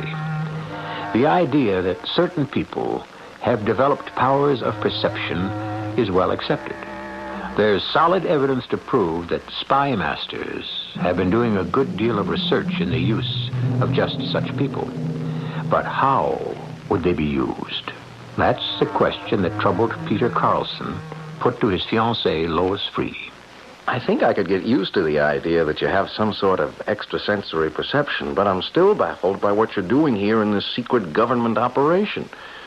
Surely they don't expect you to read the minds of various heads of states of other countries. Of course not. You see, I wasn't exactly telling the truth when I said that I kept this gift hidden after I found out how people reacted. Wow, this has really turned out to be a day for revelations. When I went to Brown University, my roommate and I were complete strangers. We knew we had to get along, so I offered to help her unpack. And while we were putting some of her things away, I picked up a brooch from her jewelry case, found myself saying, "I'm sorry your mother died when you were so young, but it's nice the way your father and you handled it." And you got all that just from handling her brooch? It was her mother's. She was astonished. And then at parties, I found that it was a great game to play. Helen, my roommate, wanted me to show off, and I enjoyed it until I struck a couple of bad ones. Things that really bothered me, and I didn't know what to say. People pressed me, and it was then I decided to give it all up. Well, how did these people find out about you? From Helen. She works here in Washington. Yeah, well, what do they expect from you? I mean, how are you going to help them? I don't know that I can. But if you've been reading the papers, you must have noticed that there's been a lot of experiments conducted by almost all nations with ESP, trying to use it on people in intelligence. Yes, I vaguely remember something of the sort, and if I knew then what I know now about you, I'd have read it more carefully. Well, about 6 months ago, Len Gray called me.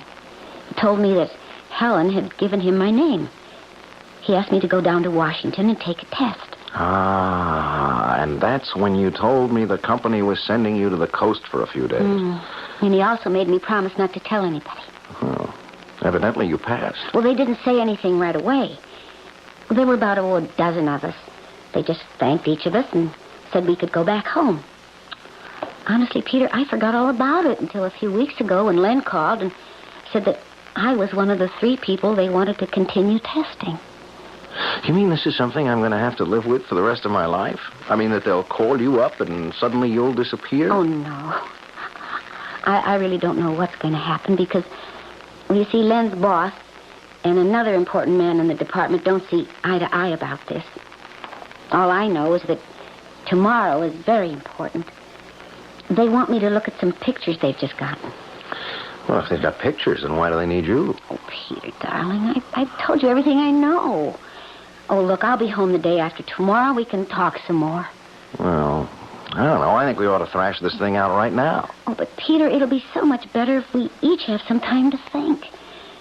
I'm sure this has upset you, and I can understand it, but meanwhile, I'm supposed to trot back to New York like a good little doggy and sit around wondering whether I should start writing a book titled My Wife the Spy. You're not keeping your promise, Mr. Carlson.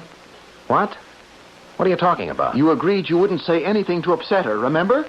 Sure, but how did you know we... You've had us bugged. You've been listening. They had me driven back to New York, and by the time I got to my apartment, I'd calmed down a little while. I was still angry that they bugged our conversation, but I was more concerned about Lois and what she was going to do tomorrow. I wondered just how it worked, and in my mind, I tried to picture the scene. All right, Bill. I'm here. Where's your star performer? We thought we'd all better get our signals straight before we have her brought in, Grantham.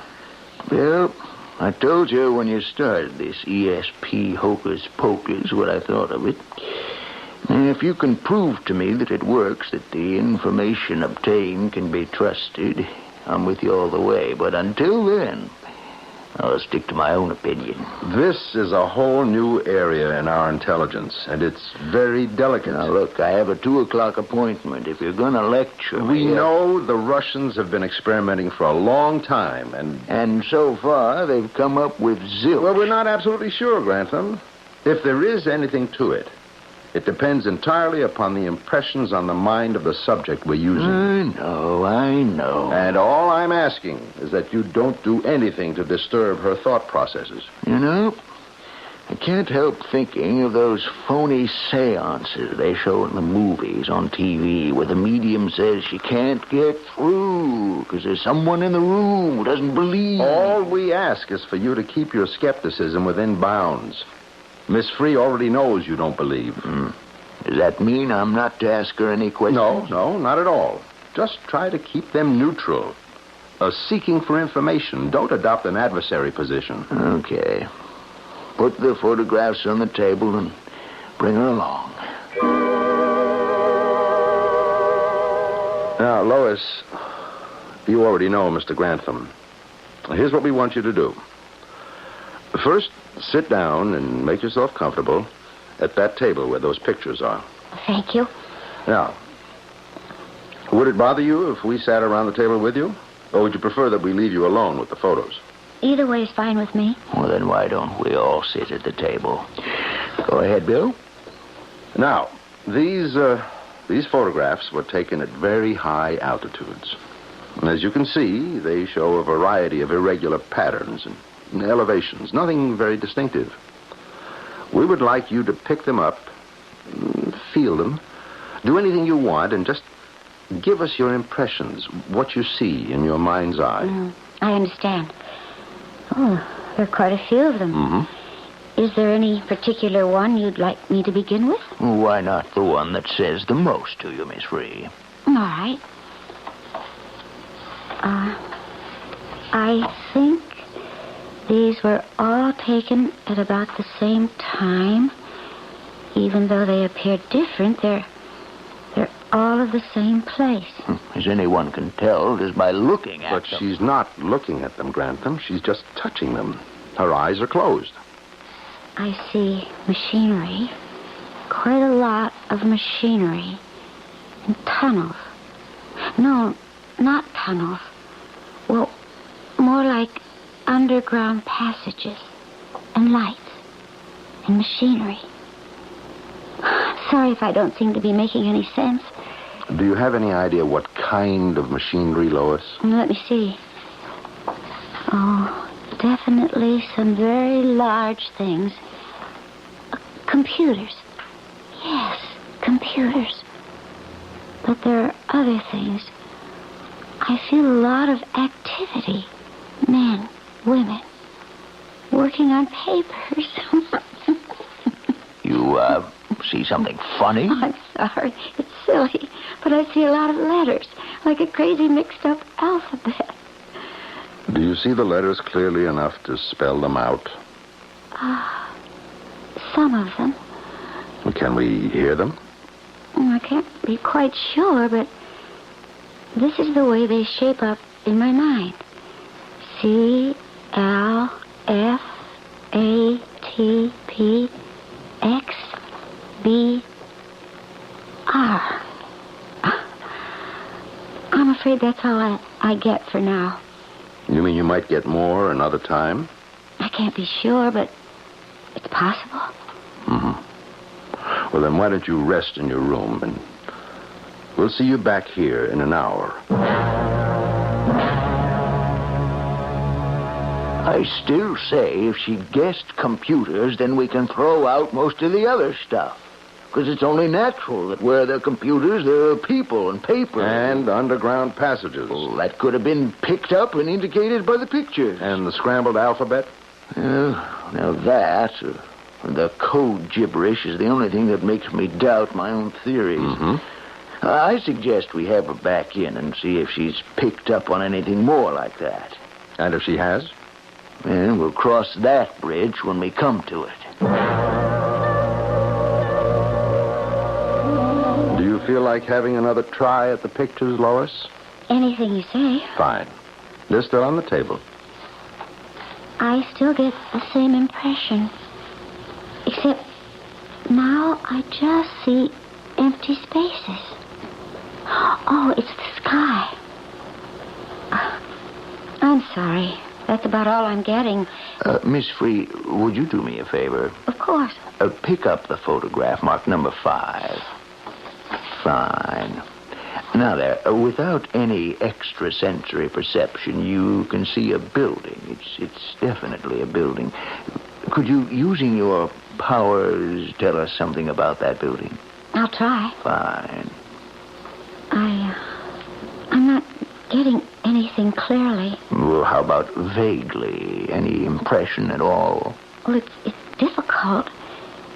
It seems to be more than one floor. And then again... Oh, I don't... Oh, yes, I think I have it. It's used to house some of the men and women that I saw in the underground passages. Thank you very much. Mr. Gray will drive you back to the city whenever you're ready. Grantham, I think we should give Miss Free our sincere thanks for her time and effort. Oh, of course. I didn't mean to be rude. It's been, well, different. Goodbye. Bye, Miss Free. I enjoyed meeting all of you. Now, Bill, you can say what you intended to say when I interrupted you. All I ask is, do you think we cut it off a trifle too soon? No way. We were all out in cuckoo land till she said that building was used to house personnel. That's one fact we know. That building is an old, unused barn.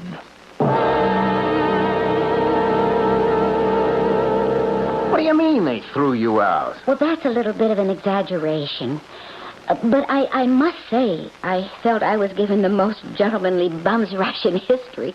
They are fools. What do they know? Oh, Peter, darling, it's all over.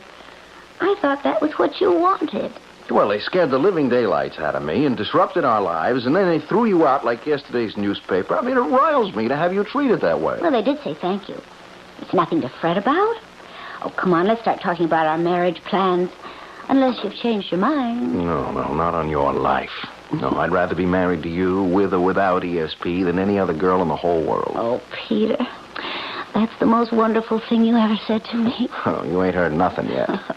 Hey, when do we go on our honeymoon? Hey, that reminds me.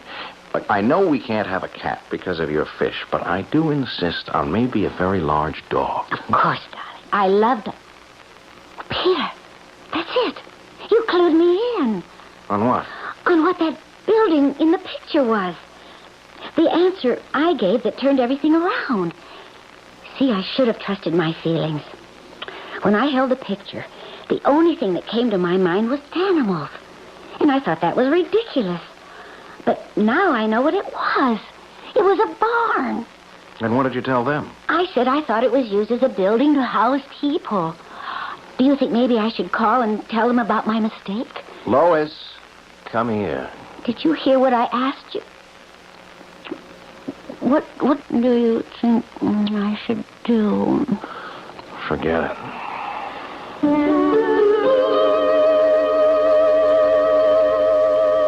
It occurs to me that if there really is something to the theory of being able to use people with extrasensory perception to ferret out intelligence secrets without having to leave their own country on dangerous missions, whatever will happen to people like James Bond? Speaking as a reader, I, for one, will miss him. I'll be back shortly.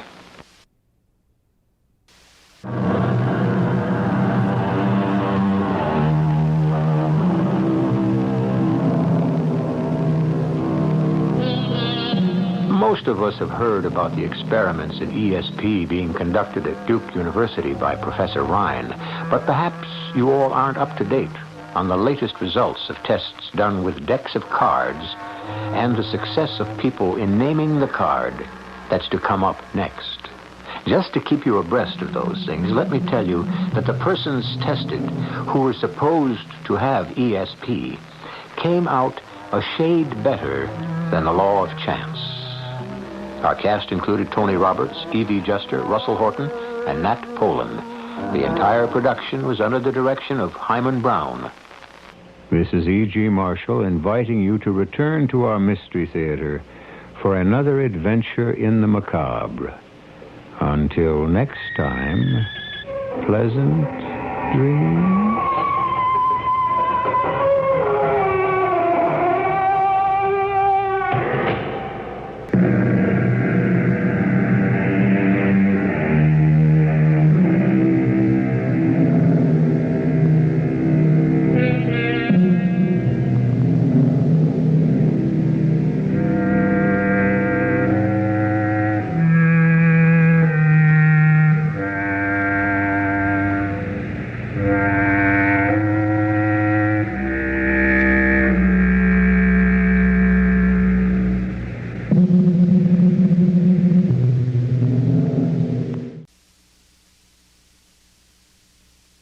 Stay tuned for Mystery Theater.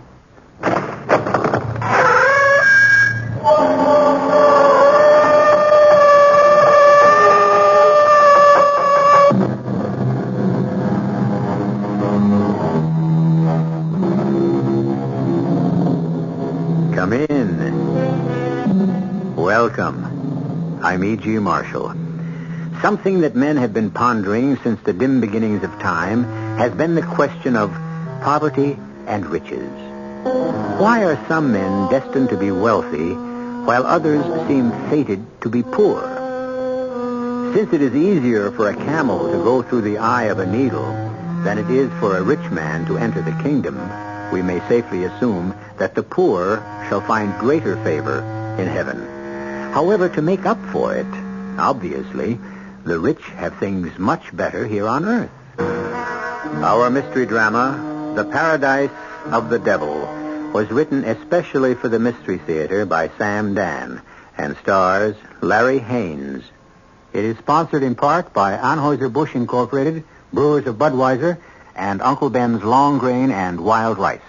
I'll be back shortly with Act One.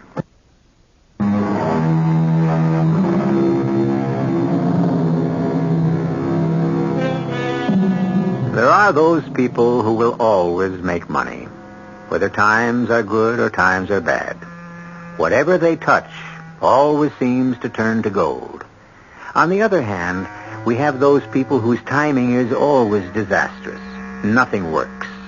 Whatever they touch shrinks and shrivels, declines and dwindles. However, there are always exceptions, which is why we have stories. Let us begin ours in a warehouse. A large public warehouse where many types of merchandise are stored. Everything from food to textiles to appliances to building materials. We are in a remote corner of this huge cavernous compound, and we hear steps approaching. Who is it? Why, the night watchman, of course. His name is Bert Ledoux. He's a very pleasant man in his 60s. But we shall not get to know him well. He is about to be killed. Waiting for him, and hiding behind a huge stack of cement bags, are three men. Here he comes now. Let him turn the corner and give it to him. Ready, Louis? Now. Very good, Louis. You popped him right between the eyes. You get better every time. Let's get out of here.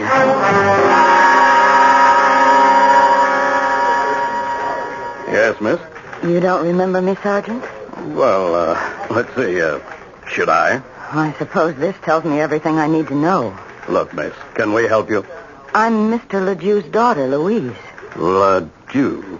You don't even remember his name, and it's only been a week. Oh, I remember. Bert Ledoux.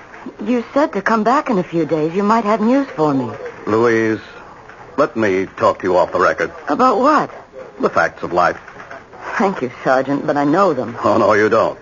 What I'm going to tell you could cost me my job. Then why risk it?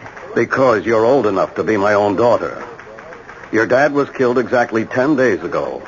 Do you know how many people have been murdered since? No, and I'm not interested. 5.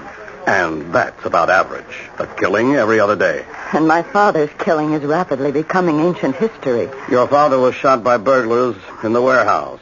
We have no leads. What have you done? We combed the neighborhood. No one saw. No one heard anything unusual. But surely, there must be something. Believe me, I wish with all my heart it was the kind of thing you see in the movies. A clue is left that leads us directly to the killer, and we capture him in one big blazing shootout. Sergeant, all of this is beside the point. It is the point. What have we got? All we know is your father was killed by a .38 caliber bullet. We have absolutely nothing else. Which means you're doing nothing. Oh, no. We're doing 2 things. Each time we capture an armed criminal, we check the weapon. And we keep tapping our usual sources of information in the underworld. Stool pigeons, you'd call them. And that's all? What else would you suggest? What would I suggest? Am I a professional police officer?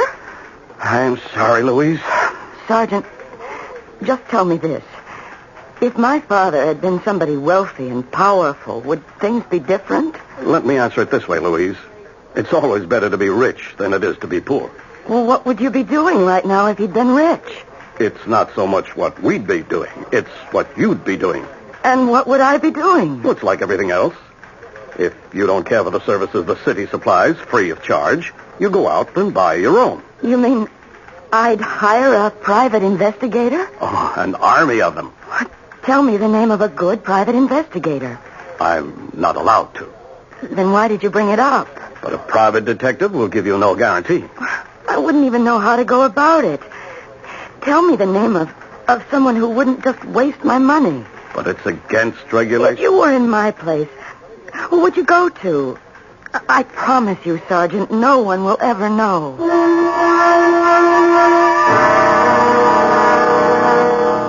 Well, if the police haven't been able to get me where, Miss Ledoux, what makes you think I can do any better? Well, because you think I'm smarter? I'm not. The police have the whole city to worry about.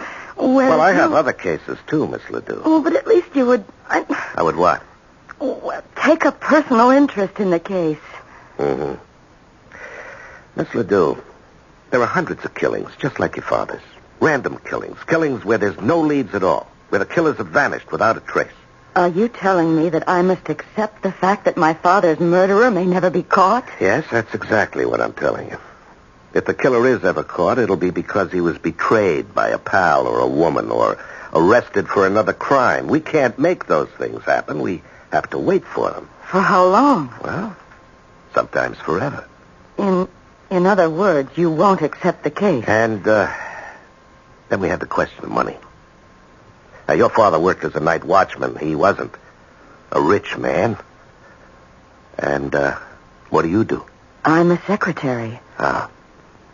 Do you have any money? Oh, a few $100 in the bank. Well, I get $95 a day in expenses. How much of my time can you afford? How much do I need? Weeks, maybe months. How can I answer? Mr. Colby, are you familiar with the details of my father's murder? Well, I remember reading in the paper that a night watchman was killed, but that's all I know. Will you do something for me? Go down to the warehouse. Why? Do whatever you have to do to acquaint yourself with what happened. Why? Are you allowed to talk to the police? Of course. Well, find out everything there is to know. And after you do that, if you're convinced there's nothing more to be done, well, that's the way it'll have to be. But if you feel there's something there, anything at all, I'll raise the money to pay your fee. How? I said I would raise it.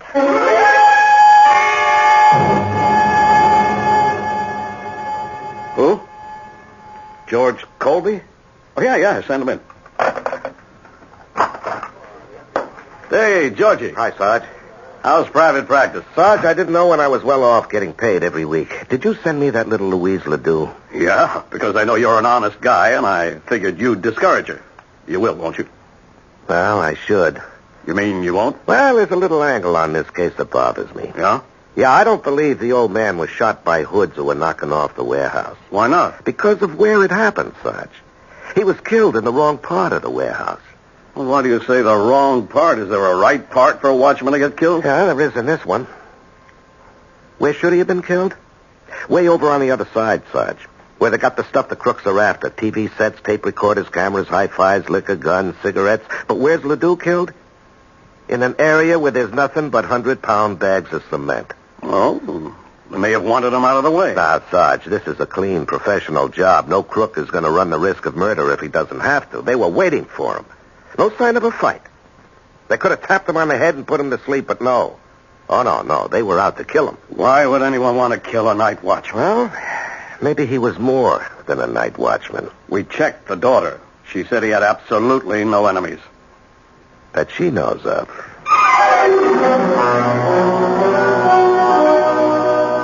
But why? Why would anyone deliberately kill my father? He was the nicest, sweetest... Yeah, I know. To you, he was the nicest, sweetest guy in all the world. Other people may have held a different opinion. Well, talk to his friends. Talk to anyone who knew him. Tell me, had he seemed worried or unhappy? Well, not at all. Actually, it was the other way round. He was quite happy. As a matter of fact, now that you mention it, unusually happy. He kept saying to me, "My dear daughter, there is a law of retribution. Many a villain has been hoist on his own petard." But your father was an educated man? Yes. He'd been in business, but he lost everything. Oh. The watchman's job was the only thing he could get. But he was glad. He said it gave him time to think. Uh-huh. And you say he was unusually happy just before he died? Yes. Mm-hmm. And that's what makes it so hard for me to understand why he was deliberately murdered. Oh, I'm not saying he was deliberately murdered, Miss Ledoux. I'm saying I have strong reasons to suspect it. Well, what do you suggest is the next move? Well, you asked me to look into your father's murder, and I did. I don't think it's what it appears to be on the surface. On the other hand, you're not a wealthy girl. Your money could be down the drain. Well, suppose I could raise $10,000. Well, I still couldn't guarantee results. I couldn't pay immediately. I would have to wait for my father's estate to be settled. His estate? I thought he didn't have any money. Well, this is a piece of property. The only thing he left. I've already received an offer for it. Uh-huh. Well, I might go through every nickel and we'd be no wiser than we are now. I could be wrong. Mr. Colby, I'm sure you're an extremely ethical person, but isn't it possible for you to talk positively? Miss Ledoux, I don't talk positively and I don't talk negatively. I try to talk truthfully.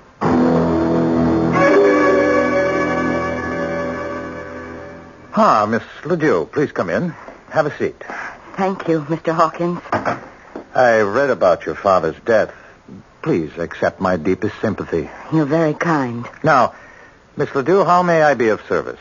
Well, you called on me some months ago. Oh, yes. I had the mistaken impression it was your father's address. The land title is in the name of L. Ledoux. That was my father's name, Liebert Ledoux. And yours is Louise, and each of you is listed in the phone book as L. Ledoux. Oh, I would have been willing to sell you the land, but of course it wasn't mine. I thought Dad would be happy to get rid of it, but... Yes, you would think so. $10,000 is a very generous offer. Does that offer still stand, Mr. Hawkins? Well, yes, of course. There are some legal matters to be cleared. The will has to be probated, but I would like to be sure.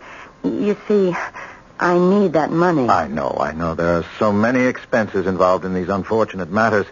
I'm willing to draw up an agreement to buy the land for $10,000 contingent upon your receiving title. Thank you, sir. And if you're pressed for cash, I'd be happy to advance it. Oh, thank you. You're extremely generous, but he said he could wait. He? Do you mean you owe someone $10,000? You're that deeply in debt? No, but I could be. I've hired a private detective to find my father's murderer. I can think of no better way to spend the money. I see. Well, I hope he's successful. I'm sure he will be. I have a great deal of confidence in this man. Well, thank you for your time, Mr. Hawkins. It's been my pleasure. Goodbye. And you'll hear from me soon. Good day.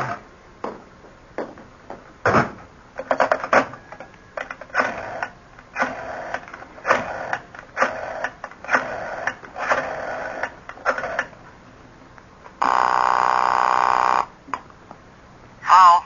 Richie? Yeah, it's Richie. You promised me a clean job on Bert Ledoux. And I give you one. No, you didn't. You must have left a few spots somewhere. You may have to clean it up again.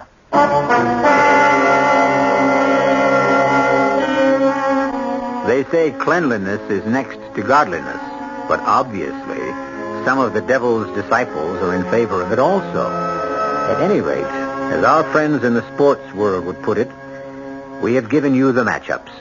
It's Louise Ledoux and George Colby against Mr. Hawkins and Richie.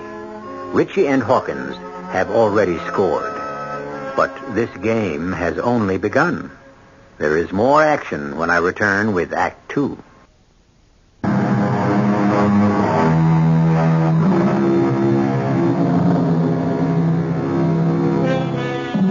Why would anyone want to kill a night watchman? The obvious answer, to rob the building the man has been hired to watch. All too often, the usual answer is usually the correct answer. But Libert Ledoux, evidently, was not your usual night watchman. For one thing, he has a most unusual daughter. She is willing to spend her entire inheritance, if that's what it takes, to find her father's killer. But why do you have to look through all these papers? Miss Ledoux, if the police theory is correct and your father was killed by hoodlums who were out to rob the warehouse, then I have no business in this case. But if there was another motive, I have to look for it somewhere. Do you realize how much there is to go through? Why, there are cartons of old letters and documents and receipts and even poetry and short stories. He used to write those in his spare time. Is this all there is? Oh? Do you realize it can take you a week to look through everything in this room? Probably. A week at $95 a day? Is this all there is? Yes. Is this all you're going to do? Just look through this junk? Well, where else can I look? I have to work with what I've got. But what are you looking for? I really don't know.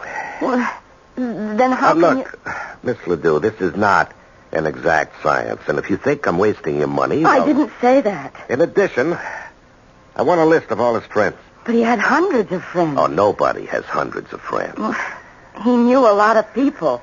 Well, we'll begin with those who are closest. Who's his best friend? Well, I guess you'd have to say it was Sid.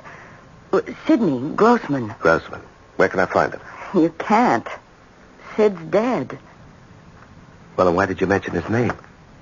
He was only killed 3 weeks ago. Killed? Why? How? Does it matter? All right, tell me about Sid Grossman. He and Dad had a club. They called it the Underachievers Association. Why? Well, because they were both college-educated men, and neither of them ever lived up to his potential. Mr. Grossman had a civil engineering degree. He was a geologist, but he could never hold a job. Why not? He thought the object of life was to have fun. So did my dad. Work interfered with pleasure. Pleasure was the opera, ball games, fishing. So both of them took jobs which made no demands on them and left them free. I see. And Mr. Grossman was killed, huh? How did it happen? Well, I suppose he was mugged. It was very late at night, but they caught the mugger. Oh, they did, huh? Maybe that's why Dad was talking about retribution. Now, look, Sarge, 2 friends. Each dies violently within a 3-week period. Coincidence? We got the one who killed Grossman. Just a punk. He's got a record for assault and robbery. There is such a thing as coincidence. Yeah, I know. How do you know you got the right guy? He took Grossman's watch, ring, and wallet. He brought him to a small-timer named Legs Barry. Legs tries to be a fence. But Legs need a little favor from us, and you know how these things go. Yeah, I know. I also know these punks would frame their own mothers if they had to. Except Legs had the merchandise for us. Grossman's watch, wallet, and ring. He says he bought him from this hood, this Pete Lucas. Do you think Legs is telling the truth? Well, why would he lie?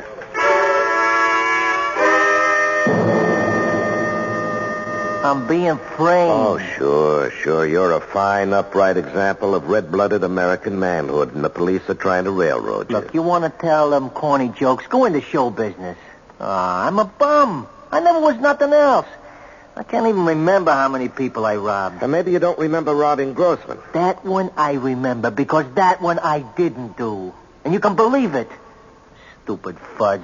They don't get me for all the ones I knocked off, but for the one that I didn't... Yeah, life is funny that way, Peter. Tell me, if it wasn't you, how come you fenced off his watch, ring, and wallet? I didn't fence him. This stoolie, this rat Legs Barry, he says I fenced him. Now, why would he lie? Well, they got his girl on a drug charge. He's making a trade. How come he's got the dead man's possessions? Because the mug who done it fenced the stuff with him. Well, why not turn that guy in? Because... How would I know? Well, whoever did it could only have been some punk. Now, why would Legs risk a perjury rap? Don't ask me what's going on. I don't solve crimes. I only commit them. All right. Don't be flip with me, Pete. If you didn't do it, why's the finger on you? Look, I never killed nobody in all my life. Pete, you're not answering me. I want to know if you were fingered, why? Why? Okay, maybe the guy wasn't mugged. Maybe it was... something else. Like what? Maybe they wanted to look like he was mugged, so that's where I come in. If you want to have everybody think it was robbery, then I'm the one who can make everybody happy. After all, don't I have the rep? Huh? Well, the jury takes one look at me and I'm up the river. You talk about they. Who are they? I don't know. Ever hear of a man named Bert Ledoux? No. Is there anything buzzing in your circles about Ledoux and Grossman? No. Look, don't be stuck with that underworld code nonsense. What code? If I knew something, I'd sing like a cage full of canaries. I didn't do it.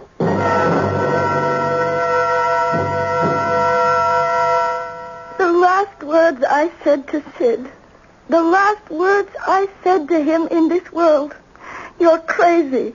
Those 2 words. You're crazy. Yeah, well, I'm sorry, Mrs. Grossman. But it's true. He was crazy. Only a crazy person would go out 2:00 in the morning, and he had just come back. You're back from where, Mrs. Grossman? Do I know? Did I ever know? Him and that crazy Bert Ledoux. They were a pair. Yeah, where had he come back from, Mrs. Grossman? Only the week before. They came to me. These 2 heroes, they came to me and said they needed $250 for Sid to take a trip out west. Where out west? I don't know. Arizona, Nevada, Colorado, wherever the west is. Why? They said that for my sake they were willing to become rich, and Sid had to investigate something. Oh, what? I don't know. One morning he leaves. One midnight he comes back. He says, Ida, we are rich. Well, why? How? Tell me, I said to him. And he says, you must not be bothered with details. Your only job will be to spend the money. With that, he puts on his coat. Where are you going, I ask. I got something to tell Bert. Now? Right now, he says. It cannot wait. You're crazy, I says to him. You're crazy, but he was out the door. Well, what was it he had to tell Bert? I don't know. All I know is the last words I said to him. I said, you're crazy. Did he bring anything home with him from the trip? He brought me a box of candy and a flower. He always did that. But this time he was a little bit crazier than usual. In his suitcase, he had some rocks. What kind of rocks? Rocks. Some of them are just as big as an indoor baseball. Just plain, everyday, common, ordinary rocks. Could I see one? Sure. They're on the table. I keep them there next to his picture. Don't ask me why. Could I borrow one of these? Why? What could it mean to you? It's just a rock. Well, Doc, what's the verdict? Well, if this rock belongs to you, and you've got a lot more like it, you are now eligible for membership in the Millionaires Club. that so? If it's yours, you are fabulously wealthy. Wouldn't you know it, Doc? It isn't mine. Well, when you brought it down here to the office yesterday, I could tell just by looking that there was a vein of pitch blende running through it, this grayish-black area. Pitch blende? It's the most important source of uranium. Uranium? We've never encountered a higher grade of ore. And it's valuable? If there's enough of it, and from this sample, there has to be.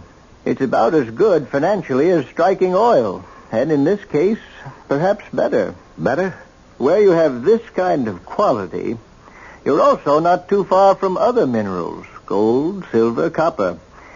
I don't know where you found this, Georgie, but I wish I owned a piece of it. Yeah, so do I, Doc. Well, thanks. Send me the bill. Huh? Oh, if you're headed downtown, I'd appreciate a lift. I'm about ready to close, and I don't have my car. Sure.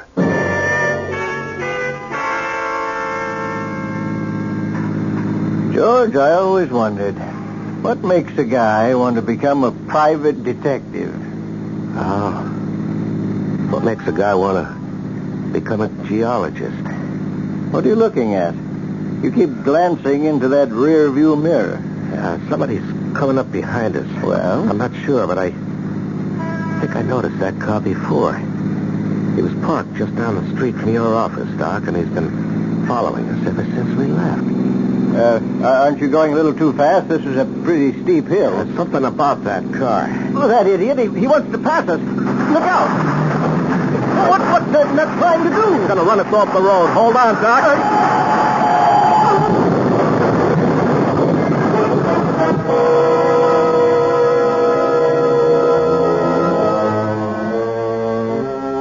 Do these things occur in series of threes?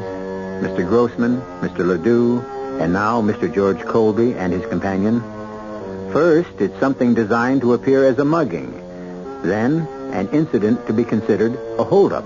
And now, an automobile accident. These things do happen. But we know better. I shall return in just a few moments with Act 3.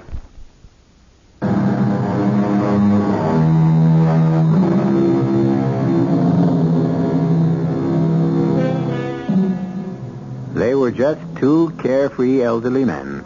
They owned little more than the clothes on their backs. Or did they? In less than a month, both were dead, seemingly victims of random violence. And as Private Investigator George Colby has learned, it is obviously dangerous to probe into their affairs. A mugging, a robbery, and now an auto accident. George! He's going to run us off the road. Hold tight.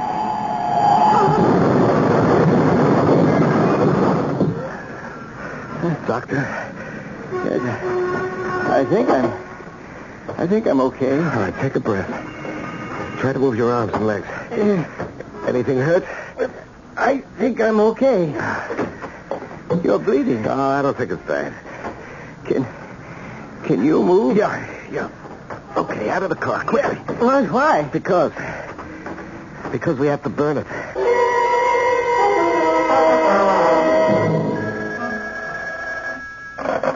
Hello? Mr. Hawkins, it's your buddy, Richie. I just seen an awful accident. A car went off the road and into the side of McGregor's Hill. You know that steep one? Are you sure of him? Well, I seen the car. It had blown up, burning all over the place. Well, that's good. He ain't gonna bother nobody. It's a clean job.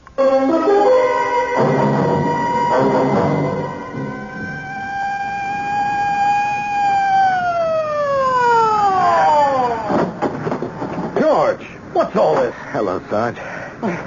You should be in the hospital. No. It's not as bad as it looks. Well, why'd you have the highway cop call me? Why not an ambulance? Now, listen, Sarge. The Grossman thing was no mugging. The Ledoux killing was no holdup, and this was no accident. What are you talking about? We were forced off the road. Could you see by whom? No, it happened too fast.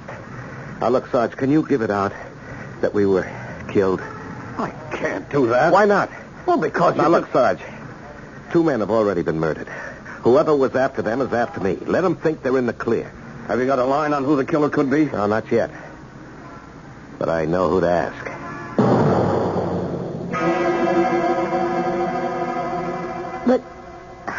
But you're supposed to be dead. Well, you can see for yourself. It was on the news. Private investigator killed in accident, along with noted geologist. And what did you think when you heard that news, Louise? What did I think? Mm-hmm. Well, I didn't know what to think. I thought about you, and I felt terrible. Did you stop to think that 3 people connected somehow with your father were now dead? Well, no. Well, you have a great deal to explain to me. Explain what? Well, number 1. Why didn't you tell me that Mr. Grossman was killed because he was on his way to see your father late that night? Because I didn't know that. Second, why didn't you tell me your father and Sid Grossman had planned for Mr. Grossman to take a trip? Because I didn't know that either. And why was I being set up?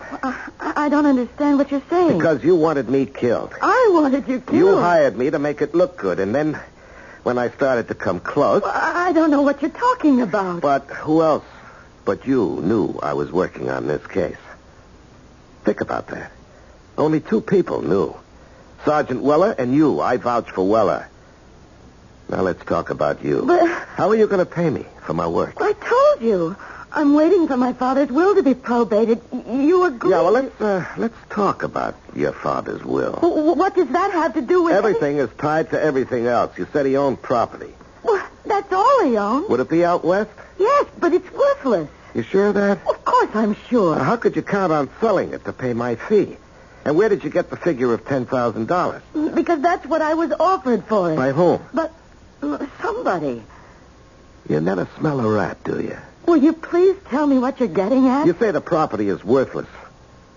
Now, why should anybody be willing to buy it for $10,000? Oh, that's nothing. $10,000 is nothing? It's only $10 an acre. Your father owned 1,000 acres. Of what? Sand, rocks, hundreds of miles from nowhere. 1,000 acres of, Let's see, do you know how much money that land is worth? Well, it's just desert. It's got what could be the richest load of uranium in the world. There could also be gold, silver, copper. It's a treasure chest. So that's why the man wanted to buy it. Which man? Oh, let me think for a minute. Let me think. Mr. Colby. I know now who killed my father. Who? Who's the killer? I am. You? You went into that warehouse and fired the shot? No, I didn't go there. I didn't hold the gun. I didn't pull the trigger, but it happened all because of me. Of course. And now I know why they tried to kill you, too. Mr. Colby, I am not the only one who, in addition to Sergeant Weller, knew you were on the case. There is another person. Who? The man who wants to buy the land from me. What's his name? Hawkins. Gerald F. Hawkins. How come he knew? Well, because I told him. It slipped out. I mentioned that I needed money to pay a private investigator to help find my father's killer. He's the only other person you knew. All right. Now, why do you say you killed your father? Oh, I said I was responsible. A couple of months ago, a man called on me. Are you L. LeDew, he asked. I told him I was. He said I was the owner of record of a piece of property in Nevada. I said he must mean my father. And he said, of course, Liebert LeDew, your father must still be alive.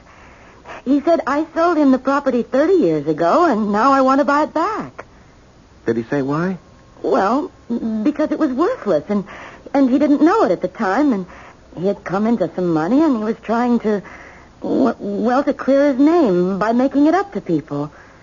He struck me as a very kindly gentleman at the time. Yeah, so this, Mr. Hawkins went to your father. Well, Dad must have turned him down. Mr. Hawkins came back to me, and he said, do you suppose I might be able to convince your father to sell? He'll never get another chance. And this way, he'll get 10 times his money back. And what did you say to Mr. Hawkins? Well, I see now. I signed my father's death warrant. Oh, come on. I told Mr. Hawkins, once my dad decides that's the end of it, if the land were mine, I'd be glad to get rid of it. Don't you understand? He took that to mean that if Dad were out of the way... No, he'd have killed your father anyway. Taking his chances with you. Now, about this land. Well, I'll show you. Here. I have the papers in my pocketbook. Why didn't you show these to me before? Read the pamphlet. It goes back over 30 years. Paradise of the Devil. The name of the development. Yeah, I understand. Tell me, why didn't you want me to see this before? Well, because... I didn't want you to know my father could have been so... So, naive? Yes. I was ashamed. Paradise of the Devil. At first sight, a desert inferno, but there's magic in this land. Deep underneath run the waters of life. Healthful, invigorating waters of youth. The Paradise of the Devil can become a spa to rival the great watering places of Europe. Stake your claim to unbelievable wealth, only $1 per acre. Act now, before it's all gone. And my father believed it. My father bought it. You know, in a way, the guy who hustled this was right. There's unbelievable wealth under that ground, and the swindler swindled himself out of it. Now he wants it back. He can't get it back now that I know. Now what are you going to do? What evidence do we have that Hawkins killed my father? I don't believe Hawkins actually killed him. Hawkins probably bought the murder. I still don't think we have any hard evidence at all. Then there's a possibility that Hawkins can go free. Well, there's always that possibility. I hired you to find my father's killer. And I did. To my satisfaction. What about the law? Oh, well, for that we have to dig. Very well. You dig. Right now, I can afford to have you dig forever. What do you want now, Snoop? Some more information, Pete. You know, you could spend the rest of your life in jail. Unless... Yeah? Unless you help me get you out of here. Why should you care about me? Oh, I don't, Pete. And the world would be much better off if you remained in the clink, but you're part of something else. Now, do you know a guy named Hawkins? No. Well, have you ever heard of a guy named Hawkins? That's different. Yeah. Yeah, I heard of a guy named Hawkins. In what connection? He would need a strong arm from time to time. He ever hire you? Me? Nah. Why not? I'm too nice for him. He uses Attila the Hun. Attila the Hun? His real name is Richie. Where can I find Richie? I don't know. Try a couple of joints along the strip.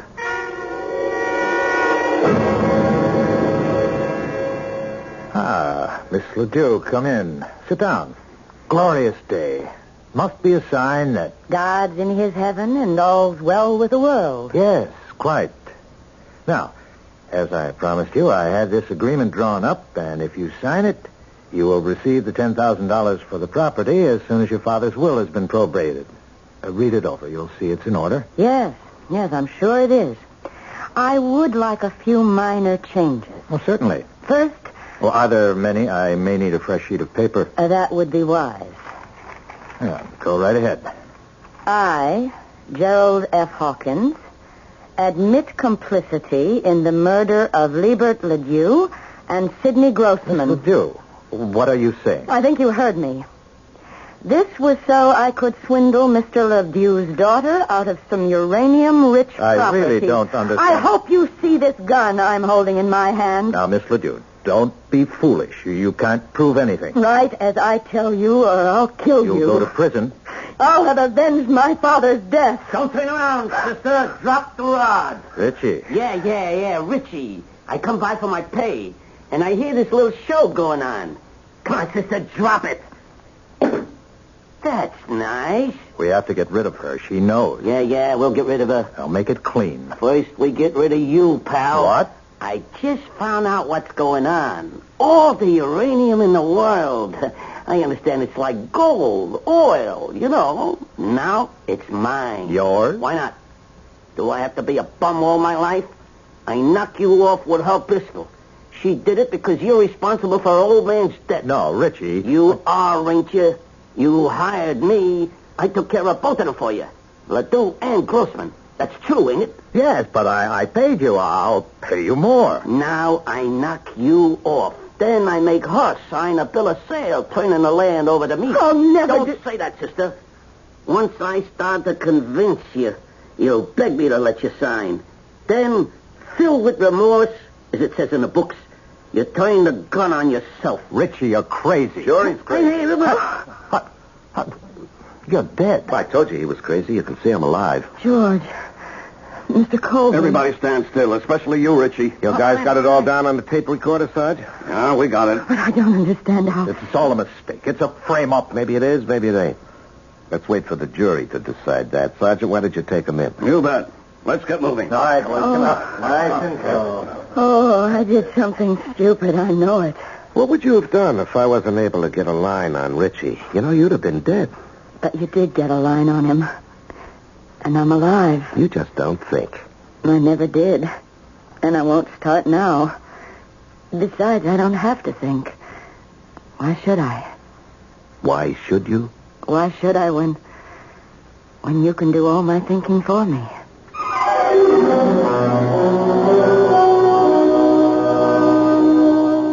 She was always quiet.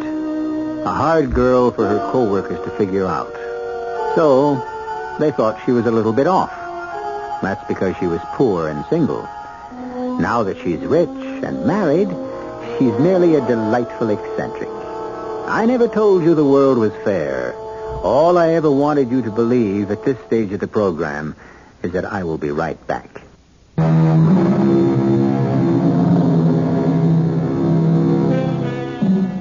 It's true. If you cast your bread upon the waters, you will find it again increased.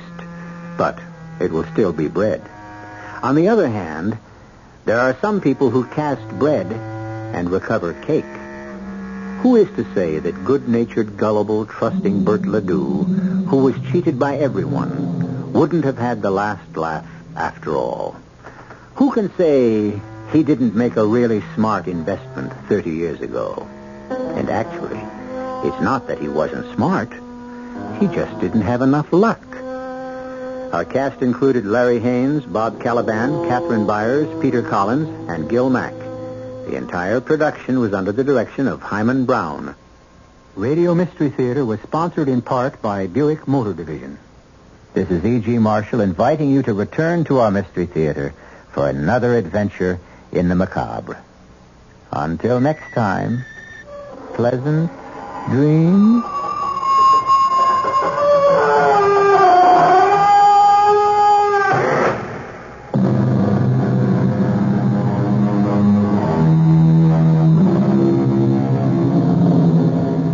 Tonight's WR Mystery Theater was also brought to you in part by ShopRite Supermarkets, where you get a lot more for a little less. The preceding program is furnished by the Columbia Broadcast.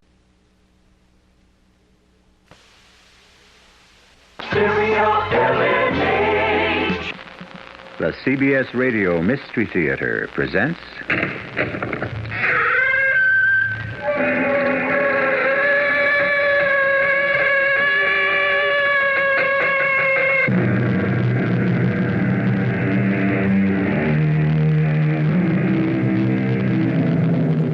Come in.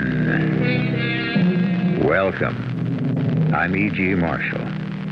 There's a phrase going around nowadays, used promiscuously by various people, meaningful relationship.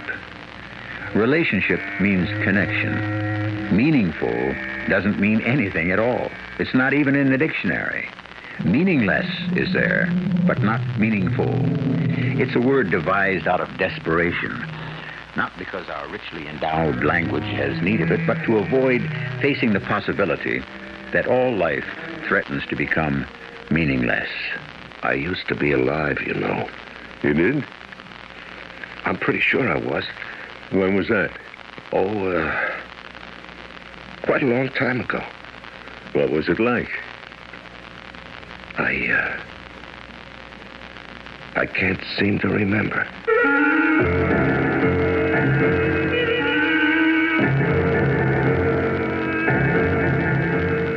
Our mystery drama, Answer Me, was written especially for the Mystery Theater by Elspeth Eric and stars Larry Haynes.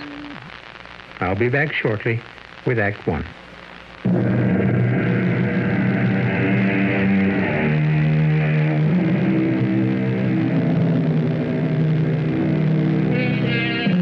Do you look at the people you pass on the street, or do you simply walk on by?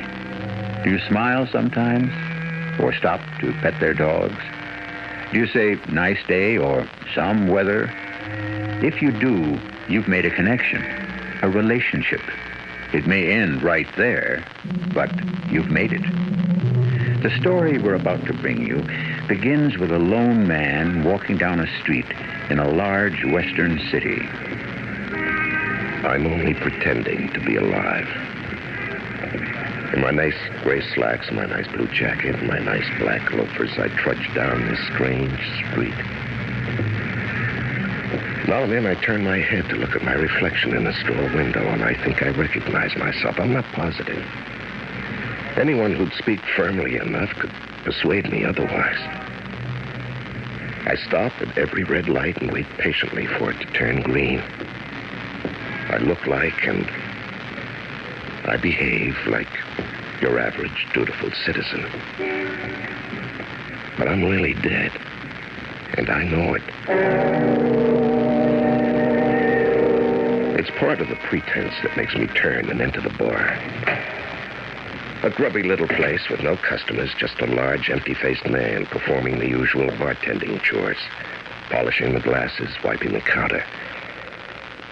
I sit down on one of the stools and sneak a look in the big mirror. There's nothing out of the way there. I look like any man who stopped off for a drink at 11 o'clock in the morning. Yes, sir. What'll it be? A scotch? Any special brand? No, whatever, any kind. Soda? Water? I guess water. Mix it for you? Please. Hey, thanks very much, thank you. That's okay.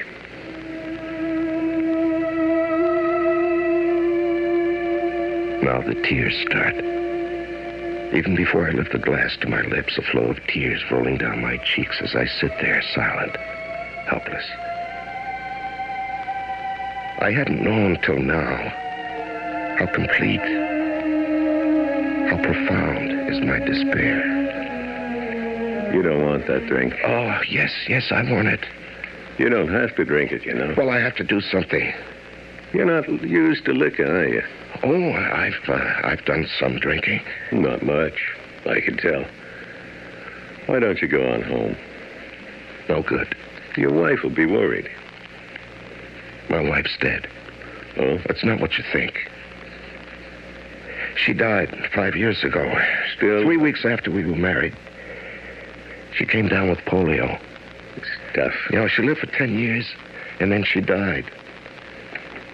It was a hell of a 10 years, if you really want to know. I can imagine. Oh, there's a customer. Hey there, Mr. Vincent. He's one of my regulars. Stops in for a beer, that's all. How's everything with you, Mr. Vincent?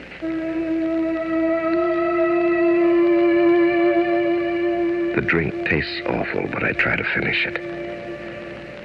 Thoughts of Helen dart in and out of my brain, little flashes of piercing light, gone before I can identify them. Helen's face when I met her. So young, just 18. Helen's face twisted with pain later on.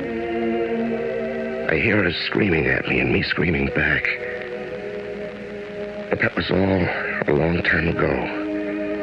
And now I'm sitting in this bar with this drink, pretending to be alive. He just has one beer and leaves. He won't bother. Well, I'm not much good with people these days. Want me to leave you alone? No. I appreciate... You see, I wrote a book. You did? Yeah, it was published, actually, yes. Yeah, I wish I could write. But it wasn't reviewed. You mean like in the papers? No place. Nobody paid any attention to it. It was ignored. Well, how can they do that? Well, there's only so much space and hundreds of books. Wasn't considered significant enough to give it any space. Well, you shouldn't take it personally. Well, what other way is there to take it? Well, I don't know. I'll tell you what. What? It's just a suggestion. Why don't you get the heck out of town? Go where? Who cares? Any place. Mexico, Hawaii, Canada. Just go. And do what? How should I know? Just go. It's something to do. Better than sitting in some bar, the state you're in. Mexico? Sure. Why not? You got some money? Yeah, some. So go. But watch out for the tequila down there.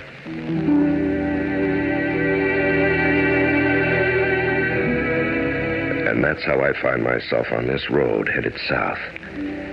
I decided I'd walk to Mexico. The idea of sitting still on a plane was impossible. I don't own a car. And the effort of putting one foot after the other makes me feel somewhere near alive.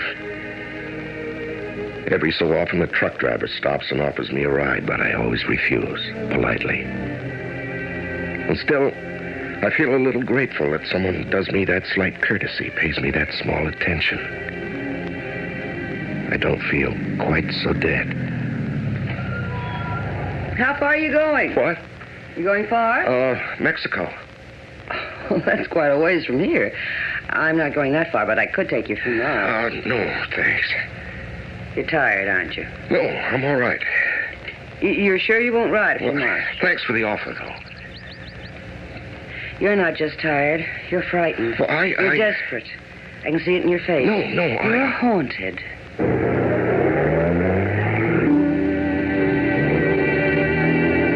She drives off.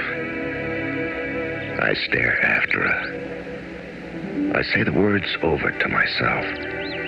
Frightened, desperate, haunted. Oh, it's true. It's all true. Why haven't I been able to say it to myself? Why did it have to be this woman who...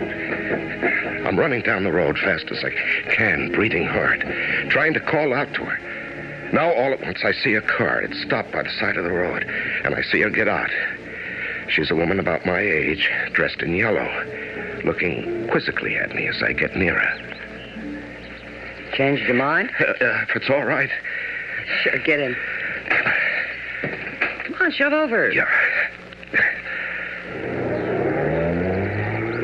Very kind of you to stop. I knew you'd reconsider. Oh, how did you know? The way one does sometimes. Only you don't know me. You feel like telling me your name? Paul.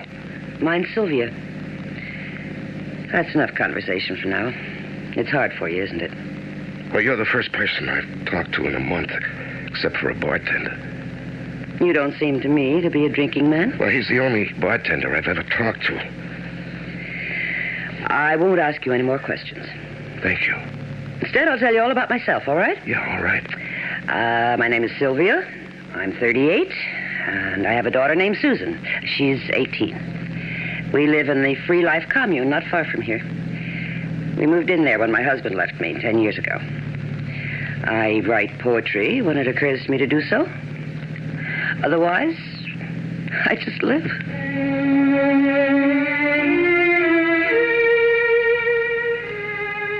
I listen to her talk.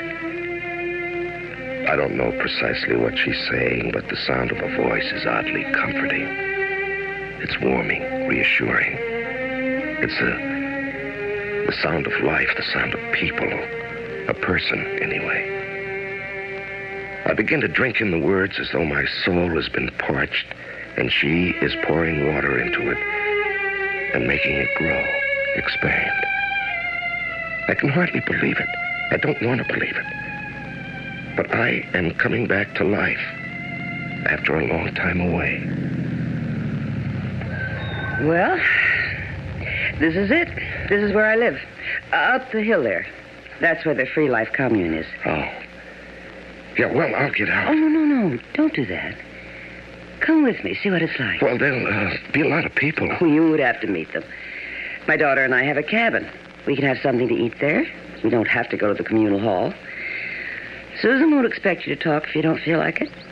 Lots of times she doesn't feel like it either. Lots of times I don't. Really? We're all looking for the free life. That's why it's called the Free Life Commune.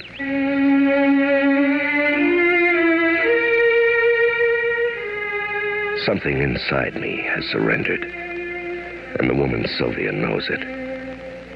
I haven't given consent, but I have consented. And nothing in me resists as she turns the car into the side road and goes up the hill and turns again down another dirt road, then another, and then another, and stops in front of a cabin built, not too expertly, of logs. She says nothing, and neither do I as we go inside. Hungry? No. I know you're not a drinking man, but I think a glass of wine might be a good thing. Yeah, it might. And I want you to meet my daughter. Susan. Right. We'll all have a glass of wine together. Can I help? No, you just sit there. White wine or red? I don't know. Okay. Red. There we are. You wanted me, Mother? Yes, dear. I want you to meet somebody. This is Paul. Paul, this is Susan. Hello, Paul. Susan. We haven't got a thing in this house to munch on. Paul's not used to drinking, and if he doesn't get something into his stomach, he... Oh, you want me to run down to the commissary? Oh, no. You stay here, I'll go. I want to get something for dinner anyway. We're eating in the cabin, just the three of us. I'll be right back. You want to pour the wine? No, you do it. Okay. You're very pretty. Thank you. You're 18, your mother said. Uh-huh. Here's your wine. It's cheap, but good. Thank you. I stare at her. She's sipping the wine, not looking at me. Something is bothering me, but I don't know what it is. I don't know what I'm doing here. I don't know who these women are. What is it? I don't know. What is it? Something's wrong. Something is strange. Something is incomprehensible. My hand that holds the glass begins to tremble. I know. You all right, Paul? What? You're not drinking your wine. Oh. What are you thinking? How did you get here? I live here. No. I mean just now. I mean when you showed up just now. How did you get here? Well, through the woods. There's a path. No. I mean, how did you happen to walk in at just that minute when you did? My mother called me. No, she didn't. I was here. She didn't call you. She just said she wanted me to meet you. And the next thing I knew, you walked in. She didn't call you at all. Oh, you mean she didn't say, Susan, come here? She didn't say anything. I know. I was here. Mother never calls me that way. Well, there's no other way. What other way is there? She thinks it, and I receive it. Are you talking about telepathy? Telepathic communication? I've heard of that, but... Well, if you have to give things names, I guess that's what it is. Come on, drink your wine. Mother's on her way back. Have you ever felt that your telephone was going to ring a split second before it actually rang? It's happened to me and to some others I know. Was this because you ardently wished that it would ring? Or was it because some faint electrical impulse in the wires reached you? Or was it because the caller was thinking intently about you as he finished dialing your number? Frankly, I don't know. Perhaps it was for none of these reasons.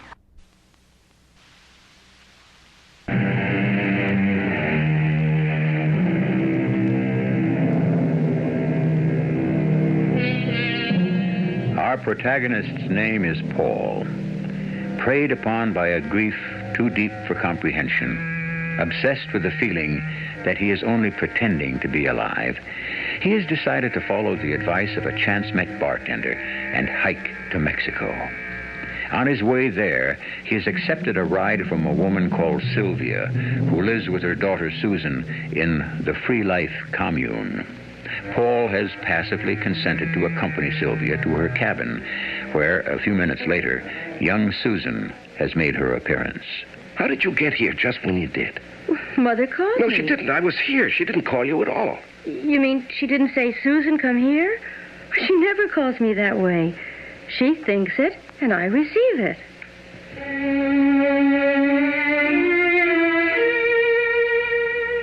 I'm staring at her. Young, slim.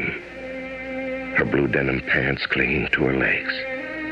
Her big, bulky sweater swallowing the upper part of her body. Her blonde hair falling over her shoulders. Come on, Paul, drink up. It's not very strong wine. Cheers. Yeah, cheers. How do you know your mother's on her way back? Because she is. Well, she'll be here in less than a minute. Well, did she send you some kind of message? Telepathically, I mean? She must have. Otherwise, how would I know? Yeah. Yeah, well. Suppose she doesn't come back in less than a minute. But she will. She's here now. No, she's not. All I could get for dinner was chipped beef. All right? Oh, fine. Paul? What? Do you like chipped beef on toast? And we have some apples and cheese, I think. Anything, yes. Huh.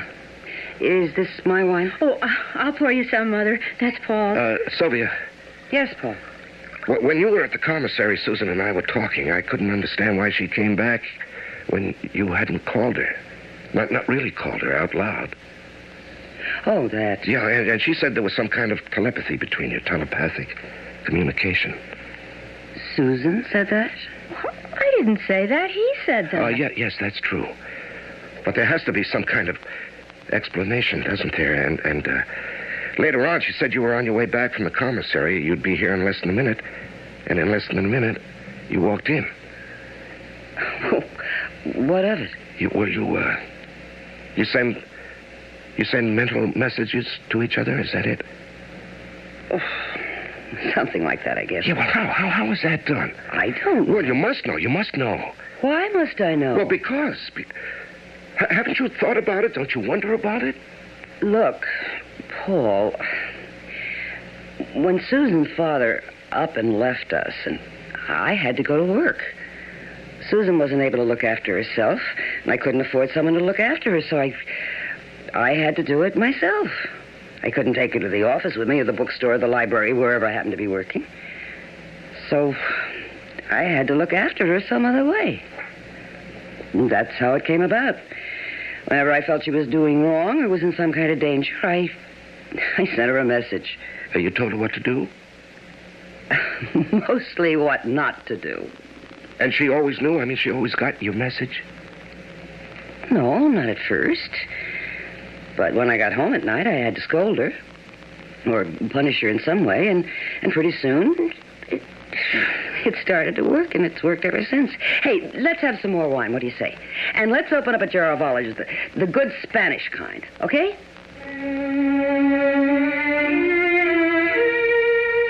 It's happening. I'm starting to come alive. It's slow. It's vague. Life appears in patches, some dim, others coming through clearly.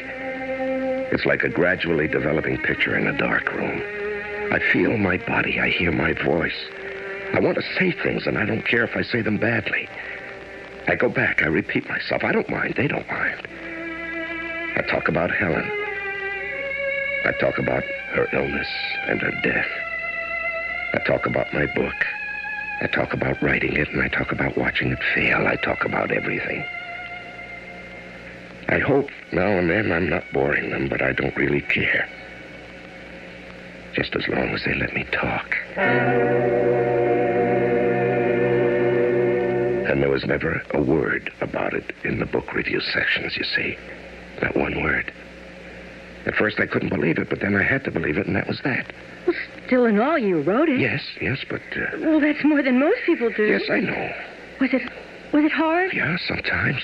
Was it fun? Sometimes, yes, sometimes. Well, then. And it was published. It even sold a few copies. That's nice.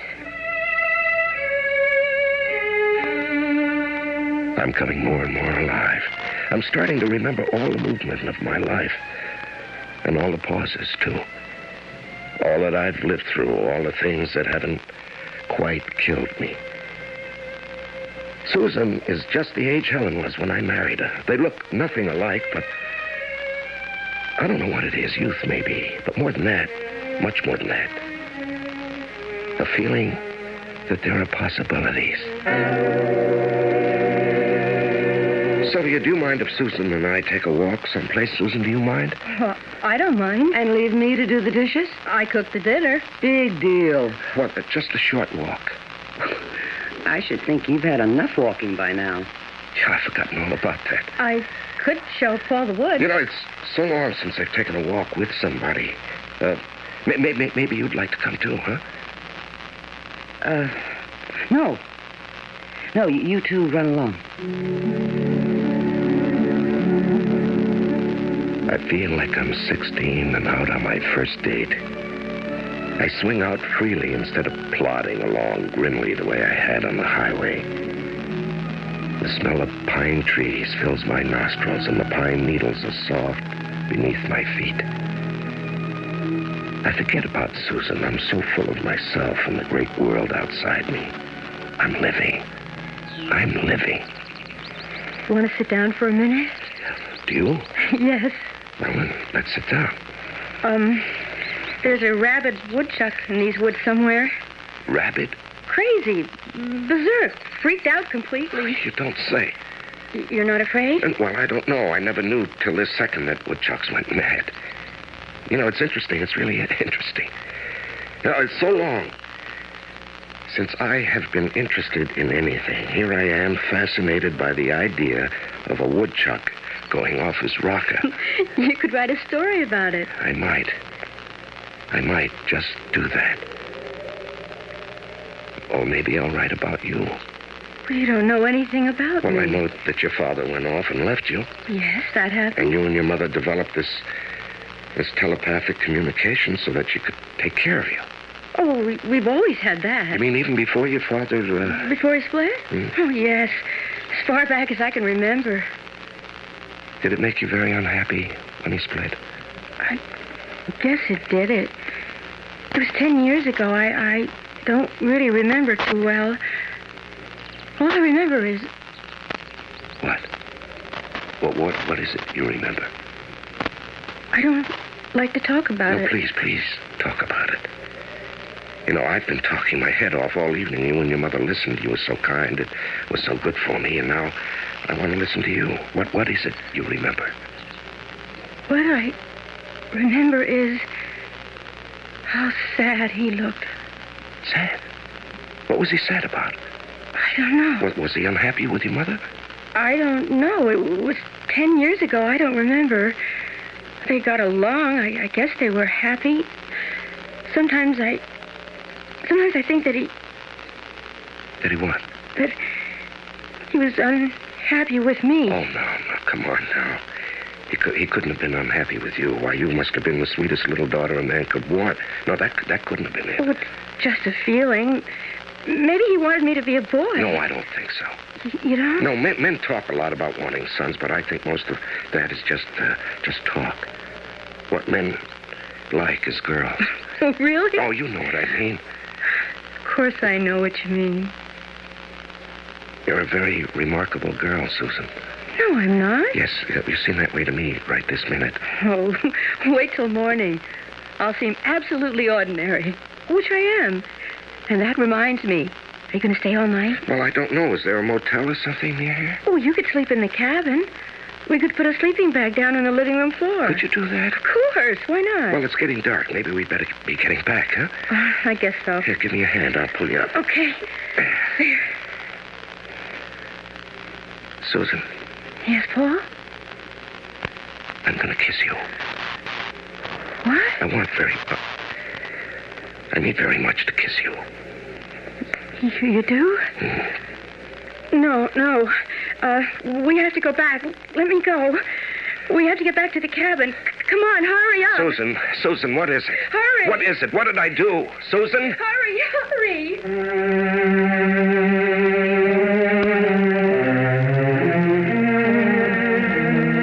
Relief from deep depression is greater than relief from the grimmest physical pain, and 1,000 times harder to achieve. Indeed, it cannot be achieved at all if by achievement we mean conscious effort, contrived artifice. It comes, or seems to come, by chance, by a miracle, as though from heaven. I shall return shortly with Act 3.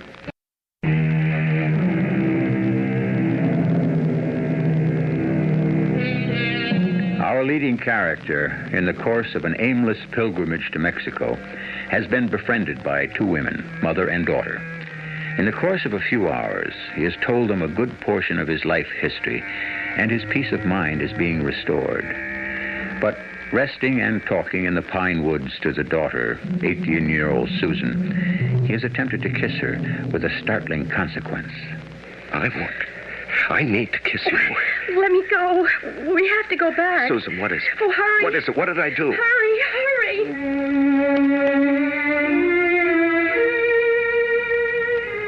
I get back to the cabin and everything is just the way it was before. Sophia gets out a sleeping bag, puts it on the floor, and I crawl into it. It's very quiet. I hear a soft wind through the trees. The movements of small forest creatures. The shrilling of cicadas. I'm warm. I'm comfortable. I'm content.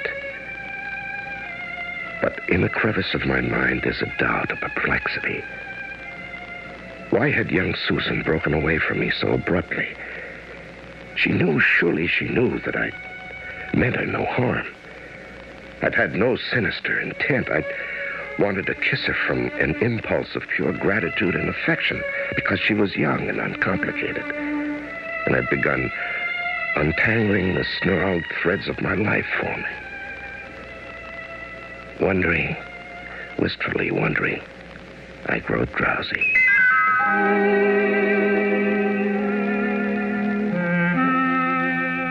It's morning. Time to get up. Oh, yeah. We get up early here. Yeah, that's fine with me. Did you sleep well? Yeah, like a puppy. Where's Susan? I sent her into town to do some errands. Oh, when'll she be back? Well, I don't know exactly. Oh. Sophia, something happened last night when Susan and I were in the woods. We were talking. And it was so peaceful there, and she was so sweet to me. I told her about a lot of things, even more than I told you both at dinner. She seemed to understand everything I said and a lot of things I didn't say. Susan's a very sweet girl. I've seen to that. Yeah, well, all of a sudden, I wanted to kiss her. Nothing lascivious. I wasn't trying to seduce her. I wouldn't try anything like that. I just wanted to kiss her because I felt so fond of her, you see. Such an affection for her.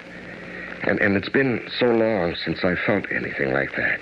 And at first I thought she understood. She let me put my arm around her, and she was smiling at me, and all of a sudden... All of a sudden, what?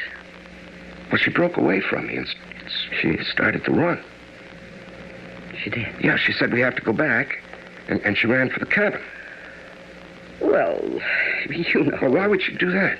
Don't ask me. Well, you must have some idea. She's your daughter. After all, Paul, you're old enough to be her father, aren't you? Well, I guess I am, yeah, even so. You know, some people think everybody that lives in a commune is loose, free and easy. That's not so. This is a group of serious artists who are dedicated... Well, I never even thought of anything like that. I never thought Susan was Well, I just never wanted anything like that. And she knew I didn't. I'm sure she did. Well, maybe she didn't, maybe she didn't. You never know with young girls, do you? How far is it into town? Oh, I don't know. Quite a ways. Yeah, well, maybe I'll walk into town, try to find her. Oh, you couldn't do that. She had a lot of errands. You wouldn't know where to look. Well, anyway, I think I'll try. Paul. Now, well, the car's out there. What did she do? Walk to town? She must have come back. So soon? Well, evidently, since the car's out front. I'm going to look for her. Well, you don't know where she is. Well, I'll look. Maybe the communal hall. That's full of people. They'll all be having breakfast there. Well, if she's not there, maybe she's in the woods. Paul.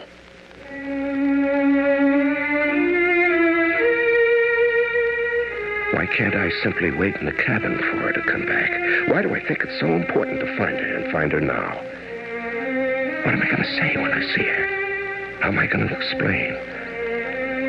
The sun is up full. The scent of pines is in the air. The birds are full-throated. There are people going about their business, whatever it is, in this place. I wander again into the woods where Susan and I walked last night.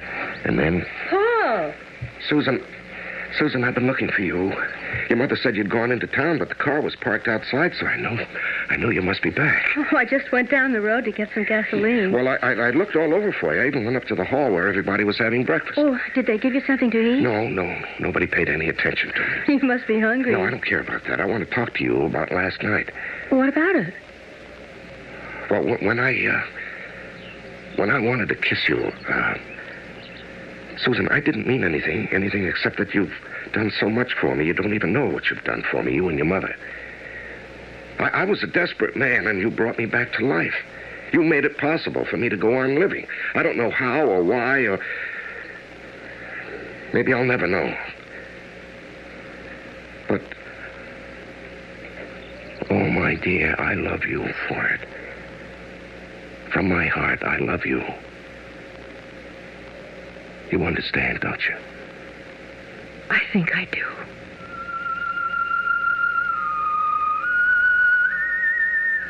I take her sweet face between my hands.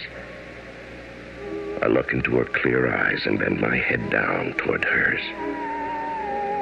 A flood of tenderness surges through me. Such a devout desire to express my relief and my thankfulness. I feel that I've entered into some sort of state of grace, and my heart is overflowing. My face comes closer to hers. The woodchuck! Oh, there's the woodchuck! What? Oh, the rabid woodchuck behind you! Run, Paul, run! Susan! She's out of my arms, running like a wild thing through the woods, while I stand dumbstruck and miserable.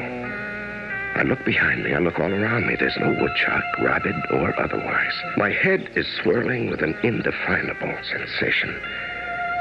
I go back to the cabin. I get there just in time to see the car drive off with Susan at the wheel. Hardly knowing what I'm prepared to say or do, I open the door of the cabin and go inside. Back so soon? Yeah. Where did you go? Oh, just here and there. Did you find Susan? Oh, yes. Everything all right? I don't know. She's very young, Paul. She's 18. That's young. Yeah, you're probably right. I don't know. Maybe she misunderstood me. Probably. Yeah, but you don't misunderstand me, do you, Sophia? In what way? Well, in a man and woman way. What are you talking about? I'm talking about making love to you. You don't mean that? Oh, yes, I'm thinking about it, and so are you. I am not. Of course you are. How long ago did your husband leave you? 10 years? You've lived 10 years with a growing child and no man. Why wouldn't you be thinking about it? I don't like this conversation. Let's change the subject. No, I won't. You know, you've done a wonderful thing for me, Sylvia, letting me stay here, letting me talk, unburden myself. I've carried such a weight on my heart for so long, and now it's been lifted. You're carrying a burden, too, and I want to lift that if I can. I don't know what you're talking about. I'm going to come over and put my arm around you and kiss you. Not the way I try to kiss your daughter, the way a man kisses a woman. Now, look at me. Paul. Close your eyes. Yes.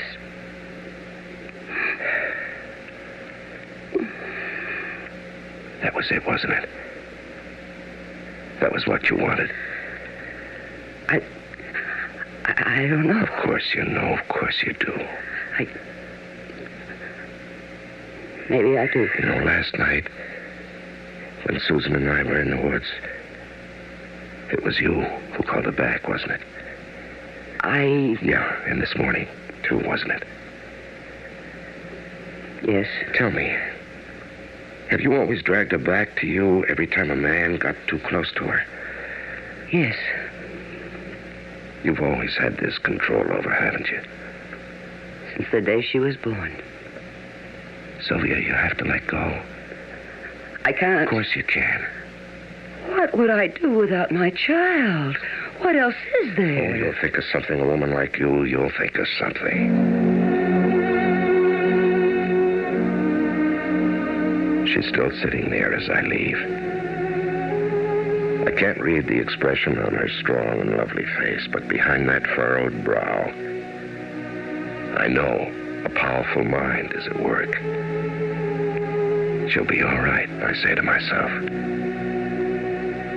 And I start down the highway by which I'd arrived at the Free Life Commune. Only this time, I'm walking north, back to where I started from. My steps are quicker now. I feel I have a purpose, though I don't yet know what that purpose is. And then I hear... Paul? Susan. You were leaving without saying goodbye to me? Well, I just thought it was time for me to go. I'm sorry I acted the way I did in the woods. You didn't really see a rabid woodchuck, did you? I thought I did. No, there wasn't any woodchuck. Maybe there never has been. Well, anyway, I'm sorry. And I'm sorry you're leaving. Well, it's time. Paul, Mm-hmm. do you know what I'd like? What would you like, Susan? I'd like to kiss you goodbye. Would you? Come closer to the car. Stand right there. Like that. I want to put my arms around you and hug you and give you a big kiss. All right. There. I love you a lot, you know. I love you a lot, too. I watch her drive off down the highway. I feel a few sudden tears in my eyes.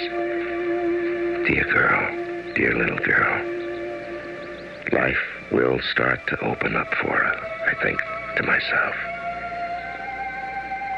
And involuntarily, a tiny prayer finds its way to my lips.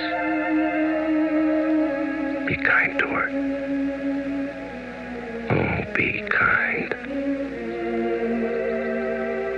The car is out of sight now, and I resume my walk back to the city. It occurs to me that the only person I really want to see is the man who sent me off on my aimless pilgrimage.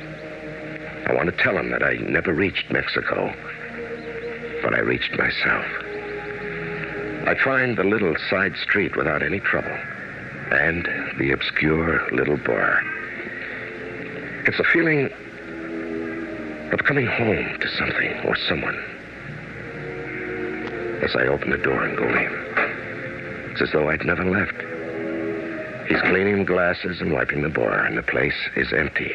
I take the same stool as before. Yes, sir. What do you have? Do you, remember me by any chance? Well, I don't know. You look familiar. Yeah, well, I was in here about a week ago. You told me to go to Mexico. Oh, yeah. Yeah. Well, did you go?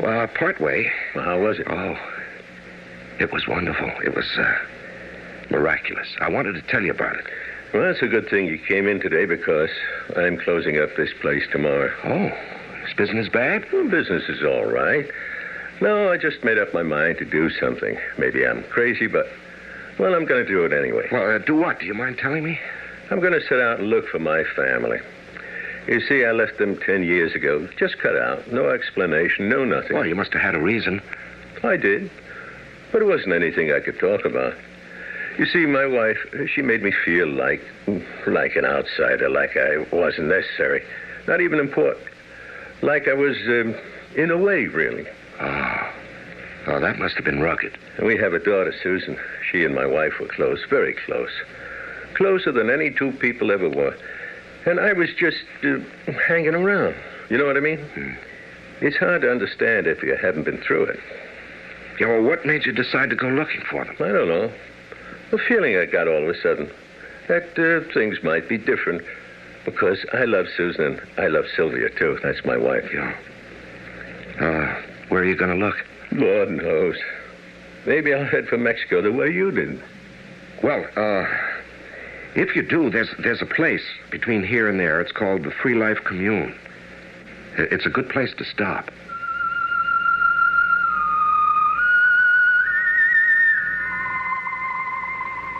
I have to get a job now. Find an apartment, fix it up. Get my typewriter out of hock and start a new book. You could say that nothing's changed. And you'd be right. But I've changed. And that's everything.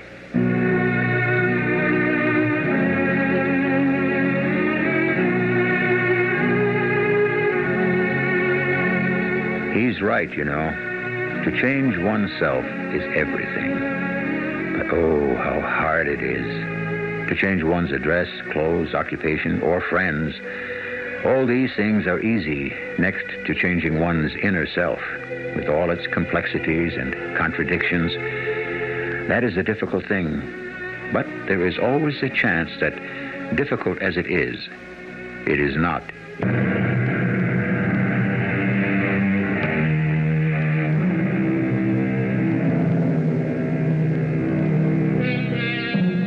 I suppose this has been a story about mind control. What else could it be? Not that I know how one mind controls another or even influences it, but no one can deny that all our impulses, as well as our inhibitions, all our aggressions, as well as our retreats, all our resistances, as well as our surrenders, all take one form or another, depending on the waves of thought sent to us by all the people we have loved and who have loved us. No man is an island, the poet said, and no mind is an island either. Our cast included Larry Haynes, Joan Lovejoy, Rosemary Rice, and Dan Ocko. The entire production was under the direction of Hyman Brown. This is E.G. Marshall inviting you to return to our Mystery Theater for another adventure in the macabre. Until next time, pleasant dreams.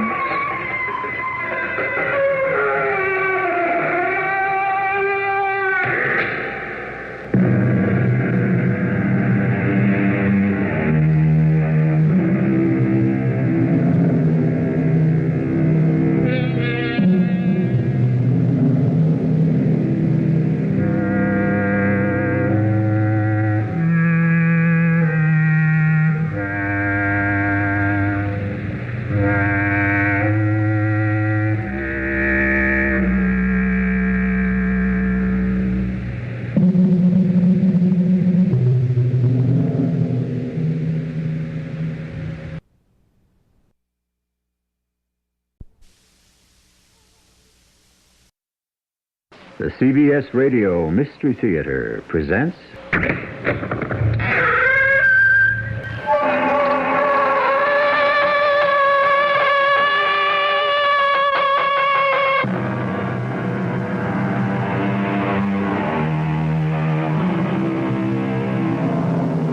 Come in. Welcome. I'm E.G. Marshall. What would you do if a child of yours suddenly, without warning, rejected everything you stood for and decided to live his own way? It has happened to you, you say? Or to someone you know? You believe the generation gap only gaps nowadays, do you? I'm afraid that the jet lag of understanding goes back hundreds of years and puzzles parents in many countries, including Russia. Monsieur Topolov, this may seem most peculiar to you, a perfect stranger, but could you help me? Sophia, I don't wish to do anything behind your father's back. My father must not know. Please understand. I must come to a decision right away, and I have no one but you to turn to. My dear Sophia, please calm yourself. Of course. Whatever I can do to help, believe me, I shall.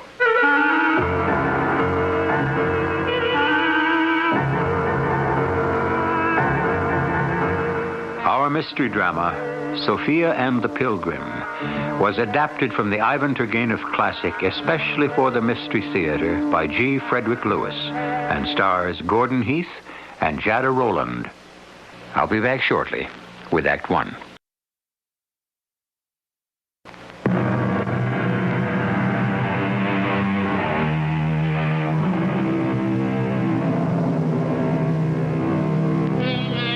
You are in Russia. You are Ivan Tropolov, the census taker. This takes you far and wide, and today into the town of Tula, where you find an old friend, recently widowed. He has done very well in the importing business. 20 years have passed since you were students together at the university. But it is not the intervening years, his life or yours, that quickens your pulse, but a girl, beautiful, intense and strange. She becomes very important to you, Ivan Tropolov, from the moment you meet her. Ivan, I want you to meet my eldest daughter, Sophia. Sophia, this is Ivan, whom I went to Leningrad University with. How do you do? This is a pleasure. Sophia takes my poor wife's place, looks after the house, takes care of her little brothers and sisters. Yes, of course.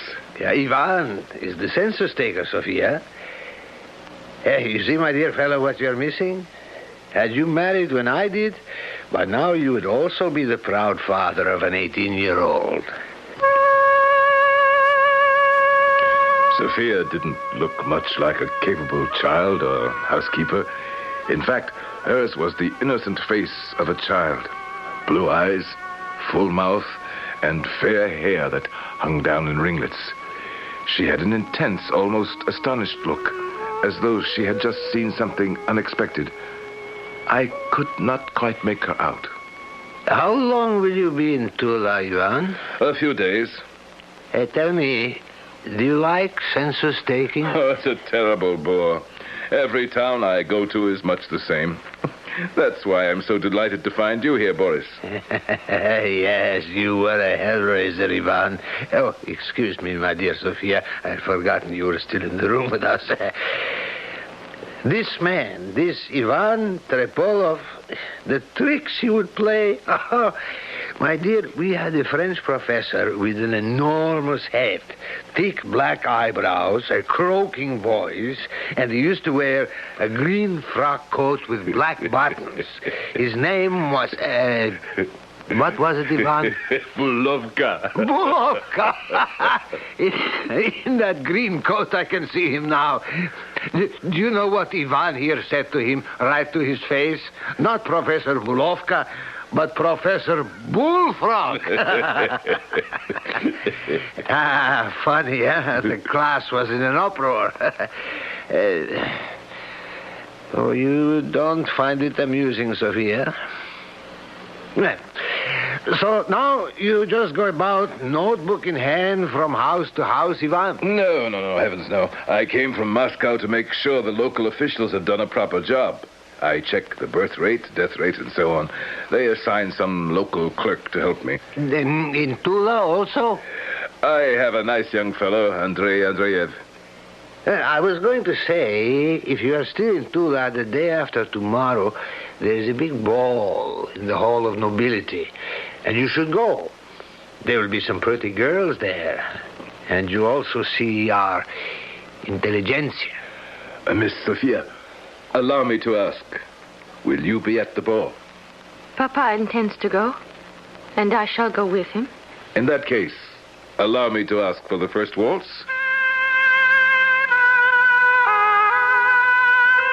Sophia, the girl with the Mona Lisa look, acknowledged my request with a nod, but said nothing. Back at my hotel, I was joined for lunch by my assistant, Andrei Andreev. I was silent during the meal, my thoughts giving over to Sophia, and what an enigma she was. I've noticed, sir, you're very quiet. I suppose for a city man it's boring here, very little for entertainment, no concerts or theaters, no sightseeing. But there is one thing, in case you should feel that way inclined. Inclined? How inclined? You would not, I suppose, like to behold the dead? Dead? As a statistic? Sir, we have a man here, a simple man, cannot even read or write, but he does marvelous things. For example, if you go to him and desire to see any one of your departed friends, he can show them to you. How does he do it? Well, that's his secret. Although he is an uneducated man, illiterate, he has very great powers. Is this a matter of common knowledge? Let us say it's a common secret. There's a local ordinance against bringing back the spirit, so one must be careful. It's against the law. Has he shown you the dead? Yes. Yes, he has, my father. He brought him before me as if he were alive. This is truly amazing. We have no one like that in Moscow, I can tell you that. Andrei, I should very much like to meet him. Well, you can't go straight to him, but one can act through his mother. She's a respectable old woman, sells pickled apples on the bridge. If you wish it, sir, I shall ask her. Oh, please do. And a gratuity, a tip, whatever you think fit, should be handed to her, his mother. I'll make her understand you're a distinguished visitor in Tula, that she has nothing to fear. I am very interested, Andrei.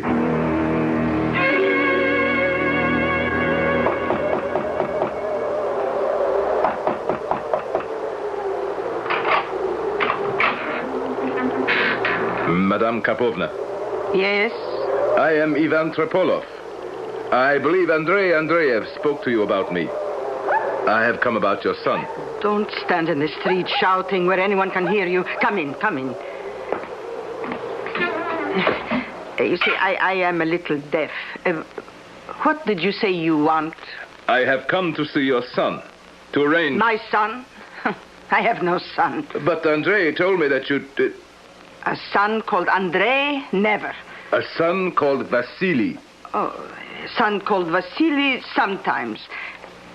You are from the police? You don't seem to understand, Madame Karpovna. Perhaps this will help. 20 rubles? 50. I'm glad money speaks in such a loud voice. My hearing comes and goes. Yes, Andrei told me about you. Please, take a chair. You don't need to explain. You wish to sample the art of my son, Vasily? I am glad I am well recommended. So when may I see him? Your son. My son? Oh, tonight. Come a little after 7. Not to this room. You will find the front door open. And kindly walk up those stairs straight to the room above. Thank you, Madame Karpovna. Now, if I may, I shall take my leave. And before you come here, sir, think hard and well of your deceased friend or relative you are desirous of seeing. Keep him in your mind until my son enters the room. Should I not tell your son who I wish to be called up? His name? Not a word. He will find out for himself. So, a little after 7, then? Oh, 7:30, if it is more convenient. And bring a few more rubles. Expenses are high. Another 10 rubles. Speak up, I am a little deaf. I said another 10 rubles. Another 20, that's right. 20 rubles. Don't forget. I took leave of the old woman and returned to my hotel. I was sure they were going to make a fool of me. I sat myself in the hotel dining room, ordered a bottle of Lafitte, and was enjoying it when who should I see walking in the door but my university friend, Boris. Ivan, may I join you? I have only a little time. The town council meets tonight. I generally stop here for a bite to eat when I'm in town. Certainly. What are you doing later this evening, old friend? Why do you ask? The council meeting won't take but an hour, and I thought you might join me at home for a nightcap. Oh, I'd like to, Boris, but as a matter of fact, I have already made arrangements to go somewhere. You know people in Tula? Well, have you heard of a man who can call forth the dead? Ivan, come now. You, a sophisticated man from Moscow? Only for amusement. I'm curious, that's all. My dear old friend, I advise you don't bother. No, I wouldn't waste my time. To tell you the truth, I thought I'd test the chap by trying to get him to materialize old Bulovka. Our old Bulovka? The bullfrog?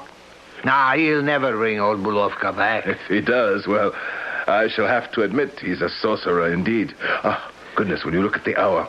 I shan't have time for dessert. You'll forgive me, Boris, if I run. But we shall see you at the ball, huh? Sophia, I can tell you, she would be very disappointed. Was I imagining it? Why was Boris so insistent I see him tonight, tomorrow? Frankly, can you blame me for thinking he appeared to be pushing his daughter at me? But why? I allowed myself half an hour to walk to Madame Karpovna's.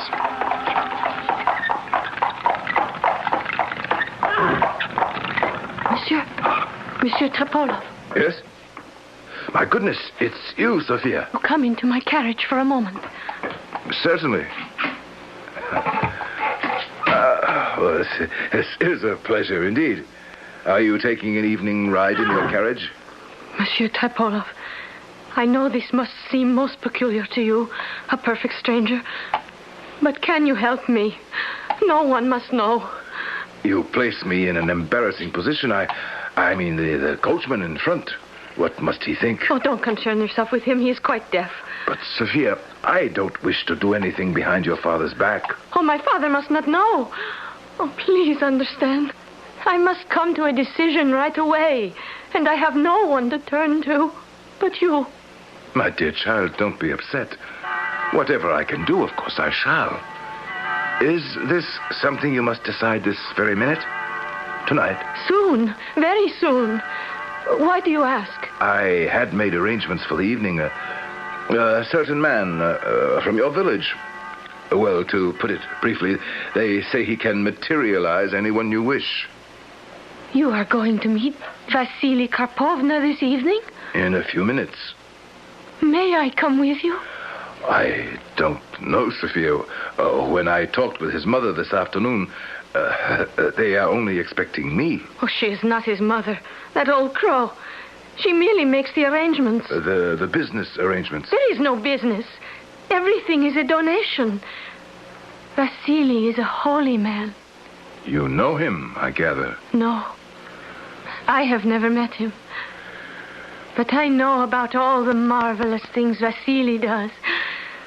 Oh, it is fate that you should be going there tonight. I have always wanted to meet him. In fact... But I will tell you about that later. When does he expect you? 7:30.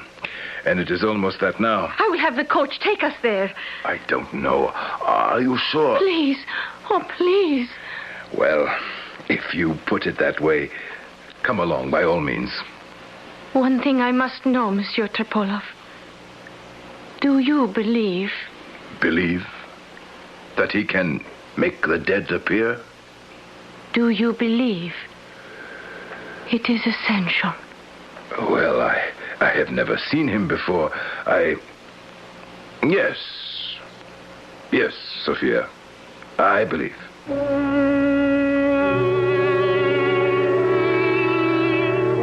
Here is a strange turn of events. Here you are, Ivan Tropolov, a government census taker who happens upon the town where an old friend, Boris, lives. Boris is a widower. His daughter, of 18, is beautiful, and yet is troubled. So much so that she seeks you out, Ivan, in the streets of Tula to ask your help. Let's hope we shall learn more when I return shortly with Act 2.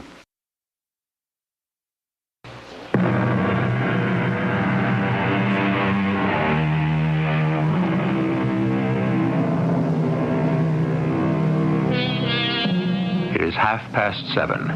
Ivan Tropolov and 18-year-old Sophia have arrived in front of the ramshackle wooden house, its shutters barred, its front door open. The girl seems not frightened at all. Ivan, who had thought the evening a joke, is suddenly apprehensive.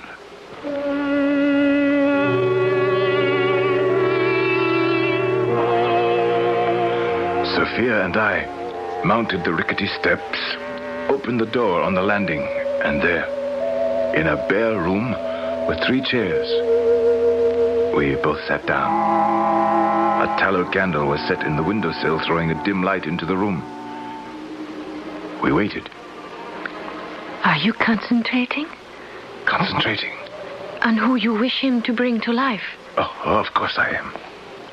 Oh, it is fate that has brought me here with you. You do believe in the inevitability of fate, don't you? I don't know. I cannot honestly tell you I ever thought I could control my own fate.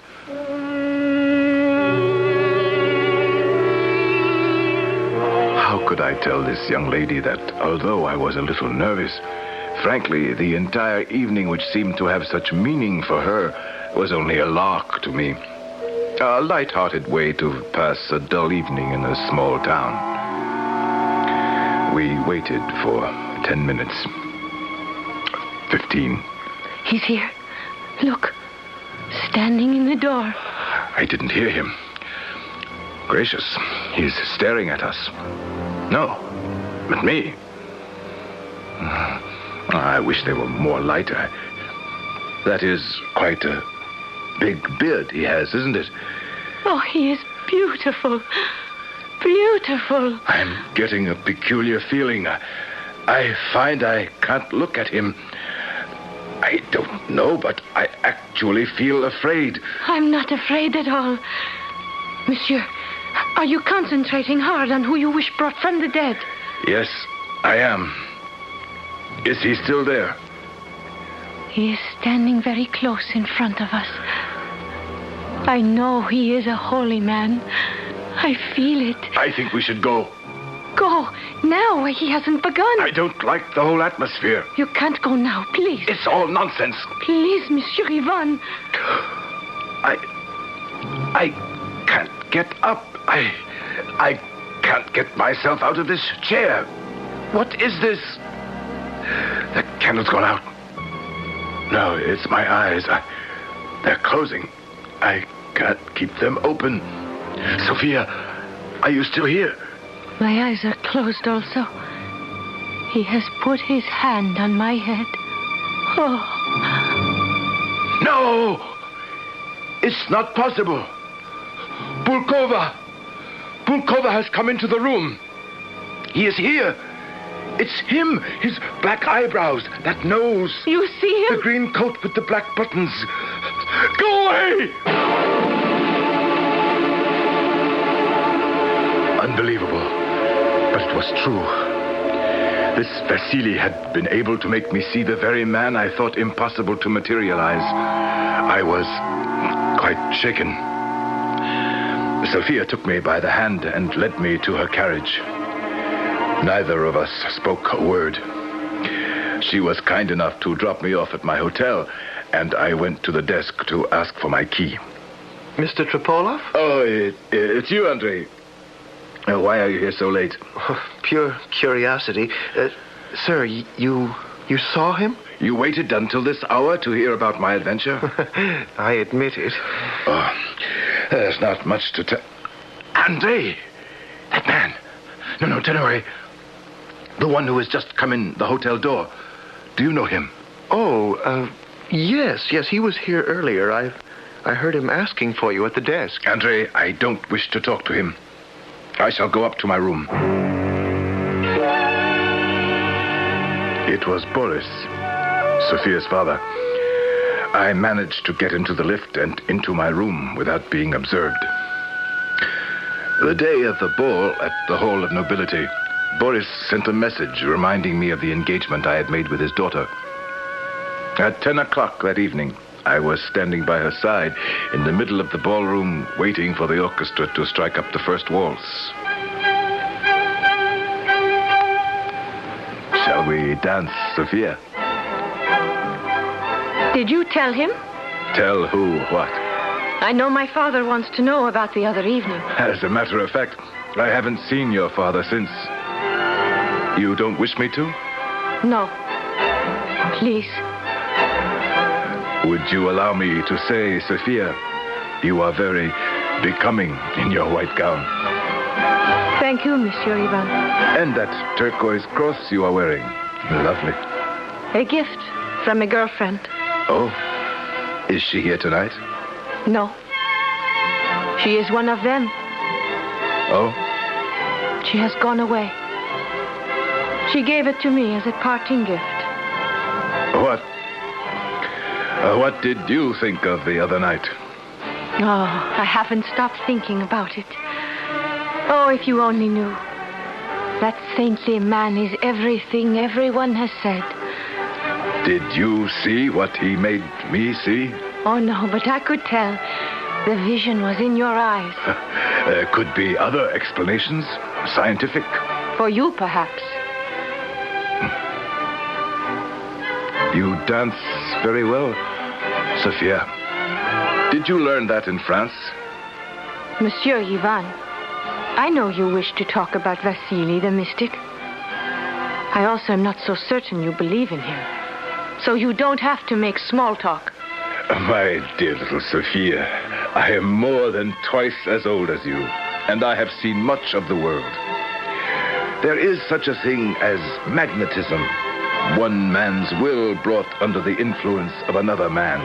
But Vasily's will is more than human. It is the will of the Creator. Oh, I don't know why I thought you would be different from my father. More understanding, perhaps. But I see not. You are just the same.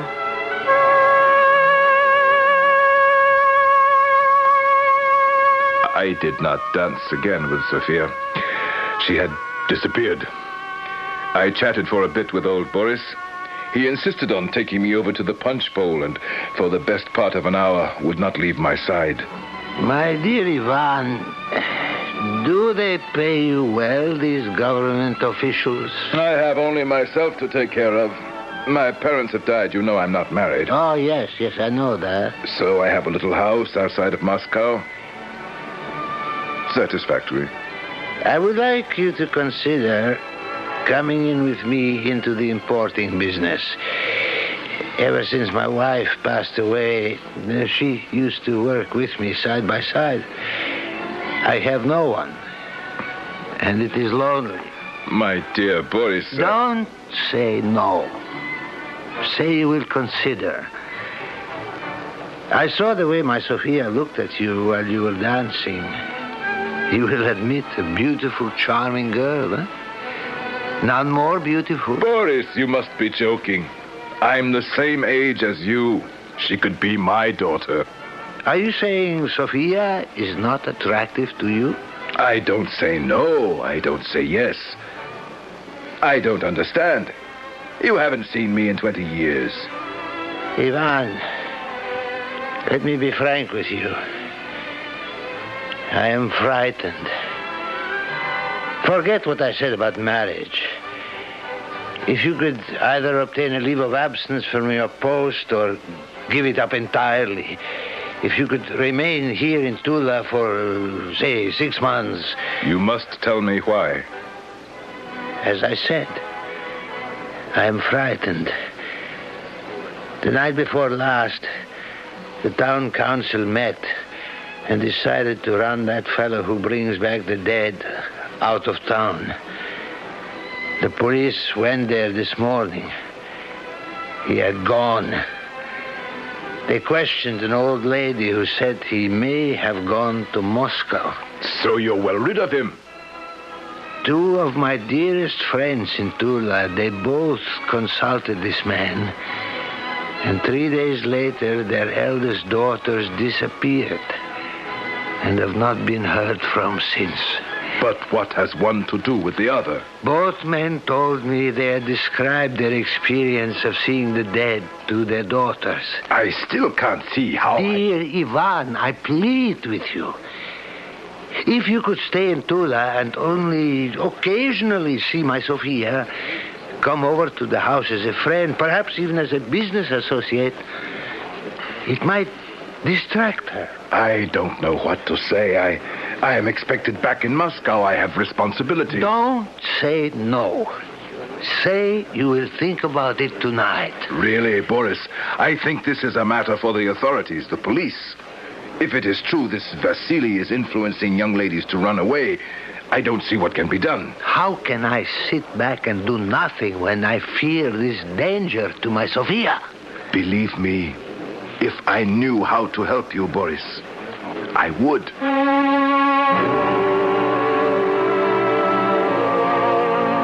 I was being torn in two.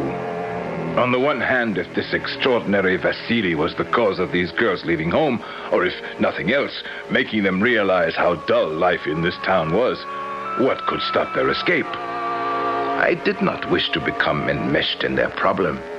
What good could I do? I decided to leave for Moscow by the earliest morning train and had Andrei Andreev accompany me to the station. I had no idea your census work was done. It isn't, Andre. They shall have to complete the report without me. I don't understand. Were you recalled to Moscow? No, I must leave. It's a personal matter. I don't wish to pry, but I will be asked what happened. They will send somebody else from Moscow if it's necessary. I think we had better hurry and get my bags onto the platform. That's my train, isn't it? I will help you. Andre, thank you again for all your assistance. I can manage the bags, thank you. All aboard! All aboard! Goodbye, Ivan. That girl getting onto the train. Sophia! Sophia! Into the last car. All aboard! Get on, Ivan, get on. The train is moving.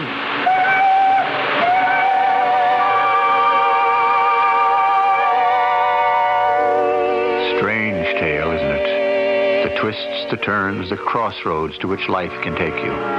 To suddenly, after so many years, find a man with whom you went to college, to meet his daughter, a girl with a childlike face and an impenetrable soul. But there is much more to this narrative of Ivan Turgenev's, as you will discover when you join me upon my return shortly with Act 3.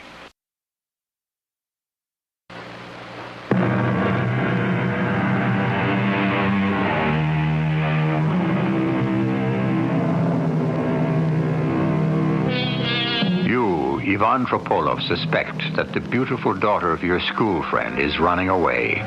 She is on this very train that is taking you back to Moscow. Although you are reluctant to become involved in other people's problems, if Sophia is on this train, you must find her and dissuade her from anything foolish. I remembered our last dance and the words she had said to me. I am disappointed in you, she had said. I thought you would be more understanding than my father. But you are not. You are just the same. I walked along the train corridors, through coach after coach, looking into each compartment, into each seat to find her. When I did, I would prove to Sophia I could be understanding. Sophia. Hello? I see there is a place beside you. Will you allow me to sit down? By all means. Sophia, I shall come right to the point. Can you be truthful with me? I am not sure I can trust you with the truth. You think me untrustworthy because I could not believe in miracles? You could, you know. Where I am going, I shall be born again. So you are running away? Not running from Monsieur Ivan, but running to. Tickets, please. Tickets. Oh, I didn't have time to purchase a ticket at the station. Where are you going? She's going to Moscow with me. Here is my ticket. How much for her fare? 5 rubles. Single fare to Moscow, monsieur. Here you are. Oh, thank you, monsieur. Tickets, please.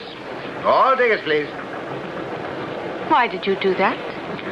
Perhaps to save you a little money. Perhaps to show you I can be trusted. Why are you going to Moscow?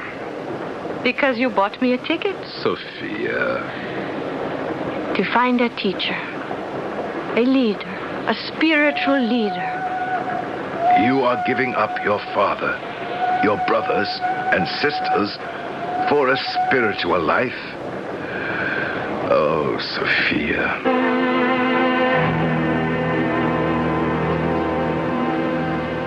And that was that. Sophia and her father disappeared out of my life. I went from census collector to supervisor in the 2 years that passed. Oh, yes, occasionally I thought about Sophia, and I suppose because I am still not married, wondered what became of her. But fate plays tricks, and one evening, while traveling, a sudden storm forced me to spend the night at a posting station inn. May I have lodging for the night? You must be wet through and through. Do go sit by the fire, sir. I shall bring you some kvass. Our axles sunk into the mud 3 times. My poor driver. Take off your boots, sir. If I can. I'm exhausted. Here you are, sir. Drink it all down. It will raise the spirits and lower the fever. If you will excuse me, I shall go prepare your room. Thank you. And could you bring me a samovar? Oh, What is your name? Akulina. At your service, your lordship. I was given a room with a broken-down sofa, a sloping floor, and torn paper on the walls, but at least I was indoors and drying out. I sat, looking out the window at the rain, thinking to myself, would it not be better to have some government job that kept me in one place? And I must have dozed off because I awoke with a start. Akulina, the blessings of God to you and all within your house. Where is your husband? Oh, dear me, Holy Pilgrim. Stepanovich is visiting his ailing sister. God be with him, and God bless you and this day. Sit, Holy Pilgrim, here by the fire. Akulina, where are you going? I have to bring a samovar to a guest.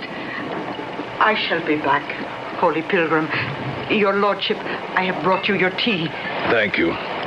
Put the samovar here by the window. Clothed in rags and blessed, merciful God, merciful God. Who is that? That, Your Honor, is a blessed holy man. We know him as the Holy Pilgrim. I pray for our suffering, the blessings of God. I must go, sir. I do not wish to miss one word of his blessed presence.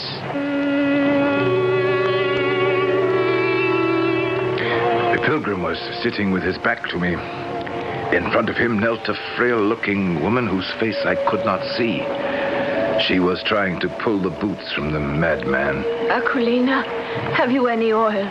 The pilgrim has a wound on his foot. A Magdalene. A Magdalene. I will fetch you some oil.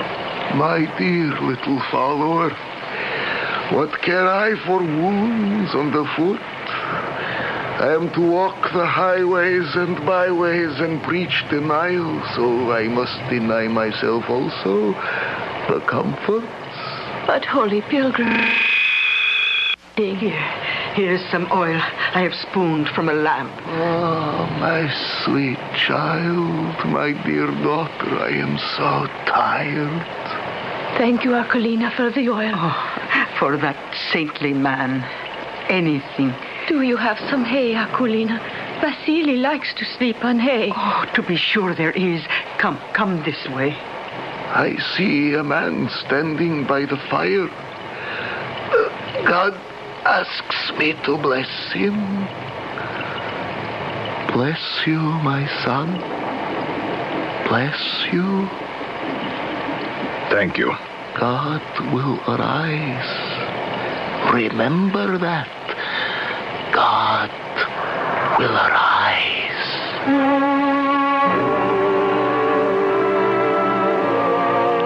The pilgrim was Vasily, who for 70 rubles had once shown me my dead French professor.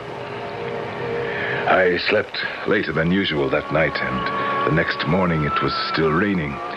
But I had to be on my way. I stood at the door waiting for the boy to make the horses and carriage ready, and the old innkeeper, Akulina, came up behind me.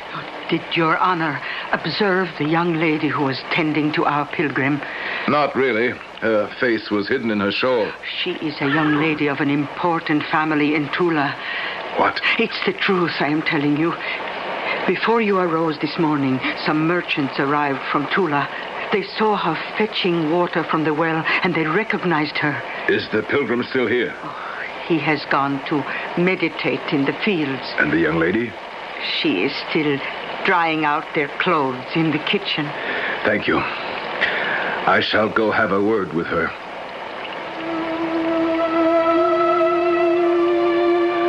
Sophia. Who are you? That is not my name. It was your name. Sophia. Do you not remember me? Ivan Tripolov. My name is... Don't cry. If you don't wish me to call you Sophia, I shall not. Oh, my dear girl. 2 years. 2 years. No. I have found the light. And that is all that matters. I say to myself, it can't be you. In such a dress, in such company. Whoever you are. You know who I am. Part of my childhood, perhaps. But why? Why? Do not leave your garden unweeded. Do not step over a sick dog in the road, unmindful. Do what your heart tells you you must. You are thinner, your skin is burned. Do not talk of exteriors. You cannot see the happiness in my soul. The child in you, where is she now? There is hardness there. No good will come of your talking this way. Vasily will return from the fields, and I shall go with him. I shall plead with him to let you go. I do not want to leave him.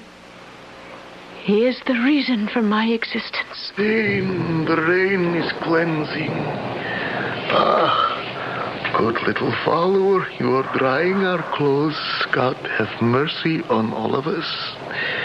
I shall sit here and remember the sun and the moon and the stars. No, Vasily, do not sit. There is danger here. We must go. Danger? We must go now. There are others who await your good words. So be it, my good girl. We shall go. Help me fasten my cloak. Yes, please hurry. Oh, you are leaving so soon? But the rain is coming down harder. Oh, Your Holiness, I beg you to wait. Come along, Vasily. We must hurry. Yes. The blessings of God upon this house. Sophia! Why did they leave so hurriedly like that? Oh, well, we must be thankful for the blessings bestowed on us and not wish for more.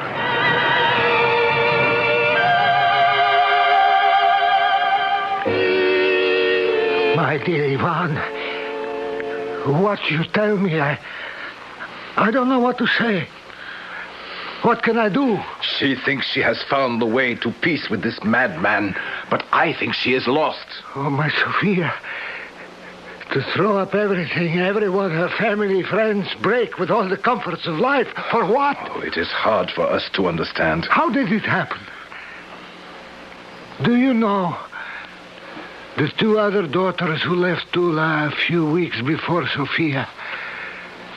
Do you know they were found floating in the Volga? At least my Sophia is alive. She is strong. Why didn't you stop her? I didn't have the right. I don't blame her. I could never blame anyone for sacrificing everything for what they thought the truth. But to choose that path. We were dancing the waltz, she and I, and in such an earnest voice, little Sophia talked of sacrifice. Self-humiliation, she called it. She wanted to lie down, be trodden underfoot, trampled on. She wanted a leader, a guide, and she found him. But, my God, what a guide.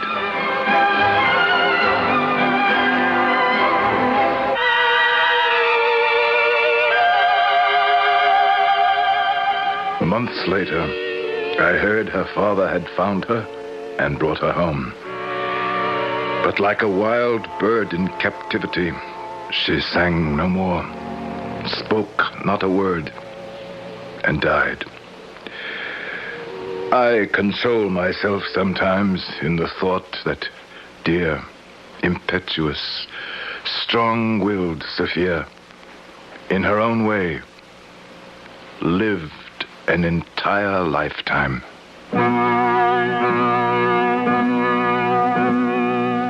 And in those words, the author, Ivan Turgenev, closes the book, ends the lifetime of Sophia.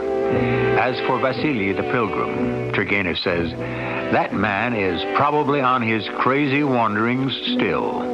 The iron health of such people is truly marvelous. I'll be back shortly with a few more words about Turgenev, the master storyteller.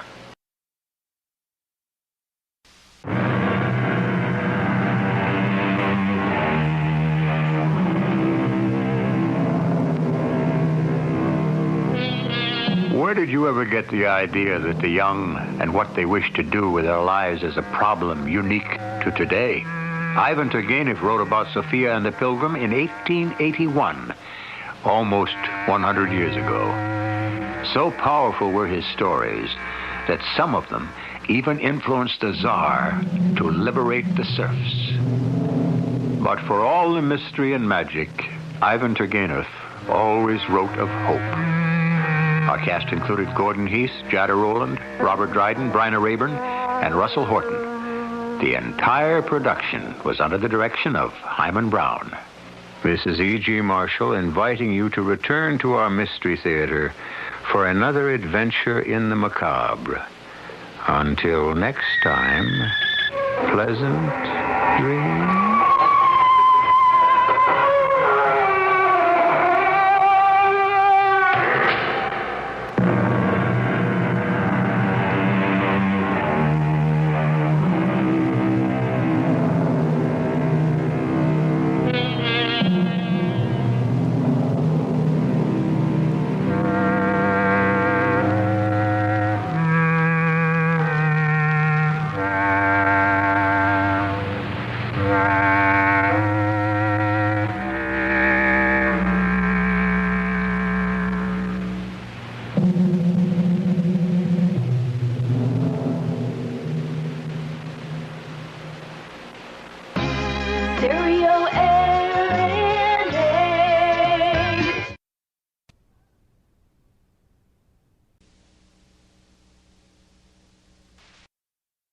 The CBS Radio Mystery Theater presents...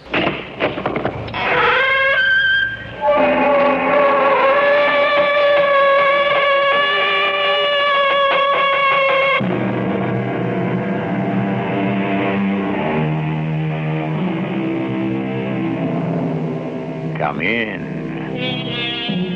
Welcome. I'm E.G. Marshall. For thousands of years, man has looked upward towards the night sky and dreamed. Pleasure barges rode down canals on the planet Mars. Life prospered in the lush jungles of Venus, and the moon was a supercosmic chunk of green cheese. In less than a decade, however, the Martian canals have become mere illusion. There can be no tropical paradise in the deadly atmosphere of Venus. And as far as our nearest celestial neighbor, consisting of green cheese, is concerned, well... But to those of you who are dreamers, do not despair too soon. The universe is infinite, and for every question to which an answer is found, there are 1,000 mysteries yet to be solved. Margot, you don't know what you're doing.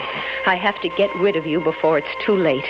Before you take over my body. You can't fight me. I have to kill you. You can't let me die. I won't let you have my body. Don't let me die. You must. Margot, if I die, we both die.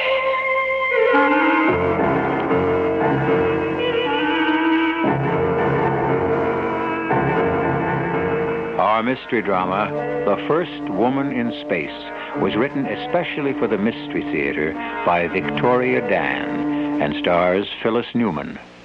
I'll be back shortly with Act One.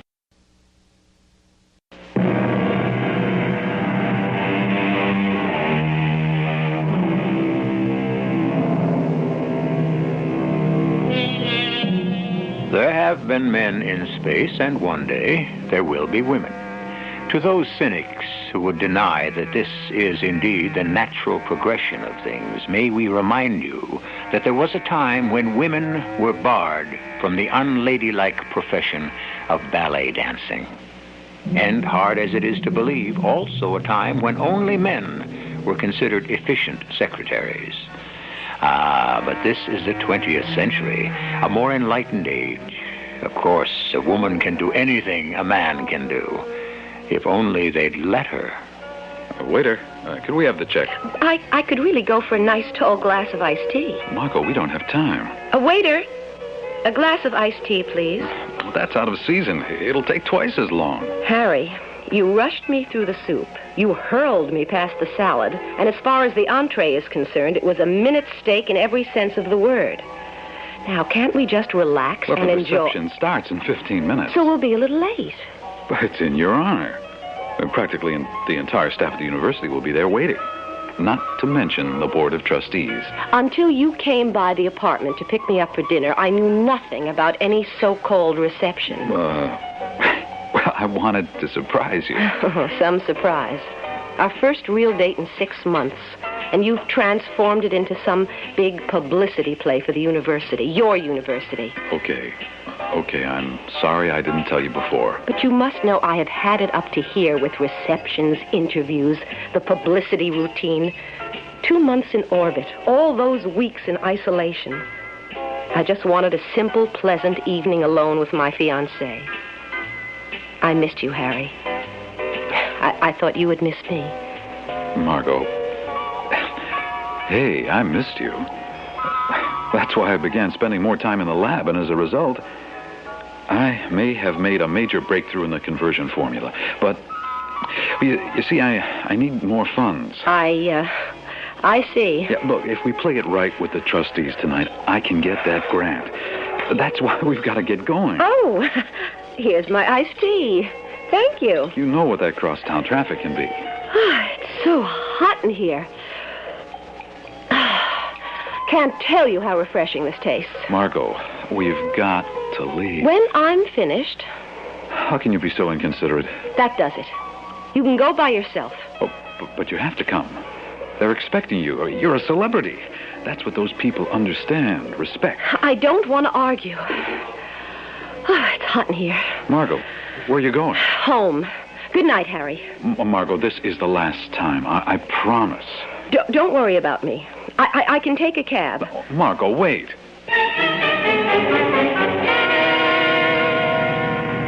Driver? Like I say, you're lucky I happen to be driving by. One a night to have to wait outside for a taxi. Do you have the heat on? Yeah, you want me to turn it up a little? No, turn it off. I feel warm. Warm? In this frost? What are you rolling the window down for? It's hot in here. It's 20 degrees out there. Is your radio on? No, it busted. You don't hear it? Hear what? That music. Strange music.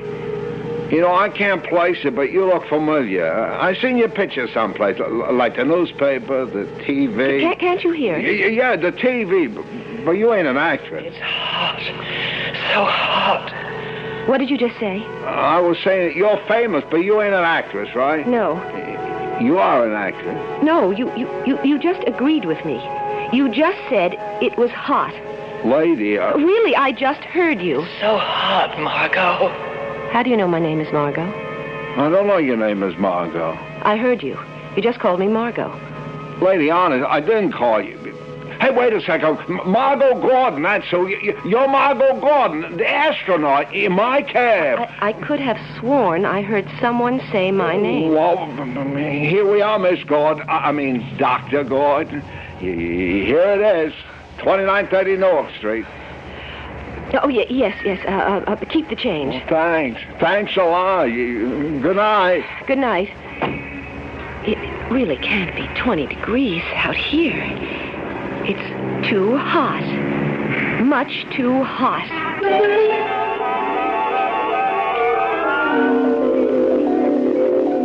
But why me, Margot? You ought to be seeing one of the program doctors. I trust you, Owen. Trust me? I can't let anything jeopardize my chances to be on that crew. What crew? The Senate is about to pass the appropriation bill for a second Athena probe. You mean you're going up there again? Oh, it's going to be fantastic. Athena 1 was just a rehearsal, but Athena 2 is it. I've never wanted anything so badly. That's why I can't go to the mission staff and tell them what I've just told you. So you hear voice? I hear one voice. A very clear voice. Margot, sometime or another, a lot of us hear voices. I kept thinking maybe it's an after effect of all those weeks in zero gravity. Well, I don't find a thing wrong with you, physically. So? So, there are 3 possibilities. Yes? First, maybe the excitement of the past few months is getting to you. Second, there may be the pressure to succeed again. And third? Well, you probably say it's none of my business. What is? Harry Friedman. Harry? Do you really want to marry Harry Friedman? Why, of course. Well, there goes that theory. I mean, I'm excited about marrying Harry. He's a brilliant biochemist. So I hear. Oh, and I never thought anyone as good-looking as Harry could, well, really be interested in me. You are happy, then? Sure. I mean, well, although recently he has been getting on my nerves. But is any relationship perfect? Well... And, of course, the way he behaved last night didn't help matters at all. Margot. I mean, trying to show me off to his colleagues like I was some kind of curiosity. Margot. Oh, and you really should have been a psychiatrist. I'm just a simple country doctor. And you've made a very simple point. Maybe I'd better not see Harry for a while.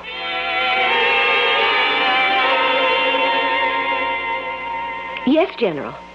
Yes, I just heard the news. Of course. I never doubted the bill would go through. Well, I'm delighted, too.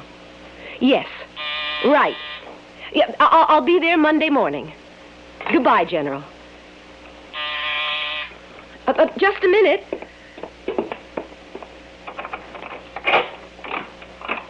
Harry. Oh, can I come in? Well... Please. I have something to tell you. Harry, I thought we agreed... Yeah, to go our separate ways for a while, I know, but... I was just on the phone with General Tolliver. Look, I don't care who you were on the phone with. Harry, I've never seen you like this. Look, I did a lot of thinking this past week about us. You did? I thought about what you said. About my resenting you being such a celebrity. Oh, I didn't say you that. didn't exactly say that, but it's what you felt. Maybe I did resent it a little, and maybe it was inevitable that you'd begin to believe I was using you. Oh, Harry. But it's true. That's what it looked like. The truth is I couldn't resist. The board of trustees, the promise of new lab equipment in exchange for an appearance by the country's first woman in space. All those years of struggling without adequate funding. I guess I forgot about your feelings. And I want to apologize. Oh, Harry, I'm so glad. I'm not finished. I want to really convince you that I love you. For yourself. And not because you're the famous Dr. Gordon. Look, I want you to quit the space program. What? I want you to quit the space program. You're kidding. Then you'll just be plain old Margot Gordon again, and I can have you to myself. What makes you think I even want to be plain old Margot Gordon again? I want you down on Earth, in my house, married to me. Well, we've discussed this before. Well, when are we going to get married? When I'm ready. Well, it's been 2 years. You know, I'm beginning to doubt that you... You know, you always manage to turn the tables and come up the good guy. You've got me all confused, and there's so much on my mind. Margot. Oh, no, not again. What are you talking about? Margot, it's so hot. Please tell me. Who are you? I'm your fiancé, Margot, in case you forgot. Not you, Harry. What? Margot, send him away. I must be hearing things. Look, darling, listen to me. Send him away. Harry, He is an intruder. Harry, I have a lot on my mind right now. Please leave me alone. Margot, what's happening to us? Things change. He must leave. People change. Make him leave. I don't want to argue. Look, I'm not going anywhere until we discuss this like two adults. Force him. Get out, Harry. Margot. No, I don't mean that. Yes, you mean it. I didn't really mean what I just said. I think you did, Margot. Oh, Harry, wait a minute. No, this time I'll say goodnight. Harry, what's wrong? What's happening? Margot. No, I just imagine I hear you. You do not imagine you hear me. I am real. I'm going out of my mind. Alone, all alone, in the void, in the cold, the darkness. Then your ship, your space. This can't be. All alone, and now I'm not alone any longer. You found me. You brought me back. Brought you back? Yes. You mean back from space? Back from the Athena 1 probe? Yes. Oh, what's the matter with me? I'm talking to thin air. No, I am real. I exist. I was all alone in darkness. I saw your ship. I felt the life inside. Life. No more alone. Something in my mind. I'm part of you now, Margot. Part of you. Shut up. We share now. Part of your body, part of your mind. Shut up. You feel my thoughts, hear my thoughts, think my thoughts. Shut up! Why am I sweating like this? So hot. So hot, Margot. We're so hot. It's a reaction to all the tensions. That's what it is. Don't fight me. Oh, please.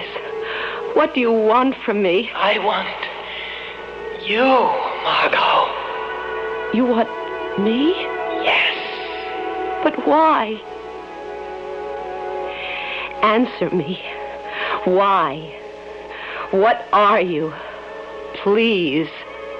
What are you?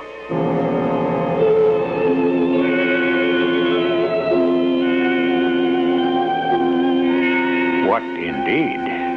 The ordinary human being consists of flesh, bones, and a pattern of electrical impulses. And although man has asked the question, "What are you?" many times in the past, it has usually been in a more philosophical context. But that, of course, is when we are dealing with an ordinary human being, which we obviously are not doing here. And also when we are in a philosophical mood, which apparently Margot Gordon is not. I'll be back shortly with Act 2.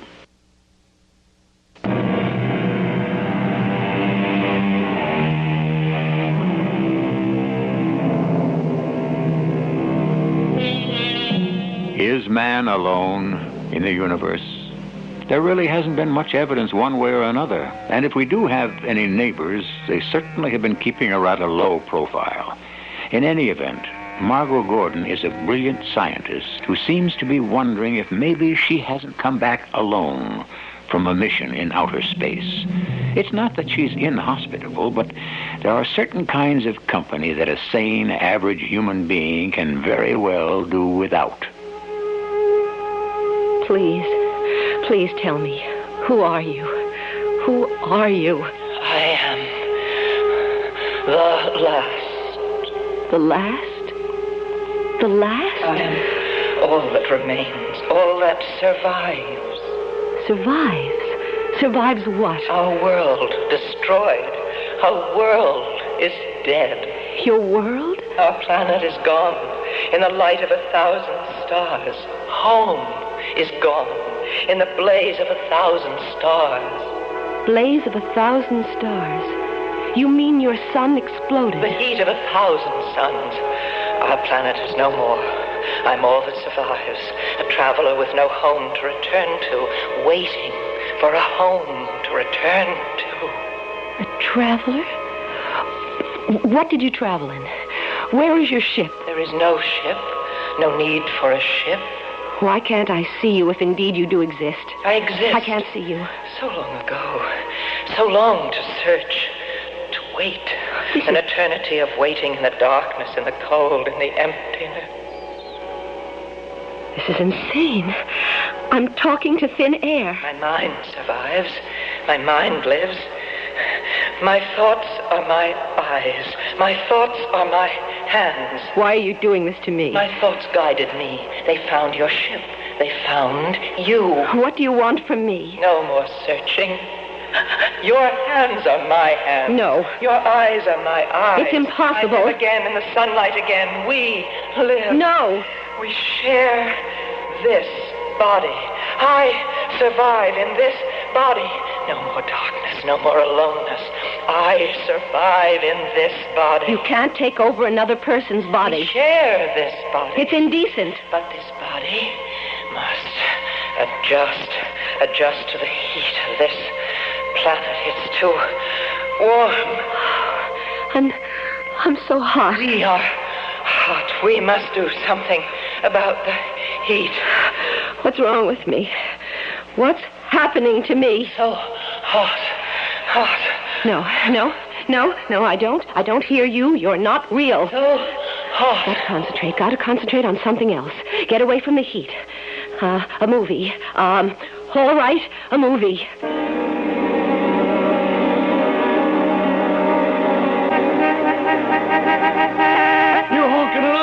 Lady! How do you expect me to move my car with your truck in the way? It's a public driveway. I can't go around a moving van. There's not enough room. I have to get somewhere. Can't you move this truck of yours out of the way? And what about all these crates? Lady, we're right in the middle of unloading this junk. It's bad enough we have to work overtime. Hey, would you look out? Please, get out of the way. These boxes are heavy. I wouldn't want you to get hurt. This isn't safe. That's what I've been trying to tell you. Now, stand back now. Hey, George, check the coupling, will you? Something sounds a little loose. This is absolutely ridiculous. Margot. Not you again. Margot, there's danger. Hey, George, ease it to the right. Yeah, hey, check that rope before you put it on the ramp. Before, George. There's danger. No. The wooden box inside is heavy equipment. I don't hear you. The rope that pulls it is old, thin. In a moment it will snap. Okay. Easy, George. In a moment it will hurtle down and crush the man. Crush you. Us. I don't hear you. You must be ready to save us. You have the strength to save us. Put out your arms. Okay, let it go, George. We have the strength. We have the strength in our arms to stop it. Margot. No, look out. No, Margot, no. Out of the way. Lady, you'll be killed. We are strong. What on earth? Now, release the crate. Gently let it roll to a stop. I don't believe what I just saw. Where did I get the strength to do? If I hadn't seen it with my own eyes, well, you just put out your hands and stopped that box dead in its tracks. Over 800 pounds. You are real. You do exist. How did you do it, lady? I really did bring you back from space. Yes, Margot. An alien creature living inside of my body. What am I going to do? Hey, how'd you do it, lady? I mean, you got iron arms or something? I have to get out of here. Hey, wait a second, lady. Wait now. Come back.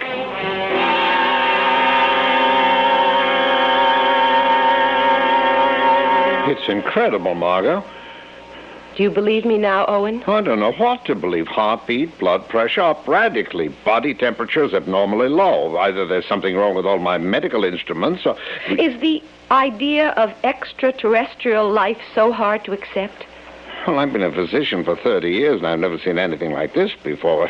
Why, there are impurities in your blood I can't even define. Well, doesn't that prove that...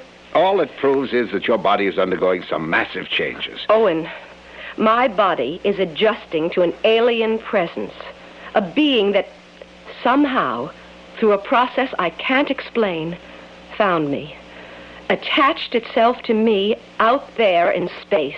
You're not serious. 800 pounds of machinery, hurtling down a loading ramp. I should have been crushed to death. Instead, I caught it as if it were a runaway shopping cart, almost half a ton. There's not a bruise on my hands. Well, the imagination is a strange thing. Sometimes we think we have... Owen, at this point, it's not necessary if you believe me or not. Just help me. In 2 days, I have to undergo a follow-up physical at the base. I'll be going before General Tolliver at the project medical team. Well, they'll find out just what I They have. won't, because you're going to help me. I don't think you understand, Mom. I'm sure there's something you can give me. I'm not asking you to treat the cause, just the symptoms. There's nothing I can do. Owen, there must be shots, pills. Well, it'll take more than that to cover up what's wrong with you. Who said cover up? I want you to get rid of it. You're a doctor. Didn't you hear me? I said your entire physiology is altered. Your blood chemistry has changed. So? Anything I could give you, I can't predict how your body would react. If I don't pass that physical, I'll be dropped from the Athena program. Well, you'll have to tell them at the project. They have a right to know. No, I can't. Maybe they can find a way to deal with whatever it is. No. No, you help me, Owen. I'm not qualified to help you, Margot. But I have a friend. A specialist? You could say that. Let me give you his name. I want you to talk to him. A psychiatrist? Well, maybe he can help you understand. Reality is difficult to face sometimes. People aren't as strong as they think they are. My mind is fine. Margot, you need help. I feel responsible. And so you'll tell them? Well, I can't just stand by and let this happen to you. I won't let you tell them. It'll ruin me. I won't let you tell them. I'll kill you first. Margot. My friend, my doctor, turning against Margot. me. You don't know how much strength I have. I can put these 2 hands around your neck and choke the life out of you. Margot, you're choking me. Explain why I am so strong. Explain why you can't push me away. You're bigger than me. Why are you so helpless? Margot, I can't breathe. How easily I could kill you. The power of life and death over you. I could kill you. I could. Oh. Owen. Owen, I don't know what came over me. How in the name of... Oh, I'm so sorry. I'm sorry. I wouldn't hurt you for the world, and I almost... What you just did... I was angry. I didn't know my own strength. Margot. Oh, Owen, please help me. I've got to think. I've got to think.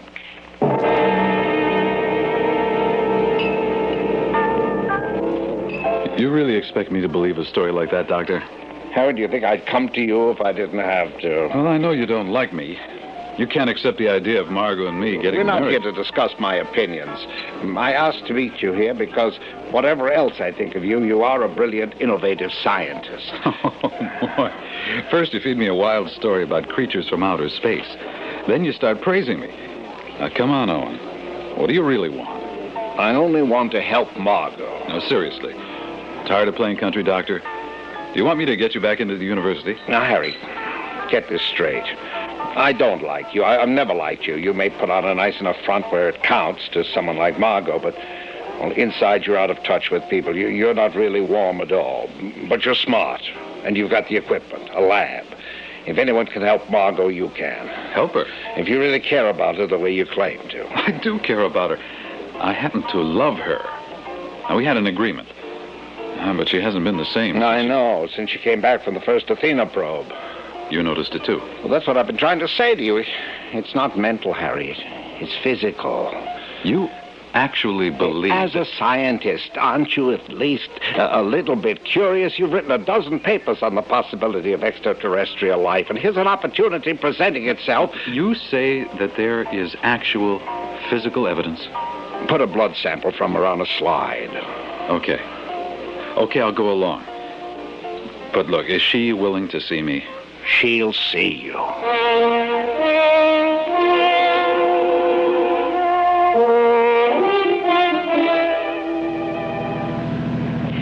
I don't know if I want to do this, Owen. And that's why I'm coming along. Harry knows what he's doing. Now, just relax. General Tolliver called me again today. Oh? They've narrowed the final crew selection down to half a dozen. My chances are even better now. Well, I'm thinking, if this creature came from another world and was used to a colder environment... Go on. Well, it could explain the radical drop in your body temperature. Well, that's logical, but what are you getting at? Well, I'm no scientist, but I have an idea. Did you just hear something? Nothing. You're jumpy. What I'm thinking... No! I have this strange feeling. Something's wrong with the car. We're taking a turn too fast. Hang on. Owen, step on the brake. I can't. My foot, the gas pedal is stuck. Do something. I can't. Look out. The tree. The steering wheel won't turn.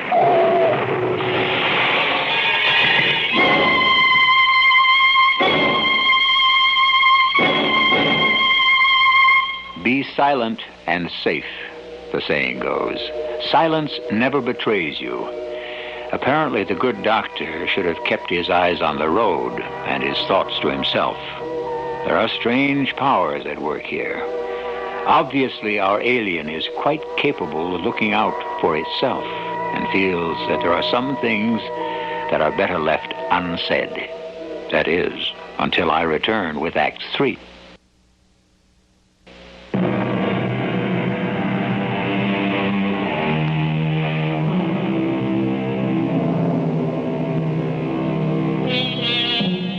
Down through the ages, there have been endless examples of people who believed their bodies to be possessed by evil spirits.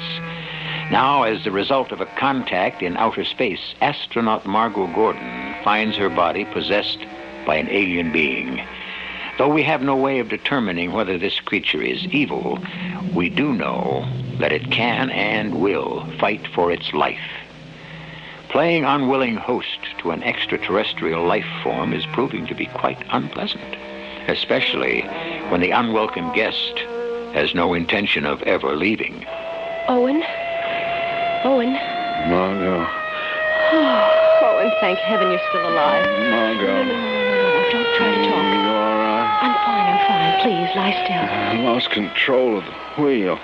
Hurry over here. Margot, listen. Please. Shh, don't talk. I have to tell you. This is all my fault. I can't remember. None of this would have happened if I had kept you out of it. I came as soon as I heard. Oh, Harry. How is he? Intensive care. Critical. They won't know for hours. But at least you're all right. I mean, sometimes these accidents look worse than they are. This was no accident. Well, not a scratch on you, but then... What did you say? It wasn't an accident. Oh, come on. Something made Owen lose control of the car. Honey, it's been a traumatic experience for The you. alien, that's who did it. The alien? Owen was trying to tell me something. You're serious, aren't you? Harry, when I was in orbit, up there, I can't explain how, a living organism, an intelligence of some alien origin, merged with me. Don't stare at me like that. I'm not crazy. It invaded me, became a part of me. It lay dormant for a while, undetected. But now it's... All right, Margot. Let's put it to the test right now. Now? The chemistry building is just across the campus.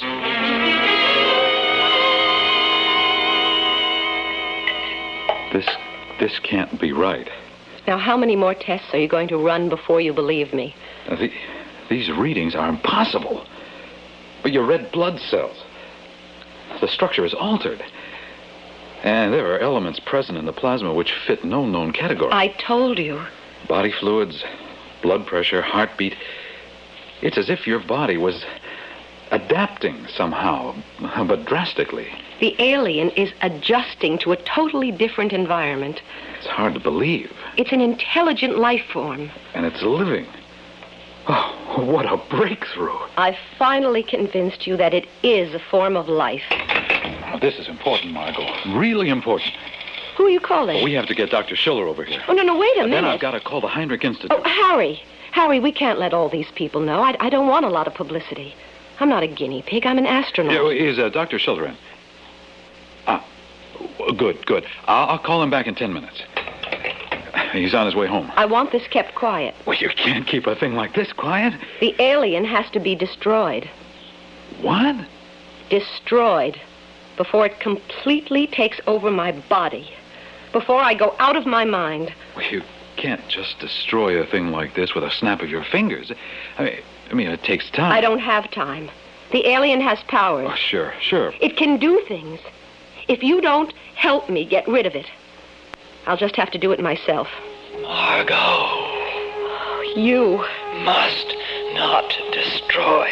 You almost killed Owen. He was a threat to survival. Margot, who are you talking to? You're evil. No, not evil. You tried to kill. I did not understand kill. Did not know then about killing. Only could understand survival. There's got to be a way to rid myself of you. Must not destroy. I am all that remains. I am the last. I must survive. When you've completely taken over my body, what then? The last of my race. I must go on. Margot, you're talking to thin air. What happens when I have no control over this body? All this strength, all this power. Harry, do you know I could lift you with one hand? You're talking irrationally. Do I have to show you?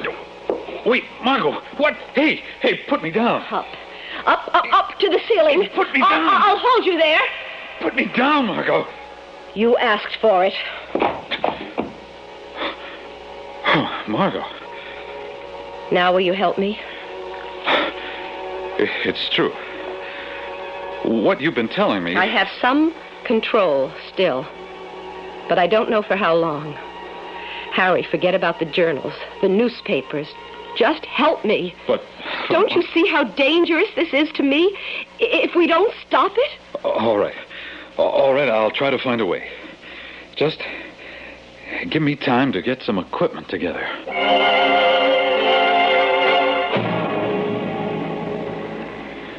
I don't like the idea of putting you in a pressure chamber. It's dangerous. Harry. Ready?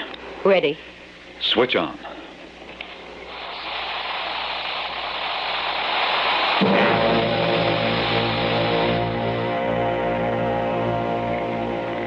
Nothing. Nothing happened. Move on to the x-rays.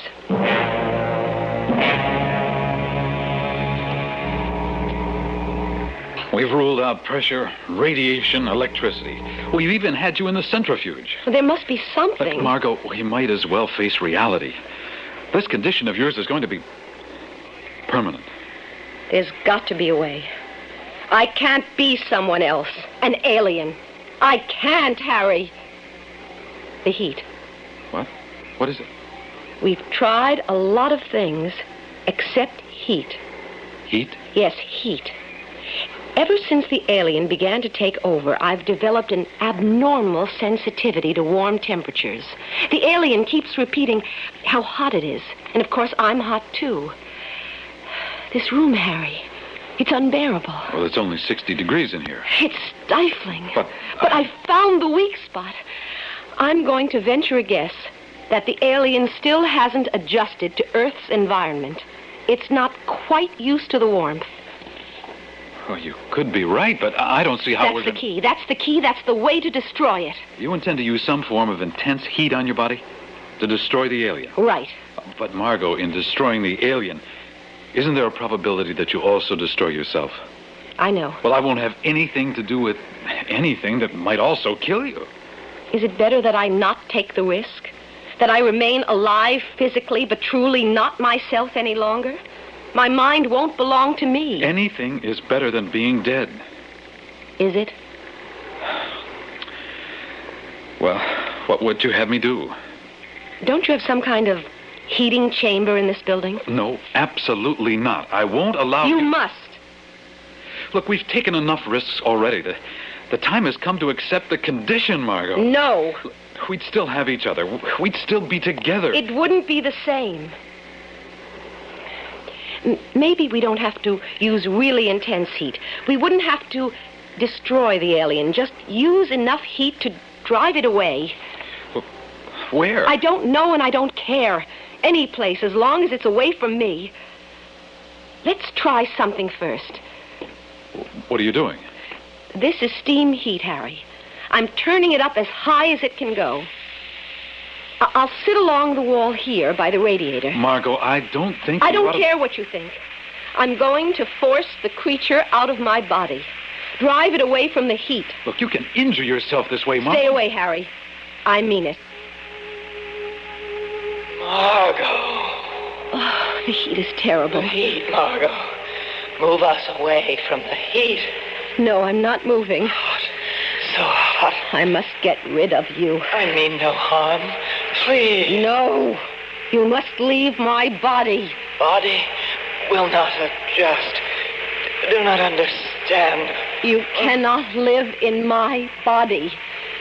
You had no right to take over my body. Needed a body. Meant no harm. It's working. I can feel you getting weaker. Cannot die. My duty to live on. Waiting to begin again. Find a new body. Begin again. Weaker. Still weaker. I chose the wrong body. Basic structure different, but still the same. Understand now why you fight me. You are the other You are the other. The other? What other? Cannot stay in this body. You are the other. Must find new body. Right body. What do you mean I'm the other? Must survive the heat. Must find a body of the other. This heat. I can't think straight. I'm growing weaker, too. Understand now.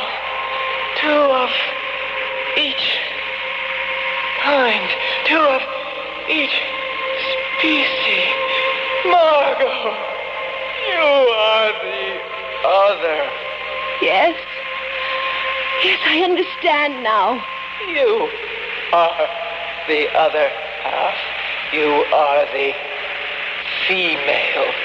They call the other female on this planet.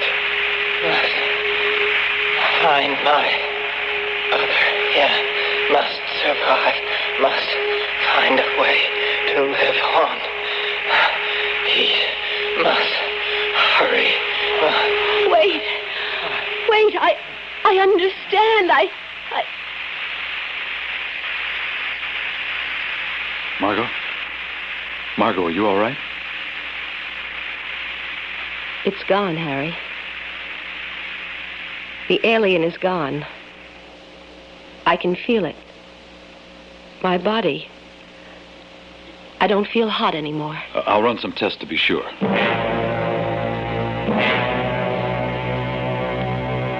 Blood pressure, heart rate, body temperature. All back to normal. It's gone. Really gone. Oh, it's incredible. I mean, somehow, your entire body chemistry is reverting back. It's gone. But where did it go? When you show up at the base on Monday morning, you should be completely back to your old self. It had to go somewhere, but where? Margot? What's wrong, Harry? Did you just hear that? Hear what? That sound. What sound? Oh, for a minute, I thought I heard a sound. A voice. What did you think it was? Why, I don't know, something. Well, it didn't make much sense. I have found the other. Something like that. I have found the other? Oh. Margot? What's with you? Nothing. Well, you look as if you've seen a ghost. Well, come on, let's get out of this hot box and find ourselves two of the biggest ice cream sodas in the city. Harry, it's not hot in here. What is it? Margot? What's wrong? Nothing is wrong. Everything is as it should be. It did find a new body. I have found the new beginning. You're Harry. We are Harry. Everything is as it should be. The new beginning.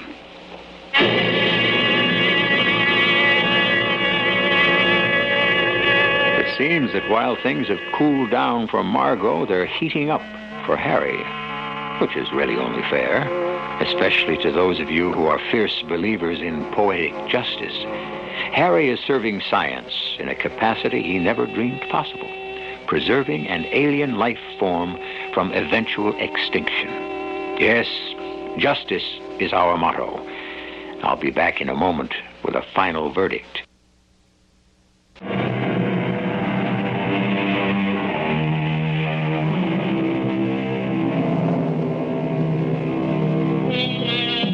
The great philosopher Sir Francis Bacon said, "If a man be gracious and courteous to strangers, it shows he is a citizen of the world, and that his heart is no island cut off from other lands, but a continent that joins to them." Why not carry this a bit further? How will man react when he makes that first contact with a celestial neighbor? Will he welcome such a stranger and prove himself to be more than a citizen of the world, but a citizen of the universe?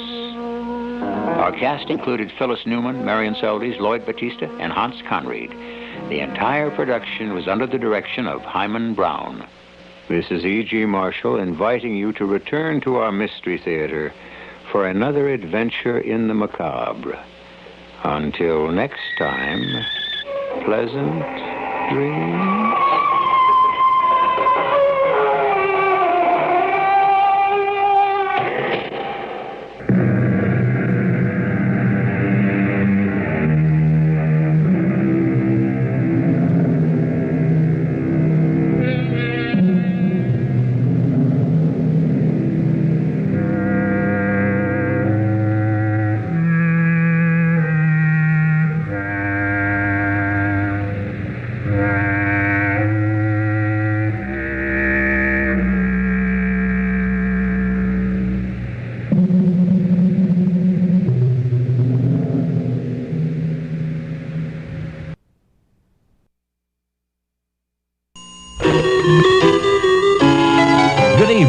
Welcome to the CBS Mystery Theater, an hour of original radio drama. Tonight's episode is sponsored in part by Bank of America, the Academy of Science, Blue Shield of California, Theater on the Square, and Gold Star Building Maintenance. And now from the radio station that lets you use your mind, here's the CBS Mystery Theater. And now, Mystery Theater.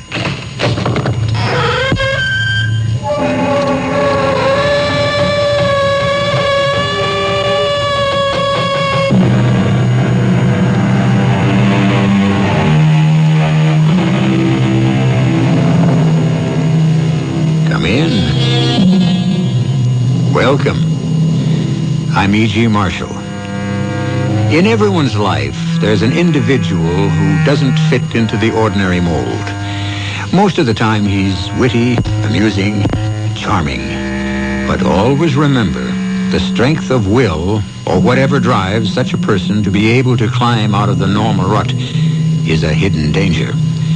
Disturb his equilibrium, interfere with his own peculiar order of things, and who knows what sleeping giant or remorseless nemesis might be awakened. Who's there? What are you doing here? Oh, why, it's Mr. No, don't. What have you got in your hands? Oh, no, you can't. Stay away from me, or I'll scream.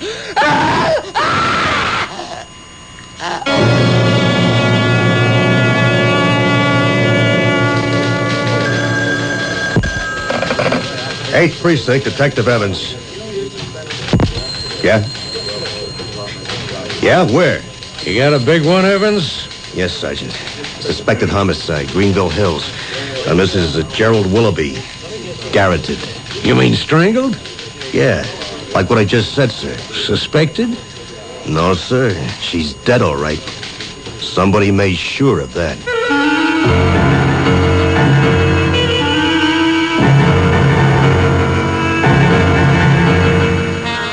Our mystery drama, Don't Let It Choke You, was written especially for the Mystery Theater by Ian Martin and stars Robert L. Greene.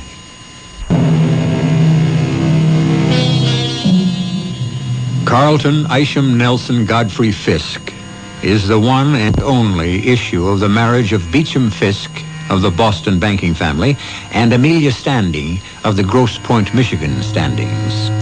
For reasons not important to this narrative, they made their residence in a Baroque limestone just off Fifth Avenue in New York City. Carlton was brought up strictly to conform to his double birthright. Born late in his parents' union, he suddenly found himself at 20 when his parents died in a flu epidemic, master of their magnificent residence, but unfortunately without liquid assets. Somehow he has managed to maintain his lifestyle for the last 15 years. Just how is the thrust of our tale. Why, Bascom, Still up and about? Oh, yes, Mr. Fisk. Startled me when your cab pulled up in front of the house. What were you doing here in the shop? Oh, just dusting a bit, sir. I often do when you're out for the evening. You know I don't like anyone disturbing my treasures. I think you can trust me, sir. Of course I can, Bascom. You of all people. May I take your coat, sir? What? Oh, yes, of course. Thank you. There's nothing wrong with Miss Elliot, I trust? No, not in the sense you mean. On the other hand, there is a great deal that's not quite right. I finally had to face it, once again this evening. So I'm home. Early for me. Yes. Oh, your bed is turned down, sir, and... I don't feel like retiring yet. This is rather a special evening for me. Sir? I finally come to an irrevocable decision. The lure is not worth the chase. The cornering of the hunted brings no exultation. It's all illusion. There is no woman alive to share my life. I have decided that I am now a confirmed bachelor, and to hell with matrimony and the perpetuation of the line. I'm going to stay here in the shop and sit among my antiques. They offer beauty and permanence, and they ask nothing in return. Yes, sir. Would you like me to bring you a drink, sir? Of hemlock or the waters of Lether? But I take it Miss Elliot will not be here for dinner tomorrow? No, she won't. I'm sorry to say Lucille suddenly revealed herself. In spite of her own riches and already unconscionable collection of jewelry, she's acquisitive, greedy, and totally unprincipled. Ah, the witching hour, as sung to us by the rosewood clock. No drink, thanks, Bascom. You can turn in. I want to be alone. Yes, Mr. Fisk. Good night, sir. Rest well. I will, for the next 2 hours. And don't let anything disturb me. Yes, sir. The rosewood clock, the key to my existence. I crossed quickly to a magnificent 17th century armoire that I have priced so high, I hope no one will ever buy it. From a secret recess, I drew out the precious dark green bottle and held it to the light. My heart failed when I saw how little of the liqueur was left. I poured a precious drop or two into a glass, drank, and went to sit in my Venetian armchair, facing the rosewood clock, waiting.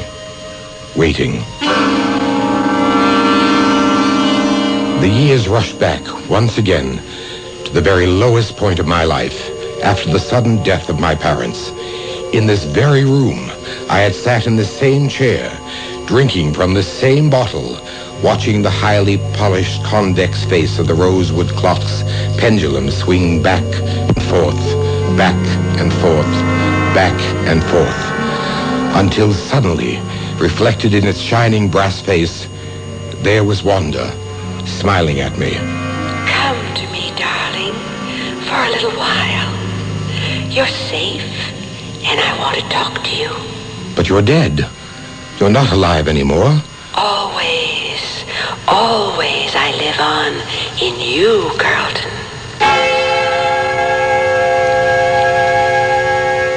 All those years ago, I did come back, and between selling some antiques from the house and investing the money in the market, guided by some incredibly fortunate guesses, I wiped out my debts and became well-to-do again.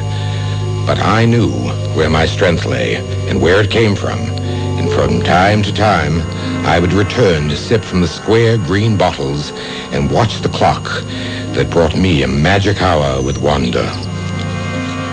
What is this place, Wanda? Don't you remember that first summer we met and my father had the farm? Of course.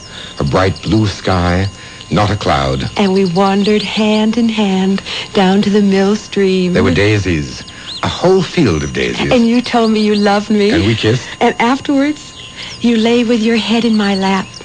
And we said it would last for eternity. Only it didn't. The bottle is almost empty. Our visits grow shorter and shorter. What can I do? Believe. Believe? Me? Cynic of the cynics? With all romance buried? Bachelor of bachelors? No, Wanda. It's too late. It's never too late. Spare me the cliches. Or even you. Or even I might turn out to be less than perfect. I never claimed to be.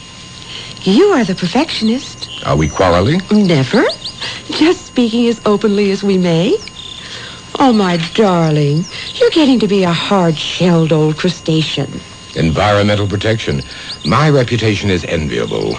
I'm a cynic with a waspish sense of wit and an infallible instinct how to penetrate the armor of others. It's been quite a life lately. I've had to learn to kill not only the enemy, but those who try to take advantage of the love I seem to be able to bring no one. Wanda, why did you leave me? It wasn't my choice, and I haven't. Yet. What do you mean, yet? Well, I won't be forever. You know that, Carlton. You will find someone else. Perhaps there will be a lot of me in her, even if you don't recognize it. Have faith, my darling. Perhaps she's closer and nearer than you think. You are due for a surprise beyond anything you could imagine. It's time to forget me, and time to stop killing everyone you love.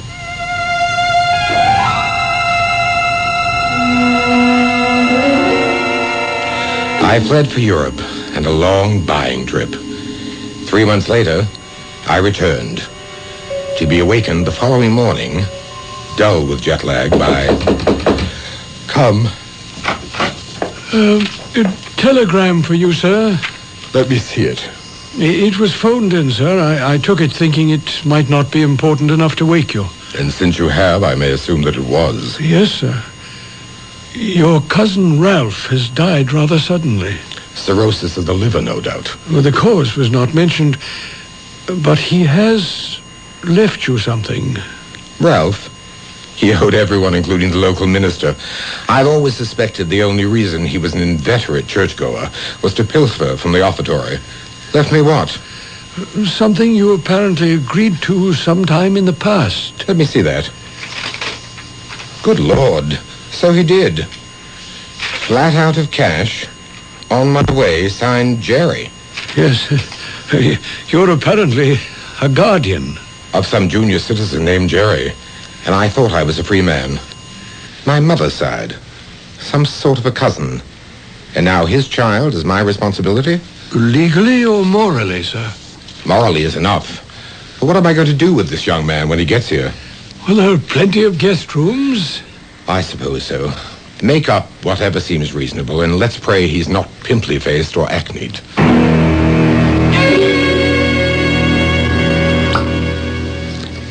Excellent, Bascom. I wouldn't normally open it, but I'm just a little afraid of this year. Pour me a little so I may taste it. Yeah, enough, sir? Now, let's see. A naive little wine, but with its own slight urgency. Yes, sir. A sort of invitation to the dance, as one might say. Pardon, sir? Literary allusion. Alice in Wonderland. The whiting to the snail. We are having whiting tonight. Ah, yes, sir. With sauce bechamel. Excellent. Now, for the wine, the Rothschild Lafitte.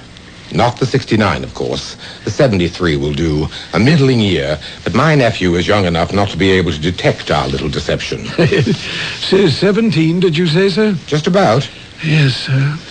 I know quite how you feel. There really is no room at all in this well-ordered existence of ours for some young high school boy. We shall have to pack him off to school somewhere. Oh, yes, Mr. Fisk. But I am sorry about your cousin's death. We don't have to dwell on that. What time will the young gentleman be here, sir? Any moment, according to the second telegram. Arriving by car 7:30 tonight.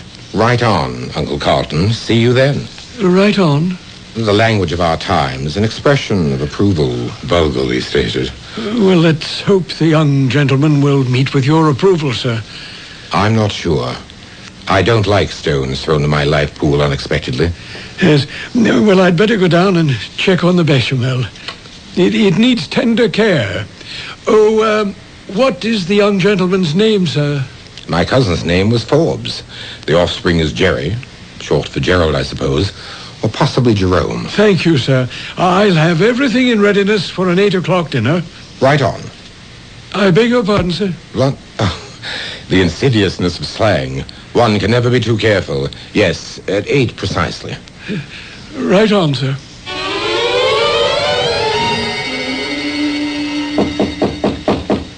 Come. Mr. Fisk, your relation has arrived. Well, see his bags to his room and show him in, Bascom. Yes, sir. Begging your pardon, sir, there is another person in accompaniment. Dear me. Male or female? Well, it's so hard to tell these days, sir. Male, I believe, but that's only a speculation. I see. Long hair, but facially non-hirsute? That's right, sir. Neither is bearded. Blue jeans, I suppose? Yes, sir. Not leather jackets with the studs and decals, I hope. Exactly, sir. Yours has a beaded headband and a feather. And tinted glasses? I'm afraid so, sir. Very well.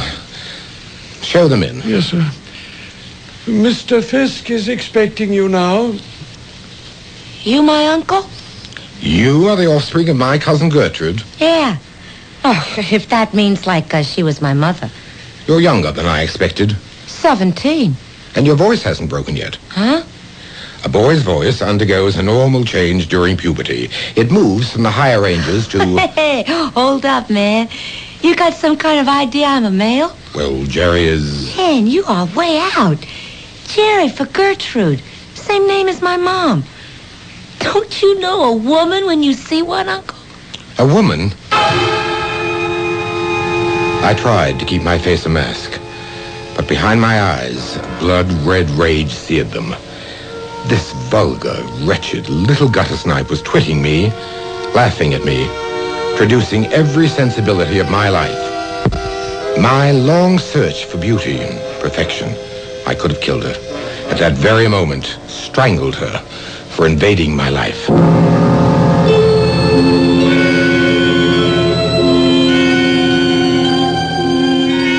The killer lies buried in all of us, and buried less deep than we imagined, until the right circumstances reveal him.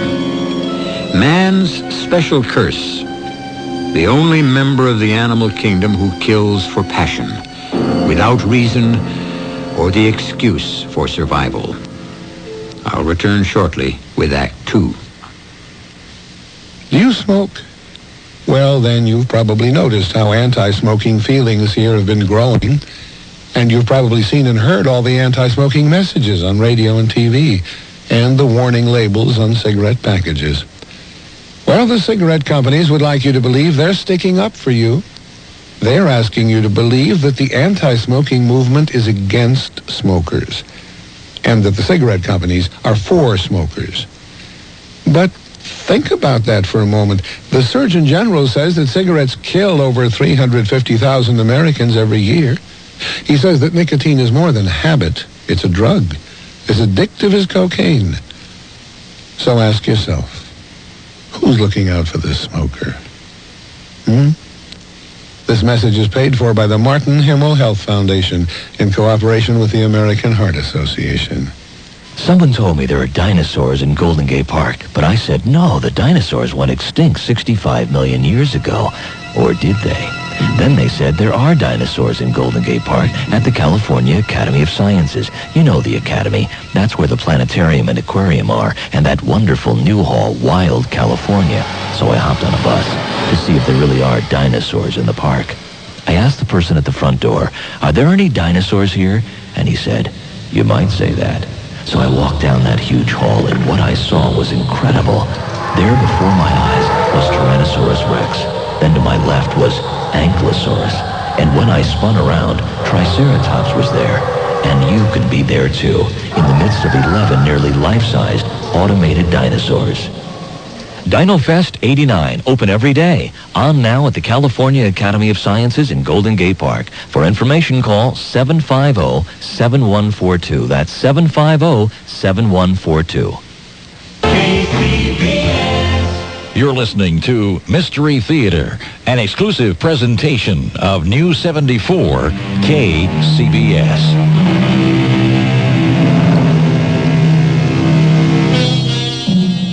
A strange confrontation. Two young people of today and a hidebound Bostonian. A man who had intellectually decided to turn his back on woman as a companion and to become a bachelor recluse. And now he faces the fact that the ward he has committed himself to be legal guardian of is a female.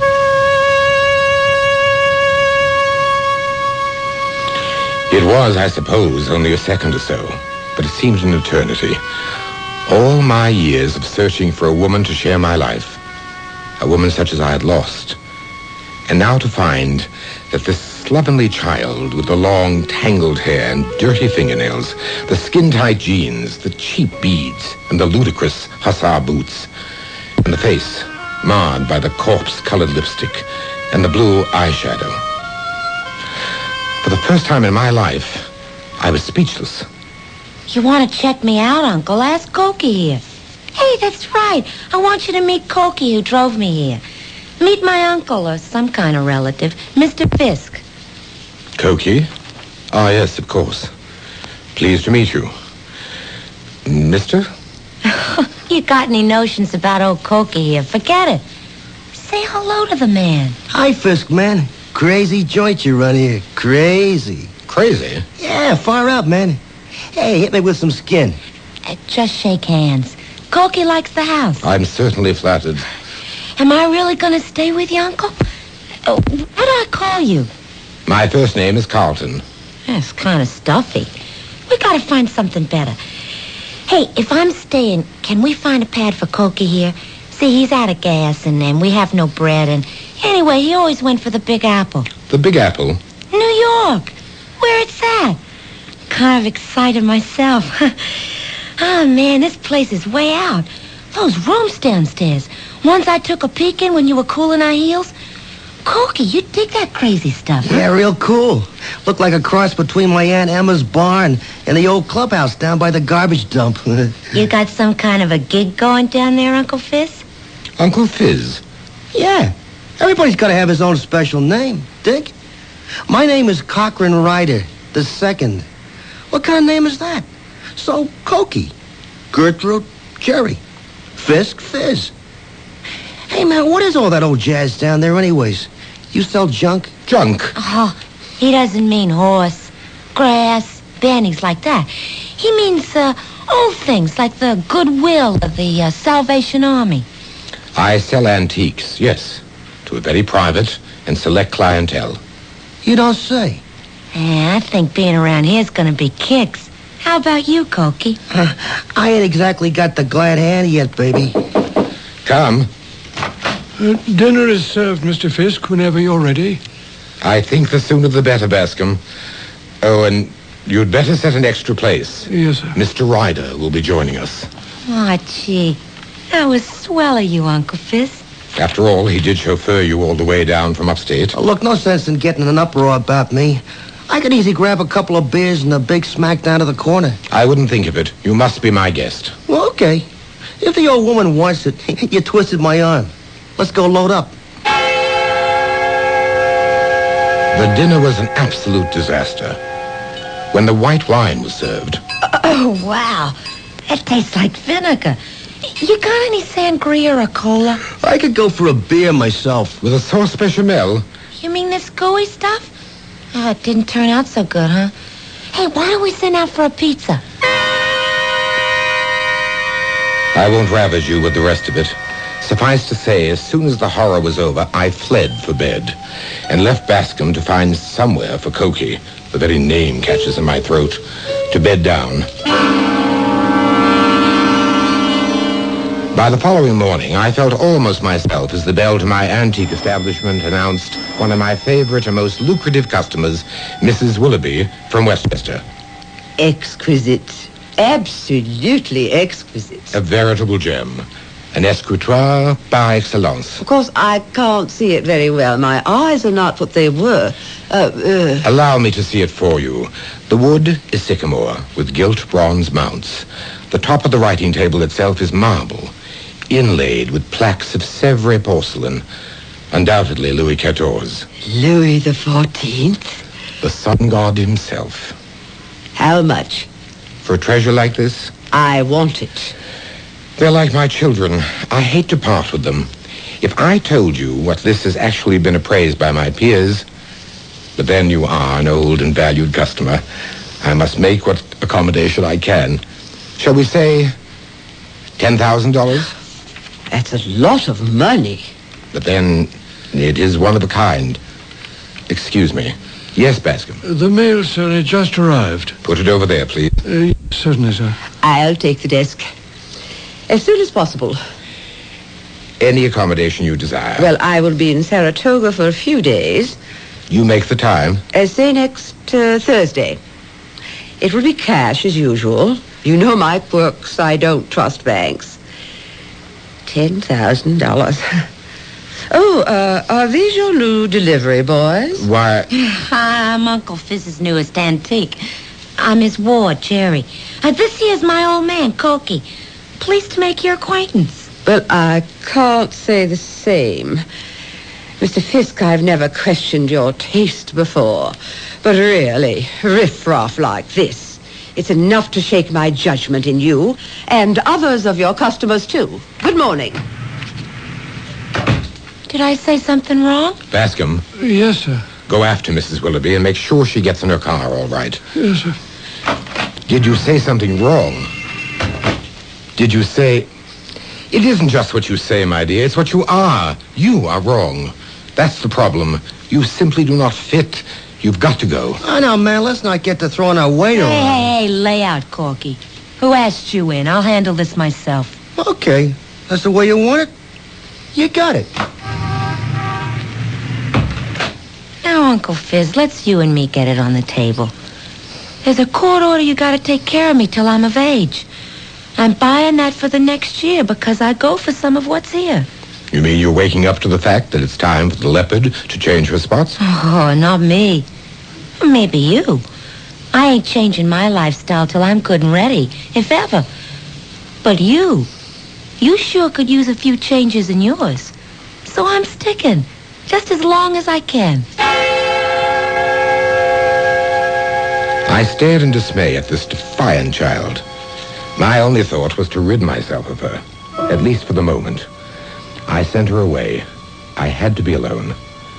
I closed my door after hanging out my sign, tastefully rendered in intaglio on a plaque of cherry wood. The legend read, Mr. Fisk regrets that pressing affairs require his absence for the next 2 hours. Then I sat down, the dark green bottle in hand, waiting for the rosewood clock to strike the hour.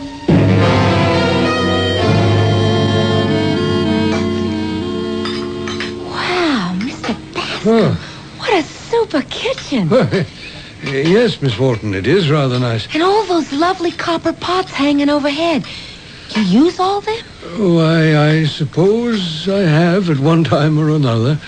You mind if I keep on? I'm preparing lunch. And dinner, too. Oh, that's all right.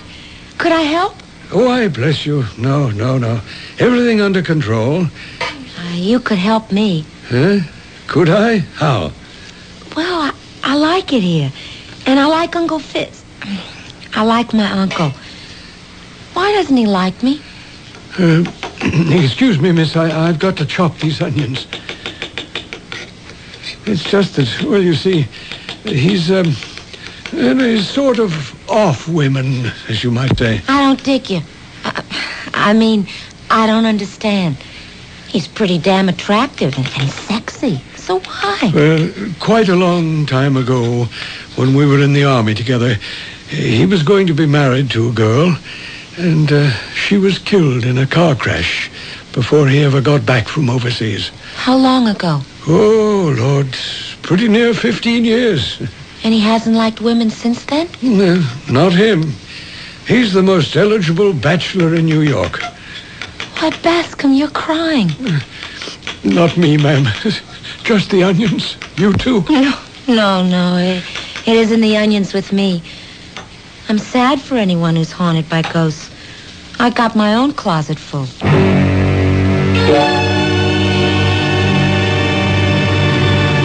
Cokie, I thought you cut out. I meant to. Then I got to thinking. I was just about to ring the doorbell when you came out. I just wanted some air. You want to ride? Walk? No. Just sit here for a moment on the stoop. Oh, I'll sit with you. Hey, look, Jerry, I got to thinking. You buy all that jazz? The old lady with the 10 grand in cash for a piece of crud you can pick up at the Goodwill for $25. What's your drift? Well, I don't know myself. Blackmail? Horse? A bagman for the numbers. Who? Your Uncle Fish. Don't call him that. Okay, he's off. I'm just trying to figure maybe we could have a good thing going here. We? I need you to cut in whatever's cooking. Yeah, I need you to cut out. Look, what do you got? The hots for a guy old enough to be your father? That's all you'd figure. It's not that way. Anyways, he isn't all that old. Why don't you just bug off? I don't figure what you're hanging around for. What can you get out of it but a short term in Dullsville? Well, maybe that's what I need. Maybe that's what I really want. Okay, baby, it's your life. But there's something screwy about this whole scene. Maybe you'll get more than you bargained for.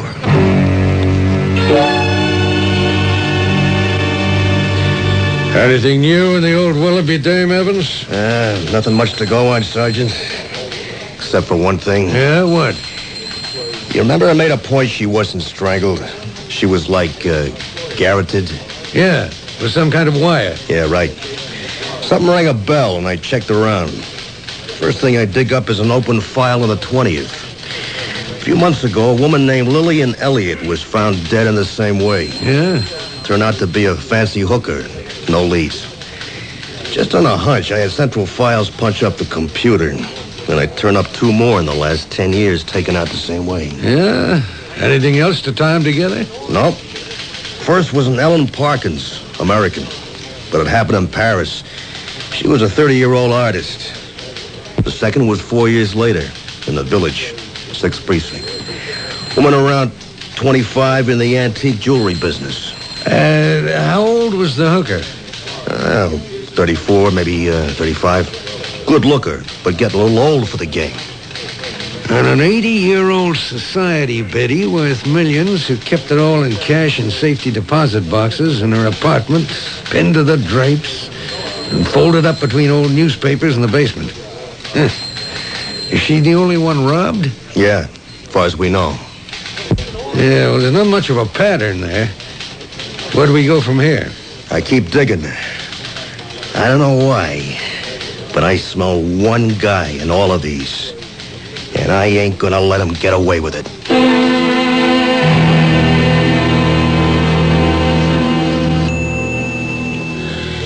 It was a long wait. The pendulum swings in its gentle arc.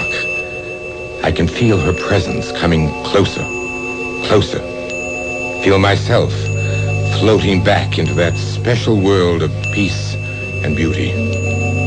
Her back is turned to me as I call, and she turns. But it is no longer Wanda's face I see.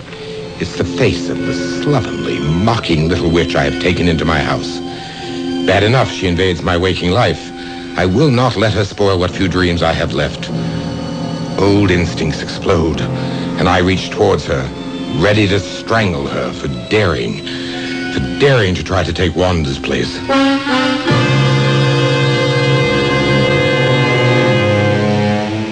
A curious story about a curious man who lives a secret life with a phantom woman.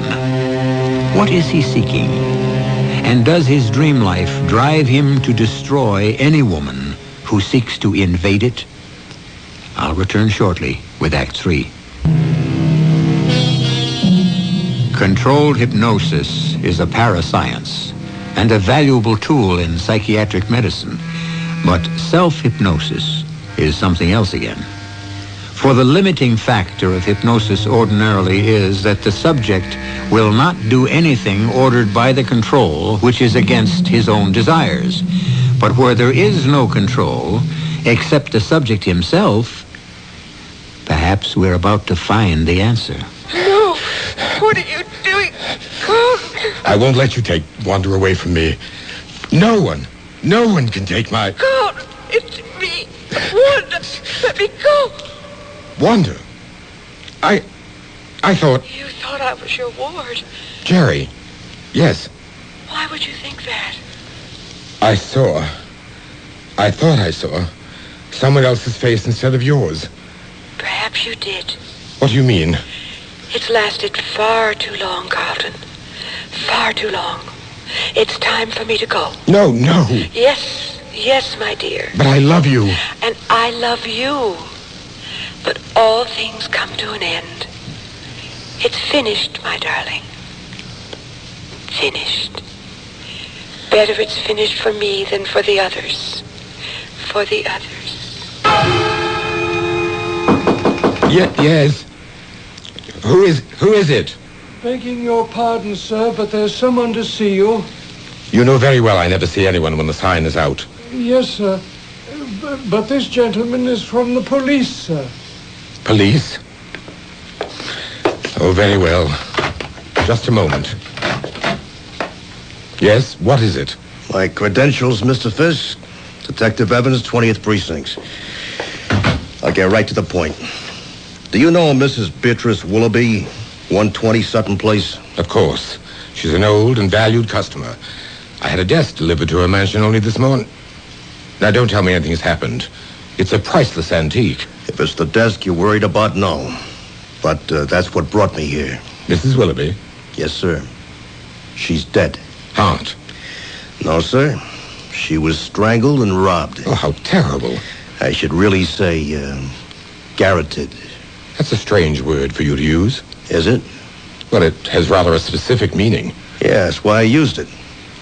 It wasn't a stocking, for example, or a rope. Definitely a wire, used very expertly.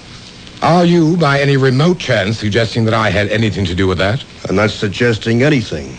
Just doing my job. You were with the Green Berets, was you, sir? Yes, for 3 years. And I'll anticipate you and say that part of my training was the technique you were describing. But if you think... Detective Evans, was it? Yes, sir. Mrs. Willoughby owed me $10,000. I would scarcely, if you will forgive the praise, do her in before I was paid, would I? I'm not suggesting anything. I'm only collecting information. Do you recall knowing an Ellen Parkins? I most certainly do. I knew her in Paris, 10 years ago. Great talent as an artist, but I lost touch. I've often wondered what happened to her. She was found in her studio, dead, garroted. Good Lord, no. When? 10 years ago. Were you also acquainted with a Judith Carlin? Sort of, in your business? Yes, she was in antique jewelry. Had an unerring sense of taste about jewelry, but not about her friends, shall we say. Don't tell me that she... Yes, sir. About 5 years ago. Garroted. Now, sir, a Miss Lillian Elliott. Oh, no. Not Lillian. What is this? Some psychedelic dream? It can't be happening. Bascom, what are you up to? You look like you're eavesdropping. I was just closing the door. See the sign? Oh, no. I wanted to have a talk with my guardian. Well, you can't interrupt him now. He has a very important guest. Come along. Oh, okay, Pesky, okay. But easy on my arm. You got some grip there. I'm sorry, I didn't realize.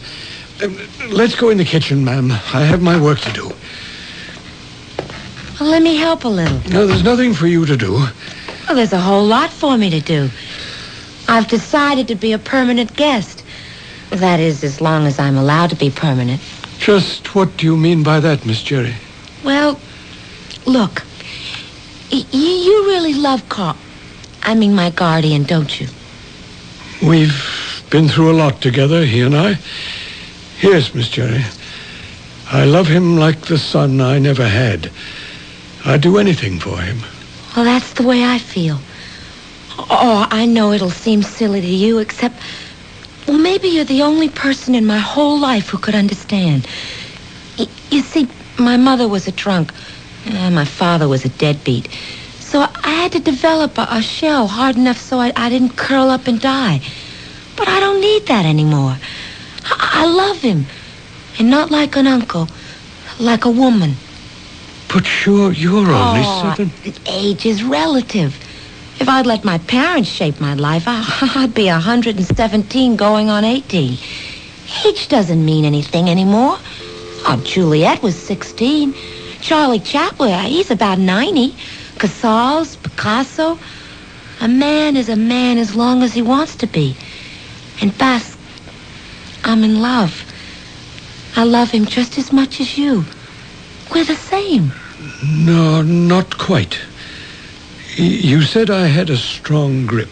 Well, that's because I've been conditioned all my life. I was a commando during World War II. Special Service Force in Korea, then Vietnam. That's where I met Mr. Fisk. He's like a son to me, as I told you, and I protect him even with my life. You don't think I feel the same? I'd like to say something, if I may. Perhaps it would be safer for us all if you get out of the Master's life right away. For a long time after the police officer left, I lay sunk in my chair, my mind a kaleidoscope of the past. He had forced nothing. I had admitted nothing. But he had shaken me. I went to the armoire and unlocked it. There was the leaden green bottle with its final few magic drops to seek Wanda again. Then I opened another compartment. Within it were the tools of death I had never been able to throw away. The most prominent and of focal interest for the moment was the wire garrote with its handholds that, to the best of my belief, had been shut away since my last patrol. Holding it, my hands were shaking and my stomach was ice. Had I? Was it possible, under self-hypnosis, that I had used it against the women who proved less than perfect? I might have believed that, except for poor dear Mrs. Willoughby. I had a sudden urge for air, to breathe, to walk, to think outdoors. Carelessly, I thrust things away, pushed the armoire door shut without locking it, and left.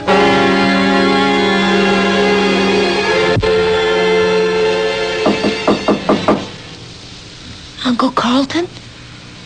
Carlton? Are you in there? Oh! Shut up! Rascal! I told you to leave, Miss Cherry. What are you doing in that dress? Well, I haven't really got anything of my own. I mean, like this. I found it upstairs. What's that in your hands?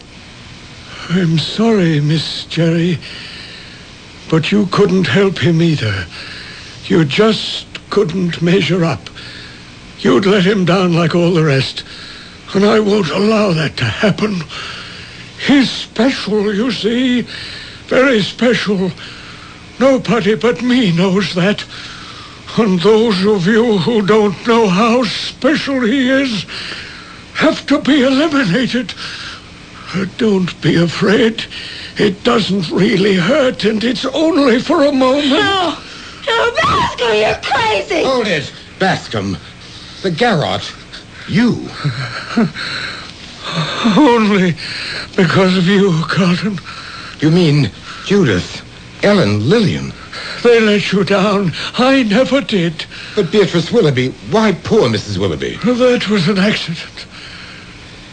You remember how you and I first met? Yes, in training. And I had a certain weakness. The ponies?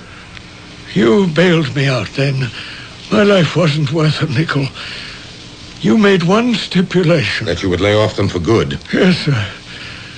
I broke my word some years ago. I did all right for a while, and then it all ran bad. When Mrs. Willoughby bought the desk, and I knew that all that cash was loose around her house, I thought I'd found my way out.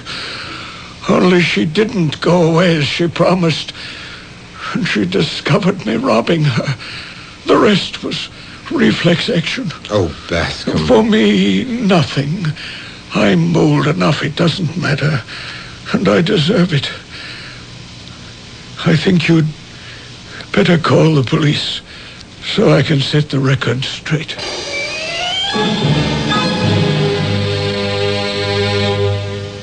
Fizz, Yes, Gertrude. are we doing the right thing? I can't answer that. Once I wanted to be a Pygmalion to your Galatea. I wanted to mold and change you. Oh, that's okay with me. Except that it backfired. You changed me. You took 10 years off my age, which still makes me 35, but that makes me young enough. Well, considering I was the oldest 17-year-old you ever knew. From ward to wife. It's quite a jump. Well, if you don't risk the big ones, you don't end up a winner. A strange twist, but a nice one. Two lost souls found each other, and a life that could have been denied them so easily. And Bascom, for whom there are no excuses, died while awaiting trial from a sudden massive heart attack. The best and kindest thing he could do for both Carlton and Jerry. Their backgrounds alone were enough to make a human relationship a problem without the complication of Bascom's misguided help. I'll be back shortly.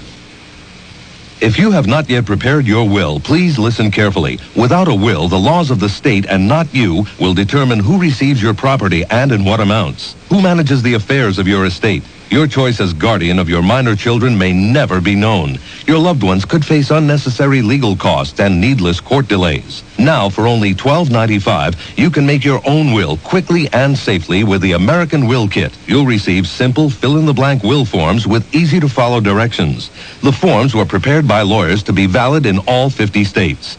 Order now, and you'll also receive free of charge our easy-reading personal protection guide, giving you important tips and special information that can save you money. Now is the time to take advantage of this special mail order opportunity. To order, call toll-free 1-800-542-1212. Only $12.95 plus shipping. That's 1-800-542-1212. Money back if not satisfied. Call now, 1-800-542-1212. Only one long-distance company offers so many ways to save 24 hours a day. With calling plans that can save you money across the state, across the country, and across the ocean. Only one company, AT&T. Our reach-out plans fit the way you call with all the service and quality of AT&T.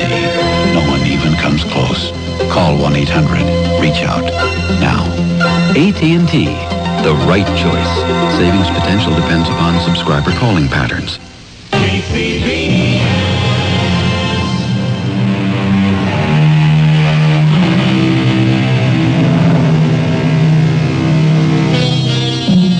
Just a glance at the long view for people who agonize over age gaps or any other fancied objection to a long-term relationship or a marriage.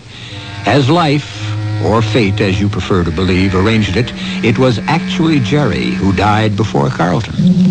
But not before they had had over 30 full years between them. The Lord giveth and taketh away, but if you believe in him hard enough, the odds are on your side. Our cast included Robert L. Green, Jennifer Harmon, Court Benson, Ann Petoniak, and Larry Robinson. The entire production was under the direction of Jaime. Relax, unwind, and step into the golden age of radio.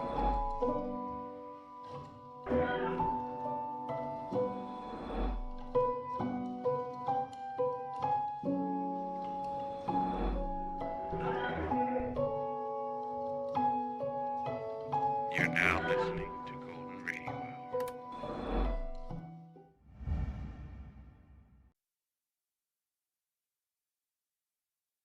The CBS Radio Mystery Theater presents...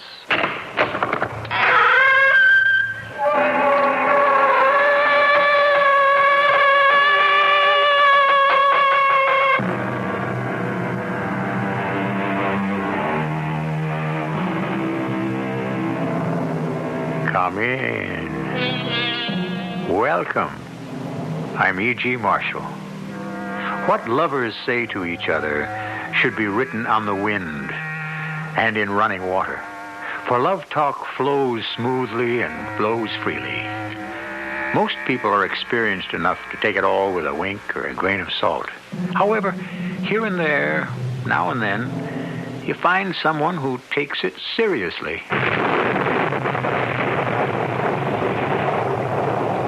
Are you saying we should steal that money?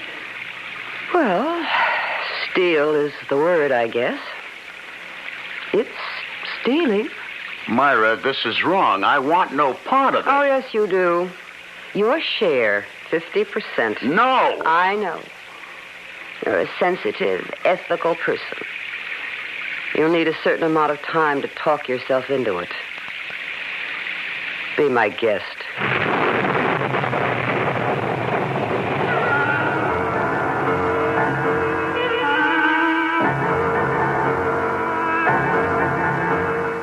Our mystery drama, The Blood Red Wine, was written especially for the Mystery Theater by Sam Dan and stars Joan Lovejoy and Ralph Bell. I'll be back shortly with Act One.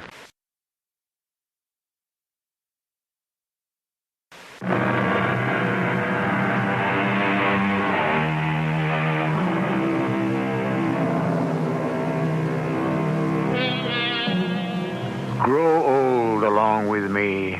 The best is yet to be, the last of life, for which the first was made. One hesitates to take issue with that beautiful poetic sentiment of Mr. Browning, but growing old these days can present a multitude of problems, especially in a youth-oriented society. And then, of course, the fact remains that most young fools grow into old fools.